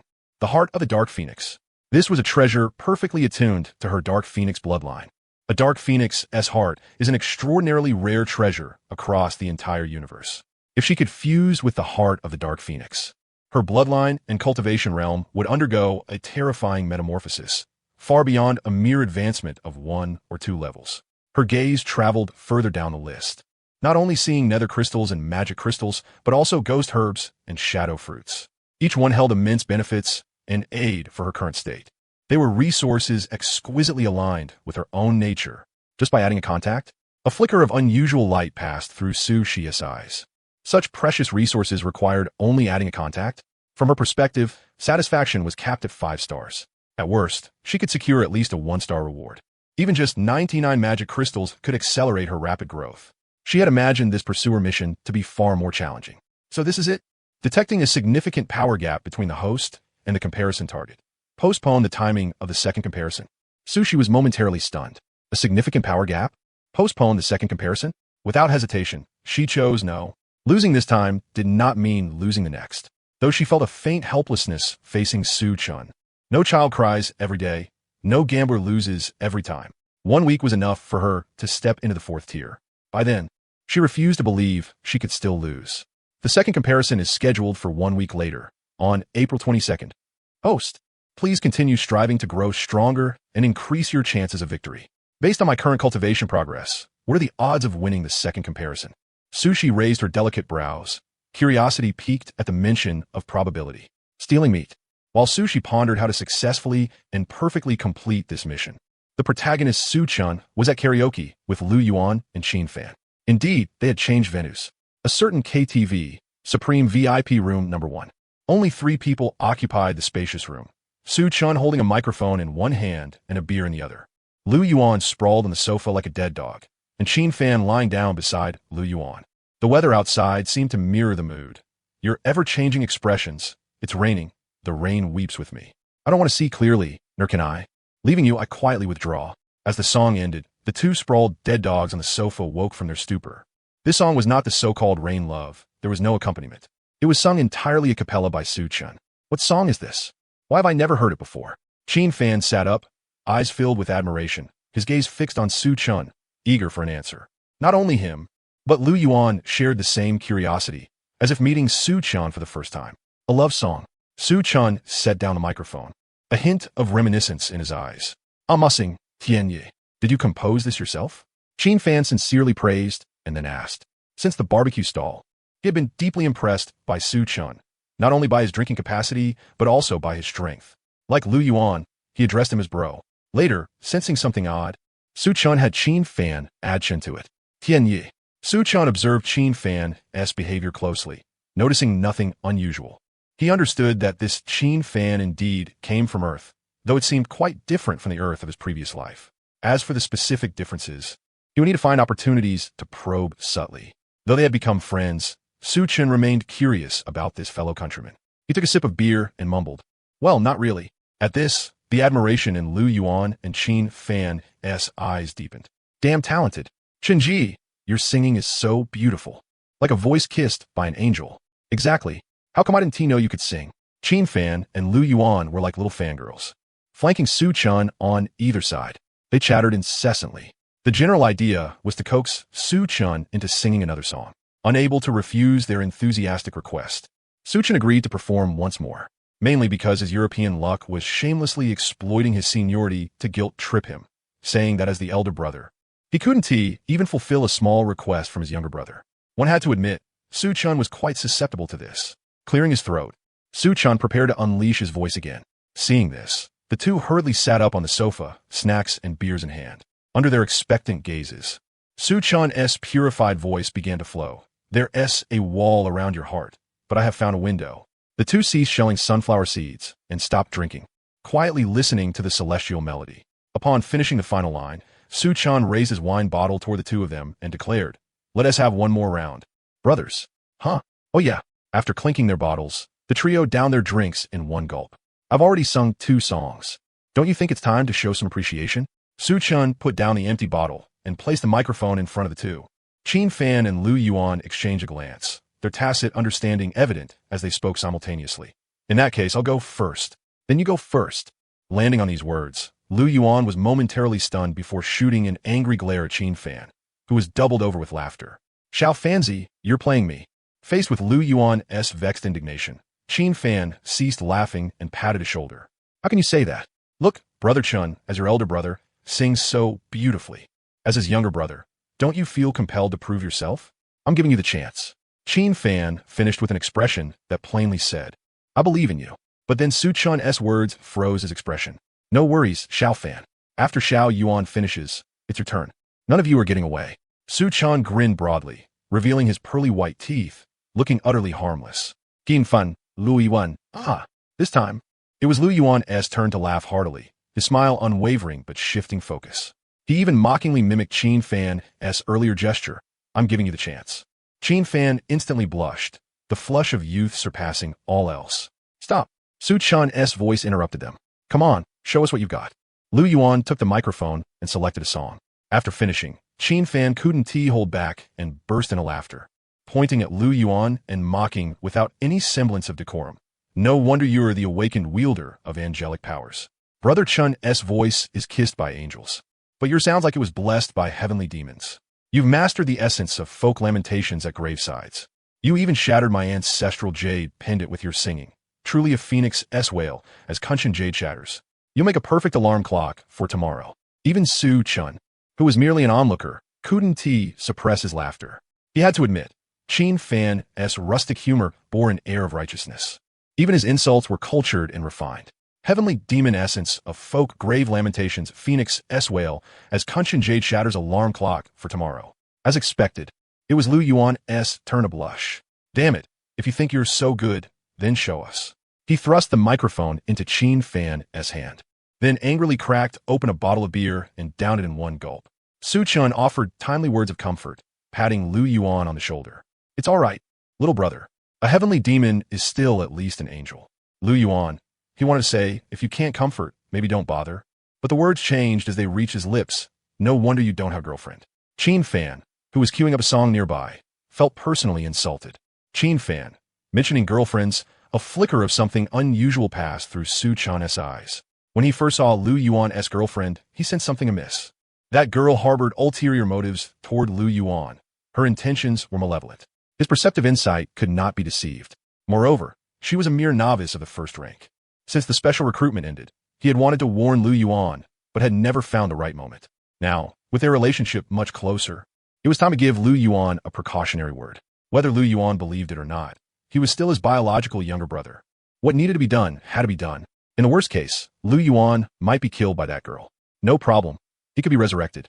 Though Lu Yuan might struggle to accept the reality of a childhood sweetheart-esque betrayal, such a plot was truly melodramatic.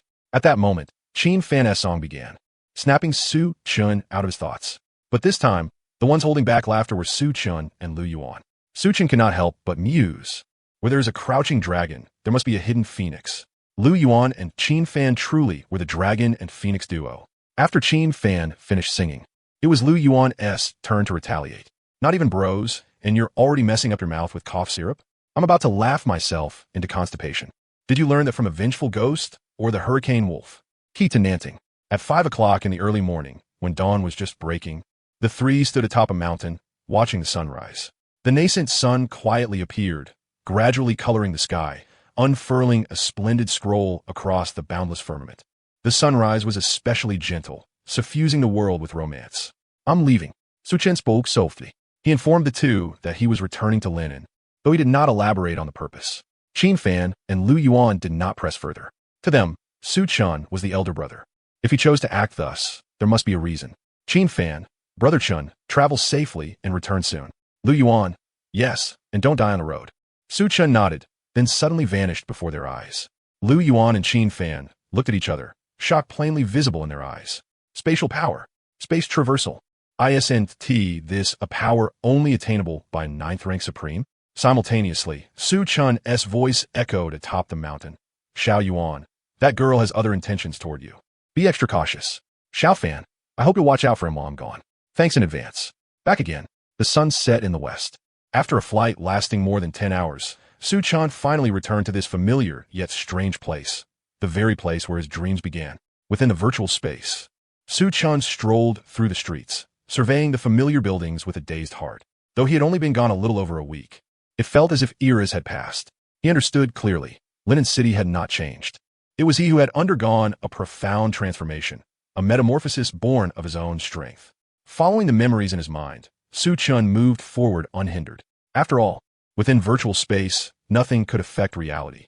He took the liberty to cross streets recklessly, heading straight to the place where Su Qingyan was buried. He arrived at a small cemetery, or rather, a solitary earthen mound. Before it stood a gravestone, accompanied by offerings. On the gravestone were neatly engraved 5 characters. The tomb of Su Qingyan. He knew Su Qingyan's disposition. She disliked noise and preferred tranquility, so he had specially chosen a relatively quiet burial site. Within several miles, Su Qingyan was the only occupant. Su Chun stepped out of the virtual space, not wearing sunglasses. His violet eyes fixed on the gravestone, his expression complex, filled with longing, memories, hope, and excitement. His heart stirred violently. The time to resurrect Su Qingyan had come. Suddenly, sucedía la ista gravísimo. To revive Su Ingan. Did he first have to disturb her grave? I am, epaligis, Madam Su.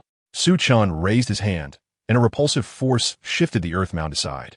revealing an ice coffin inside. His gaze penetrated the transparent ice coffin, where lay a gentle young woman, her face exuding an intellectual softness.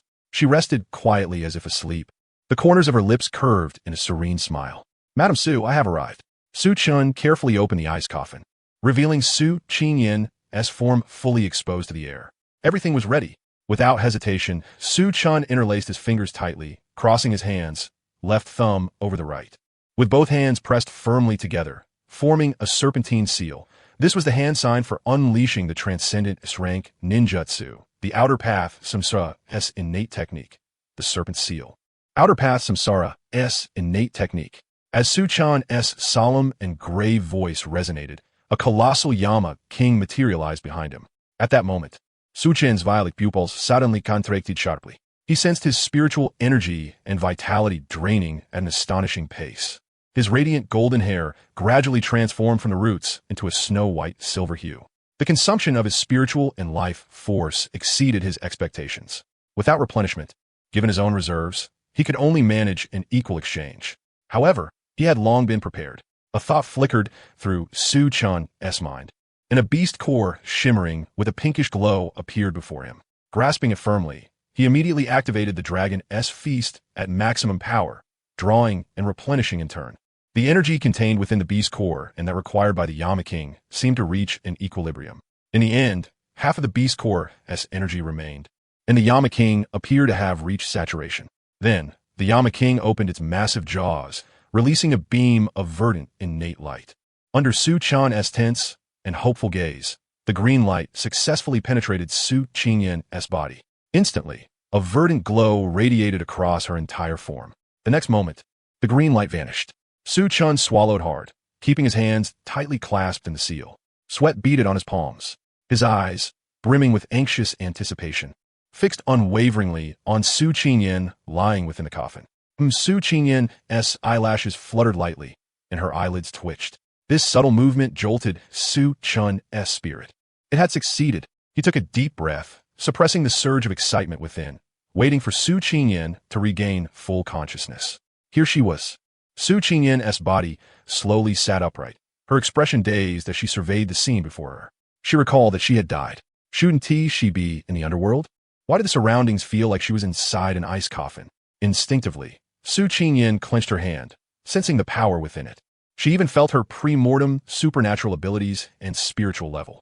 The next moment, as if noticing a gaze upon her, Su Qingyan lifted her head and followed the line of sight. A look of astonishment overtook her face, and with a hint of disbelief, she said, "You're Xiao Chun." Despite Su Chun's slight change in appearance, Su Qingyan recognized him at once. "Ite isme, suntai monantai." Unable to contain the surge of emotion any longer, Su Chun flashed forward and embraced Su Qingyan tightly, feeling the familiar warmth and scent in his arms. Tears shimmered and gently streamed down his cheeks. His body trembled slightly, silent sobs escaping him. Su Ingang instinctively petted Su Chenvik. But when her hand touched his hair, lifeless and white like withered weeds, her heart skipped a beat. At this point, even with the slowest response, Su Qingyan understood what had transpired. Su Chun had used some unknown method to resurrect her, restoring her exactly as she had been in life. But everything has its price. To resurrect the dead by defying the natural order, the cost must be grievous. From the touch moments ago, it was not difficult to deduce that Su Chun must have sacrificed something akin to his life force. Otherwise, how could someone so young bear such lifeless white hair? Yet, it was as it was. If she could rise again, she would not betray Su Chan's intentions any longer. "Silly child, why are you crying?" She did not question the price Su Chun had paid to bring her back, nor did she blame him. Instead, as before, she skillfully stroked Su Chan's head, letting him rest against her shoulder. "I am crying tears of joy." A slender, delicate hand wiped away the tears glistening in his samsara eyes. Following that, Su Qingyan's voice, filled with affection, whispered, "You're quite grown up now, and you're still crying like a baby? Aren't you ashamed?" Su Chen said nothing, clutching Su Qingyan tightly as if afraid she would slip away. "Ahem, Xiao Chun, loosen up a bit. I'm not going anywhere." Su Chun hurriedly relaxed his arms, noticing Su Qingyan coughing from his embrace. He offered an apologetic smile. "Sorry, Suma. I was just too happy to control myself." Only then did Su Chen recall that he was no longer the blind man without supernatural abilities from 2 months ago. Now he was a 5th-rank superhuman, with 2 drops of ancestral dragon blood coursing through him, granting him astonishing physical strength. You're asking for a beating, and you're still being polite with me. Feigning, swingam plixuchen thorit. Her beautiful eyes scrutinized him from every angle, settling on his violet samsara eyes. A trace of puzzlement flickered in her heart. She remembered Su Chan's eyes as red pupils adorned with kaleidoscopic patterns. How had they transformed into violet samsara eyes? Could it be that too much time had passed? With this thought, Su Qingyin gently inquired, Xiao Chun, how much time has passed? 2 months. Su Qingyin's expression faltered. 2 months. Her gaze softened with tenderness and undisguised concern as she looked at Su Chun. In 2 months, he had transformed from an ordinary person into a superhuman even more formidable than herself. The effort he must have invested was unimaginable. Xiao Chun has become so powerful. It seems you've endured a lot in my absence. Thank you for your hard work. Raising his head from Su Qingyin's embrace, Su Chun was about to speak when he suddenly became aware of their surroundings. Suma, let's go home. Jinsheng Dragon Bay, within an aged apartment. Su Qingyin and Su Chun sat side by side on the sofa. Su Chun recounted the events of the past 2 months with a calm demeanor. Su Qingyin propped her chin with both hands, her beautiful eyes unblinking as she listened attentively. As Su Chun narrated, Su Qingyin felt as if she were there herself, joyful at Su Chun's awakening of the Six-Winged Angel, genuinely happy at his reunion with loved ones, yet concerned whether he would adapt to the unfamiliar imperial capital once he left. Upon hearing that Su Chun's 2 supernatural abilities had both surpassed SSS rank, a look of relief graced her face. Every detail of Su Chun's account stirred her emotions deeply, her expressions shifting accordingly. Of course, Su Chun had withheld the matter of Bai Lingxi. The adage of bringing tidings but withholding worries applied here. He did not wish Su Qingyin to fret excessively over him. Furthermore, Su Qingyin's talent was unremarkable. She had only awakened an A-rank plant-type supportive ability, and after years of cultivation was merely a 3rd-rank superhuman. Sharing such matters would only burden her mind and rob her of sleep. Though the issue had been resolved, the fewer who knew, the better. In addition, Su Chun selectively omitted certain secrets, the existence of a system, the cost of the samsara innate technique. Naturally, Su Qingyin understood that the past 2 months had not been as lightly described as Su Chun's word suggested. Though lacking in talent, she was well aware of the hardships of cultivation. In a mere 2 months, Su Chun had transcended from an unawakened ordinary man to a 5th-rank superhuman, a feat requiring unimaginable effort and perseverance. In short, as Su Chun concluded his tale, nightfall descended outside the window. The two exchanged good nights and retired to their respective rooms. Su Qingyin lay upon the bed, her expression a tapestry of intricate emotions. Though she had incessantly counseled herself inwardly, since she had been resurrected, she must live well, not to disappoint Xiao Chun's heartfelt intentions. When she beheld Su Chun's snow-white silver hair, an overwhelming tide of guilt engulfed her soul. Despite Xiao Chun assuring her that a peaceful slumber would suffice and that by dawn she would be restored, she remained burdened with remorse. After all, this was the child she had nurtured for 18 years. To claim she did not ache for him would be a falsehood. Yet, what could she, a mere 3rd-tier cultivator, truly accomplish? At present, her sole contribution lay in accompanying Su Chun. In this moment, Su Qingyin's heart brimmed with an insatiable yearning for power. She despised her own helplessness, loathed her meager talents. In this world where supernatural abilities reigned supreme, she had awakened only an A-grade healing power. Meanwhile, within Su Chun's chamber, his form sat quietly upon the bed, releasing a faint sigh. He perceived every fluctuation of emotion from the adjoining room with crystalline clarity. He had never anticipated the complexity of Su Qingyin's inner turmoil.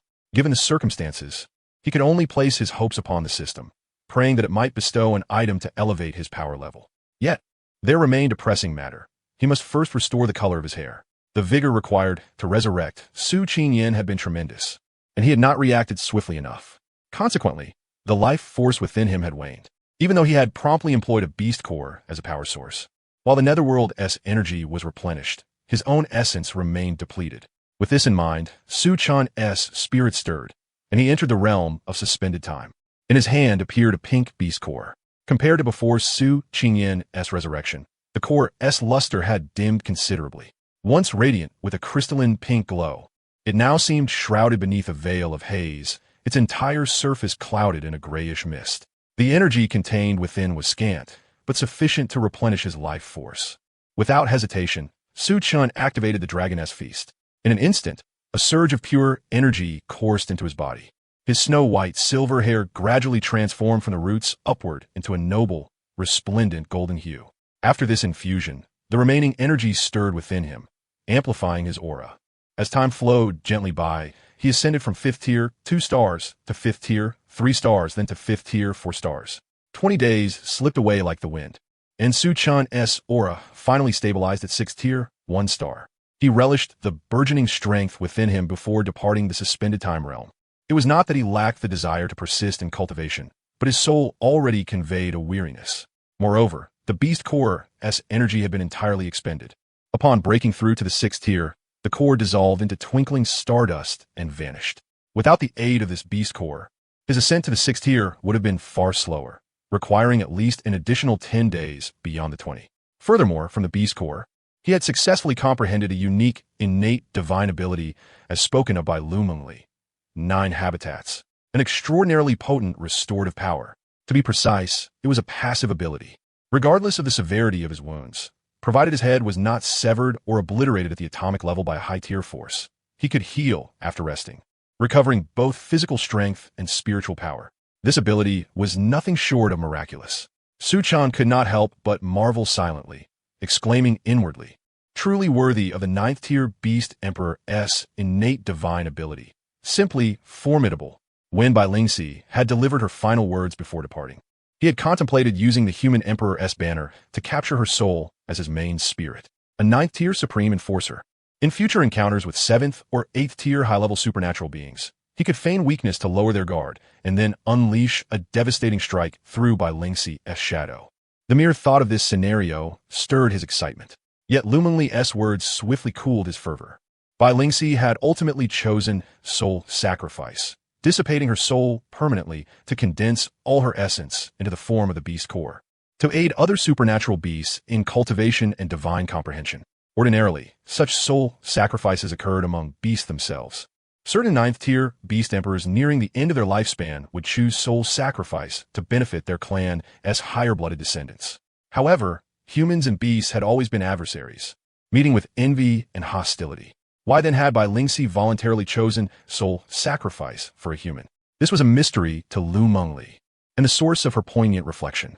A legendary beast emperor, sacrificing her soul for a human. Unlike Lu Mengli's melancholy, Su-chan felt a pang of regret.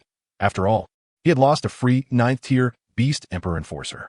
Yet, one must be willing to part with something to gain something greater. By relinquishing a soul enforcer, he had acquired a divine ability that defied the heavens, aiding him in breaking through to the 6th tier and resurrecting Su Qingyan. Overall, a tremendous gain. Soul sacrifice. Su-chan murmured softly, his eyes shimmering. With her soul permanently dissipated, she could no longer enter reincarnation. Su-chan neither comprehended nor wished to comprehend Bai Lingxi's motives. Regardless, her beast core had already been drained by him. Suddenly, Su-chan's thoughts shifted. Had it not been for Lu Mengli's gift of the beast core, he would neither have broken through to the 6th tier nor successfully resurrected Su Qingyan. Hence, his gratitude toward Lu Mengli swelled immensely, wishing he could prostrate himself before her. After all, she was his ancestor. Such a gesture would bring no shame, and perhaps even a red envelope. Suppressing his swirling thoughts, Su-chan lay back upon the bed, preparing to sleep. Yet, something felt amiss. Of course, he had forgotten about that little fellow, Qinya. Su-chan suddenly smacked his forehead, belatedly realizing the absence of the butterfly-like sprite who adored plums. He merely hoped that after a day without seeing him, Qinya would not throw a tantrum and wreak havoc in the house. At the thought, Su-chan's head ached slightly. He feared that upon returning tomorrow, he would have to soothe Qinya again. Perhaps offering extra snacks would be an excellent remedy. Given the circumstances, sleep was the priority. On the morning of April 16th, within the airport of Linen City, after perusing the daily shop as 4 piles of rubbish, Su-chan boarded the plane alongside Su Qingyan, journeying back to the Lu family estate in the imperial capital. Prior to this, Su-chan had informed Lu Xingchen and Lu Shuiying about Su Qingyan's resurrection. Regarding the specifics, he attributed it simply to his secondary supernatural ability. Then, he expressed his intention to bring Su Qingyan home to the Lu family. To Su-chan's surprise, Lu Xingchen and Lu Shuiying consented without hesitation, their smiles sincere as they declared that Su Qingyan deserved heartfelt gratitude. With his biological parents' approval secured, matters became considerably easier. When Su-chan shared this plan with Su Qingyan, she initially refused. She was reluctant to return to the imperial capital, a place laden with memories she wished to forget. Su Chan discerned her resistance and gently clasped her hand. Feeling the warmth, Su Qingyan's heart swelled with conflict. Deep within her lay buried recollections that made her recoil from the capital, or rather, from the Su family's leaders. Yet, a question lingered. Her life had been granted by Su Chan. In a sense, it was a rebirth. Since it was a new beginning, ought she not bid farewell to the past and embrace a fresh existence? At this moment, Su Chan perceived the intricate turmoil and inner conflict within Su Qingyan's heart. A faint smile gracing his lips, a new life, a new beginning. Don't worry, Suma, I will be by your side. A tender stir awakened within Su Qingyan's soul, her long, autumnal eyes shimmering with a delicate redness, gazing upon the exceptionally handsome visage before her. Her expression grew somewhat dazed. Little Chun has grown up. The boy who once clung to her, needing her care in his childhood, had now become her steadfast support. Imperial capital, Lu residence. Inside the villa, little Chun and the others will arrive tonight. You'll join us in picking them up. Lu Xingchen said as he wiped his mouth and addressed Lu Yuan, who sat beside him in the dining room's head seat. Huh? Lu Yuan was momentarily taken aback. His confusion did not stem from the prospect of fetching Su Chun, but rather from the others Lu Xingchen mentioned. He recalled that when Su Chun left, he was alone. Wasn't he? What do you mean, huh? Unwilling? Lu Xingchen arched an eyebrow. No, of course not unwilling. Lu Yuan shook his head vigorously like a rattle drum, anxious not to be misunderstood by Lu Xingchen and suffer another beating. Recalling the scene from yesterday morning, the soreness in his seat was still faintly lingering. After watching the sunrise, Su Chun had departed first, and he and Qin Fan had bid farewell and returned to their respective homes. Unexpectedly, the moment he stepped through the door, he immediately sensed two deathly gazes piercing him intently. Thinking this is bad, he was about to speak in explanation, only to be stunned to find his mouth sealed by spiritual power. He could only widen his eyes, emitting a silent wail. Shortly thereafter, Lu Xingchen hoisted him up and thoroughly whipped him with a belt. When tired, Lu Shuiying took her turn. After a mixed-gender double assault, they finally let him down. As though interrogating a suspect, they questioned how he had returned alone, where his brother was, and so forth. He had no choice but to truthfully reveal the situation involving Su Chun and Qin Fan. Upon hearing that Su Chun had returned to Lin alone, both were taken aback. They immediately wondered if they had failed to do enough, causing Su Chun to lose the feeling of home and return to his former residence. Then, they hurriedly inquired of Lu Yuan whether Su Chun had mentioned what he intended to do in Linen or when he would return. To this, Lu Yuan feigned ignorance, shaking his head innocently. After all, Su Chun had told him nothing beyond going back to Linen briefly, except a cautionary remark about being wary of Luo Fei.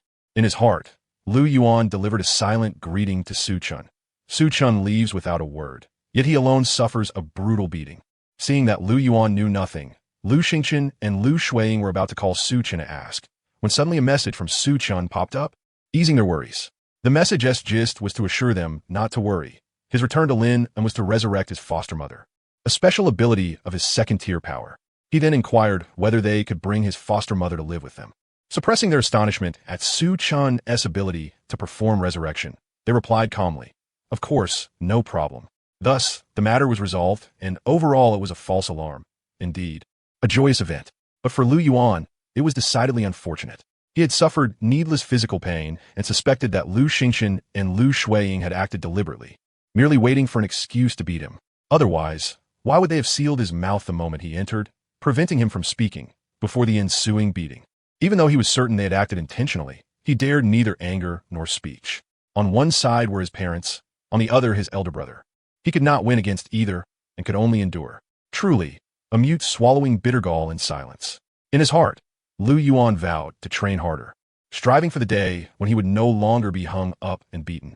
Perhaps sensing Lu Yuan's confusion, Lu Xingchen explained, "Apart from little Chun, there is also his foster mother. From now on, they will live with us." At these words, Lu Yuan was stunned again. Huh? I thought Su Chun's foster mother was dead. Little Chun revived her. Lu Yuan? Lu Xingchen's statement caused Lu Yuan's mind to short-circuit, a question mark appearing on his forehead as Lu Xingchen's words echoed in his ears. Revived her? Su Chen? A fifth-tier power user can resurrect someone? Resurrection. A rather niche term. Although Lu Yuan knew it, it felt utterly alien. Lu Xingchen understood Lu Yuan's feelings at that moment. When he saw Su Chun's message, he had the same stunned expression, even more shocked than Lu Yuan. After all, no one could comprehend how one person could resurrect another. Not even Su Chun, a 5th-tier power user. Even a 9th-tier Supreme would be powerless before a deceased person. Those Supreme healers could only restore injuries, albeit with somewhat exaggerated efficacy. As long as your head remained attached, even if your heart was missing, they could repair you within a short time, making you lively and vigorous as if nothing had happened. But when faced with someone truly deceased, they were helpless. Their abilities only extended to when the life signs still persisted. If a person had completely lost all life characteristics, there was no turning back. Hence, Lu Xingqian, Lu Shuiying, and Lu Yuan all felt a surreal quality. Resurrection. Is this truly within human capability? Is Su Chun really not cheating? Otherwise, how could this be explained? Twin powers might be barely acceptable, having appeared on Blue Star. Rapid advancement in Realm could be understood, as 2 SSR-level powers cultivating faster made sense. But what nonsense is that?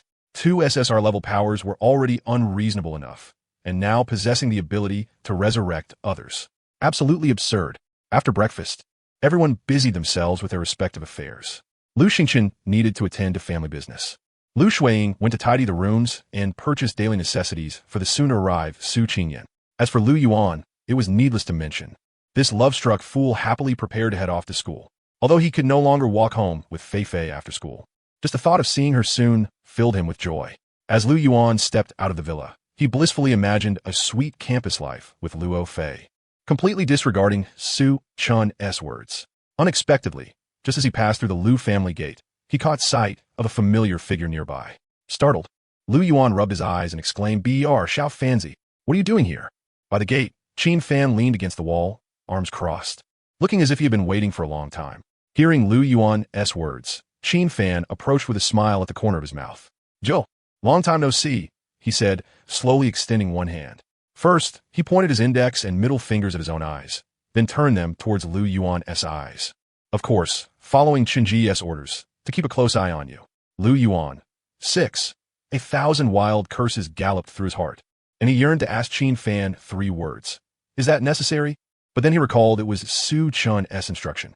Sighing, he realized he was no match. With an expression of helpless resignation, Lu Yuan accompanied Qin Fan to school. "Xiao Fanzi, you don't really have to watch me like that. I have my boundaries. I am used to obeying Tianyi. We're all adults with our own space and privacy. I'm following Qinji's orders." Lu Yuan. No matter how earnestly Lu Yuan pleaded, Qin Fan remained unmoved, steadfastly following at Lu Yuan's side. Only upon entering the school did the expression of utter despair on Lu Yuan's face begin to ease. For he was moments away from seeing Fei Fei, the one he had longed for so deeply. With this thought, his spirits soared and his pace quickened. Qin Fan, walking silently beside him, also unconsciously picked up his steps. Their brisk stride continued unabated until they entered the classroom. Lu Yuan settled into his seat, and, noting that Qin Fan had ceased his obsessive tailing, breathed a sigh of relief. After all, Qin Fan had his own seat, just 2 rows behind him. That spot was quite advantageous, a vantage point with an unobstructed view, allowing him to observe Lu Yuan's every move with ease. He had not forgotten the words Su Chun had spoken before departing. Luo Fei's intentions toward Lu Yuan were far from pure. As Lu Yuan's close friend, it was only right that he keep a watchful eye. "What's wrong, Xiao Yuan?" Luo Fei, seated beside Lu Yuan, noticed his movement and inquired with curiosity. Lu Yuan gazed at the adorable girl who had been his childhood companion. It was difficult for him to reconcile the words spoken by Luo Fei and Su Chun. Silently, he told himself that perhaps Su Chun had misread the situation. With that in mind, Lu Yuan stifled his doubts and smiled warmly. "Nothing at all, Fei Fei. Here, try these pastries I made myself." Luo Fei took Lu Yuan's hand and placed the pre-prepared lunchbox into it. Upon opening it, Lu Yuan found 5 delicately arranged pastries resembling flaky tarts, each adorned with intricate patterns. Under Luo Fei's expectant gaze, Lu Yuan wasted no time and bit into one. After swallowing, he pinched Luo Fei's cheek and offered his verdict. "Absolutely delicious. Hee, little Yuan, do you like them?" "Millimetrufum, ido. In that case, I'll make them for you every day." Qin Fan, watching from nearby, felt as if he had just suffered 1,000 heart-wrenching blows. At that moment, he likened himself to a rat lurking in the sewers, silently watching others' happiness from the shadows. Yet, recalling Su Chun's words, his resolve only hardened. Just as he was about to look away, his gaze remained firmly fixed on Lu Yuan. Time swiftly advanced to the afternoon. With the morning's theoretical lessons concluded, it was now time for the battle class. Within the arena, The entire senior class waited in orderly fashion as the teacher announced the battle matchups from the stage. The list was as follows: Lu Yuan versus Wang Tong, Luo Fei versus Li Qiao, and in the final match, Qin Fan against Lin Luotian. As the names were called, an uproar erupted among the students. The first two matchups seemed reasonable enough, but the last pairing, Qin Fan versus Lin Luotian, caught everyone off guard. Who in the senior class did not know that Qin Fan and Lin Luotian were at odds, even before awakening his supernatural abilities? Lin Luotian had been envious of everything about Qin Fan. After Qin Fan failed to awaken any abilities, Lin Luotian, having ascended to an S-level ability, took the opportunity to belittle him openly, branding Qin Fan a worthless failure. It was not entirely unjustified. In their eyes, Qin Fan was indeed a waste. No abilities, no spiritual power. What else could he be but? Thus, to them, this battle seemed utterly pointless. Lin Luotian, as an S-level ability user, had already attained first rank. 2 stars. In contrast, Qin Fan was merely an ordinary person, incapable of withstanding even a casual strike from Lin Luotian. Yet the teacher had arranged for their battle. Was this not a deliberate provocation? The list was said to be randomly assigned, but was it truly so? They could not help but suspect some hidden agenda.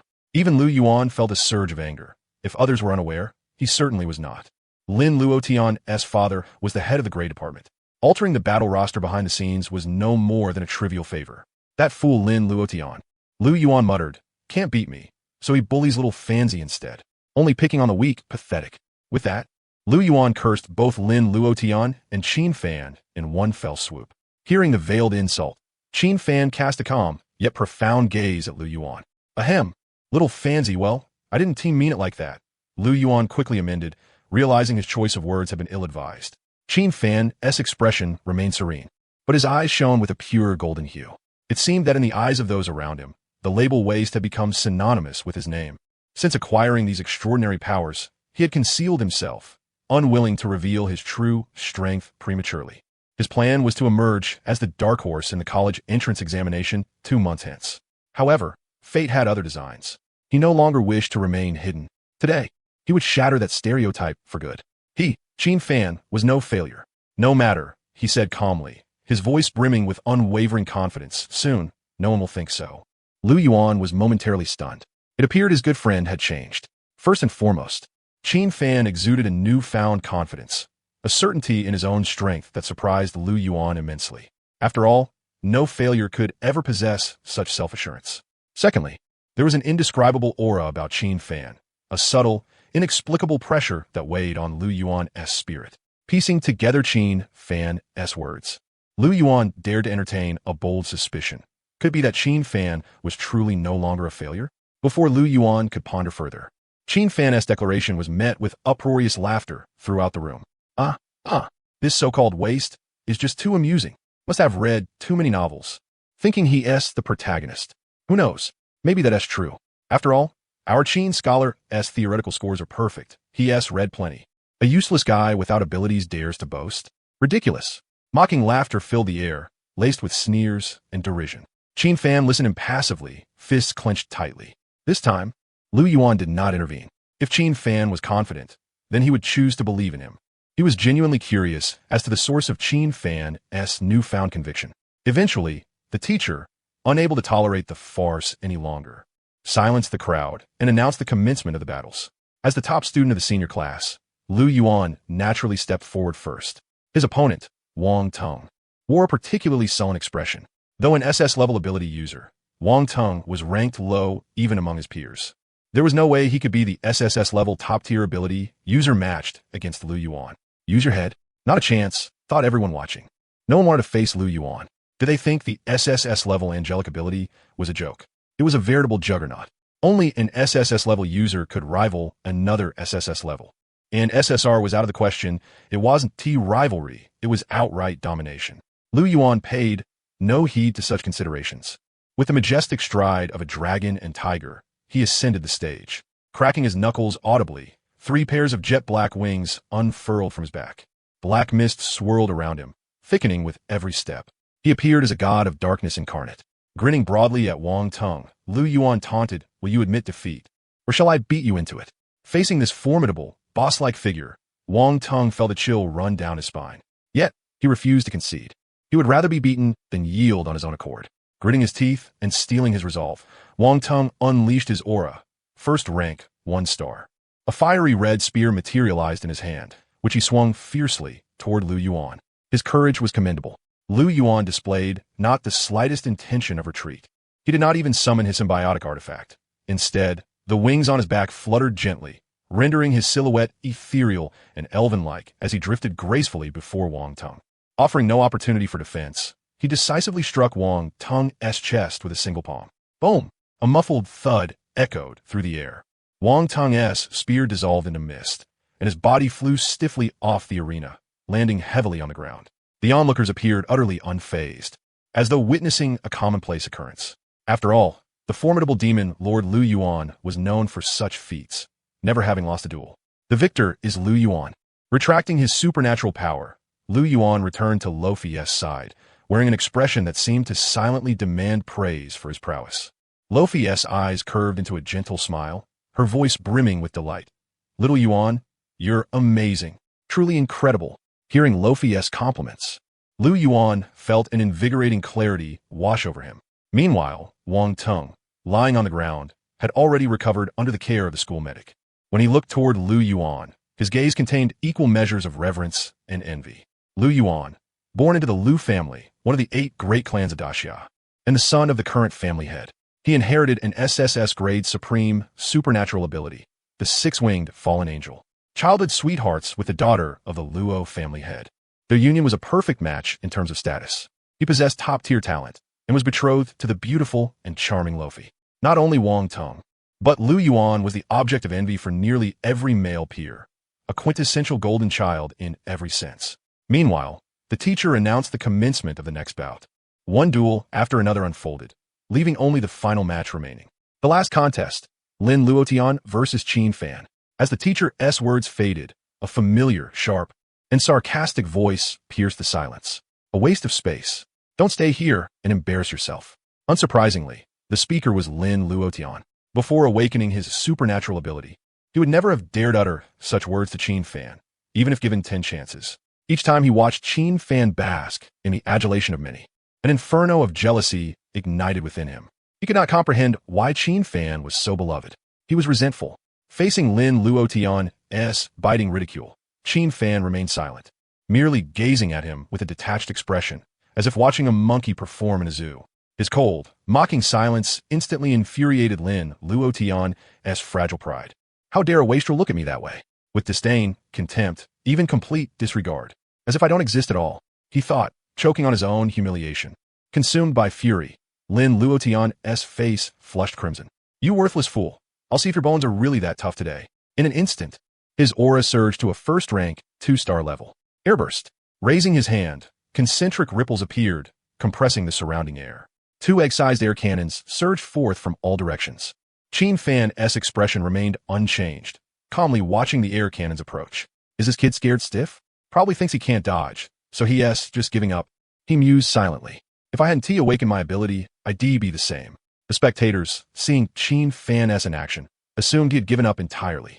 Even the teachers sighed inwardly. Such a fine student, both in character and academics, yet lacking supernatural ability. Most believed Qin Fan was feigning composure while resigning himself to defeat. But Lu Yuan thought otherwise. He was convinced Qin Fan would astonish them all. As it happened, just as he expected, time seemed to freeze in that very moment. The entire world appeared to have pressed pause. Shock spread across the faces of everyone present. Silence reigned so completely that even a pin drop could be heard. Qin Fan's previously ordinary body suddenly erupted with an overwhelming and righteous aura.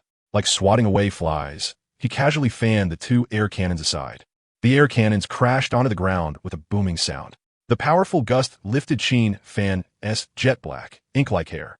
How could a recognized wastrel deflect Lin Luotian's attacks with bare hands? Though Lin Luotian's talent was mediocre compared to a top prodigy like Lu Yuan, he was an SS-level supernatural ability user specializing in chi manipulation, and his talent was respectable. Compressing air to form air cannons was a formidable technique, ranking among the best of SS-level powers. In a battle between equals, opponents would typically evade rather than confront head-on. No one would foolishly absorb such an attack, and certainly no one could swat away with bare hands. The stunned crowd was left speechless as Qin Fan strolled leisurely toward Lin Luotian. Lin Luotian's face froze in disbelief. Seeing Qin Fan not only effortlessly deflect his attack, but also wearing a faint look of disappointment, his fury erupted, gathering the scant spiritual energy within. He unleashed a relentless barrage of compressed air cannons upon the advancing Qin Fan. Qin Fan's expression remained composed, his steps unhurried. He casually deflected every incoming air cannon with ease. Boom after boom resounded across the arena, yet no one paid attention to the noise. All eyes were riveted on Qin Fan. The entire venue fell into a deathly silence. Lin Luotian, realizing his attacks failed to harm Qin Fan, murmured incredulously. How is this possible? Isn't he a worthless fool? Why can he deflect my attacks? Before he could fully process this, Qin Fan stood before him. Looking down with a scornful smirk, he repeated Lin Luotian's earlier words verbatim, a waste of space. Don't stay here and embarrass yourself. The merciless taunt and humiliation dealt a grievous blow to Lin Luotian's pride. His eyes bloodshot with rage, he resembled a bloodthirsty beast. You're asking for death. Blinded by fury, Lin Luotian summoned a swirling cyan vortex in his palm, his face contorted with savagery as he struck toward the nearly within-reaching Qin Fan. Little Fan. The instant the cyan vortex manifested, Lu Yuan immediately sensed something was amiss.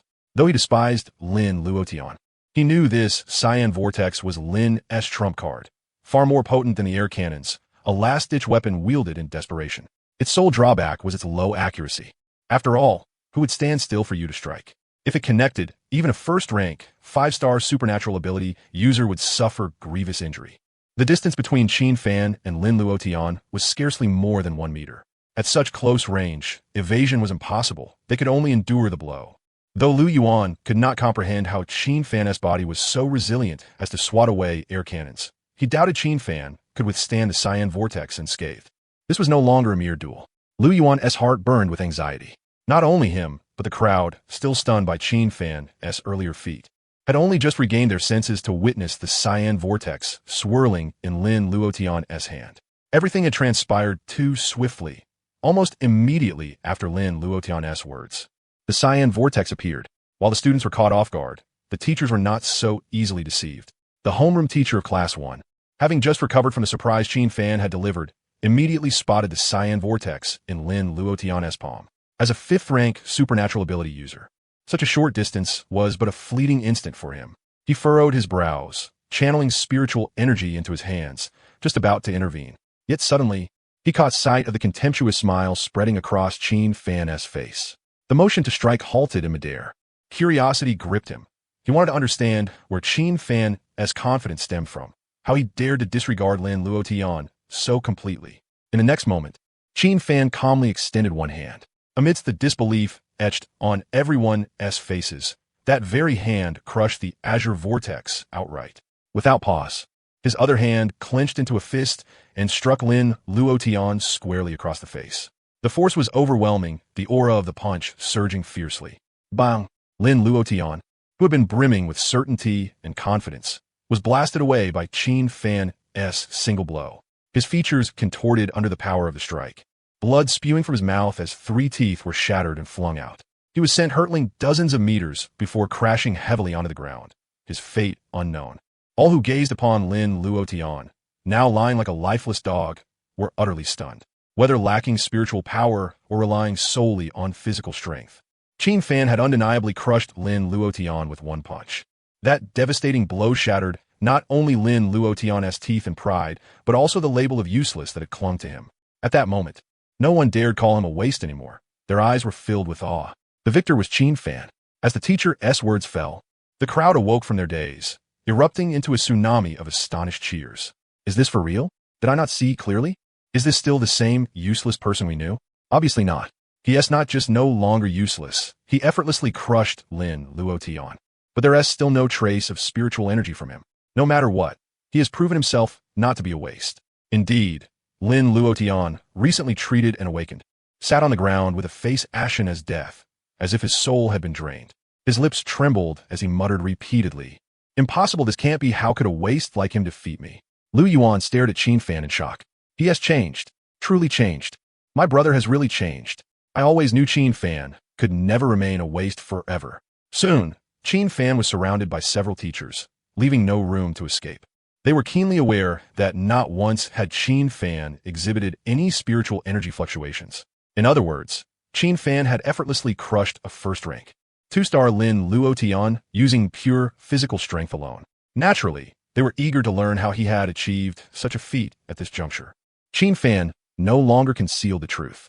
Of course, he did not reveal the divine king of truth. Instead, he offered a different explanation, a benevolent falsehood. He stated that upon awakening from sleep, he suddenly discovered a transformation in his body. Alongside his physical metamorphosis, he had gained a power to command spirits. Yet he confessed, he did not fully understand it himself. Upon hearing this, the expressions and gazes of the crowd shifted once more. Without exception, they regarded Qin Fan with incredulous eyes. A few days ago, he was still a waste, and now he wakes up from a nap to find an inexplicable new power within him. Are we watching a shore drama? The Dragon King returns? The ruler comes back? Among them, none were more incredulous than Lin Luotian. He had become the laughingstock of all, the highest card in the deck, the mainstay of the circus. After all, his mocking words toward Qin Fan were still vivid in their memories. And now, Qin Fan had not only crushed him, but returned his own words to him. Lin Luotian's eyes glazed over, his nails digging deep into his palms. As if oblivious to the pain, he stared despondently at the figure once again, lifted by the adulation of the crowd, whispering over and over, "What a joke. This is impossible. How could a waste suddenly become this strong? It must be fake." He found it difficult to accept reality. No one could have imagined that Qin Fan, once perpetually useless, had suddenly exploded into an inexplicable genius. Lin Luotian's father, the head of the grade, looked at his son's disheveled state and shook his head, filled with disappointment. He furrowed his brows and said with an unmistakable tone of finality, "Lin Luotian's injuries are too severe.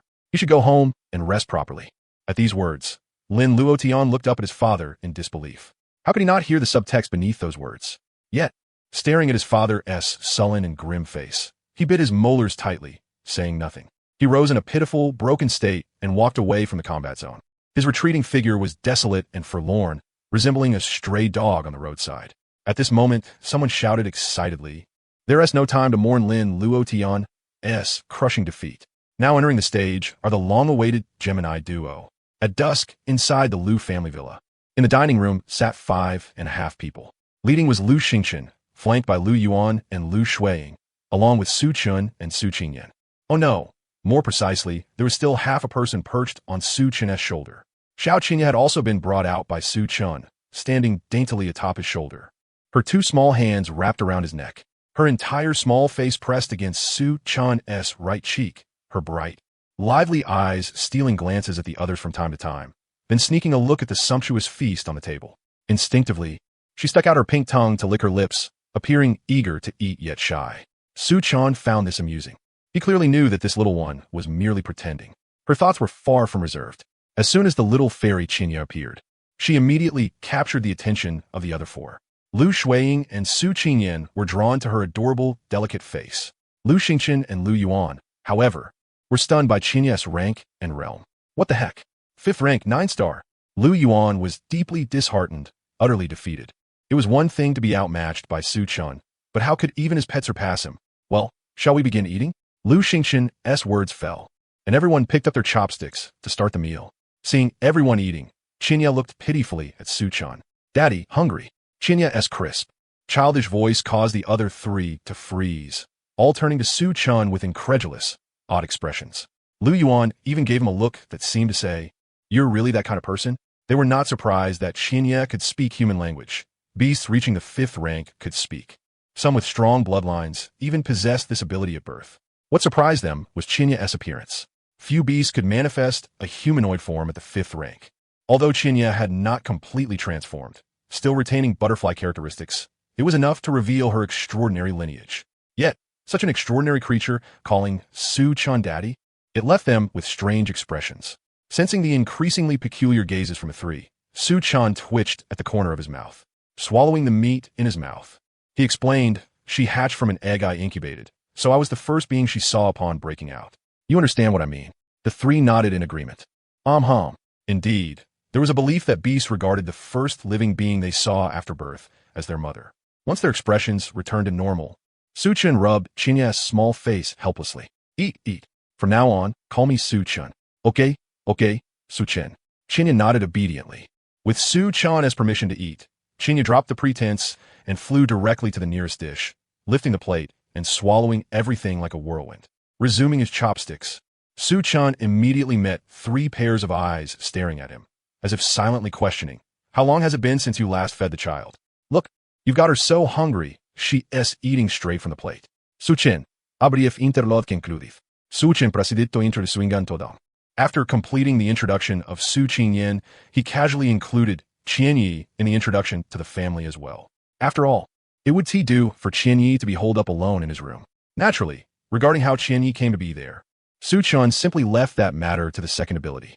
After all, if one can resurrect the dead, it's quite reasonable to have a companion spirit beast accompanying them.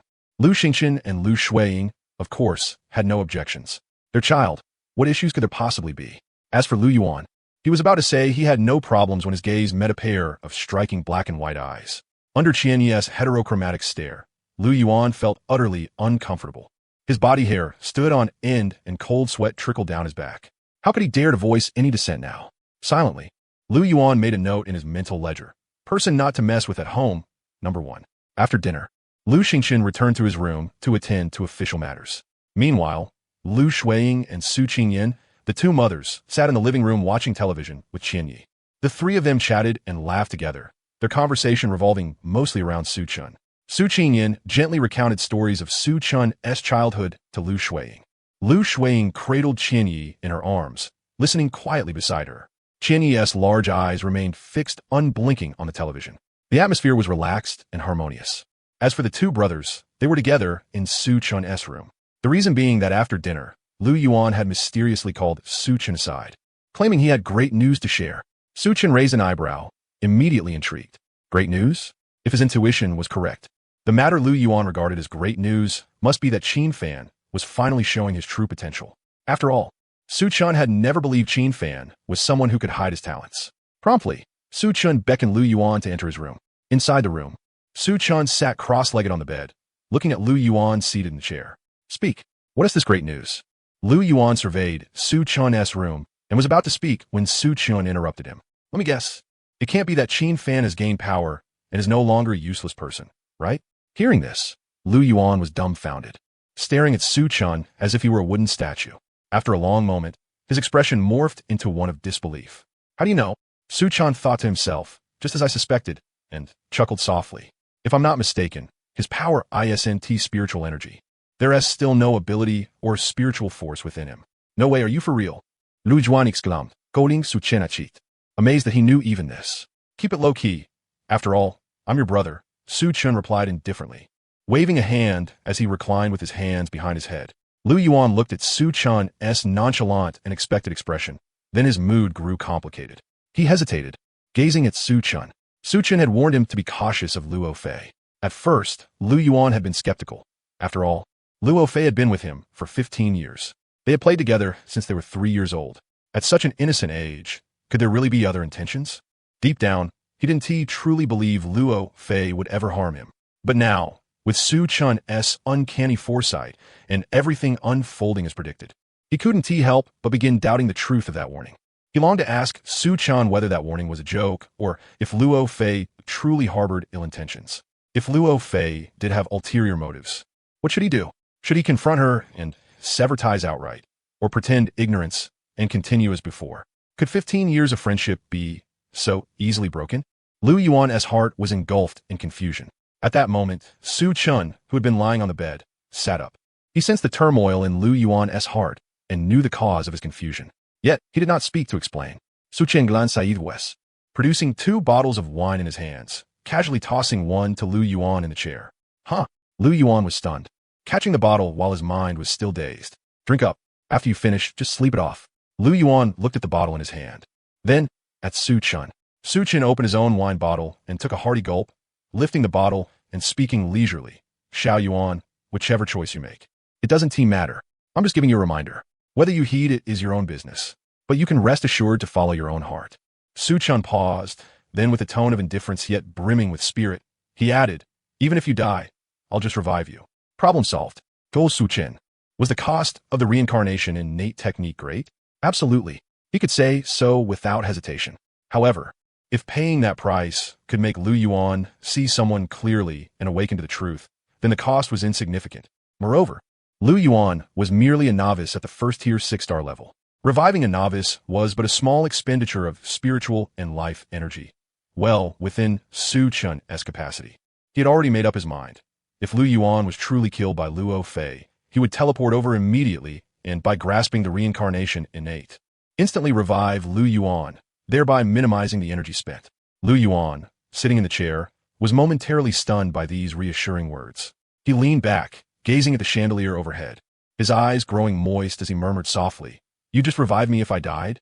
Su Chun's words undoubtedly gave Lu Yuan immense confidence, as if he had been granted an extra life. Yet Lu Yuan understood that such resurrection abilities must come with a price he did not yet know, and surely it would not be insignificant. His emotions were complex. Su Chun was offering him a bold chance to err and learn, but was it truly worth it? Su Chun had warned him before.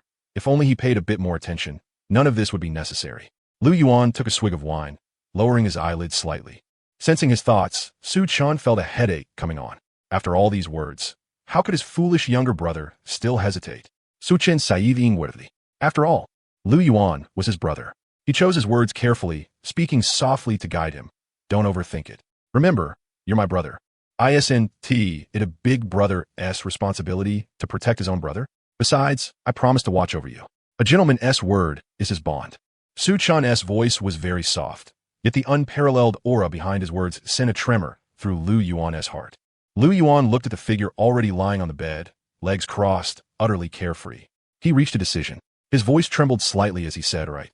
Upon hearing Lu Yuan's agreement, Su Chun sprang up, retrieving the wine bottle he had just placed back in the snack cabinet. Pulling it back into his hand from thin air, he smiled faintly and raised the bottle toward Lu Yuan. "Cheers." Lu Yuan stared at the bottle that had appeared out of nowhere, momentarily stunned. Recalling Su Chun's imposing gaze and his use of spatial abilities, realization dawned on him, and a grin spread across his face. "Cheers." Lu Yuan lifted his bottle, clinking it against Su Chun's. Clink. The bottles struck each other with a crisp sound.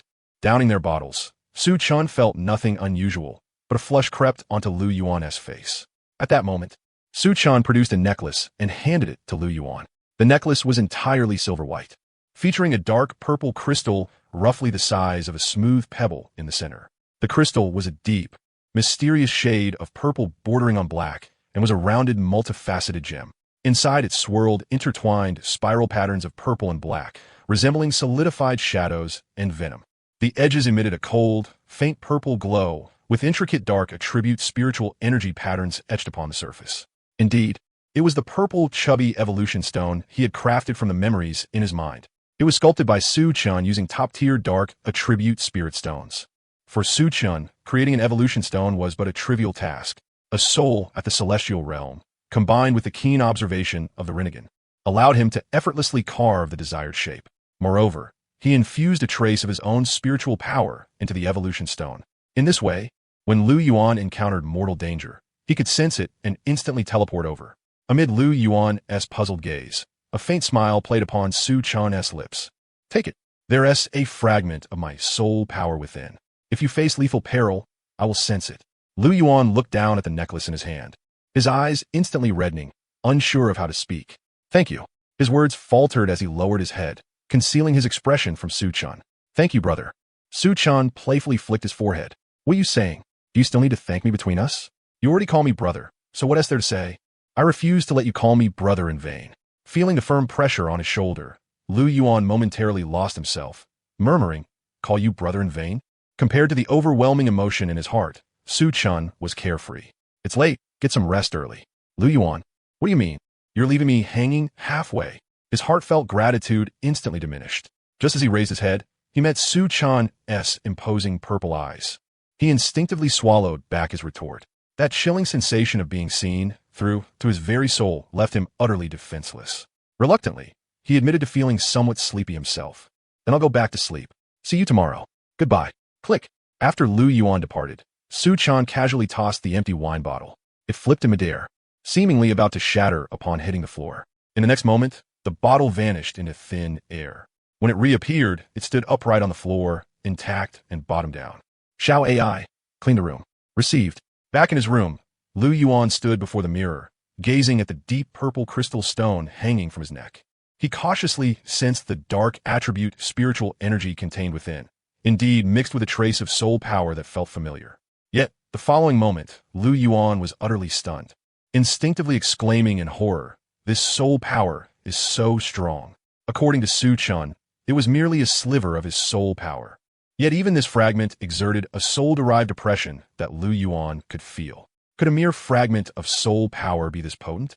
How formidable, then, must Su Chun's own soul power be? At the spiritual realm? Or the celestial realm? That made sense.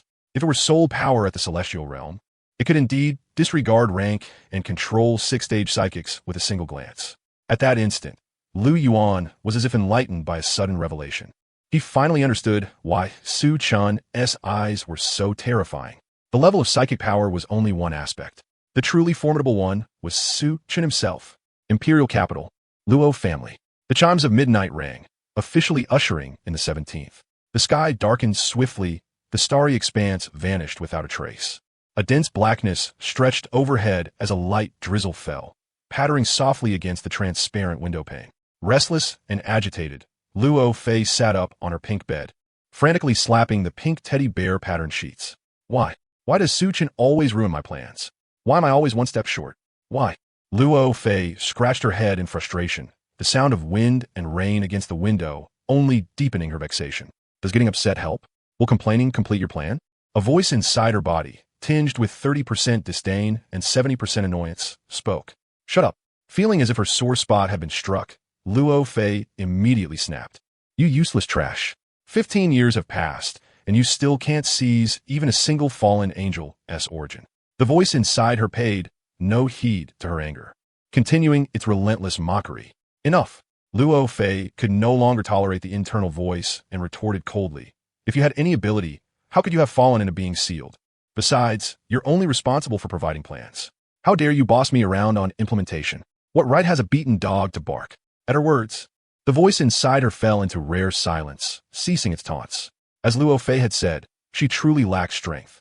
Tens of thousands of years ago, she had been a Rakshasa, ruling the darkness and evil of the underworld, coveting the fallen angel's dark origin to further evolve into the Rakshasa emperor. She had chosen to strike first and steal it, but the fallen angel detected her and defeated her, sparing her life, but splitting her two origins into two separate black medlar fruits, sealing them inside. These fruits were then randomly cast into the temporal chaos. After millennia of drifting, the fruit containing the evil origin arrived on Blue Star.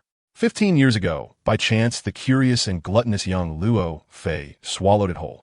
Since then, their fates had been irrevocably bound. Luo Fei lived, she lived. Luo Fei died, she died. She had once tried to possess Luo Fei's body, but the black medlar fruit contained the fallen angel's rule power. That supreme darkness tightly sealed and suppressed her. As the one who swallowed the fruit, Luo Fei could effortlessly control the strength of the seal. Thus, they had forged a one-sided, unequal pact. Since then, she had resided within Luo Fei. Yet she was not powerless. She often tempted Luo Fei, occasionally releasing a trace of evil power to influence her. Even Luo Fei's psychic power, the underworld king, had become impure under her subtle sway, its origin laced with a hint of Rakshasa-s utmost evil. Luo Fei's closeness to Lu Yuan was also a deliberate act under her instigation. At first, the Rakshasa had found it incredible that the fallen angel's origin existed in this world. But what followed was hatred and greed. Although the fallen angel origin contained in this world was minuscule, estimated at merely 1% of the fallen angel's total, it was a boon for both her and Luo Fei. She told Luo Fei that by devouring a person harboring fallen angel psychic power, Luo Fei's abilities could evolve. The young Luo Fei, enticed by the promise of evolution, agreed after much consideration. They set their sights on Lu Yuan, the heir of the Lu family patriarch. Naturally, it was easier to approach someone of the same age. Thus, through the Rakshasa-s meticulous scheming, Luo Fei and Lu Yuan's accidental acquaintance blossomed into romance. All was the fruit of their careful plotting. Aimed at claiming the SSS-level fallen angel origin within Lu Yuan, they were exceedingly cautious. As long as outsiders were present, the Rakshasa would neither speak nor emit a single thought, fearing detection by those with unique perception or psychic abilities attuned to emotions. Hence, Their plan had advanced to this stage undisturbed.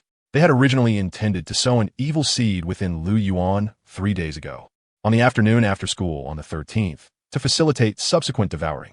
Once the evil seed took root successfully, the fallen angel origin inside Lu Yuan would be theirs for the taking.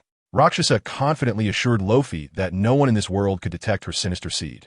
Once sown, the malevolent seed would silently germinate, gradually devouring the very essence within Lu Yuan's body, inch by inch, until it completely consumed him. When the time was ripe, they would simply retrieve and refine it. Yet, unexpectedly, Su Chun appeared halfway through and whisked Lu Yuan away. In an instant, their carefully laid plan was thrown into disarray. Thus, they could only postpone it by 1 day, setting it for the 14th. But fate had other designs. On the afternoon of the 14th, Lu Yuan was once again taken away by Su Chun. Watching that purple sports car fade into the distance, their hearts bled silently. So they delayed once more, only to be taken aback when Lu Yuan failed to show up at school on the 15th. The reason was clear enough. After being brutally beaten by Lu Xingxin and Lu Shuiying, he was hiding at home nursing his wounds. On the 16th, that is, yesterday, they had hoped no more unforeseen events would arise, allowing their plan to proceed smoothly. Yet, to their dismay, Qin Fan suddenly emerged, tailing Lu Yuan relentlessly, wherever he went. Qin Fan followed. After finally enduring until school let out, they planned to invite Lu Yuan for a solitary stroll in the park.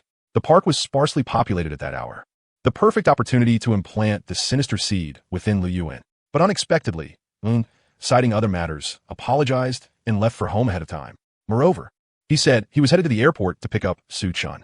Once again, it was because of Su Chun. In their hearts, they cursed Su Chun mercilessly, wishing ill upon his entire lineage. However, given the circumstances, they could only delay by yet another day. They refused to believe Su Chun could keep intercepting Lu Yuan indefinitely. Sensing her thoughts, the Rakshasa within her wisely fell silent. Lofi rose and approached the window, abruptly flinging open the transparent pane.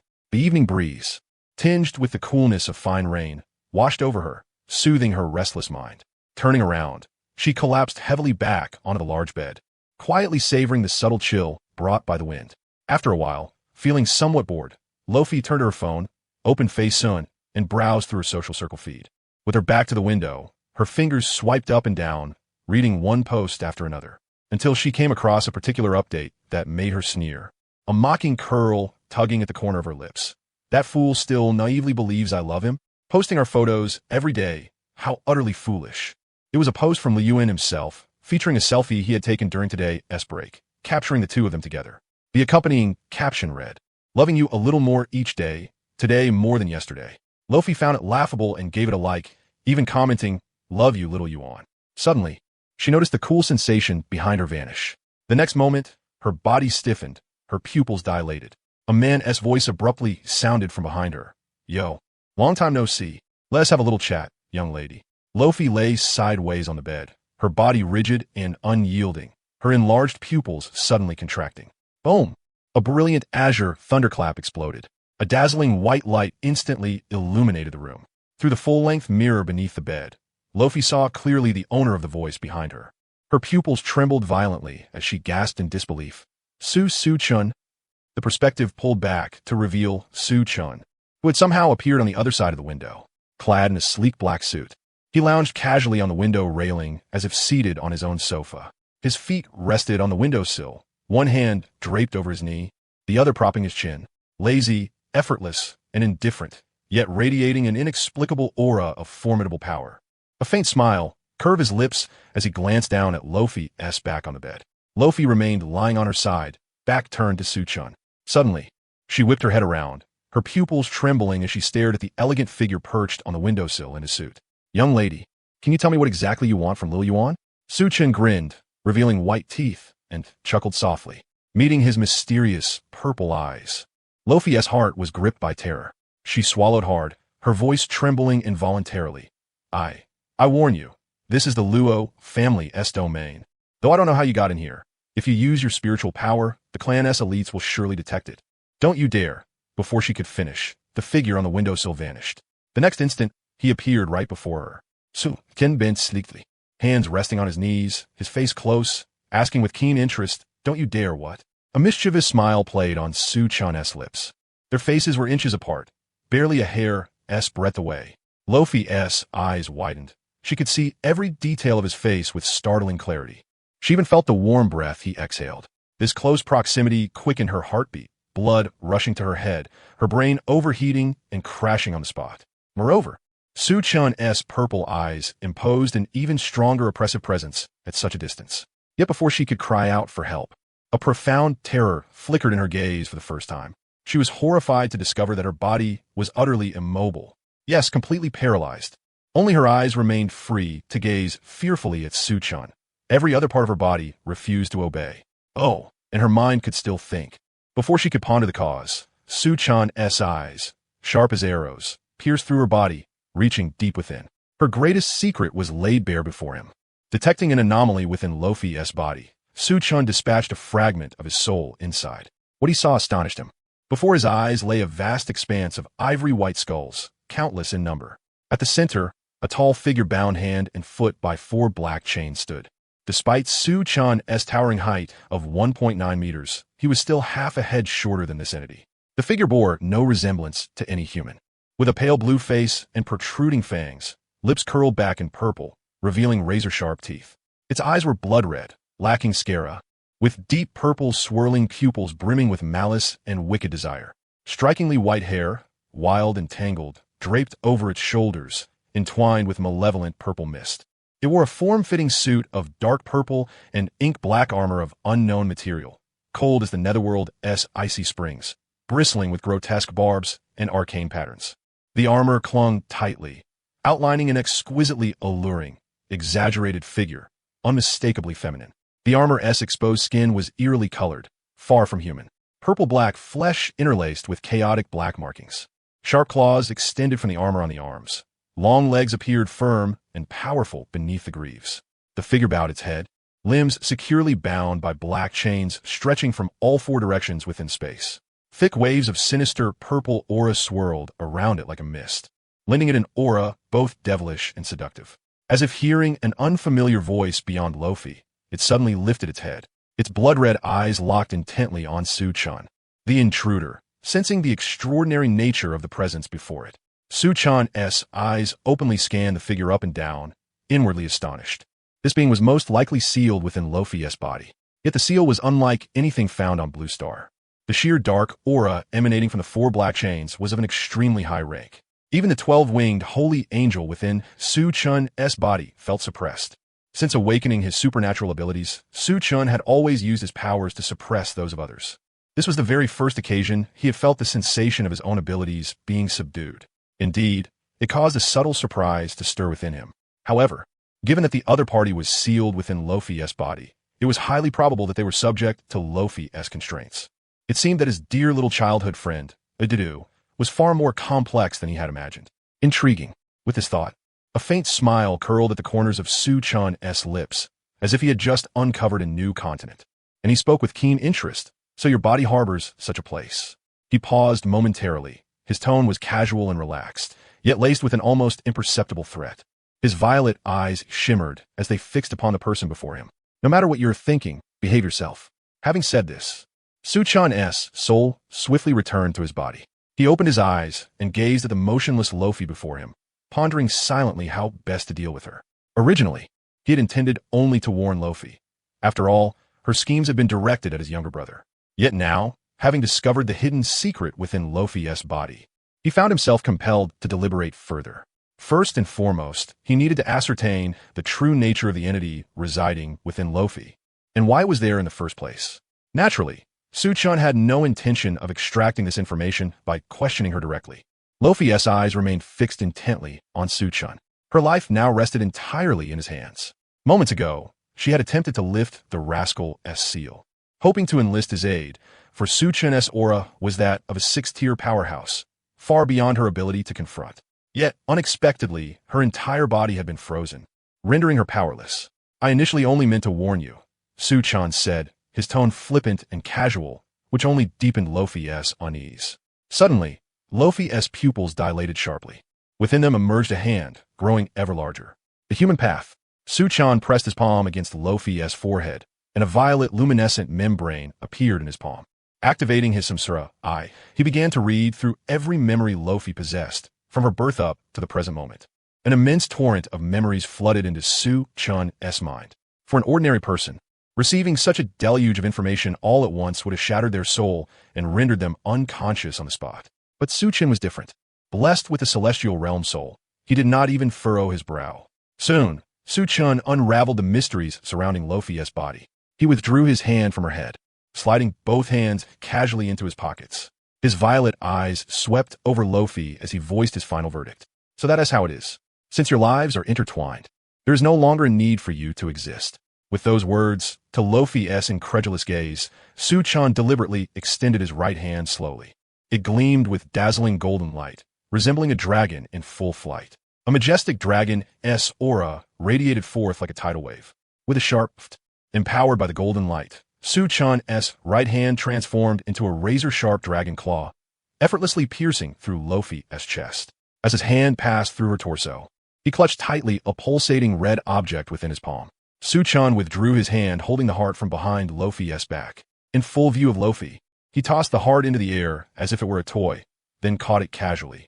Because Luffy's body was immobilized by Su Chun's ocular technique, she would not perish instantly even without a heart.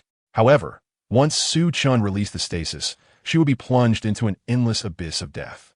At this moment, Luffy's emotions surged uncontrollably like a broken dam.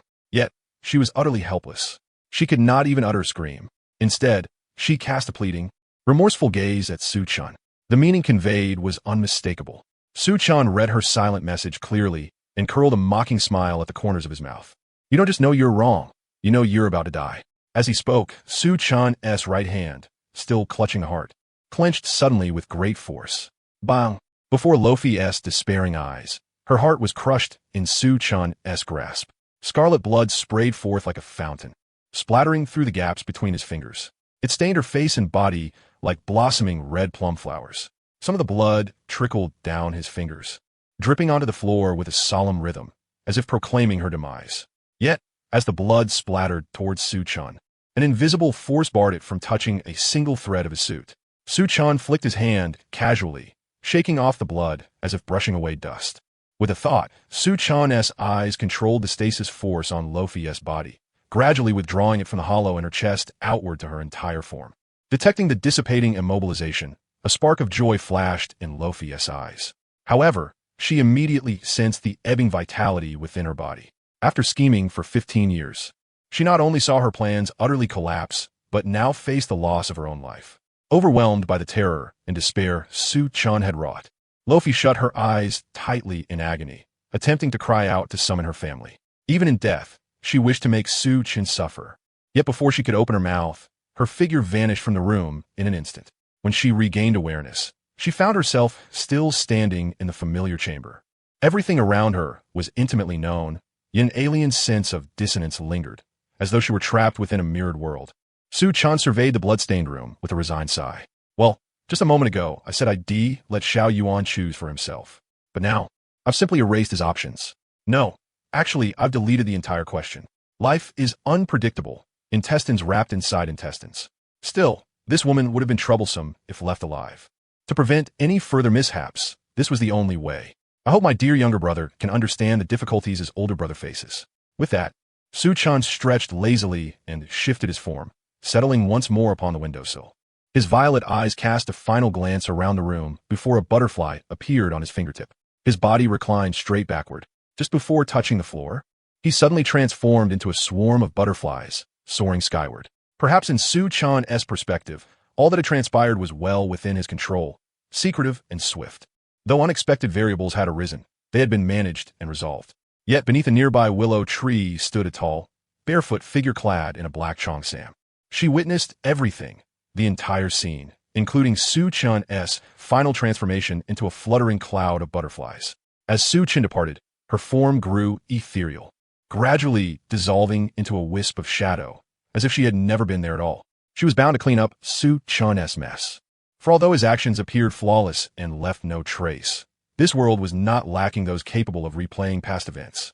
And she was about to pay a visit to an old acquaintance of the Luo family. Daddy, where are you going? Inside the room, Qian's large eyes blinked as Su Chun suddenly appeared. Su Chun produced bags brimming with various types of plums, gently ruffling her hair. I'm off to buy snacks for little Chinya. Yay, Daddy is so nice. Kienik plante akis on sununtai tianestik. Then gazed at the assortment of treats before her with shining eyes, though inwardly torn. She pondered which flavor of plum she should sample first. Suchin noticed her thoughts and chuckled, patting her head once more before turning to change clothes. Moments later, Su-chan emerged, resplendent in a Jengar-themed pajama set. He glanced at Chia's cheeks, puffed out like a hamster from eating too many plums at once, and couldn't help but sigh. Su-chan simply couldn't fathom how any creature could have such an insatiable fondness for plums. Shaking his head, he sprawled lazily across the bed in a starfish position. Su-chan luxuriated in the soft, plush bed, his mind blank as he gazed unconsciously up at the ceiling. He sat there quietly, lost in thought. Within the room, the only sounds were Chia's chewing and the rustling of the plum packaging.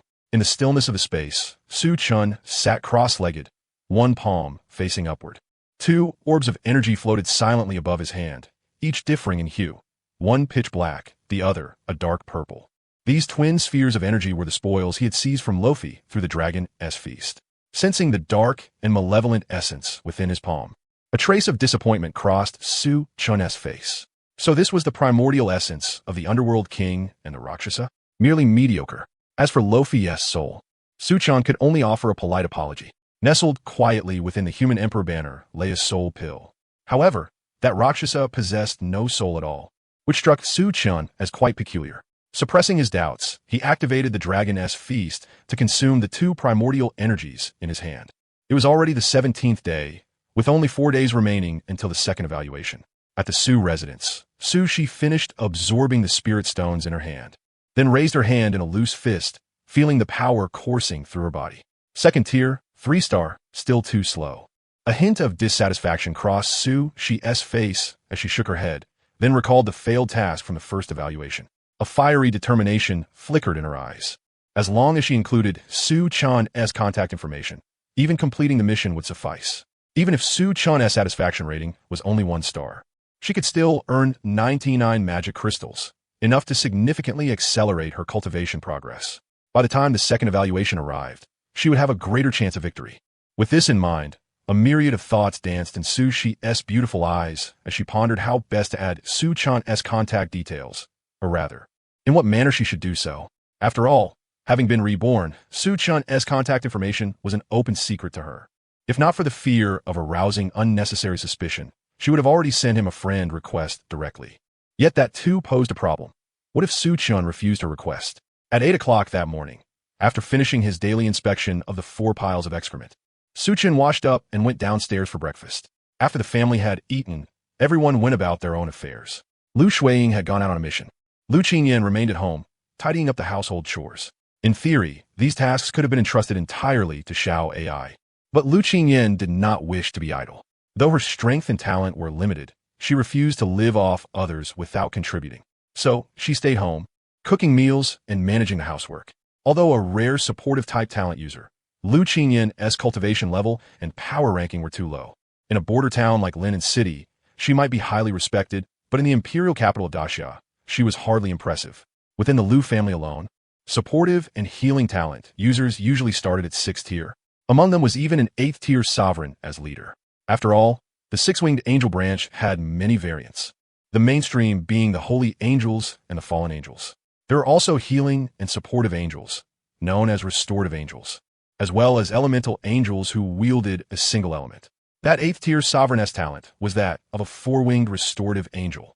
Thus, Lu Qingyan's current level was insufficient to stand out, relegating her to logistical duties. Su-chan observed this quietly, filing it away in his mind. Once he obtained items that could advance talent evolution, Lu Qingyan would no longer be confined to mere support roles. Meanwhile, Lu Yuan remained enthusiastic as he headed off to school. Su-chan sighed softly in his heart. What expression would Lu Yuan wear if he discovered that Luffy was no longer there? Or worse, if she never returned? The Lo family, after all, was one of the 4 great aristocratic families of the imperial capital, although their overall strength and heritage could not compare to the centuries-old Lu family. As a rising family, they were not to be underestimated. Luffy's disappearance would undoubtedly arouse suspicion within the Lo family. More likely, news of her death had already reached them. As the daughter of the Lo family head, she certainly possessed something akin to a life token. When that time came, The Lo family would be incensed without question and would relentlessly hunt down the perpetrator. And what of Lu Yuan, her childhood friend? What could he possibly do? Suchin planned to inform Lu Yuan that very evening, handing over the soul pill forged from Lofi's soul as compensation for the years of deception in their relationship. As for the underworld King's primordial essence within Lofi's body, it could be renamed the 12-Winged Angel's essence, completely consumed by Suchin to nourish his own 12-Winged Angel power. As for Lu Xingqian, he remained unchanged, heading to his office to attend to family affairs. Before leaving, he left Suchin a spatial ring containing various cultivation resources and transferred a sum of money to him. Though the amount was not large, 100 million, it was a considerable fund for Suchin. This brought a smile to his lips. Since the last round of draws, his little treasury had been running low. He felt awkward asking Lu Xingqian for money directly, given the family head's many responsibilities. Yet he had no particularly good means of earning income himself, so his quest for wealth had been temporarily paused.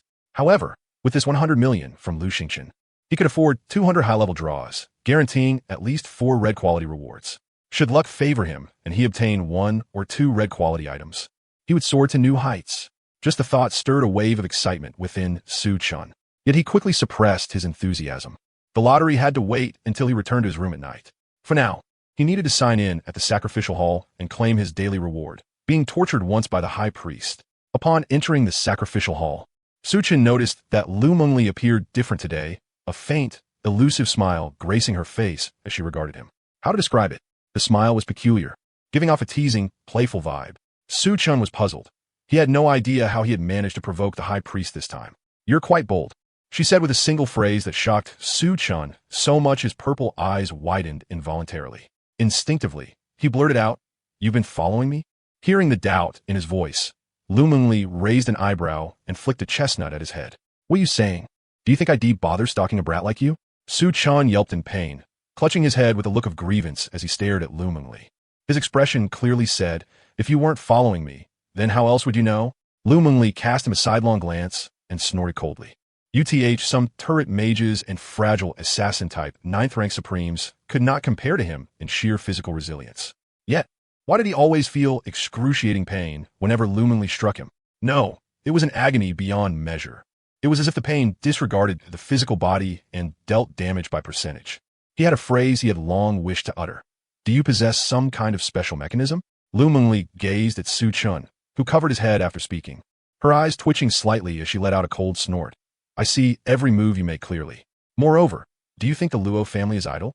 Startled by her words, Suchin paused, puzzled. "Huh? When you were stalking me, did you see someone else?" Saying this, Suchin lowered his hand from his head and began to recall the scenes from last night. While reminiscing, he stroked his chin and muttered to himself, "That shouldn't be possible. I entered through the void space directly yesterday. No one could have discovered me. Besides, I sensed it when I left. There was no one else in that room but her and me." Immediately after, another heavy blow from Lu Mengli landed on his head. Supreme Fist Technique, Angel's Fist. Bam! Ouch, that hurts! Suchin crouched on the ground, clutching his head with both hands, emitting a hiss reminiscent of a king cobra's hiss. The abilities in this world were myriad and varied, with countless peculiar ones among them. Hearing Lu Mengli's words, Suchin stood up with a hint of speculation in his heart. He pondered aloud. "So, you mean?" "Precisely, just as you think. The Luo family has a supreme who possesses a unique talent that allows him to rewind time's footage." Lu Mengli said this as she gently closed her eyes, patiently awaiting Suchin's humble inquiry. In contrast, Suchin appeared indifferent, unconcerned. Lu Mengli's words did not provoke much worry in him. Knowing is knowing, so what? Lu Mengli is the best in the world, fearless of heaven or earth. Besides, he had already reached the 6th rank. Now, he could wield the power of the complete Susanoo. Once he successfully ascended to the 7th rank, he could invoke his angelic essence to manifest the angelic form, achieving the descent of an angel, similar to that true form of a certain Lu. However, the one from that certain Lu was a transformation resulting from the fusion of the martial soul with his own being, consuming soul power. On Blue Star, the true form was a complete release of the supernatural essence, consuming a vast amount of spiritual power and composed of spiritual energy. Of course, different types of supernaturals would exhibit vastly different manifestations upon reaching the 7th rank. Elemental supernaturals underwent the most conspicuous change. They could commune with the elements of heaven and earth, harnessing the forces of nature. Animal-type supernaturals could transform into their supernatural essence form, enhancing the power of their innate talents while greatly boosting their own attributes. Plant-type supernaturals could communicate with and summon surrounding plants of the same origin, even drawing upon their life force, thereby maximizing their survivability. Without a one-hit kill technique, it was nearly impossible to slay them. Weapon-type supernaturals manifested their weapons as colossal primordial forms, enhancing destructive power and achieving unity between person and weapon, greatly increasing offensive capabilities. Special-type supernaturals lacked a unified form, as their manifestations differed according to their unique essence. Divine-favored supernaturals manifested the colossal form of their patron deity, materializing it through spiritual power. In essence, true forms were no different in Su-chan's eyes. They were merely modes of expression. Although his angelic true form was an energy body constructed from his own spiritual power and angelic essence, the Susanoo was fundamentally the same. At that time, he could wield the Susanoo and angelic armor combo. Furthermore, his Susanoo was purple, just like the second Pillar S. His angelic form bore the same golden hue as the ninth Tail Prince. The colors were fitting, a tribute to the two, bolstered by the Susanoo armor S blessing. His combat prowess would surge terrifyingly, multiplying exponentially. Su-chan conservatively estimated he would be invincible below the 9th rank. Above the 9th rank, it was still possible to fight. The Rinnegan was not mere decoration. Ultimately, the Rinnegan was too in. On Blue Star, people generally believed that ocular supernatural abilities were fundamentally related to sight and spiritual power. After all, who would imagine that a pair of eyes could summon a Gundam and wield the boundlessly in Six Paths power? Moreover, since Lu Mengli already knew, she would surely help him clean up his mess. After all, he was half a disciple of Lu Mengli. It was only natural for a teacher to wipe a disciple's rear end. After a long while, Lu Mengli had yet to receive the response she sought. The angelic, delicate heart reflected Su-chan's thoughts. How to put it, her disciple was truly clever. Clever to the point of leaving her somewhat helpless. However, what nonsense was this about a teacher wiping a disciple's rear and being normal? Lu Mengli opened her eyes in irritation. Perceiving Lu Mengli's anger and impending assault, Su-chan's heart sank. Yet, this time he reacted swiftly, his pupils flickering with power as he prepared to teleport away. But what followed was him staring wide-eyed, his body utterly immobile. A cold smile curled at Lu Mengli's lips. Boy, do you think my domain is somewhere you can come and go as you please? Su-chan's heart skipped a beat. But he forced a smile. Has it not been said that heaven never bars one's way? As long as I wish to leave, the path lies beneath my feet. Saying this, Su-chan slid to his knees and grasped Lu Mengli's pure, jade-like thigh. My dear teacher, your disciple is so formidable that he has eliminated an unknown danger for Blue Star. Surely, you wouldn't punish him for that, right? Regrettably, Lu Mengli was unmoved. She extended her delicate hand and seized Su-chan's ear. Hey. Su-chan leapt to his feet in pain, baring his teeth at Lu Mengli. With her strength, she dragged him by the ear towards the duel arena. Upon reaching the arena, Lu Mengli finally released her supreme palm imprint. Su-chan was instantly relieved, though he felt as if his ear no longer belonged to him. Ouch, so ruthless. Lowering his head, Su-chan muttered quietly about Lu Mengli's severity. Finished talking? If so, come on. Lu Mengli's voice came from the arena. Su-chan looked up to see her already wielding her long sword, waiting for him on the duel platform. Seeing this, he seemed to already envision himself battered and bruised. His mouth twitched involuntarily as he steeled his resolve. Damn it. Let us do this. He raised his hand in a fist of air. The angelic holy sword manifested. 6 pairs of pristine white wings unfurled behind him. Su-chan slightly bent his knees, gathering strength, then launched forward with a springing start toward Lu Mengli. With great force, he thrust his sword. The next moment, Lu Mengli parried with her sword, twisting her wrist to strike Su-chan's face with the wooden sword's blade. Bang! Su-chan flew back like a struck fly. As fast as he charged, he now hurtled backward just as swiftly. He crashed to the ground, propping himself up with his sword, his face burning fiercely. Today, I can allow you to use your quirky, 3-legged cat skills. Moreover, I will suppress my realm to the 6th rank to fight you on equal footing. On the duel platform, Lu Mengli casually flourished her sword, suppressing her aura to the 6th rank. Strolling forward, with permission granted, Su-chan sheathed his sword. His strongest form, aside from the Gundam, was the state activated by igniting the mind transformation engine. In this state, his heartbeat quickened, and the flow of spiritual energy in his blood surged dramatically. At present, while in the blazing heart state, he could amplify his combat power 3-fold. However, this enhancement could only be sustained for about half an hour. As the blazing heart was activated, rhythmic heartbeats sounded like the beating of drums. The 12-winged angel fully possessed him. In an instant, a golden halo manifested above his head, and the sword-shaped mark on his forehead gleamed brilliantly. Su-chan raised one hand, palm facing Lu Mengli, his eyes brimming with spiritual power as he shouted, "Myriad phenomena." Heaven-esque drawl as his voice fell. Lu Mengli instantly felt a pulling force gripping her entire body, dragging her directly towards Su-chan. Gravity? Suspended midair. A flicker of surprise flashed in Lu Mengli's eyes. She had thought Su-chan's ocular abilities were already formidable, able to command spatial power and even perform revival techniques. But now he had shown her something new, the ability to manipulate gravity. As Lu Mengli was about to collide face-to-face with him, Su-chan's other hand manifested a golden dragon, delivering an unreserved punch toward her. Lu Mengli suppressed her level to the 6th tier, but her reflexes and bodily functions remained those of a supreme template. She made no attempt to dodge. Instead, she raised a palm where black and white light flickered, striking out fiercely. Boom!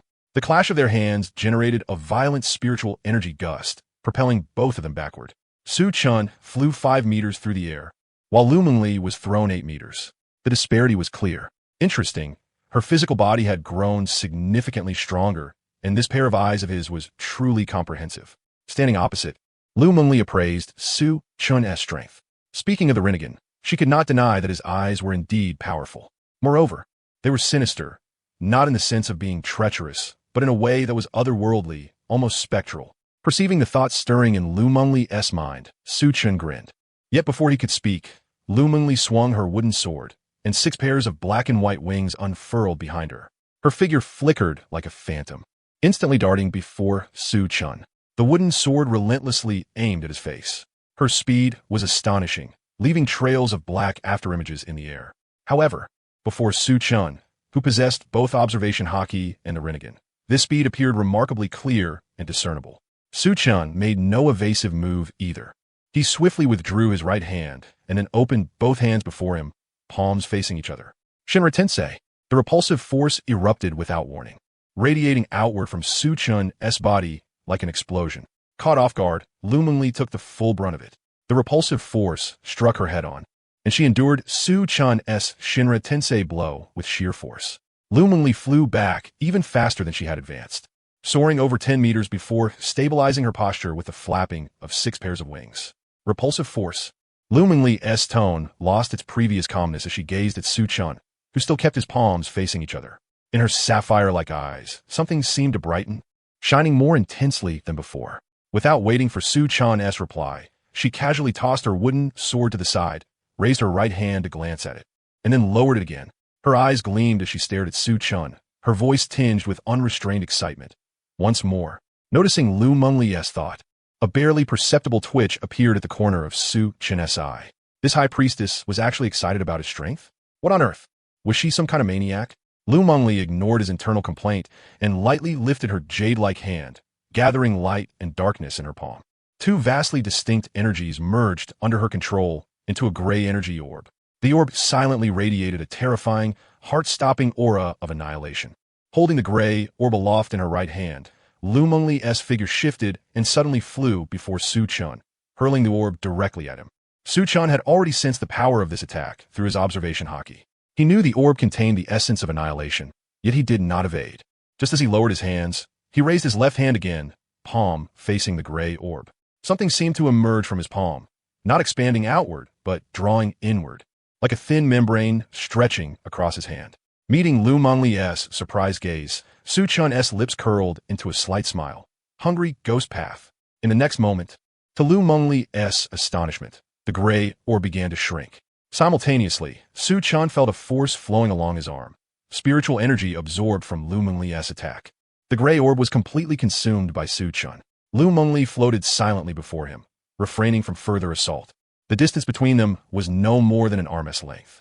She lowered her eyes to Su-chan's left hand, then glanced at her own, furrowing her brows as she exclaimed, "You can actually absorb attacks." "No." Su-chan shook his head, under Lu Mengli's questioning gaze. He pointed to his eyes and grinned sheepishly. "I can absorb all forms of spiritual energy attacks."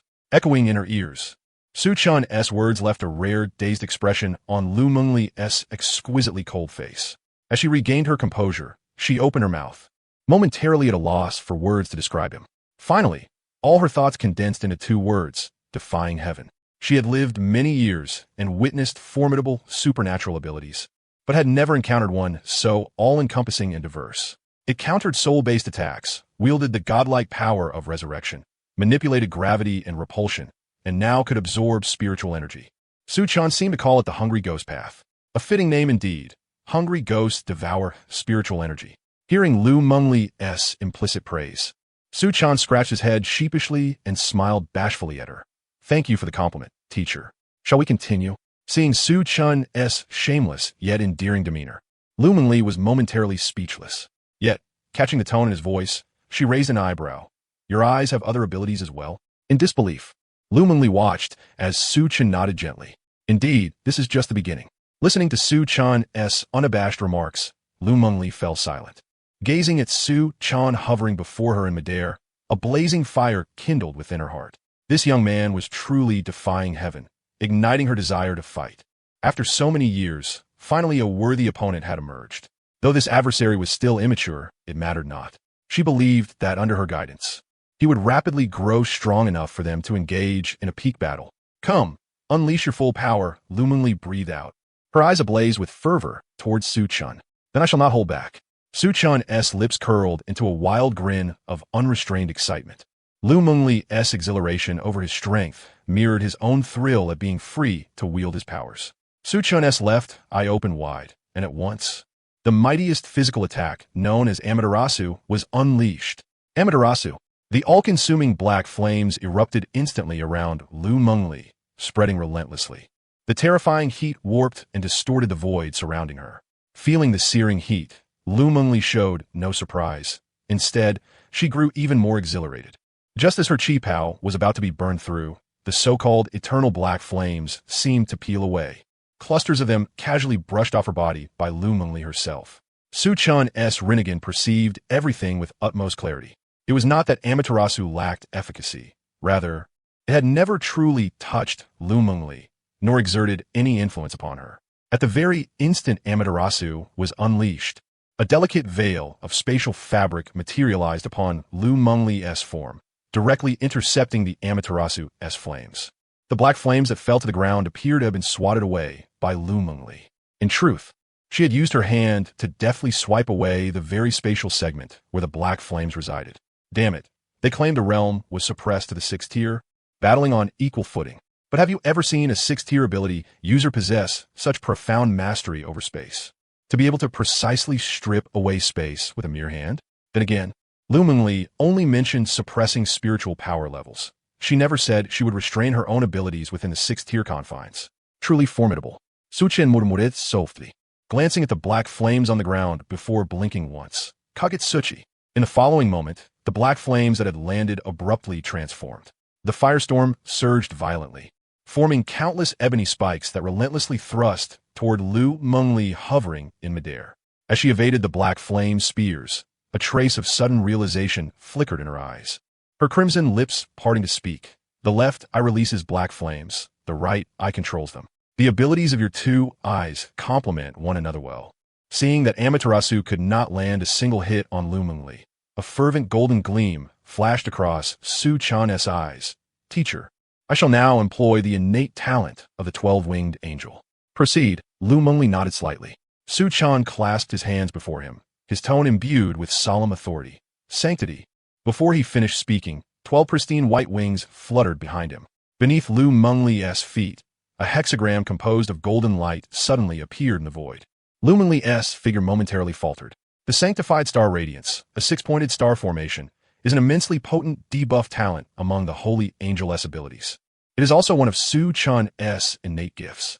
Any target within the star formation suffers suppression of all bodily attributes. The degree of suppression varies with the number of stars. The mightiest 6-point star can reduce an opponent's strength by 70% in battles of equal rank. Against weaker foes, this effect intensifies further. What does this mean?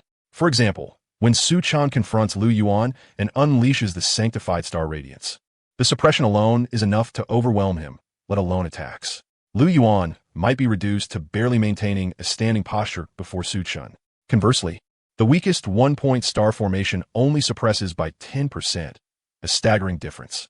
Moreover, this weakening effect is only one facet. The greatest strength of the sanctified star radiance lies in its exceedingly brief casting time. This means that if one does not anticipate it and evade beforehand, the moment the caster clasps their hands together, there is no opportunity to dodge. Lu Mengli sensed the suppression, but her expression remained utterly composed, for the effect was negligible to her, practically dismissible. She could break free at will. After all, she too possessed the essence of the holy angel, and it was not inferior to Su Chen's. Thus, as long as Su Chan employed attacks derived from the holy angel, their lethality against her was limited. Or rather, she held an innate resistance against all angelic assaults. Yet she wished to gauge Su Chan's current combat prowess, so she stood quietly within the 6-point star formation, motionless, allowing him to manifest his talents. Su Chan did not disappoint. His hand movements maintained steady pace, no hesitation. Radiance. A dazzling, resplendent golden light emerged, resembling a radiant sun slowly materializing in his palms. Su Chan lifted both hands, palms facing Lu Mengli, radiance unified, transient world light.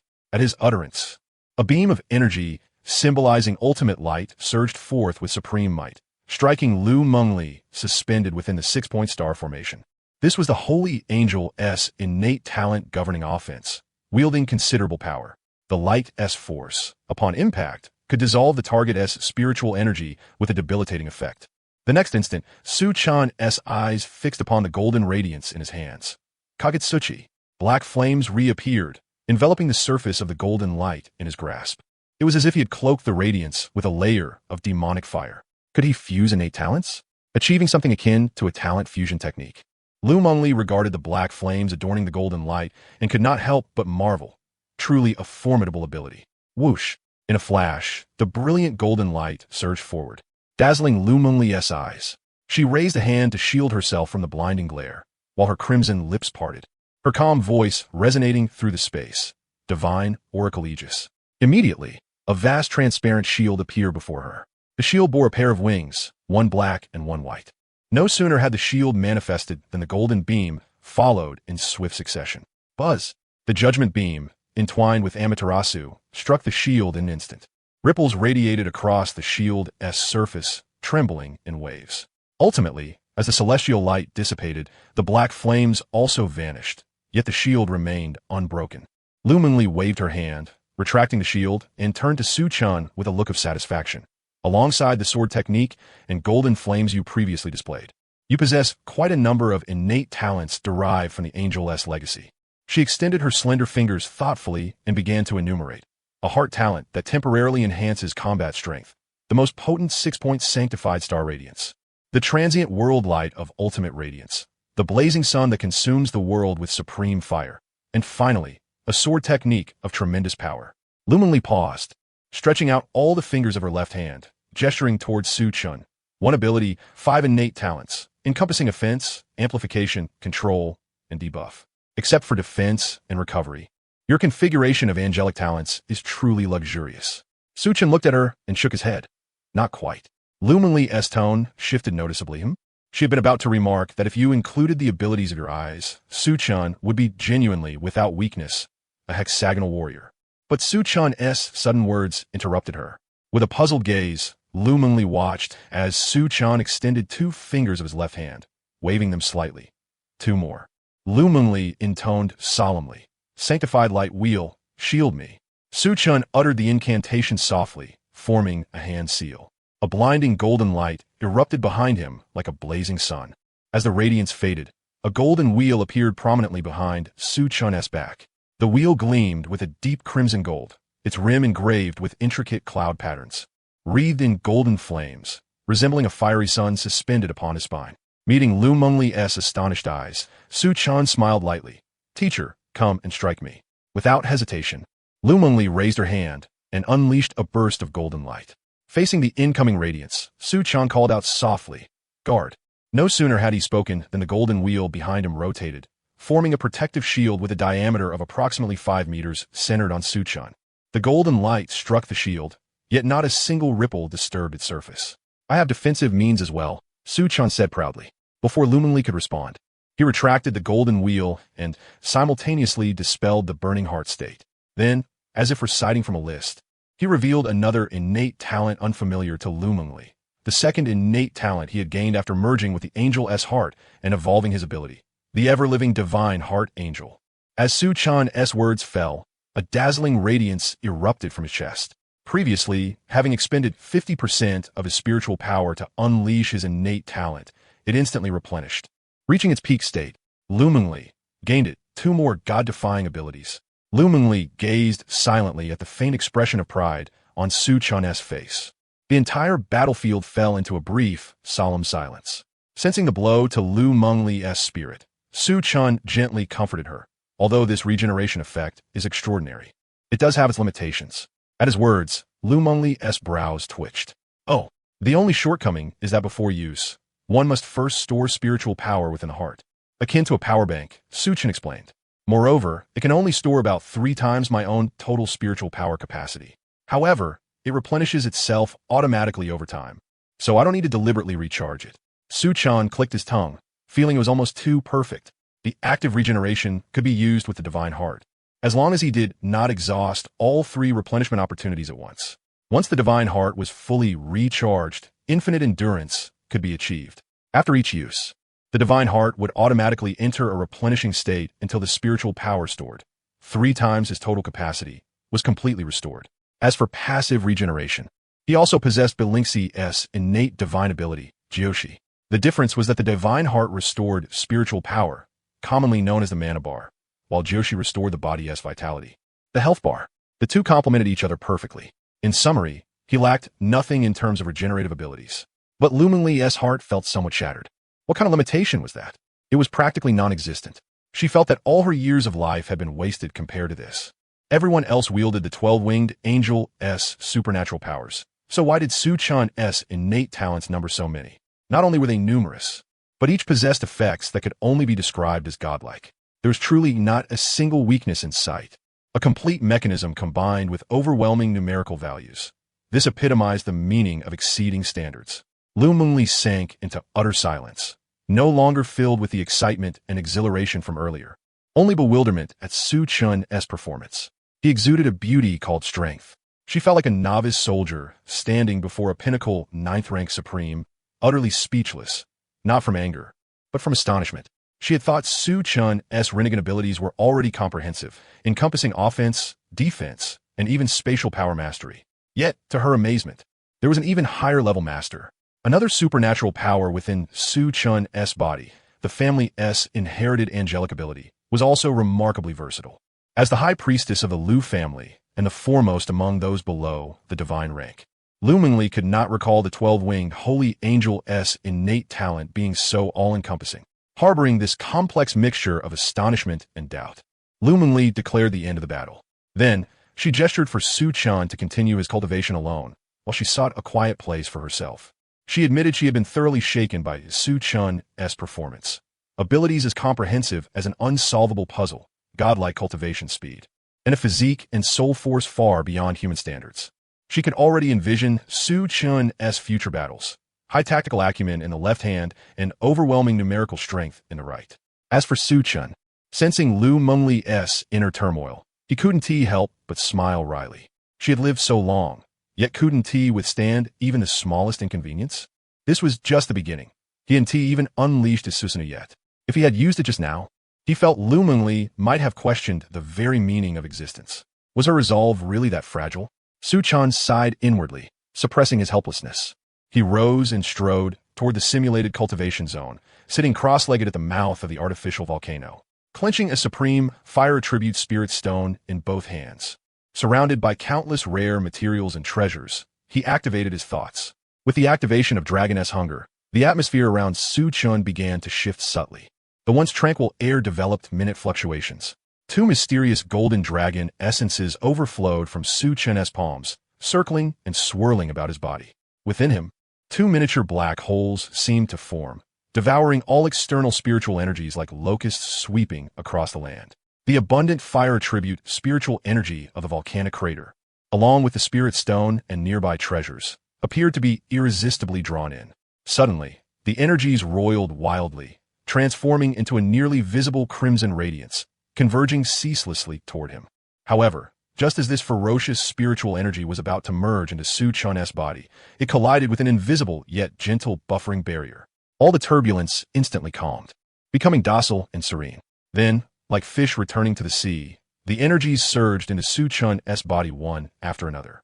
Meanwhile, within the Imperial University-affiliated high school, Lu Yuan arrived at his classroom but found no sign of the figure he longed to see in her usual seat. A flicker of confusion crossed his mind. In his memory, Luo Fei had never been late, a model student who rarely even requested leave. Moreover, whenever she did, she always informed him in advance. Yet now, with class about to begin, Luo Fei was nowhere to be seen, and she had not told him she would be absent. Could something have happened? The thought barely formed before Lu Yuan dismissed it. Luo Fei was the daughter of the Luo family's head. What kind of accident could befall her? Still, he was puzzled, unable to fathom the reason. Qin Fan, sitting behind Lu Yuan, glanced at him and then at the empty seat beside him, equally perplexed. Ordinarily, these two were inseparable, practically glued together. Why was one missing today? Well, good riddance. Qin Fan had not forgotten Su Chun's words. That Luo Fei was no good. It was just as well she was absent, sparing them constant scrutiny. Thus, Lu Yuan lay listlessly on the desk, appearing as if he had indulged in heavy narcotics, staring blankly at the blackboard. Even as the teacher entered, the figure he yearned for did not appear. Good morning, everyone, the homeroom teacher greeted, prompting a chorus of responses from the students. Good morning, teacher. Only then did Lu Yuan reluctantly shift his gaze toward the teacher. Today, 2 new students will be transferring into our class, the teacher announced. Instantly, the classroom buzzed with murmurs. What? The college entrance exam is in just 2 months, and they're still bringing in transfer students now? Yeah, I wonder if they're boys or girls, what they look like and how strong they are. Even the absent-minded Lu Yuan was momentarily drawn in, equally puzzled by the timing of these transfers. Sharing his curiosity was his close friend Qin Fan.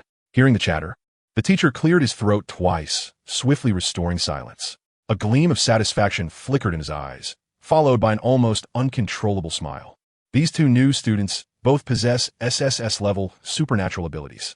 His words detonated the classroom once more, reigniting the previously subdued atmosphere. What? SSS level? And there are 2 of them? No way. This year, our country only awakened 9 SSS-level talents in total, besides Lu Yuan and Luo Fei. Who could these 2 be? While the students in the audience were puzzled, some began counting on their fingers without hesitation. There stood 6 individuals: Su Chun, Su Shi, Ji Yufei, Nangong Jianyu, Lu Rian, and Chun Zimo. Regardless of which 2 might transfer in, the dominant reign of Lu Yuan, the great demon king, was about to face a formidable challenge. As the murmurs from the crowd grew louder, the homeroom teacher could no longer bear the speculation and clapped his hands to silence them. Gazing at the students below, he announced in a clear voice, "Let's all warmly welcome the arrival of 2 new classmates." Having spoken, he turned his gaze toward the doorway, signaling that the 2 could enter. Under the curious eyes of everyone present, 2 statuesque young women strode in one after the other. Leading the way was a woman with jet black hair tied into a high ponytail. She wore a suit of purple battle attire. The tight-fitting armor left no doubt about the fullness of her chest. Her figure was enchanting, her curves exquisite. She possessed a face of unparalleled beauty, an elegant nose, long and thick eyelashes. Her skin was smooth and delicate, as flawless as polished jade. What quickened the hearts of countless male students was a beauty mark just beneath the corner of her left eye. This perfectly placed adornment added an indescribable charm to her already flawless visage. Behind her stood another woman, even taller by a subtle margin. What drew the most attention was her hair, a cascade of silver-white locks flowing down to her waist. It was not the pallid, withered hue of one nearing the end of life, but rather warm and smooth like a piece of the finest white jade, complemented by her white battle attire. Her voluptuous figure was striking, and her face was breathtakingly beautiful to the highest degree. If the black-haired woman with the high ponytail embodied the grandeur of a great D, then this silver-haired lady was the epitome of an E-class prodigy. Moreover, she possessed a rare heterochromia. Her eyes resembled amethyst pools, deep and captivating, pulling one's soul into their depths. Combined with her flowing silver hair, she exuded an ineffable, enchanting aura. To put it plainly, her XP was maxed out. Most of the students were left utterly mesmerized. The female students felt humbled in comparison, while the male students were mentally stirred. Lu Yuan, however, remained composed, showing little reaction. After all, he had seen these two women not long ago, and in his heart, there was only one, Luo Fei. He harbored no romantic interest in others. Still, he was somewhat perplexed by their appearance, unable to grasp why they would choose this particular moment to transfer into the school. Ahem. Noticing the students' rapt attention, the homeroom teacher gently cleared his throat twice, bringing him back to reality. Turning his gaze toward the two young women, he said, "Classmates, please give a brief self-introduction." "I am Su Shi," said the woman clad in purple battle attire, her voice calm and cool. After stating her name simply, she stepped aside. The silver-haired woman did the same, uttering her name tersely. "I am Ji Yufei." Hearing their laconic self-introductions, the students initially froze in surprise before erupting into a chorus of exclamations. Wow, so they're Su Shi and Ji Yufei. Indeed, two incredibly stunning girls. The homeroom teacher did not press for more details, merely instructing, "Feel free to find any vacant seats." Under the eager gazes of many male students, the two gracefully lifted their slender legs and proceeded toward the last two empty seats in the classroom, one beside Lu Yuan, the other beside Qin Fan. The seat next to Lu Yuan was vacant due to Luo Fei's absence, while the seat beside Qin Fan was empty because of himself. During his period of weakness, no one wanted to share a desk with him. Yet after he revealed his true strength, many had sought to sit beside him, all of whom he had declined. Having seen much during his time as a failure, he had no need for such insincere flattery. Without hesitation, Su Shi strode directly toward the seat beside Lu Yuan. Behind her, Ji Yufei's beautiful eyes flickered with surprise and slight displeasure, and she reluctantly settled for the seat next to Qin Fan. Lu Yuan noticed Su Shi's approach and instinctively wanted to say, "This seat belongs to Luo Fei." But Su Shi seemed not to hear him, calmly sitting down beside Lu Yuan without so much as a glance in his direction. "I don't think anyone is sitting here," she said with a serene and indifferent tone, imbued with an unmistakable air of authority. This caught Lu Yuan off guard. Suddenly, he felt a strange sensation. This woman beside him reminded him somewhat of his brother. Both were unreasonably domineering, utterly unwilling to heed others' words or wishes. He was about to explain that the seat was reserved for Luo Fei, who was absent today. Yet before he could finish, Su Shi turned to look at him for the first time. Her deep black eyes cast a brief glance his way. Without uttering a word or releasing any spiritual energy, Lu Yuan felt as if the air had been sucked out of his chest. An indescribable dread pressed down upon him like a massive, weighty mountain, suffocating his breath. Cold sweat drenched his black battle attire, and his throat felt as if gripped by an invisible hand, forcing him to swallow back the words he had intended to say. Su Shi withdrew her gaze, no longer looking at him, turning instead toward the podium. Seeing Su Shi avert her eyes, Lu Yuan's face turned pale as he carefully gasped for breath. Hastily, he averted his own gaze, not daring to look at Su Shi again. His heart brimmed with astonishment and a faint, barely perceptible fear. What on earth was this woman? Why was a single glance so terrifying? He harbored no doubt that this woman could effortlessly kill him. This feeling was not unfamiliar. He had experienced the same sensation when facing Su Chun, the overwhelming oppression stemming from absolute power, spiritual force, and the essence of supernatural ability. Su Shi gave off the impression of a dark, bottomless abyss, dangerous yet mysterious. Unconsciously, she exuded an oppressive aura that made his heart tremble. His primal instincts told him that Su Shi was perilous, deadly so, yet he could not sense any spiritual energy emanating from her. Hence, he had no idea what level she truly was. After all, he could detect even Su Chun's aura. Su Chun's flamboyant and arrogant presence was impossible to overlook. The problem was that, in his memory, Su Shi was supposed to be an SSS-level plant-type supernatural ability user. Indeed, in everyone's impression, Su Shi was an SSS tier plant ability wielder. Yet how could she emit such a terrifying oppressive force? He himself was also an SSS-level ability user, just one step shy of advancing to first-tier 7-star status. Without exaggeration, his cultivation speed and combat power ranked among the very best of his peers. So why did a single glance from Su Shi suppress him to the point of breathlessness? Could it be? A startling hypothesis began to surface in Lu Yuan's mind. Since Su Chun's ability could evolve postnatally into the exceedingly rare SSR rank, might Su Shi's power have undergone a similar evolution, reaching SSR level as well? The more he pondered, the more plausible this seemed. Otherwise, there was no explanation for how Su Shi could exert such an overwhelming presence. With merely a single glance, an SSS-level psychic was subdued to the point of sweating profusely. Reflecting on this, Lu Yuan recalled the words Su Chun had previously spoken to him. He resolved to inform Su Chun as soon as school was over. After all, having a formidable elder brother at home as a backing was an opportunity not to be missed. Moreover, Su Chun was their age, so there was no question of bullying the younger ones. After all, only an SSR could contend with another SSR. Furthermore, he clearly remembered that at the homecoming banquet, his esteemed elder brother seemed to have some entanglement with those two girls. The white-haired one almost clung to his elder brother's embrace, sniffing incessantly like a little dog, and afterward uttered words filled with the fragrant essence of thunder. The other, the formidable stranger beside him, exchanged glances with his elder brother that were almost drawn out like threads. In any case, if bullied, seek out Su Chun. That was what Su Chun had told him. Naturally, Sushi was unaware of Lu Yuan's thoughts and had absolutely no suspicion that Lu Yuan intended to report to Su Chun. Even if she had known, she would have been grateful to Lu Yuan. She was actually hoping Su Chun would come looking for her, as that would make accomplishing her mission far easier. Her primary purpose in transferring here was to get close to Su Chun. From what she knew, in her previous life, Su Chun had appeared at the Imperial University's affiliated high school around this very time. Hence, she had come. However, upon arrival, she found Su Chun was absent. Instead, she encountered an unexpected individual, the corpulent Long Ji Yufei. In her former life, Ji Yufei had never appeared here. Was this yet another butterfly effect? Nonetheless, it was inconsequential. You were bound to come eventually. Our destinies would intertwine once more.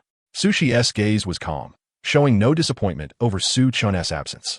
To her, it was merely a matter of waiting a little longer. Even if she lost the second encounter, so what? At worst, she would continue to fulfill her mission. After all, there were rewards to be gained, so she could not lose. Moreover, the teachers from the 4 major universities had already approached her.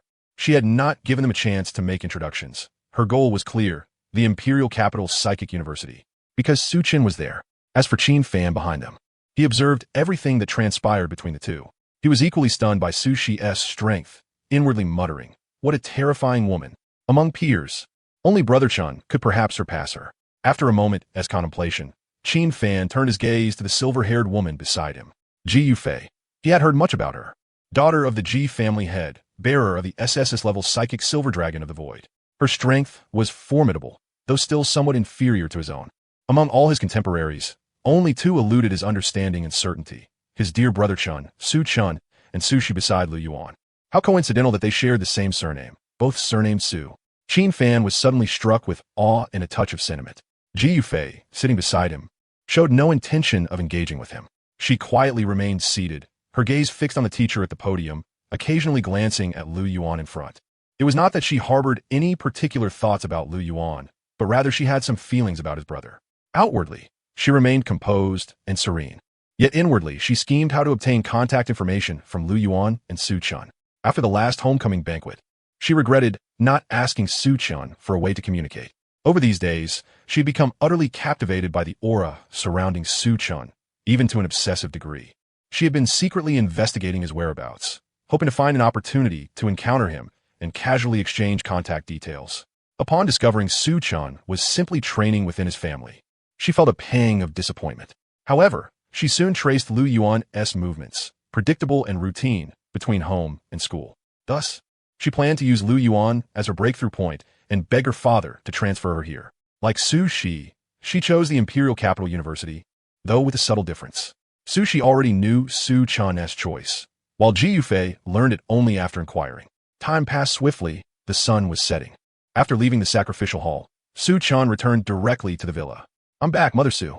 Is that you, little Chun?" A warm voice echoed from the living room. Su Qingyan hurried forward, her face blossoming with a smile as she took Su Chun's hand. "How was your training? Are you tired?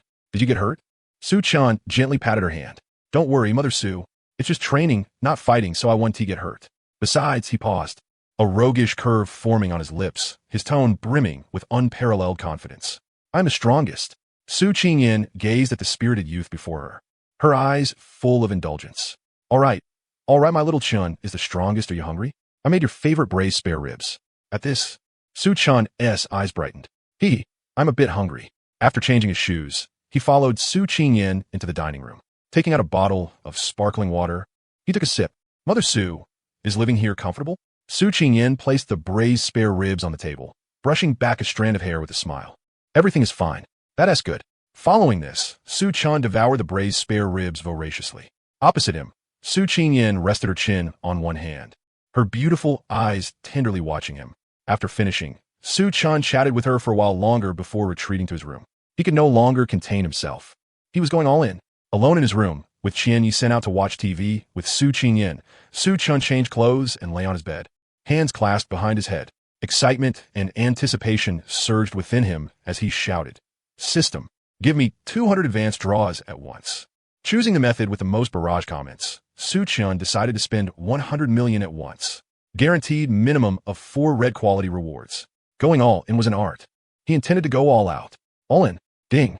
200 advanced draws commencing. Ding. Congratulations on obtaining 999 exquisite spirit stones, blue. Ding. Congratulations on obtaining 99 underworld crystals, blue. Ding. Heavenly silkworm, silklingji, purple. Ding. Scarlet flame melting heart fruit, purple. Ding.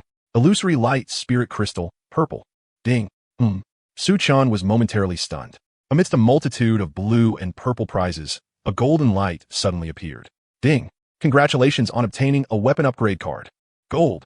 His eyes fixed on the golden card before him, blinking in astonishment. Weapon upgrade card. Can unconditionally upgrade any weapon below divine artifact quality by 1 tier. A fine item, although he was not lacking high-quality weapons at present. Who would ever complain about having fewer good things? He might not use it now, but he could not be without it. This was Su Chan's life motto. Rubbing his chin, he pondered.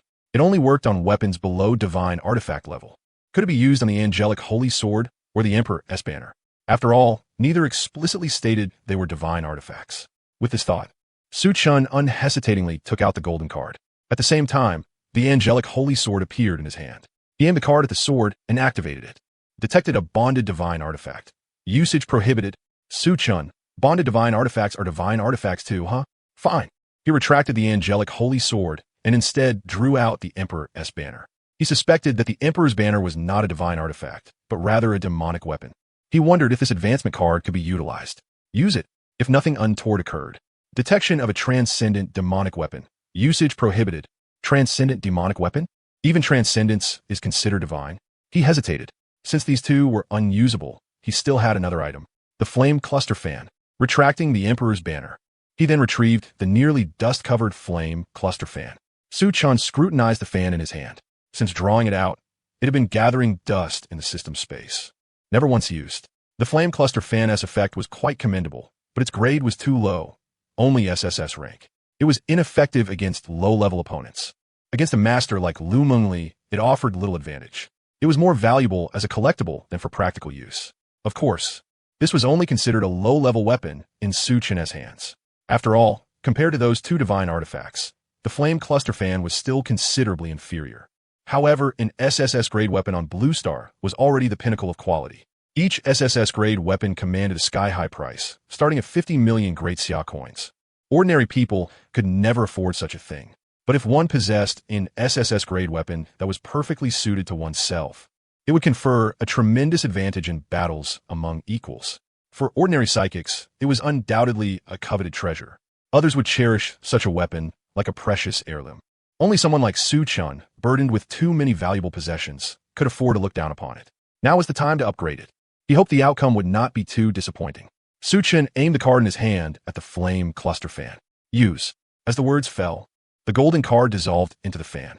The flame cluster fan floated before Su Chun, enveloped in golden light, its form beginning to distort, stretch, and transform. The dazzling golden glow gradually faded, and the originally thick, wide, gourd-shaped fan surface became compact and exquisite. It was now a translucent jade fan, the ribs carved from an unknown jade-like material. Its hue was clear and gentle, emanating a faint, cold white frost reminiscent of moonlight. The fan's body was slender and elongated, with smooth, graceful lines, faintly engraved with flowing cloud patterns, delicate yet understated. The fan surface was woven from silkworm silk, pure white and immaculate, its edges embroidered with faint azure streaks, as if wind passed without leaving a trace. Holding it, Su Chun felt a cool, smooth touch, without a hint of chill. Snap! As it opened and closed, the jade produced a clear, melodious tone, pleasing to the ear. Detection of SSS-grade weapon flame cluster fan. Usage successful. SSS-grade weapon flame cluster fan advanced to quasi-divine artifact, Qing Feng Jade Fan. Qing Feng Yadifan, quasi-divine artifact, capable of reflecting physical attacks from opponents no more than 5 tiers above itself, and upon infusion of spiritual power, can actively unleash wind element slashing attacks. Note, slashing attacks can penetrate defenses below divine rank. Reflection tier limit applies only below divine level. Quasi-divine artifact not only had the reflection range expanded, but it also gained a true attack capable of bypassing defenses. A product of the system was indeed formidable. After marveling at this, Su-chan folded the jade fan and tossed it back into system space. After all, the golden items were just appetizers. There were still 4 guaranteed red tier items to come. Ding! Congratulations on accumulating 53 days of pause time space gold. Ding! Congratulations on obtaining 10 bottles of 5th grade spirit recovery pills gold. Ding! A cascade of notification sounds numbed Su-chan. 49 draws already. The first guaranteed reward was imminent. Damn it. Has this curse system altered the drop rates? Finally, amid Su-chan's string of curses, the 50th draw arrived as scheduled. A scarlet, dazzling beam streaked across and blossomed before his eyes. Ding! Triggered 50th advanced draw guarantee. Ding! Congratulations on obtaining complete alchemy manual, red. Su-chan stared at the thick book floating before him, unable to suppress a twitch at the corner of his eye. Complete alchemy manual, a compendium of alchemy techniques created by the Alchemy Emperor, upon study, grants access to myriad universal elixirs and detailed, refining procedures. Alchemy Emperor? Su-chan raised a brow. What realm was Emperor? Or was it merely a title? Regardless, he thought, Emperor or not, just giving me a guaranteed reward would be enough. Yet it was frustrating that it was only something related to alchemy. Brother, I want to be a war god who plucks stars and moons, not a grandmaster alchemist. At the very least, give me something that can enhance my psychic abilities. After venting his impotent rage, Su-chan sighed inwardly, comforting himself. Fine, alchemy it is. More skills never hurt anyone, and it could be a path to wealth. Would you like to learn? Oh, it even had a direct infusion function? Quite considerate. No need for me to figure it out myself. No. Su-chan temporarily returned the complete alchemy manual to system space. He decided to finish the remaining 150 draws first, then study it later. After all, it wouldn't run away from system space. The light before him continued to streak past. Ding! Congratulations on obtaining exquisite fire element spirit stone blue. Ding! In short, it was either blue or purple. Su-chan's face darkened like the bottom of a pot. He couldn't help but wonder inwardly. Could it really be his luck? Otherwise, how could it be this dismal? This situation persisted until the 40th draw. Then, 3 streaks of golden light passed before his eyes, easing Su-chan's expression somewhat. Ding! Congratulations on obtaining blood essence lotus seed gold. Ding! Congratulations on obtaining extreme cold ice marrow gold. Ding! Congratulations on obtaining core of spirit wood gold. After reading the descriptions of these 3 golden rewards, Su-chan's expression underwent a dramatic transformation worthy of Sichuan opera. The joy in his eyes was unmistakable. The reason was simple. These 3 items were treasures capable of transforming psychic abilities. Just moments ago, he had been complaining to the damn system, asking if it could give him something to enhance his powers. And now, 3 had appeared at once. Such surprises were truly unexpected. It seemed he had misjudged the system. These 3 treasures could be perfectly allocated. The core of spirit wood for his mother Sue, the extreme cold ice marrow for you, and the blood essence lotus seed for the fatty. The attributes of these 3 treasures suited each of them perfectly, truly flawless. The systems still favor me a lot. Suppressing his joy, Su-chan stored these 3 treasures into system space and happily awaited his second guaranteed reward. Ding! Triggered 50th advanced draw guarantee. Ding! Congratulations on obtaining immortal palm bottle, red. Su-chan gazed curiously at a uniquely shaped green vial that appeared in his hand.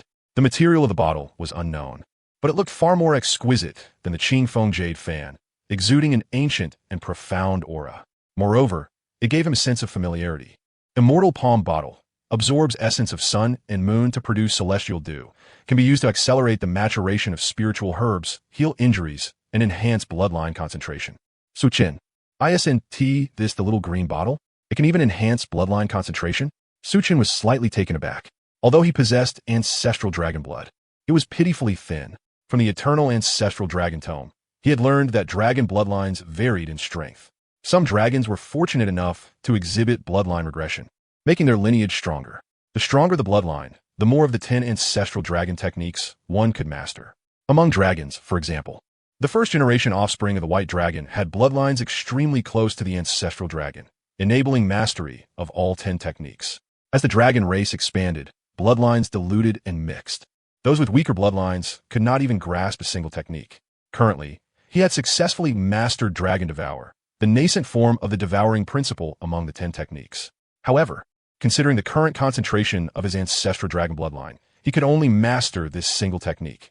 To continue mastering the other 9 methods, it was imperative to elevate the purity of his bloodline. For ordinary dragons, enhancing the concentration of their bloodline was no less challenging than being born into a fortunate lineage. Yet now, he had the means to permanently augment his bloodline concentration through the celestial elixir produced by the Palm Immortal Flask. It was simply exhilarating. This guaranteed reward was absolutely worth it. He chuckled softly.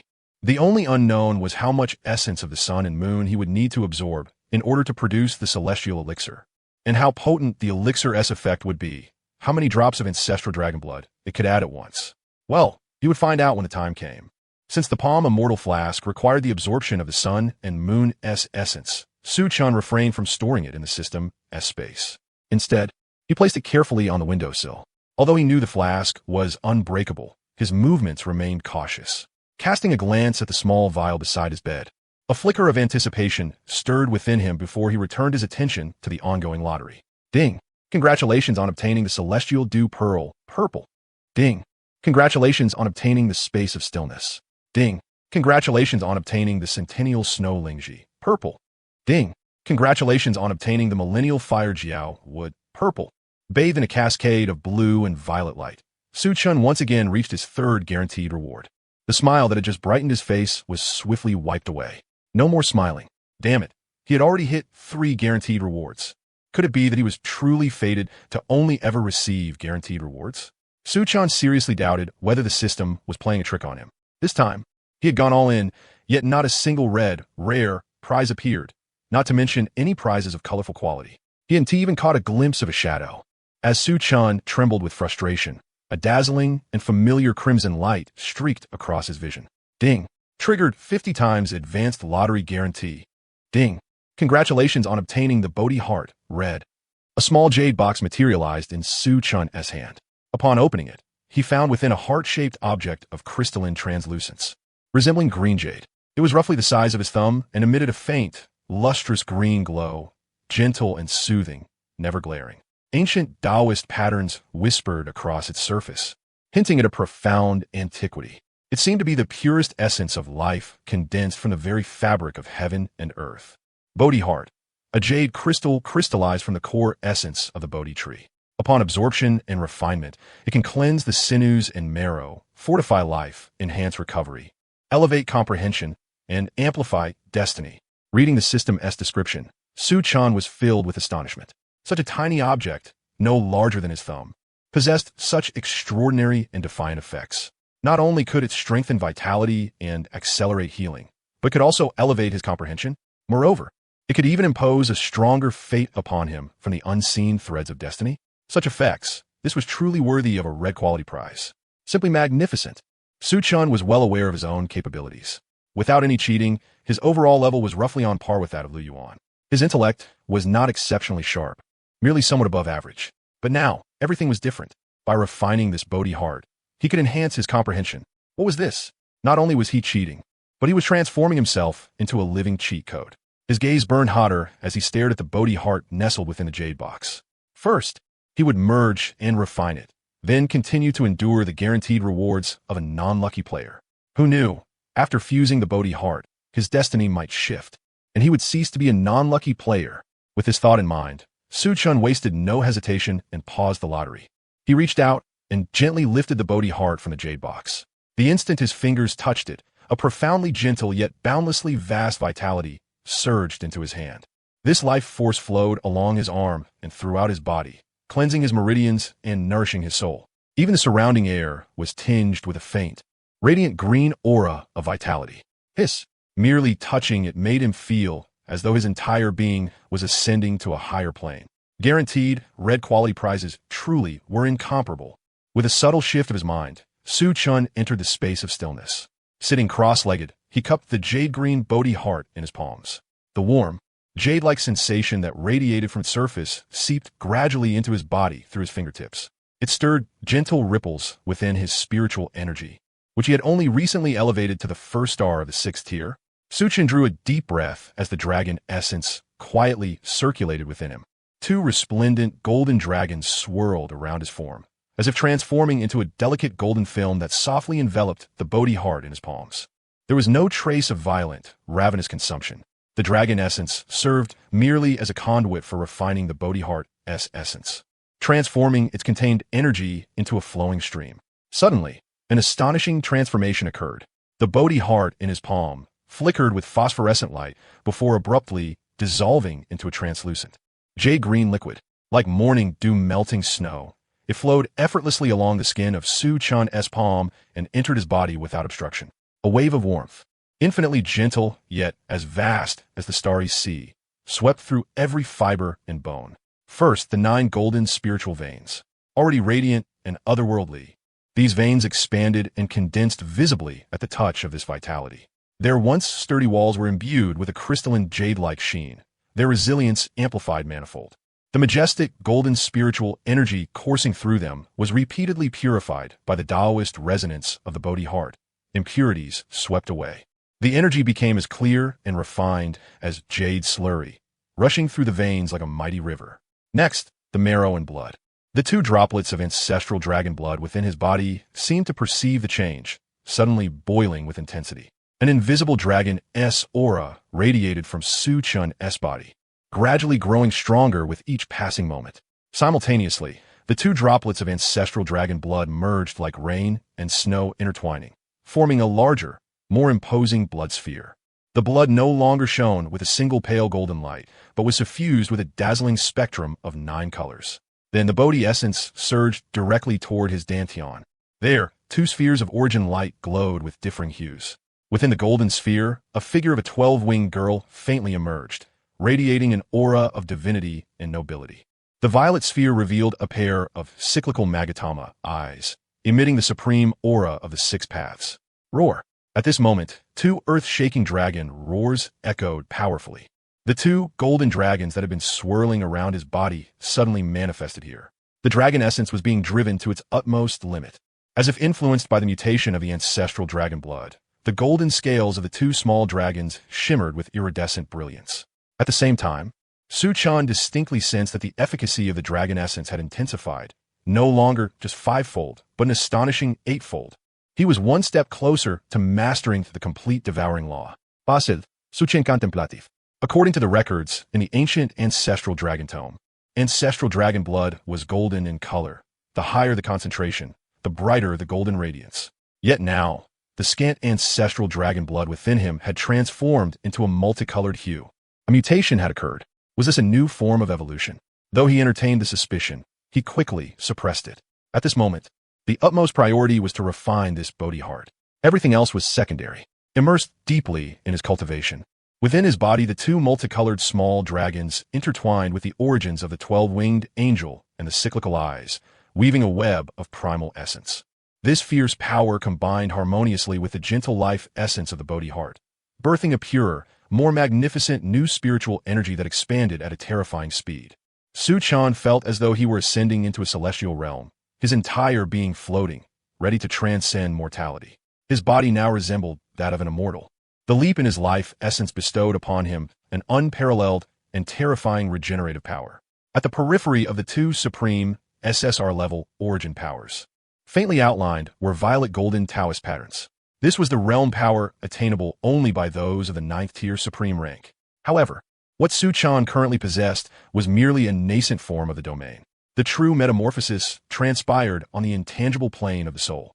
The Bodhi mind resonated thunderously with Su Chan's soul power at the early heavenly realm stage. His soul ocean surged with towering waves. The soul power, already at the heavenly realm, was enveloped layer by layer in a luminous jade-green divine light, continuously compressed, refined, and sublimated. The soul's power overflowed as if tangible, transforming into invisible ripples that subtly distorted the surrounding space. Within Su Chan's mind, a colossal phantom Bodhi tree slowly materialized, like ephemeral bubbles. Fragmented soul shards flashed past like flowing light. The ultimate truths of life and death, cause and effect, and reincarnation were indelibly imprinted deep within his soul. The barrier of the mid-heavenly realm soul was violently shaken by this force.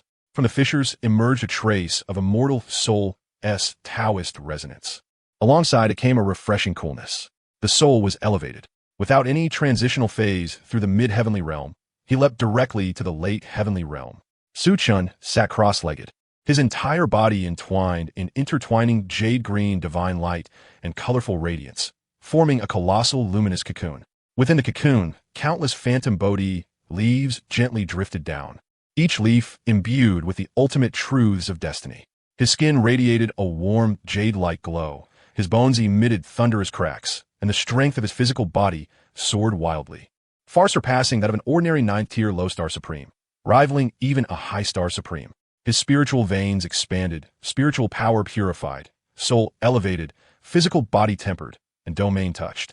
When the final trace of the Bodhi mind origin fully integrated into Su Chun's limbs, Dantian origin, and soul depths, his aura suddenly surged explosively. Without a moment's hesitation or transition, he ascended as if propelled by a rocket. 6th tier 2nd star, 6th tier 3rd star, 6th tier 4th star, 6th tier 9th star. The shackles of the 7th tier shattered like paper before this immeasurable power. The overwhelming spiritual power directly breached the chasm between the 6th and 7th tiers. The terrifying pressure of the 7th tier 1st star surged forth from within him, stirring the space around him into turbulent winds and clouds. Spiritual power energies within the temporal spatial realm wildly converged, forming a visible multicolored tornado that enveloped him firmly. The lush branches and leaves of the ancient Bodhi tree gently trembled, scattering a rain of jade-green light as if celebrating this transcendental transformation. After a long while, Su Chun slowly opened his eyes. In his purple irises, a fleeting glimmer of jade-green, mysterious Taoist resonance and colorful luster flashed by. An indescribably formidable aura emanated from his gaze. He closed his eyes and opened them once more. The colorful radiance subsided, and the pressure vanished in an instant. He reigned in all his aura, appearing no different from an ordinary person. Yet every inch of his meridians, every drop of spiritual power, every wisp of his soul had undergone a profound rebirth. Even the ancestral dragon blood within him mutated under the influence of the Bodhi mind. It was no longer purely ancestral dragon blood. A single Bodhi mind had propelled his spiritual power realm directly to the 7th tier 1st star, and his soul power realm leapt from mid-stage to late stage. The ancestral dragon blood underwent an incredible benign mutation. Naturally, its effect was immensely potent. There was yet another imperceptible change, his fortune. A faint halo of clear radiance adorned his brow, as if nurtured by the chi of heaven and earth. In the depths of fate, Su Chun felt an intense, compelling sensation. He sensed strongly that the next lottery would yield a colorful prize. The moment this feeling arose, it became uncontrollable. Then he would draw. Su Chun immediately exited the stillness space, reclining on his bed with one leg crossed over the other. Drawing now, before his delighted eyes, a streak of multicolored light appeared here. Simultaneously, a melodious electronic chime sounded in his ear. Ding! Congratulations on obtaining the life-death reversal pill color. It truly was a colorful prize. Su Chun's joy was evident as he leapt from his bed excitedly. In the palm of his hand appeared a pill the size of a longan fruit. The pill was translucent white, its surface swirling with faint, profound black chi. On the pill's surface were two subtle black and white patterns. As soon as the pill appeared, the surrounding air warped slightly, and an ancient, mysterious aura of life and death slowly diffused. A crisp medicinal fragrance wafted into Su Chun's nostrils, warm, gentle, and enduring. Life-death reversal pill. Upon ingestion, grants rebirth upon death. Emerging from the jaws of death anew. Breaking down to rebuild. Losing the original self to gain a completely transformed new life. Was this not a resurrection armor? It bore some resemblance to a piece of equipment from a certain 4-character game in his past life. However, it seemed even more potent than the counterpart's effect. To be precise, it was the Resurrection Armor Pro Max version. Not only could it grant rebirth after death, but upon resurrection, it could also complete a personal metamorphosis. Though one would lose what they originally possessed, as there is no gain without loss, and the loss was compensated by a stronger transformation. In his view, this was no loss at all. Su Chun was inevitably stunned. Merely the ability to resurrect was terrifying enough. To say without exaggeration, it was like having an extra life. an additional margin for error. The key was that possessing this god-defying ability required only swallowing the pill. No complicated rituals or cultivation methods were needed. Gazing at the pill, round and translucent white like a longan, subtly exuding life and death chi, Su-chan resolutely chose to consume it immediately, lifting it to his throat and swallowing it down. The instant the pill entered his abdomen, there was no wild medicinal force, nor overwhelming energy. Only an extremely gentle, warm current quietly flowed into his limbs and bones, nourishing silently. Within the warmth lay two subtle life and death meanings, like a hidden dragon lurking in the abyss, silently waiting for the day it would emerge dramatically. Su-chan's realm and aura showed no change. Only an invisible safeguard for his life was added, an extra small life. Su-chan was satisfied. Color quality prizes had no guaranteed minimum and would not consume his red tier guaranteed chance. That meant he still had a guaranteed chance to obtain a red tier prize. Moreover, who could say he might not get another colorful one? After all, the resurrection coin was drawn after his fortune had improved. Ding! Congratulations on obtaining stillness space for 2 days blue.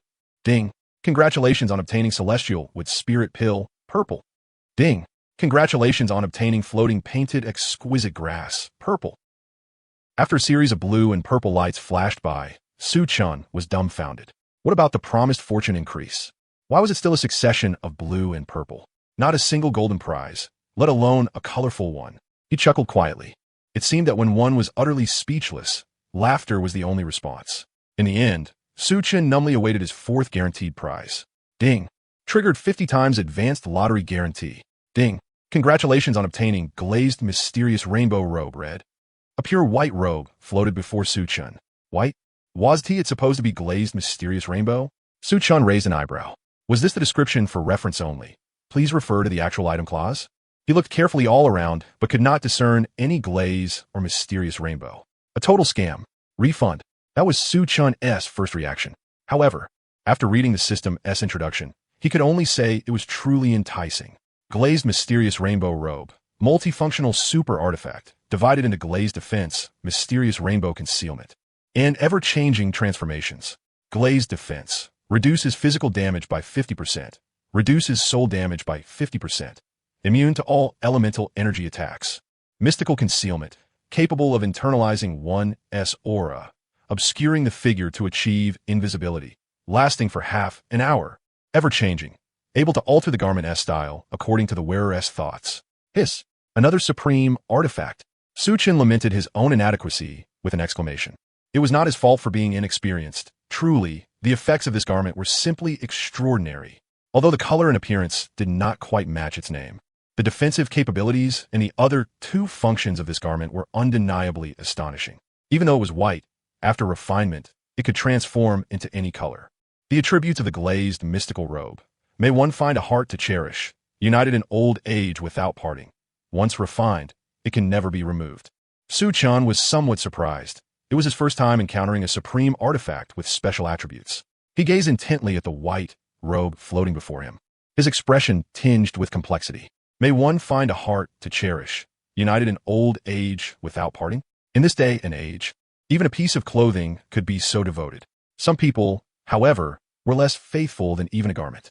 Reflecting on this, Su-chan recalled scenes from Luo Fei's memories, stirring deep emotions within him. As for the fact that once refined it could never be removed, that caught him off guard. He had drawn many rewards from the system, but this kind of irreversible trait, akin to a side effect, was a first. Even other supreme artifacts like the 10,000 Souls banner and the immortal palm vase had no such drawbacks. Nevertheless, Su-chan did not hesitate. Even if your appearance does not quite match your name, as the second supreme artifact I have drawn today, I will not let you go to waste. Besides, may one find a heart to cherish, united in old age without parting. I quite like this attribute. With these words, Su-chan immediately followed the refining method, immersing a fragment of his soul into the glazed mystical robe. Instantly, refinement commenced. At the moment his soul left its mark upon the glazed mystical robe, the once pure white garment suddenly began to transform. Red, orange, yellow, green, cyan, blue, and purple hues flowed in succession, encircling like a divine rainbow. As his breathing deepened, the colors continuously shifted and blended. The world reflected in glaze, the 7-colored brilliance revealed. This was the true form of the glazed mystical robe. So this is your genuine appearance? I had misunderstood you. As Su Chun offered his apology to the glazed mystical robe, he clearly felt a certain connection forming between himself and the robe, now revealing its true visage. In the next instant, the floating glazed mystical robe suddenly transformed into a rainbow that enveloped his body. The robe adhered perfectly to Su Chun's form, crafted from some unknown material. Neither jade nor silk, it was so light and thin that Su Chun felt as if he wore nothing at all, yet lacked the chill of nakedness. From afar, Su Chun resembled a glazed immortal descending to the mortal realm, while up close, the radiance was restrained and refined. Approaching a mirror, the light cast upon the seven-colored mystical robe reflected myriad fragments of glazed brilliance, dazzling but not gaudy, noble but not ostentatious. With a thought, Su Chun caused the glazed mystical concealment to vanish, transforming into a familiar Jengar pajama. Another shift revealed a sumptuous black suit, truly worthy of being a supreme artifact, one garment surpassing 10,000 others. Su Chun was awestruck, sincerely marveling at the might of a supreme artifact. Thus, the 100 million gifted by Lu Xingchen was fully expended. After tallying his gains and setting aside various cultivation resources, the greatest prize from this draw was the emergence of a colored quality item midway. The existence of a life and death reversal pill was tantamount to Su Chun purchasing insurance. Moreover, the days of suspended time in the still space had reached an astonishing 685 days. Well, he had indeed grown a little stronger this time. Nodding with satisfaction, Su Chun left his room and proceeded to the dining hall, where he found Lu Xingchen and 3 others awaiting him. Oh, and one more person, Qianyi. Lu Xingchen sat at the head of the table, with Lu Shuiying, Lu Yuan, and Su Qingyan seated on either side. Qianyi perched upon Su Qingyan's shoulder. The moment Su Chun appeared, Lu Xingchen raised his hand to beckon him to sit, but froze mid-motion. Almost instantly, both Lu Xingchen and Lu Shuiying sensed a formidable pressure emanating from Su Chun. Lu Yuan's eyes widened like copper bells, barely daring to breathe. 7th rank, 1 star. Their pupils contracted sharply. They stared incredulously at Su Chun, who took his seat with calm composure, their hearts filled with astonishment. Just yesterday he was 6th rank, 1 star. How could he be 7th rank, 1 star today? Did he truly ascend a realm each day? 3 days East River, 3 days West River? Must it be so terrifying? Lu Xingchen and Lu Shuiying had both cultivated for nearly 30 years and barely attained 7th rank. And Su Chun, excluding the 3rd rank he possessed upon awakening the angelic ability, it seemed less than a week since he returned to the family. They all suspected he might have practiced some forbidden art. Yet, that was impossible. Su Chun spent every day within the Lu family, shuttling between the villa and the sacrificial hall, all under their watchful eyes. Moreover, Su Chun's aura bore no trace of deception. It was solid and grounded, as if each step of his cultivation was earned through genuine effort. His spiritual power was even more refined than theirs. Was this reasonable? They began to doubt their own eyesight. As for Qianyi, after Su Chun sat down, she immediately flew to his shoulder, wrapping her small hands around his neck, nuzzling her face against his with a sweet, obedient expression that was utterly endearing. Feeling the softness against his cheek, Su Chun smiled and gently pinched her plump face. Little one, so well behaved. Giggling softly, Qianyi responded with a melodious laugh. After amusing Qianyi, Su Chun's gaze swept over the dishes on the dining table, and he exclaimed, "What a sumptuous dinner." The table was laden with an array of exquisite delicacies. Tonight's menu consisted entirely of meat dishes, stir-fried fire dragon liver, steamed heavenly snow fish, spicy golden scale shrimp. The entire dining hall was suffused with an enticing aroma of food. Just inhaling it made one feel the surge of spiritual energy within. As he lifted his gaze from the feast, he met 3 pairs of wide eyes. What's wrong? Is there something on my face? Su Chun asked with a puzzled finger pointing at his own face. Hearing his words, the 3 regained their composure. No, Lu Xingchen stammered, trembling and barely able to speak. Yet recalling the many inexplicable things about Su Chun, he felt a sense of relief. After all, everything unreasonable about Su Chun somehow became reasonable. Clearly, the others shared this sentiment. With a sigh of relief, Lu Xingchen invited everyone to eat. Come, let us eat." At his words, the tense atmosphere finally broke, and everyone picked up their chopsticks to enjoy the feast. Halfway through the meal, Lu Xingchen could no longer contain his curiosity. He earnestly wished to know how Su Chun cultivated. The rank limit seemed meaningless before Su Chun. His usually solemn and steady voice now trembled slightly. "Xiao Chun, isn't your cultivation speed a bit too fast? Hearing Lu Xingqian's amazement at his realm, Su Qian immediately breathed a sigh of relief, thinking, "Oh, is that all?" Dismissing it casually, he replied, "Oh, that? I think it's quite normal. I have 2 SSR level abilities. Plus, the High Priest gave me many treasures. So my cultivation speed is just a little faster." His somewhat indifferent words fell, and the dining hall plunged into deep silence. Only the sounds of Su Qian and Qian Yi chewing their food echoed softly in the quiet room, along with the faint sound of shrimp shells being peeled. However, none of them paid it any mind. Their eyes glazed over as they stared blankly at Su Qian. Su Qian himself did not concern himself with their thoughts. There was no need to explain, and even if he tried, it would be futile. Was he really going to confess to them that he was cheating? That he had awakened a system? Such notions were utterly unrealistic. The system and his transmigration were his deepest secrets. No matter who asked, he would never reveal them. These were secrets meant to rot away inside him. If he were to disclose the truth, whether Lu Xingqian and the others could accept it was one matter. Even if they could, whether they would regard him with strange eyes was another. So, he simply chose not to explain. After all, the 2 SSR level supernatural abilities were the best explanation he could offer. Any doubts could be attributed to his Rinnegan. The Rinnegan had demonstrated numerous godlike powers. Attributing a few more abilities to it did no harm. Among the 4, Su Qingyan held the most authority to question and speak. Yet she refrained from asking Su Qian what was going on. From her perspective, that afternoon Su Qian was only a 6th rank, 1-star cultivator. But by evening he had already reached 7th rank, 1-star. It had only been 3 hours. To ascend from 6th to 7th rank in just 3 hours was no trivial matter. Su Qingyan was not a cultivation novice. She understood what this signified. However, for her, compared to Su Qian's secrets, she cared more about his physical condition and emotional state, whether he was tired from training, in good spirits, or had eaten enough. The 3 Lu family members remained silent because they were stunned. Unlike Su Qingyan, they were Lu family scions and the de facto decision-makers. Their understanding was far more comprehensive.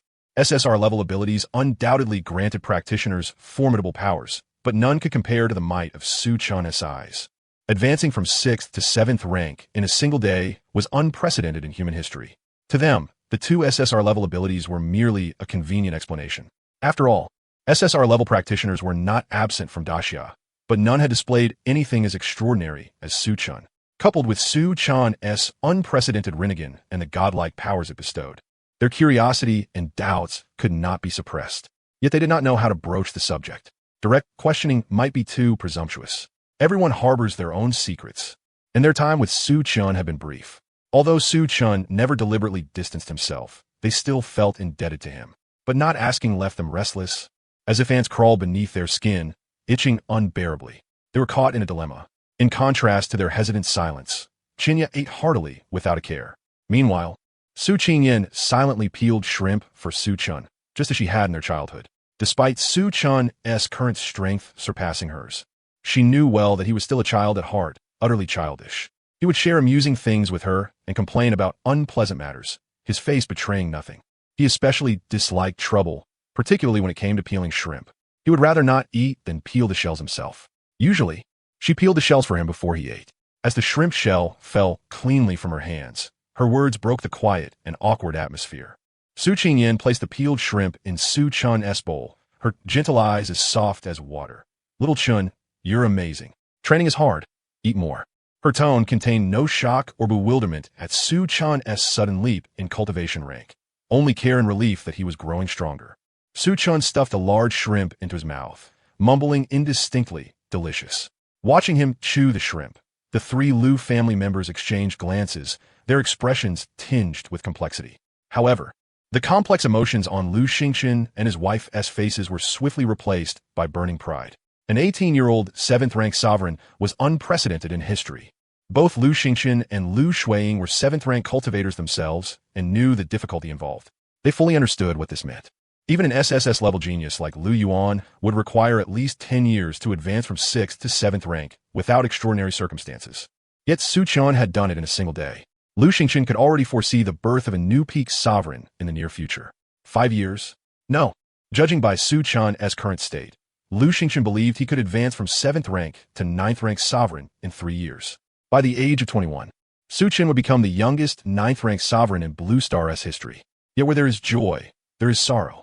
Everyone's happiness and sadness differ. Beside them, Lu Yuan looked as wilted as an eggplant struck by frost, utterly listless. His mood had been poor all day. He had not met Luo Fei and had been pressured by Su Shi. He had planned to complain to Su Chun, but upon seeing him, his mood worsened. Lu Yuan's gaze towards Su Chun was complicated. He found himself doubting. Both were born of the same parents and shared the same hardware. Why was his elder brother's talent so overwhelming while he seemed merely a supporting leaf? Lu Yuan's emotions were tangled. On one hand, pride in his prodigious elder brother. On the other, envy and bitterness toward his genius. Not only him, anyone, upon learning that Su Chun had advanced from 6th to 7th rank in a day, would, after the initial disbelief, inevitably feel envy. Such is human nature. Lu Xingqian and Lu Shuiying exchanged a glance, their eyes betraying helplessness and tenderness. Upon learning Lu Yuan's poor mood, they had specially instructed the kitchen to prepare a lavish dinner to lift his spirits. Yet their other son had inadvertently dealt him a blow. Indeed, though both sons were geniuses, even among prodigies there were differences. As the saying goes, without comparison, there is no hurt. Compared to ordinary people, Lu Yuan was undeniably a rare talent, but next to Su Chun, he paled in comparison. Not just him, but all the geniuses of this era would be overshadowed by Su Chun's radiant aura. Perhaps one could say they were born in the wrong era. Yet even in this era, they were shining stars. Little Yuan, you're wonderful too. Just as a dragon has 9 sons, each different, never doubt yourself. In our hearts, you're always as great as Little Chun. Both are our good children. Lu Xingqian cleared his throat twice, picked up a piece of meat, and placed it in Lu Yuan's bowl. Lu Shuiying gently served a bowl of white spiritual rice and softly comforted him. Yes, Little Yuan, don't put so much pressure on yourself. You don't need to compare with Little Chun because everyone is unique. You and Little Chun are both our treasures, and you are outstanding in your own right. Live a life that belongs to you. She reached out to stroke Lu Yuan's head, speaking earnestly. Little Yuan, you must understand that when an earth-shattering genius emerges, it does not mean it is the era of only one person. Rather, it signified an era resplendent with brilliant stars, each vying to outshine the others. Heeding his parents' counsel, Lu Yuan smiled with a sense of relief. As a prodigiously gifted scion of a wealthy family, he was not a conflicted soul by nature. It was merely that he had truly been astounded by Su Chun's daily ascension to new realms. Comforted by Lu Xingqian and Lu Shuiying, once he regained his composure, he promptly extricated himself from the dead end. In truth, he viewed matters with clarity. The life he envisioned was one of tranquil simplicity, spent alongside the one he cherished, not a life of relentless battles and arduous cultivation. Frankly, he harbored a strong aversion to cultivation. It was tedious, dreary, and dull. Yet, born as the heir to the Lu family patriarch and an SSS-level psychic, he had no choice but to exert himself in training.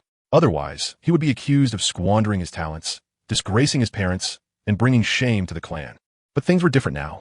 With Su Chun by his side, he could finally justify indulging in idleness. A life of carefree wandering was still a life. A life protected by his parents and elder brother was still a life. As long as he refrained from courting disaster, he could enjoy a lifetime of wealth and honor. Setting down his chopsticks, he wore a solemn, earnest expression. I understand now. Henceforth, I shall live according to my own desires. Puffed. The moment his words fell, Su Chun spat out the rice wine he had just swallowed. Even Qian Yi, perched on his shoulder, was startled. Lu Xingqian and Lu Shuiying, however, were somewhat puzzled. They thought it was good that Lu Yuan had come to terms with things, their faces beaming with smiles. They could not fathom why Lu Yuan's words provoked such an intense reaction from Su Chun. Trouble indeed. Observing Su Chun's response, Lu Yuan felt a vague sense of foreboding. He feared that Su Chun had discerned his true thoughts. After all, he had witnessed Su Chun's unfathomable methods before. The next moment, after soothing Qian Yi and wiping his mouth, Su Chun uttered words that chilled Lu Yuan's heart. You have no idea what Lu Yuan truly thinks. The boy has indeed come to terms with things. He has come to terms quite thoroughly. At these words, Lu Xingqian and Lu Shuiying exchanged stunned glances. What did he mean? Su Chun cast a glance at Lu Yuan, who wished he could bury his face in his bowl, a smile playing at the corners of his mouth. This boy wants to slack off and live as a salted fish, enjoying a sweet, carefree life. The smiles on Lu Xingqian and Lu Shuiying's faces stiffened abruptly. Seeing this, Lu Yuan hurriedly tried to explain that it was not like that. Yet Su Chun, reveling in the spectacle, pressed on. This boy has wanted this for a long time, to live a two-person world with his Fei-Fei. But he has been forced to strive under the pressures of family and society. Now, with a prodigy like me around, he can slack off and leech off his parents with full justification and even date. As soon as Su Chun finished speaking, Su Qingyan pinched his lower back. Su Chen looked at her in confusion, instantly understanding her thoughts. Su Qingyan thought he was too cruel, that such things should be discussed privately with Lu Yuan. Su Chen, however, was unfazed, flashing a meaningful smile at her. Lu Yuan wants to slack off? Not so easy. After all, he was about to reveal the truth to Lu Yuan. Once Lu Yuan knew the truth, would he still dream of that ideal life? He doubted it. You really are. Lu Xingchen frowned deeply at the downcast Lu Yuan, a twitch at the corner of his eye. Even Lu Shuiying's gaze toward Lu Yuan took on a peculiar hue. She had never imagined that her son harbored such thoughts. She had assumed he wanted to work hard to keep pace with Su Chen. Yet unexpectedly, he had simply given up altogether. Sighing, Lu Xingchen rubbed his brow. Let us eat first. Wait. At that moment, Su Chen interrupted Lu Xingchen. What is it, Xiao Chen? Lu Xingchen raised his brow, puzzled, as did the other three. They had no inkling why Su Chen cut in. Su Chen said nothing. His eyes gleamed with a violet light as 9 Magatama slowly revolved. In an instant, the atmosphere in the dining hall thickened abruptly. Invisible waves of soul force rippled like a vast ebony net, enveloping the entire room. The overwhelming soul force of a late heavenly realm master surged like a tumultuous spiritual flood, crashing into everyone's minds. He made no effort to exclude anyone nor focus solely on Lu Yuan. After all, they were family. The eruption of soul force brought no earth-shattering spectacle, only a chilling sensation of souls being linked.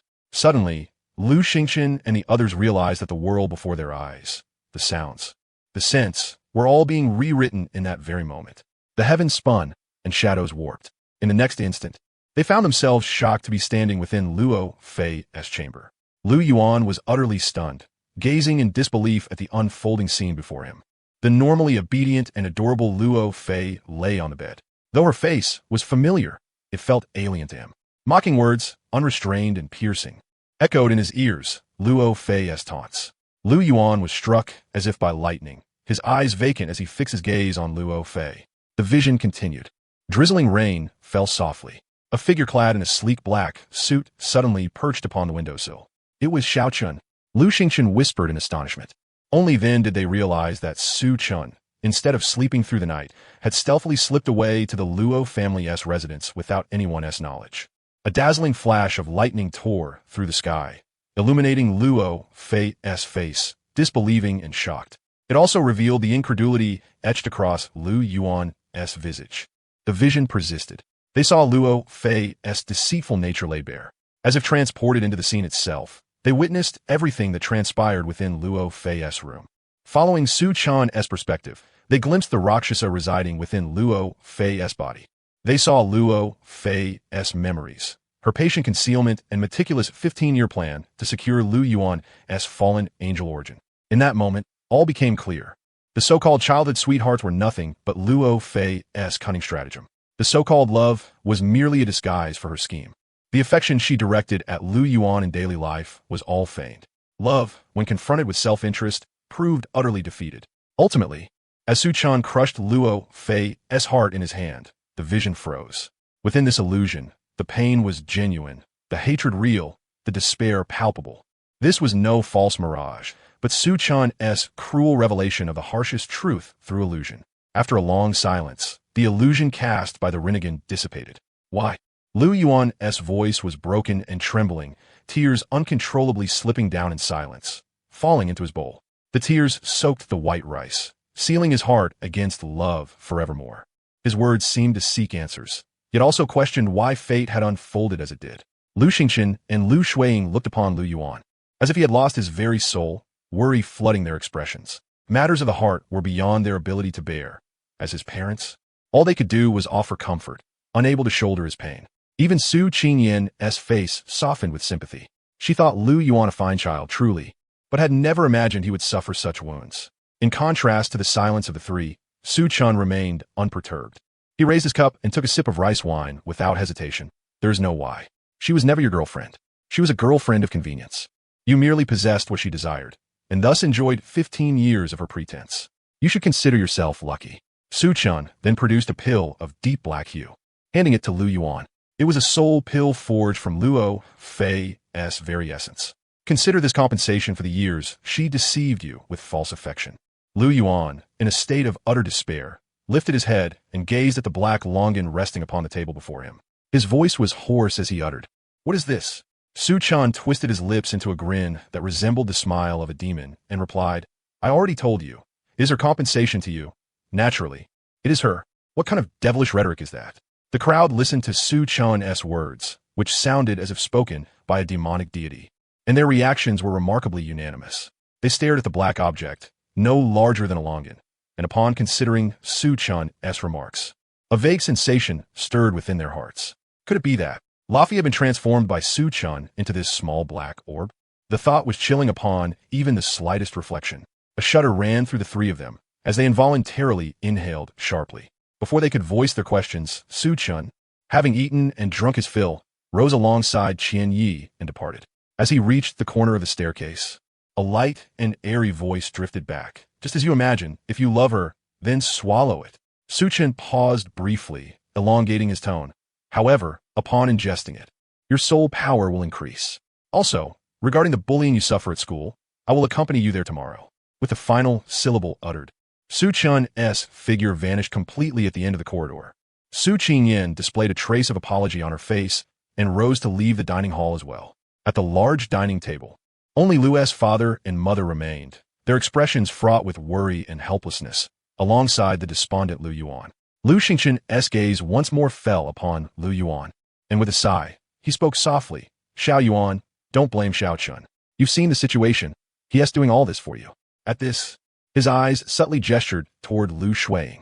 "Ah yes, look at how much effort Xiao Chun has put in for your sake." Lu Shuiying spoke gently, patting Lu Yuan's shoulder. "I'm not blaming him." Lu Yuan kept his head lowered, not lifting it even once. His eyes were vacant as he silently fixed his gaze upon the black pill in his hand. The two exchanged a glance, and both could discern the helplessness reflected in the other's eyes. At that moment, Lu Yuan slowly rose and, without a backward glance, walked toward the staircase. "I'm going back to my room." The dining hall was left with only Lu Xingqian and Lu Shuiying.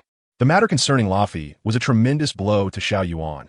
After all, the two had known each other since the age of 3. Xiao Yuan would likely be unable to recover for quite some time. Lu Xingqian's gaze turned toward Lu Shuiying as he sighed. "If only you hadn't accepted that girl back then, none of this would have happened." Lu Shuiying's delicate eyebrows furrowed sharply, and her gentle demeanor vanished abruptly. She slammed her hand on the dining table, speaking without any concession. "Lu Xingqian, stop being a Monday morning quarterback. When Xiao Yuan first met Luffy, he didn't even know who she was, calling her cute and saying she suited him perfectly. And now you're trying to shift the blame. I admit I bear responsibility, but you, as his father, are not without fault." Lu Xingqian sighed again.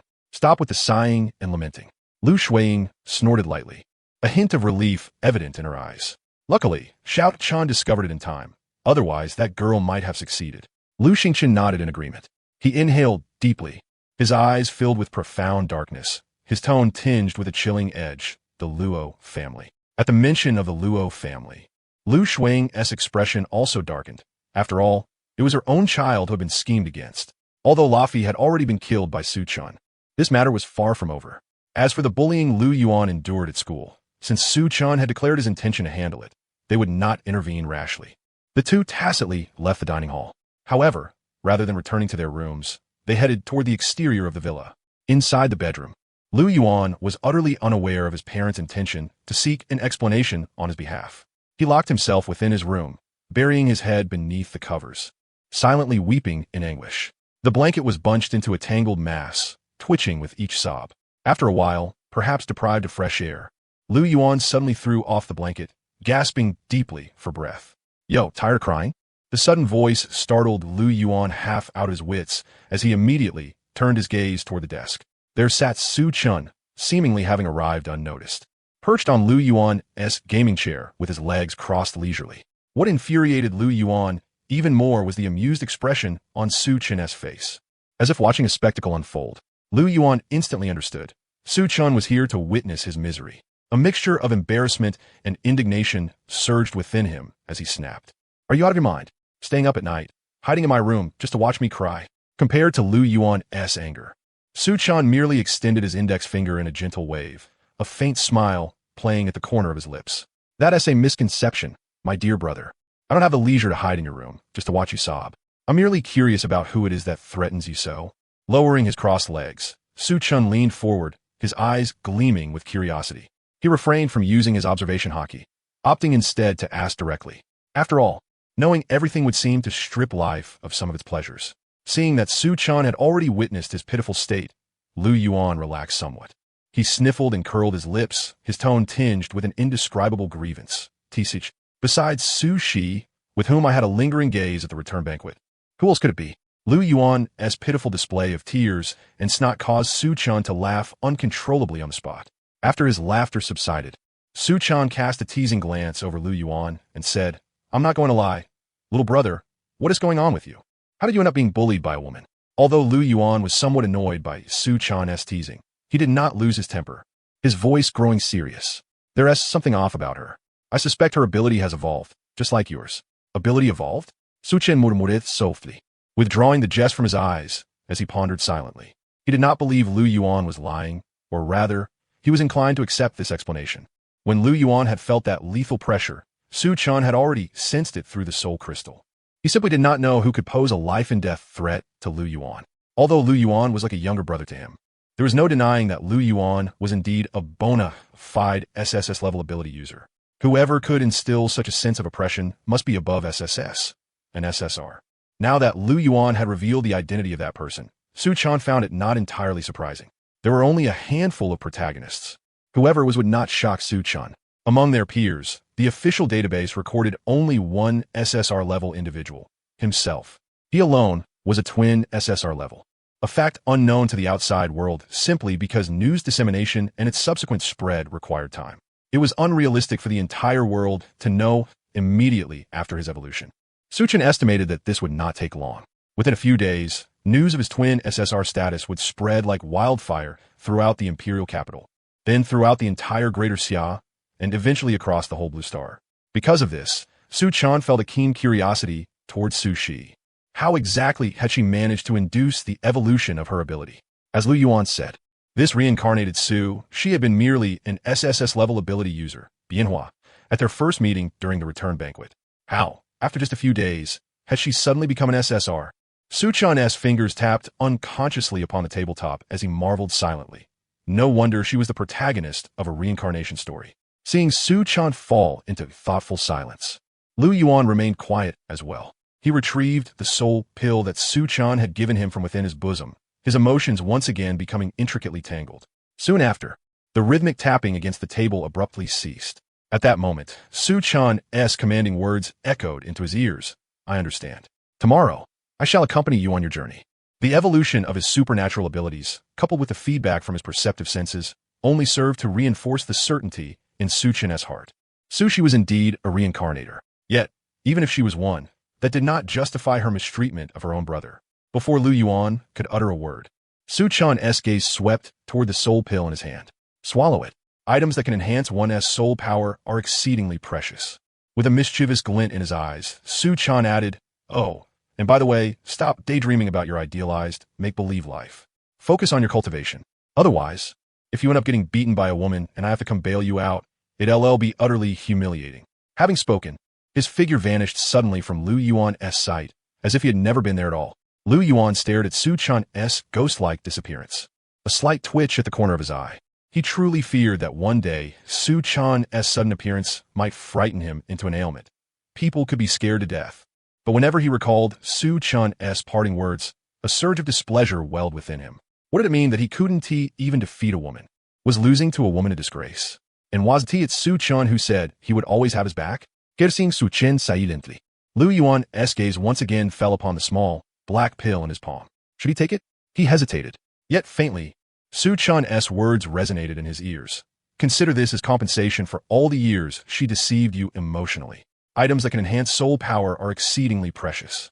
Inside Su Chun's room, he was entirely unaware of Lu Yuan's decision regarding the soul pill or the fact that Lu Yuan's parents downstairs intended to seek vengeance.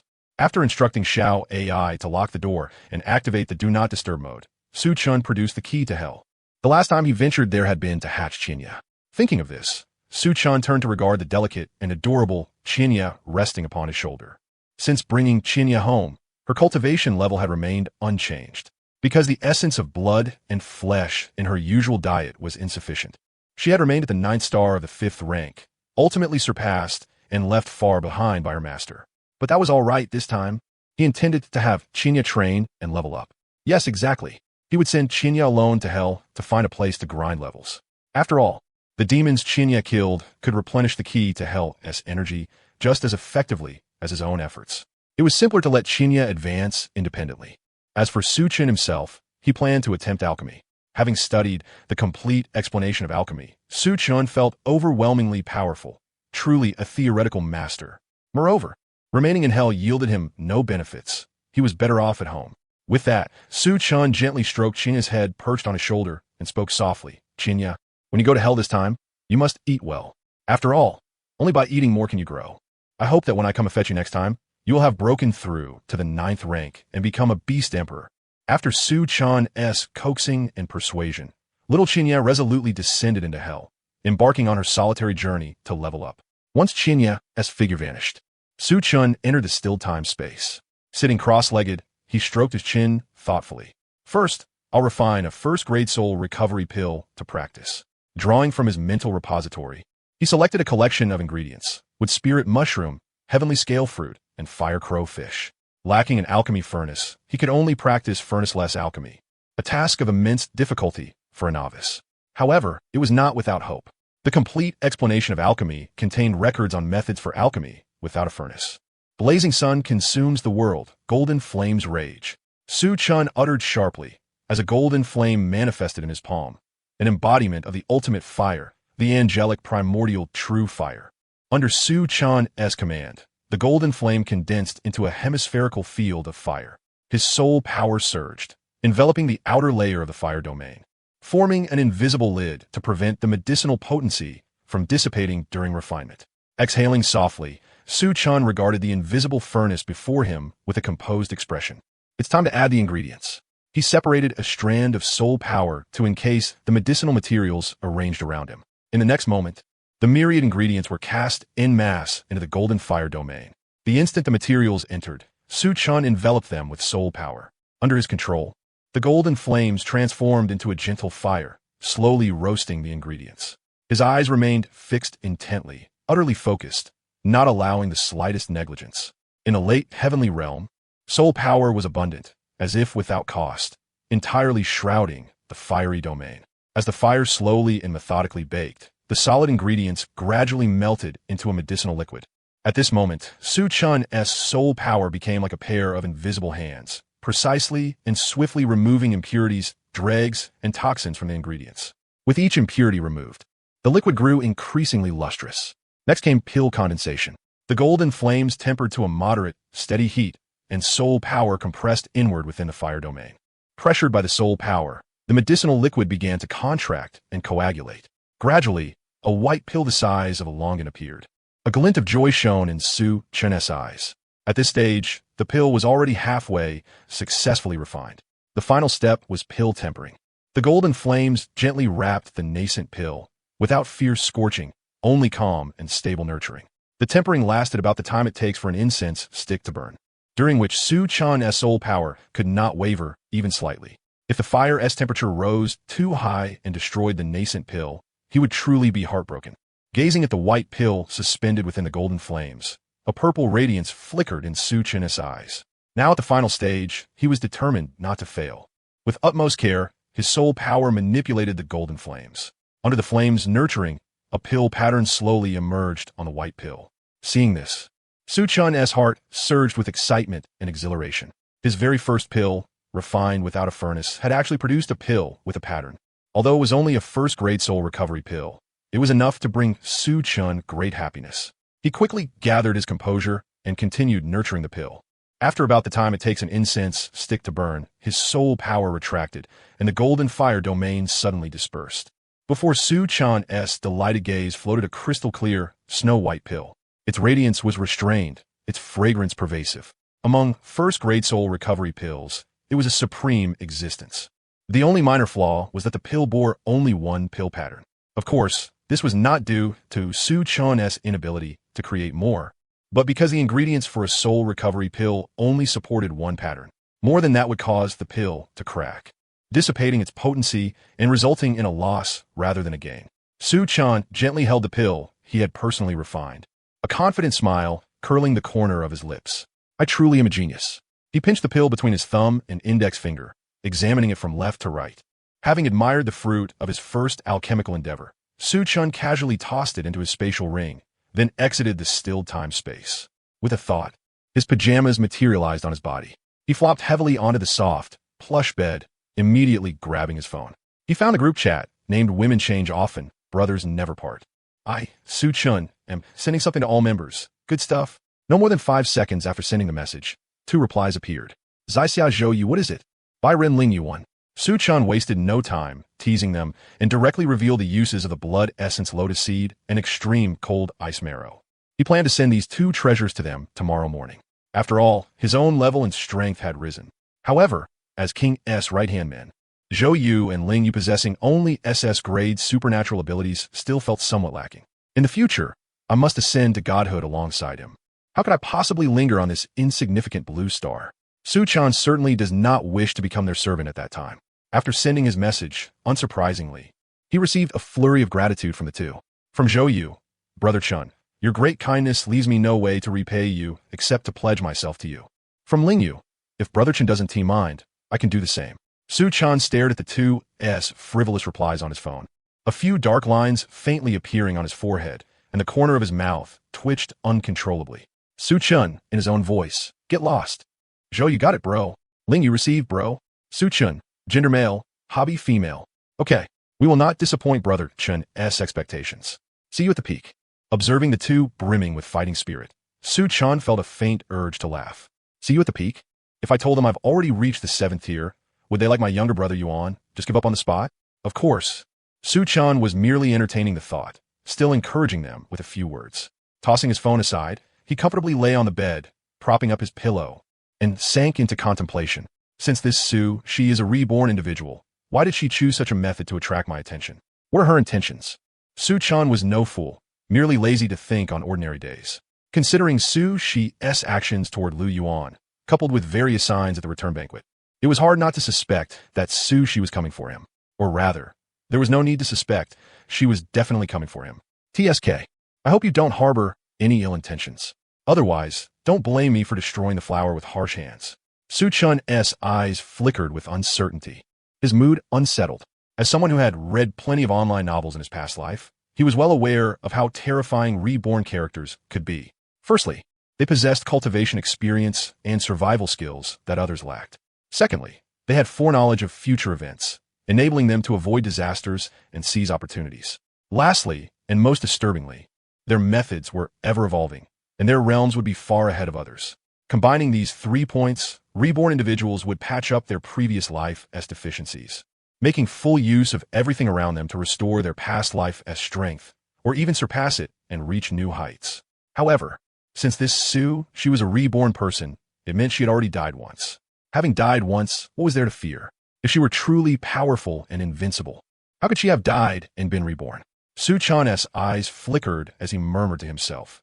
Even if you have been reborn and possess numerous skills, since everyone awakens their abilities at the same time, even if your powers evolve, you 1T surpass your peers by much. And I have already reached the 7th tier, far exceeding others of my age. Low Star Supremes shouldn't be my match.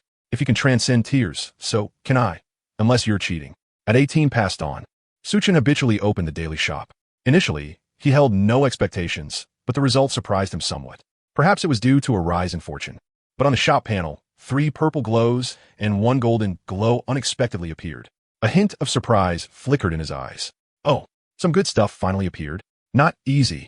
Speaking thus, Suchin reached out and tapped each of the 4 glowing spheres on the virtual panel. As the spheres shattered, the items within manifested before his eyes. Master Chef, purple, 500,000 Daxia coins. Lucky Star, purple, 500,000 Daxia coins.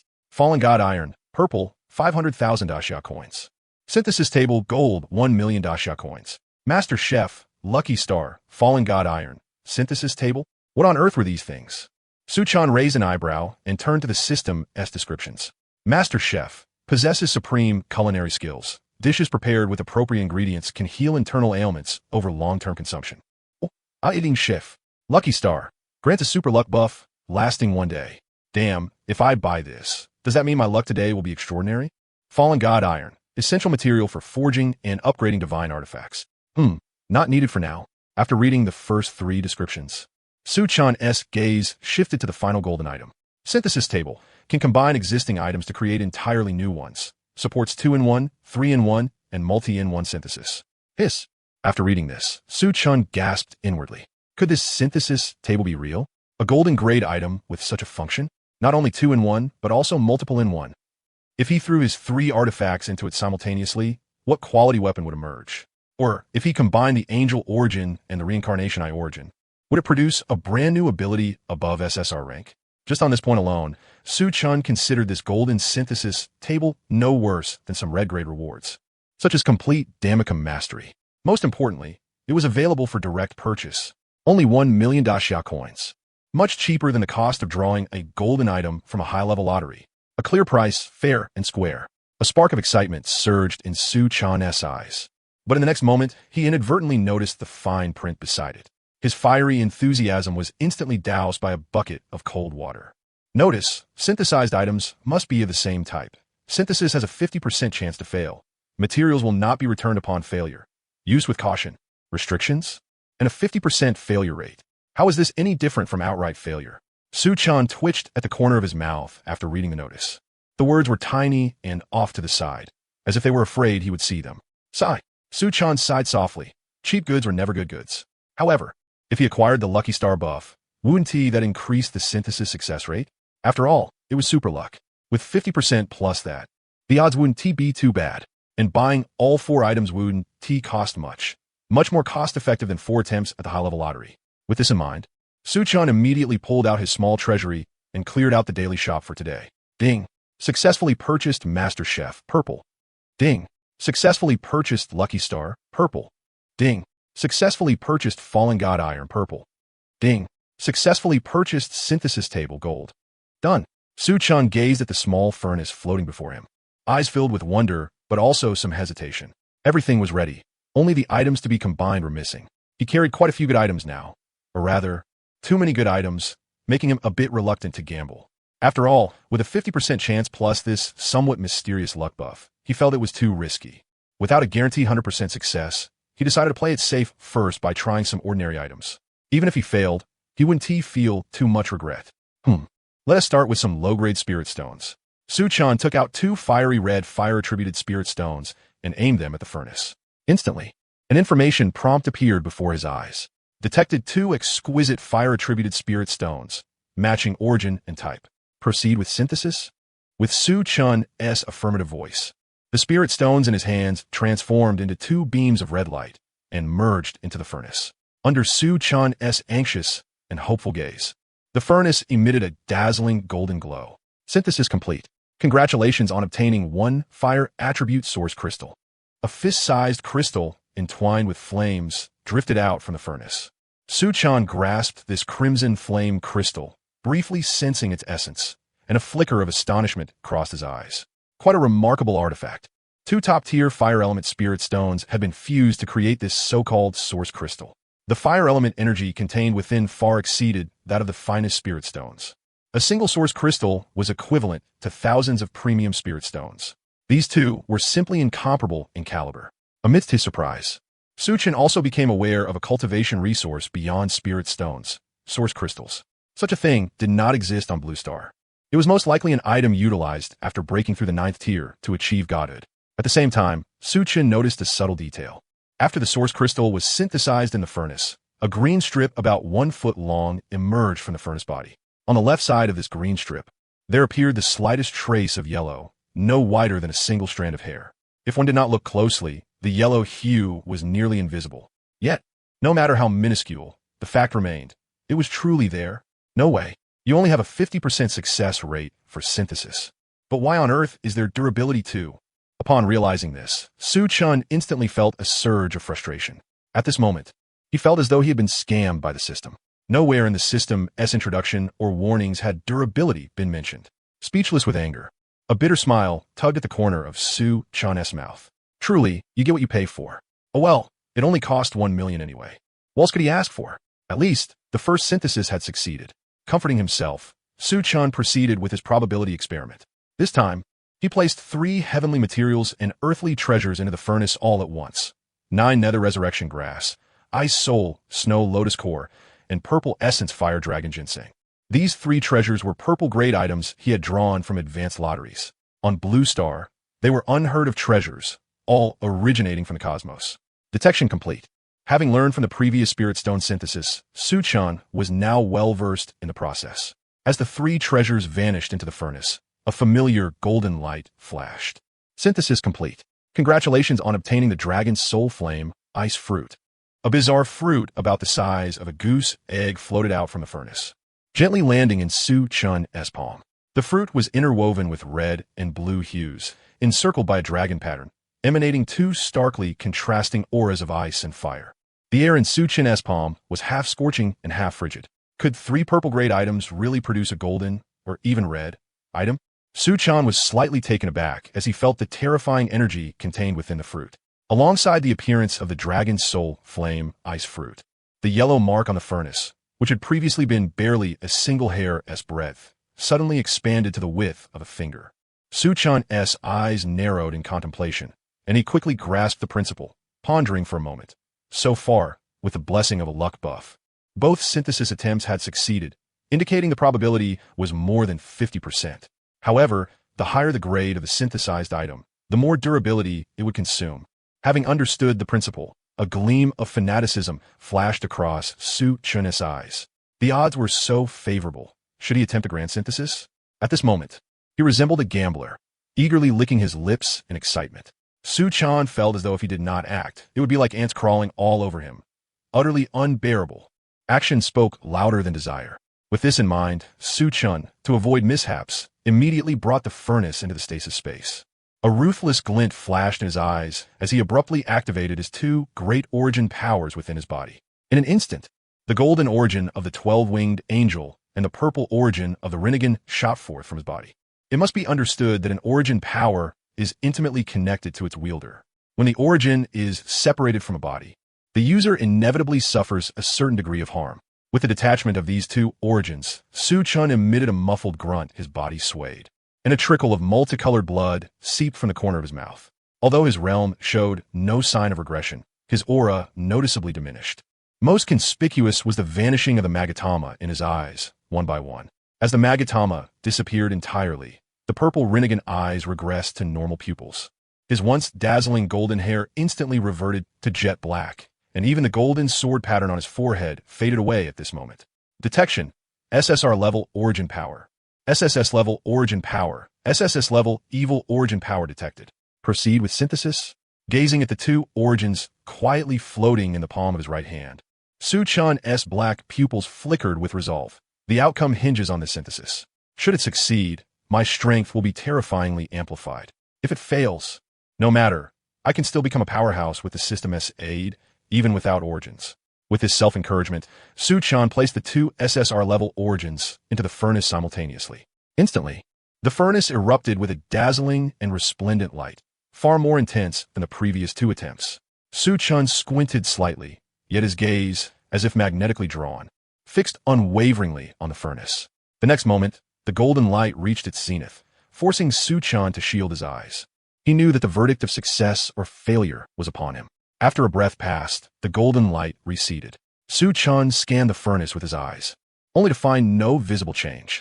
A wave of disappointment surged in his gaze. Failed? No.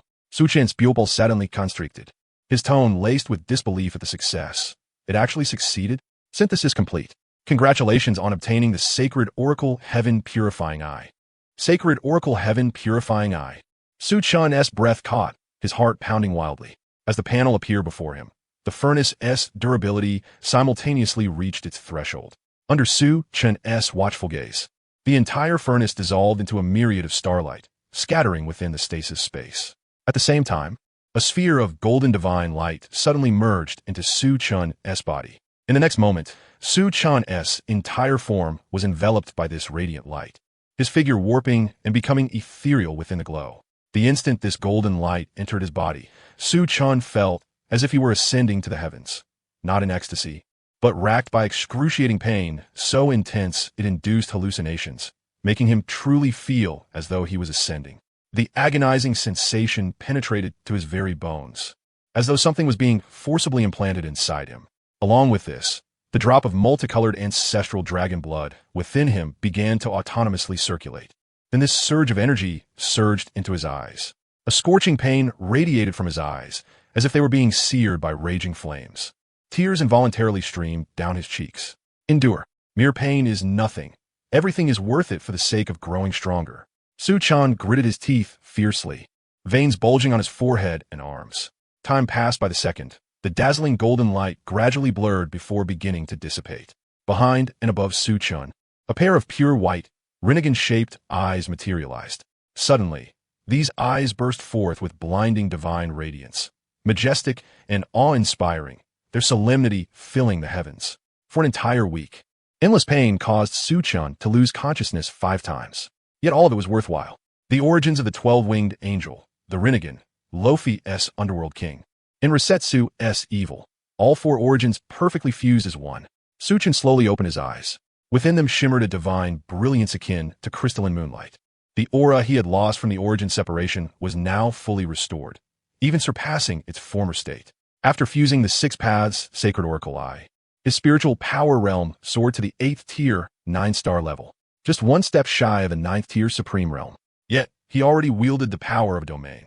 The power that only a 9th tier supreme could command was, to him, simply an inherent trait of his eyes. This immense power was truly intoxicating. Su-chan felt the energy coursing within his body and murmured softly with a sense of awe. The 8th tier signified that he could already effortlessly rend the fabric of space. Only those who had ascended to the 9th tier supreme could traverse the void and perform spatial teleportation.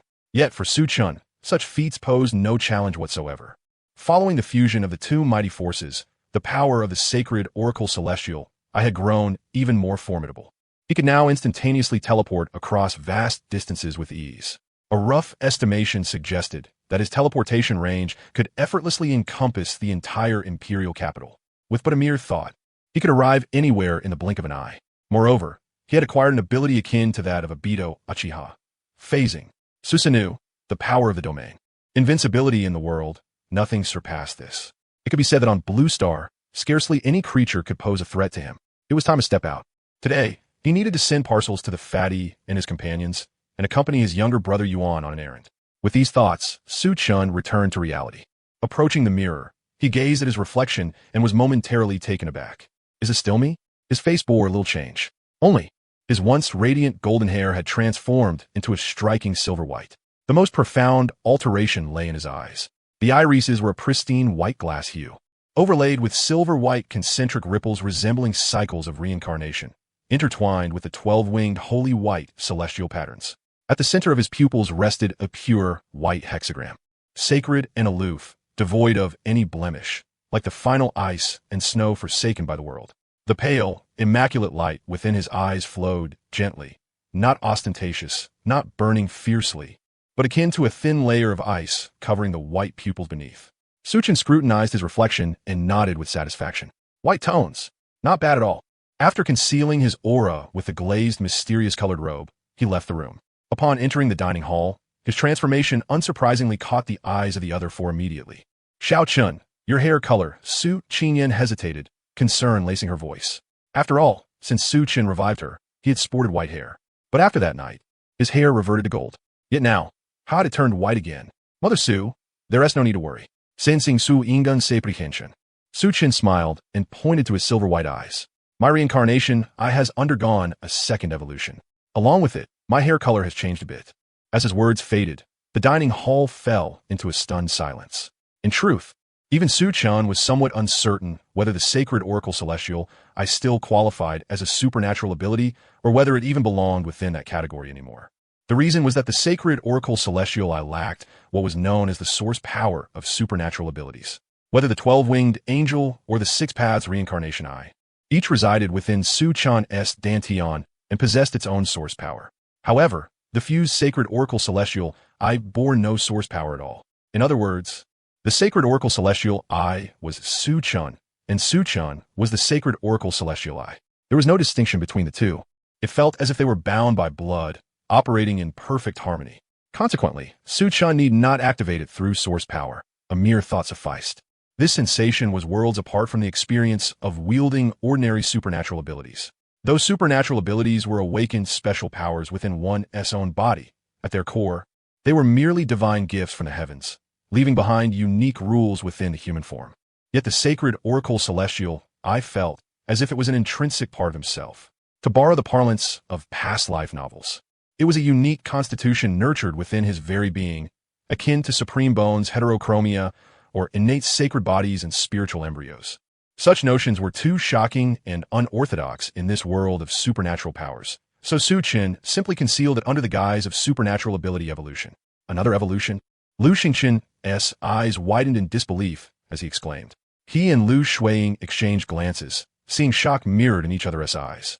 When did evolving one's supernatural ability become so effortless? How was it that Xiao Chan's powers evolved every now and then?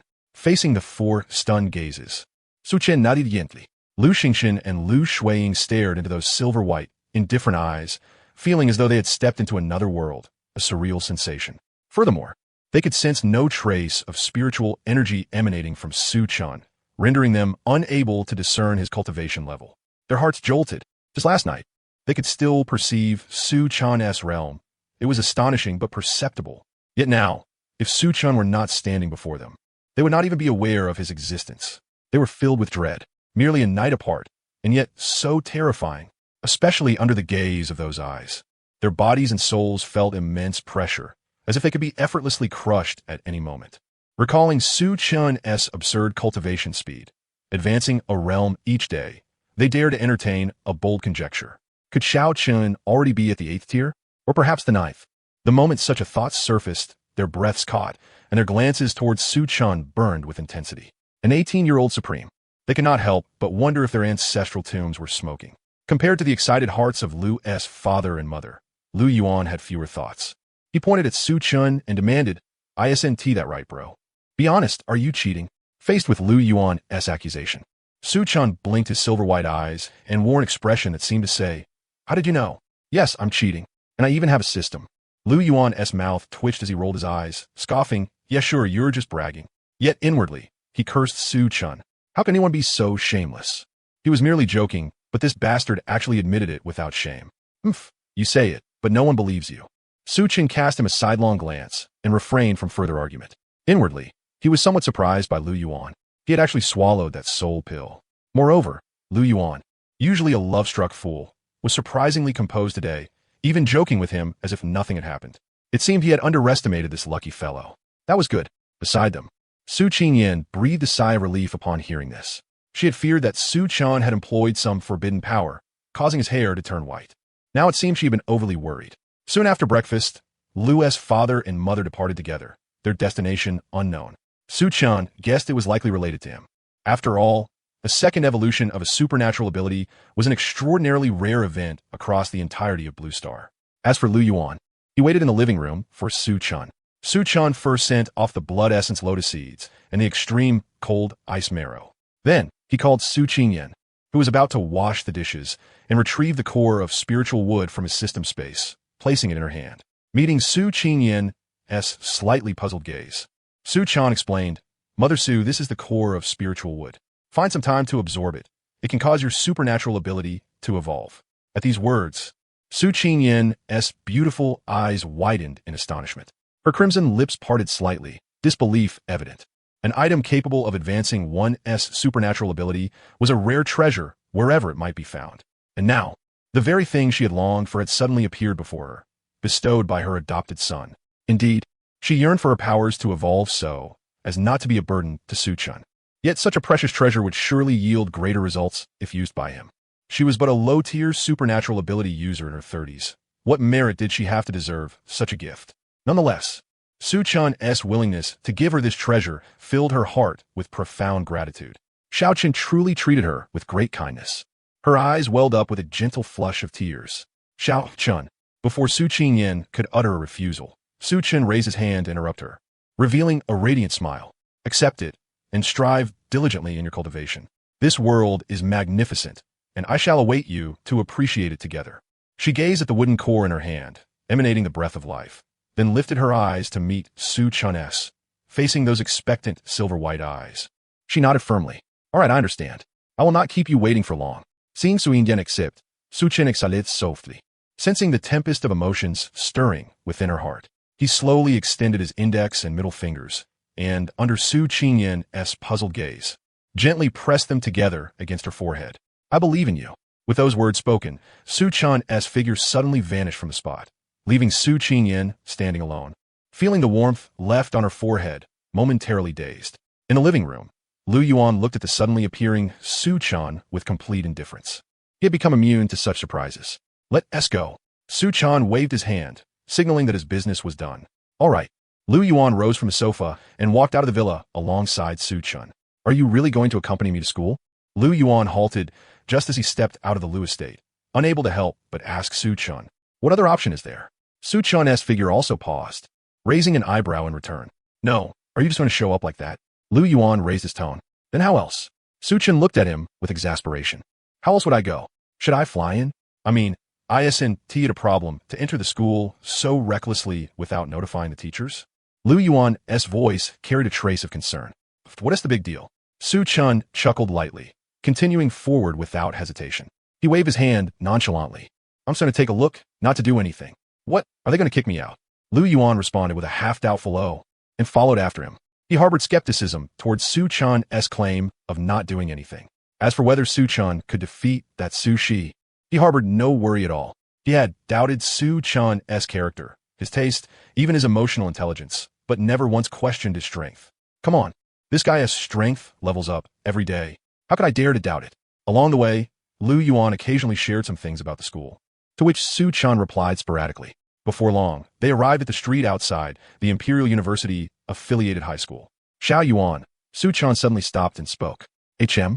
Lu Yuan also stopped, looking at him in confusion. You go ahead. I have to meet an old friend. Before Lu Yuan could respond, Su Chan's figure abruptly disappeared. Lu Yuan stared at the empty air, his mind somewhat blank. After regaining composure, he wondered, does this person still have friends in the Imperial capital? No. I remember his two good friends are in Linen, aren't they? Could they have come to the Imperial capital? He pondered briefly, then doubted his own thought. If they came to the Imperial capital, why would they be near the Imperial University affiliated high school? Unable to make sense of it, Lu Yuan gave up thinking. After all, he had no real concerns about Su Chan's strength. With that in mind, he did not linger and headed straight toward the school. On the other side of the street, Su Shi, clad in a purple battle suit, strode lightly toward the school while utilizing her bloodline to absorb the lingering spiritual energy drifting through the air. Her mind was still occupied with how to obtain Su Chan's contact information in a way that would please him. Yet, she vaguely sensed something amiss. She maintained her composure, continuing forward while casting glances around. The street remained familiar, the same crossroads, the same traffic lights. She noticed nothing strange in her surroundings.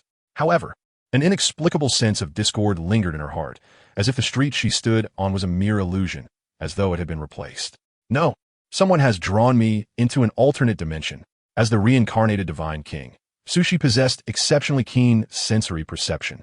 Within just a few breaths, she grasped her environment clearly. Her footsteps halted. She stood firm. Instantly, two long blades materialized in her hands, and a pair of jet-black wings unfurled from her back. She assumed a battle stance. Please, senior, show yourself. Su Shi's expression was grave, her eyes brimming with vigilance. Her mind raced, speculating about her opponent's identity. She recalled that such a situation had never occurred in her previous life, nor did she remember offending anyone on Blue Star. Regardless, the person who had silently drawn her into this alternate dimension must wield at least 8th-tier power. Moreover, this adversary boldly displayed their abilities openly in the Imperial capital, surely confident in their strength. Thus, they must be above the 8th tier, an Imperial Tier 9 Supreme, and wielding spatial abilities no less. Su Shi quickly reviewed every spatial supreme she knew in her mind, but still could not determine which one she was at odds with. Her heart sank, muttering bad luck inwardly. An unprecedented solemnity graced her face as she braced for the worst. At most, she would pay some price and unleash a few trump cards. After all, as long as the Green Mountains remain, one need not fear the firewood running out. With that thought, she inhaled deeply, gripping her blades tightly. Her spiritual energy poised to erupt. A beautiful young lady, you're quite quick to react. A casual, languid tone drifted down from directly above. Sushi suddenly lifted her head to look in the direction of the voice. Atop the telephone pole at the street corner sat a figure. He was dressed in a sleek black suit, wearing black sunglasses, and his striking white hair caught the eye. A peculiar smile curled at his lips as he looked down at her, as if observing a novel toy. There was no denying that Sushi's appearance and figure were indeed outstanding. Her black hair tied in a high ponytail, a beauty mark beneath the corner of her eye, the surging aura before her, and those long, slender legs encased in the purple battlesuit. As Su-chan scrutinized the woman below, a startled exclamation escaped from her lips. Su-chin. Sushi's mind froze for 3 seconds at that moment. She never expected that the spatial supreme who had cornered her would be Su-chan, nor that it would be the very person she had longed to see. Then she suddenly realized, why was Su-chan here? And moreover, how did he come to possess some kind of spatial ability? No, why could she not sense Su-chan's aura? Her heart brimmed with shock and bewilderment. Yet, now that she knew the visitor was Su-chan, things became much simpler. He was probably here because of her pressing down on Lu Yuan yesterday. At least, she no longer needed to deploy her trump cards. After all, killing a 9th-tier supreme from another realm exacts a considerable price. Of course, she did not believe Su-chan was a 9th-tier supreme. She was more inclined to believe Su-chan's second ability was related to spatial mastery. In summary, a fight to the death was unnecessary. She secretly exhaled in relief. Her taut nerves relaxed. The twin blades and wings in her hands vanished simultaneously. Noticing Sushi's movements and reading her thoughts, Su-chan raised an eyebrow. Pulling down his sunglasses, he revealed his silver-white eyes of reincarnation and spoke with amused interest. You seem to trust me quite a lot, though I can't kill you outright. Giving you a good beating is no problem. Meeting those eyes, Sushi's heart trembled. Are these silver-white eyes his second supernatural ability? She pondered silently.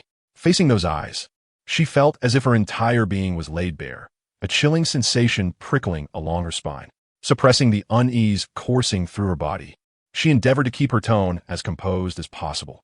The son of the Lu family patriarch is naturally trustworthy. Sushi's voice faltered momentarily before she continued. If you truly want to hit me, I'll accept it.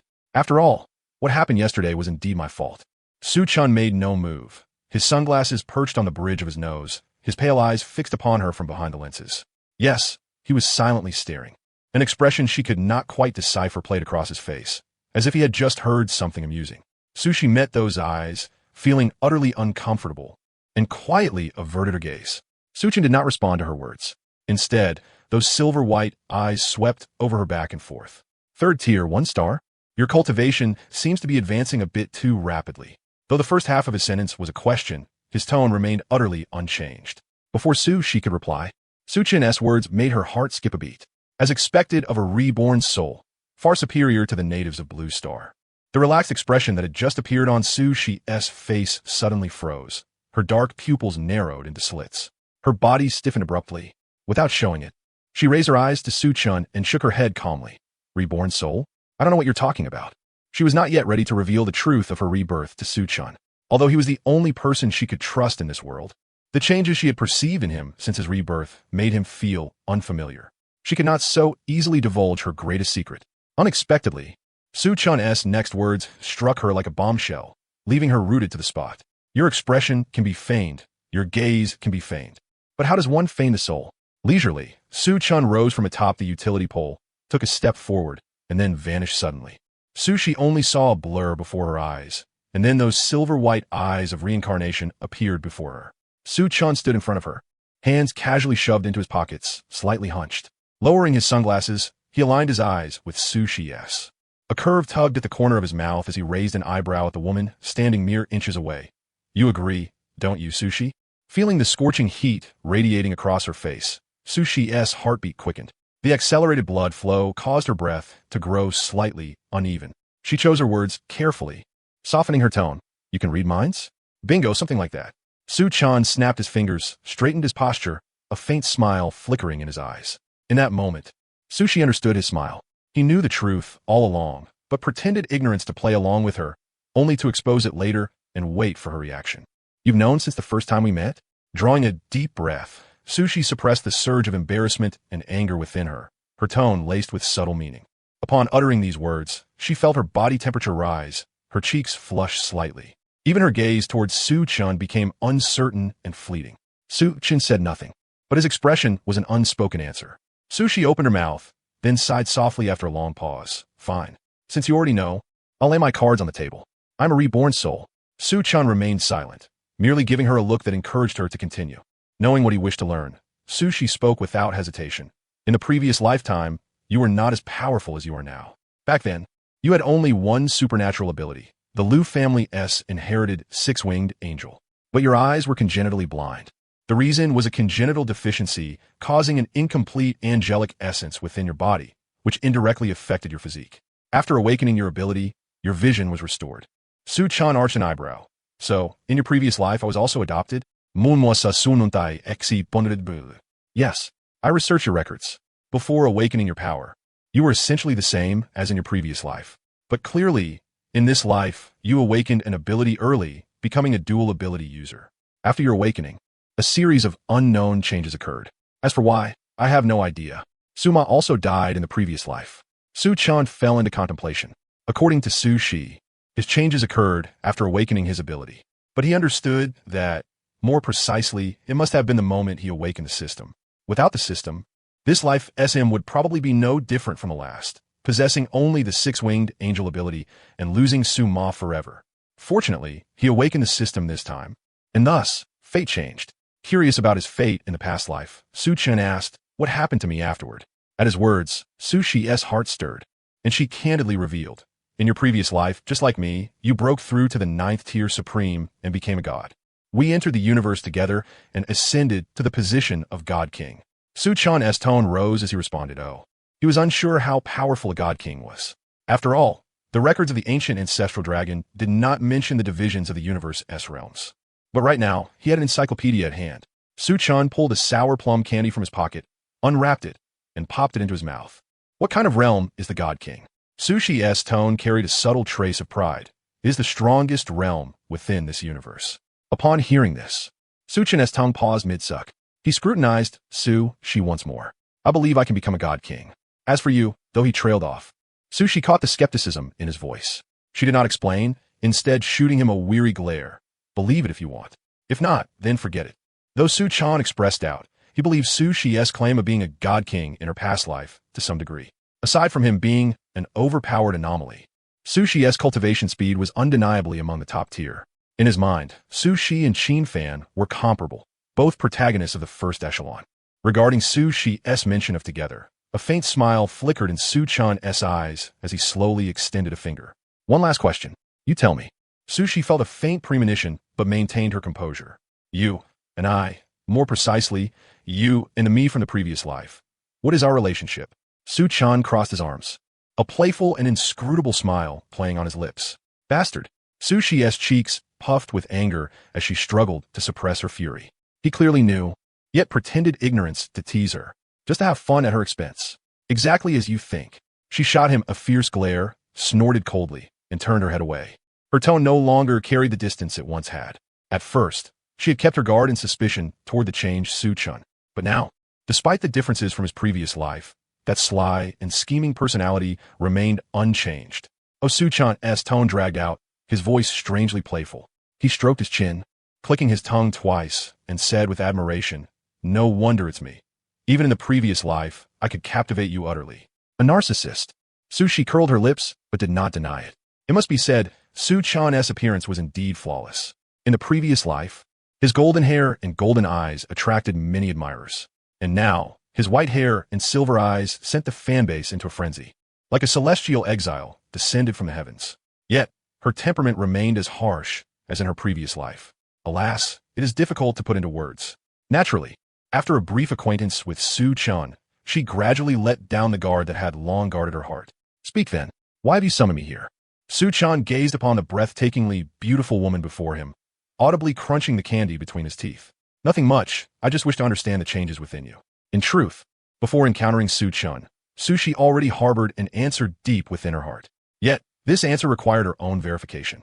After all, according to the system's assessment, Su-chan was indeed a person of destiny. Upon hearing this, Su-chan felt a slight shiver within. Could it be that she had discerned his special nature?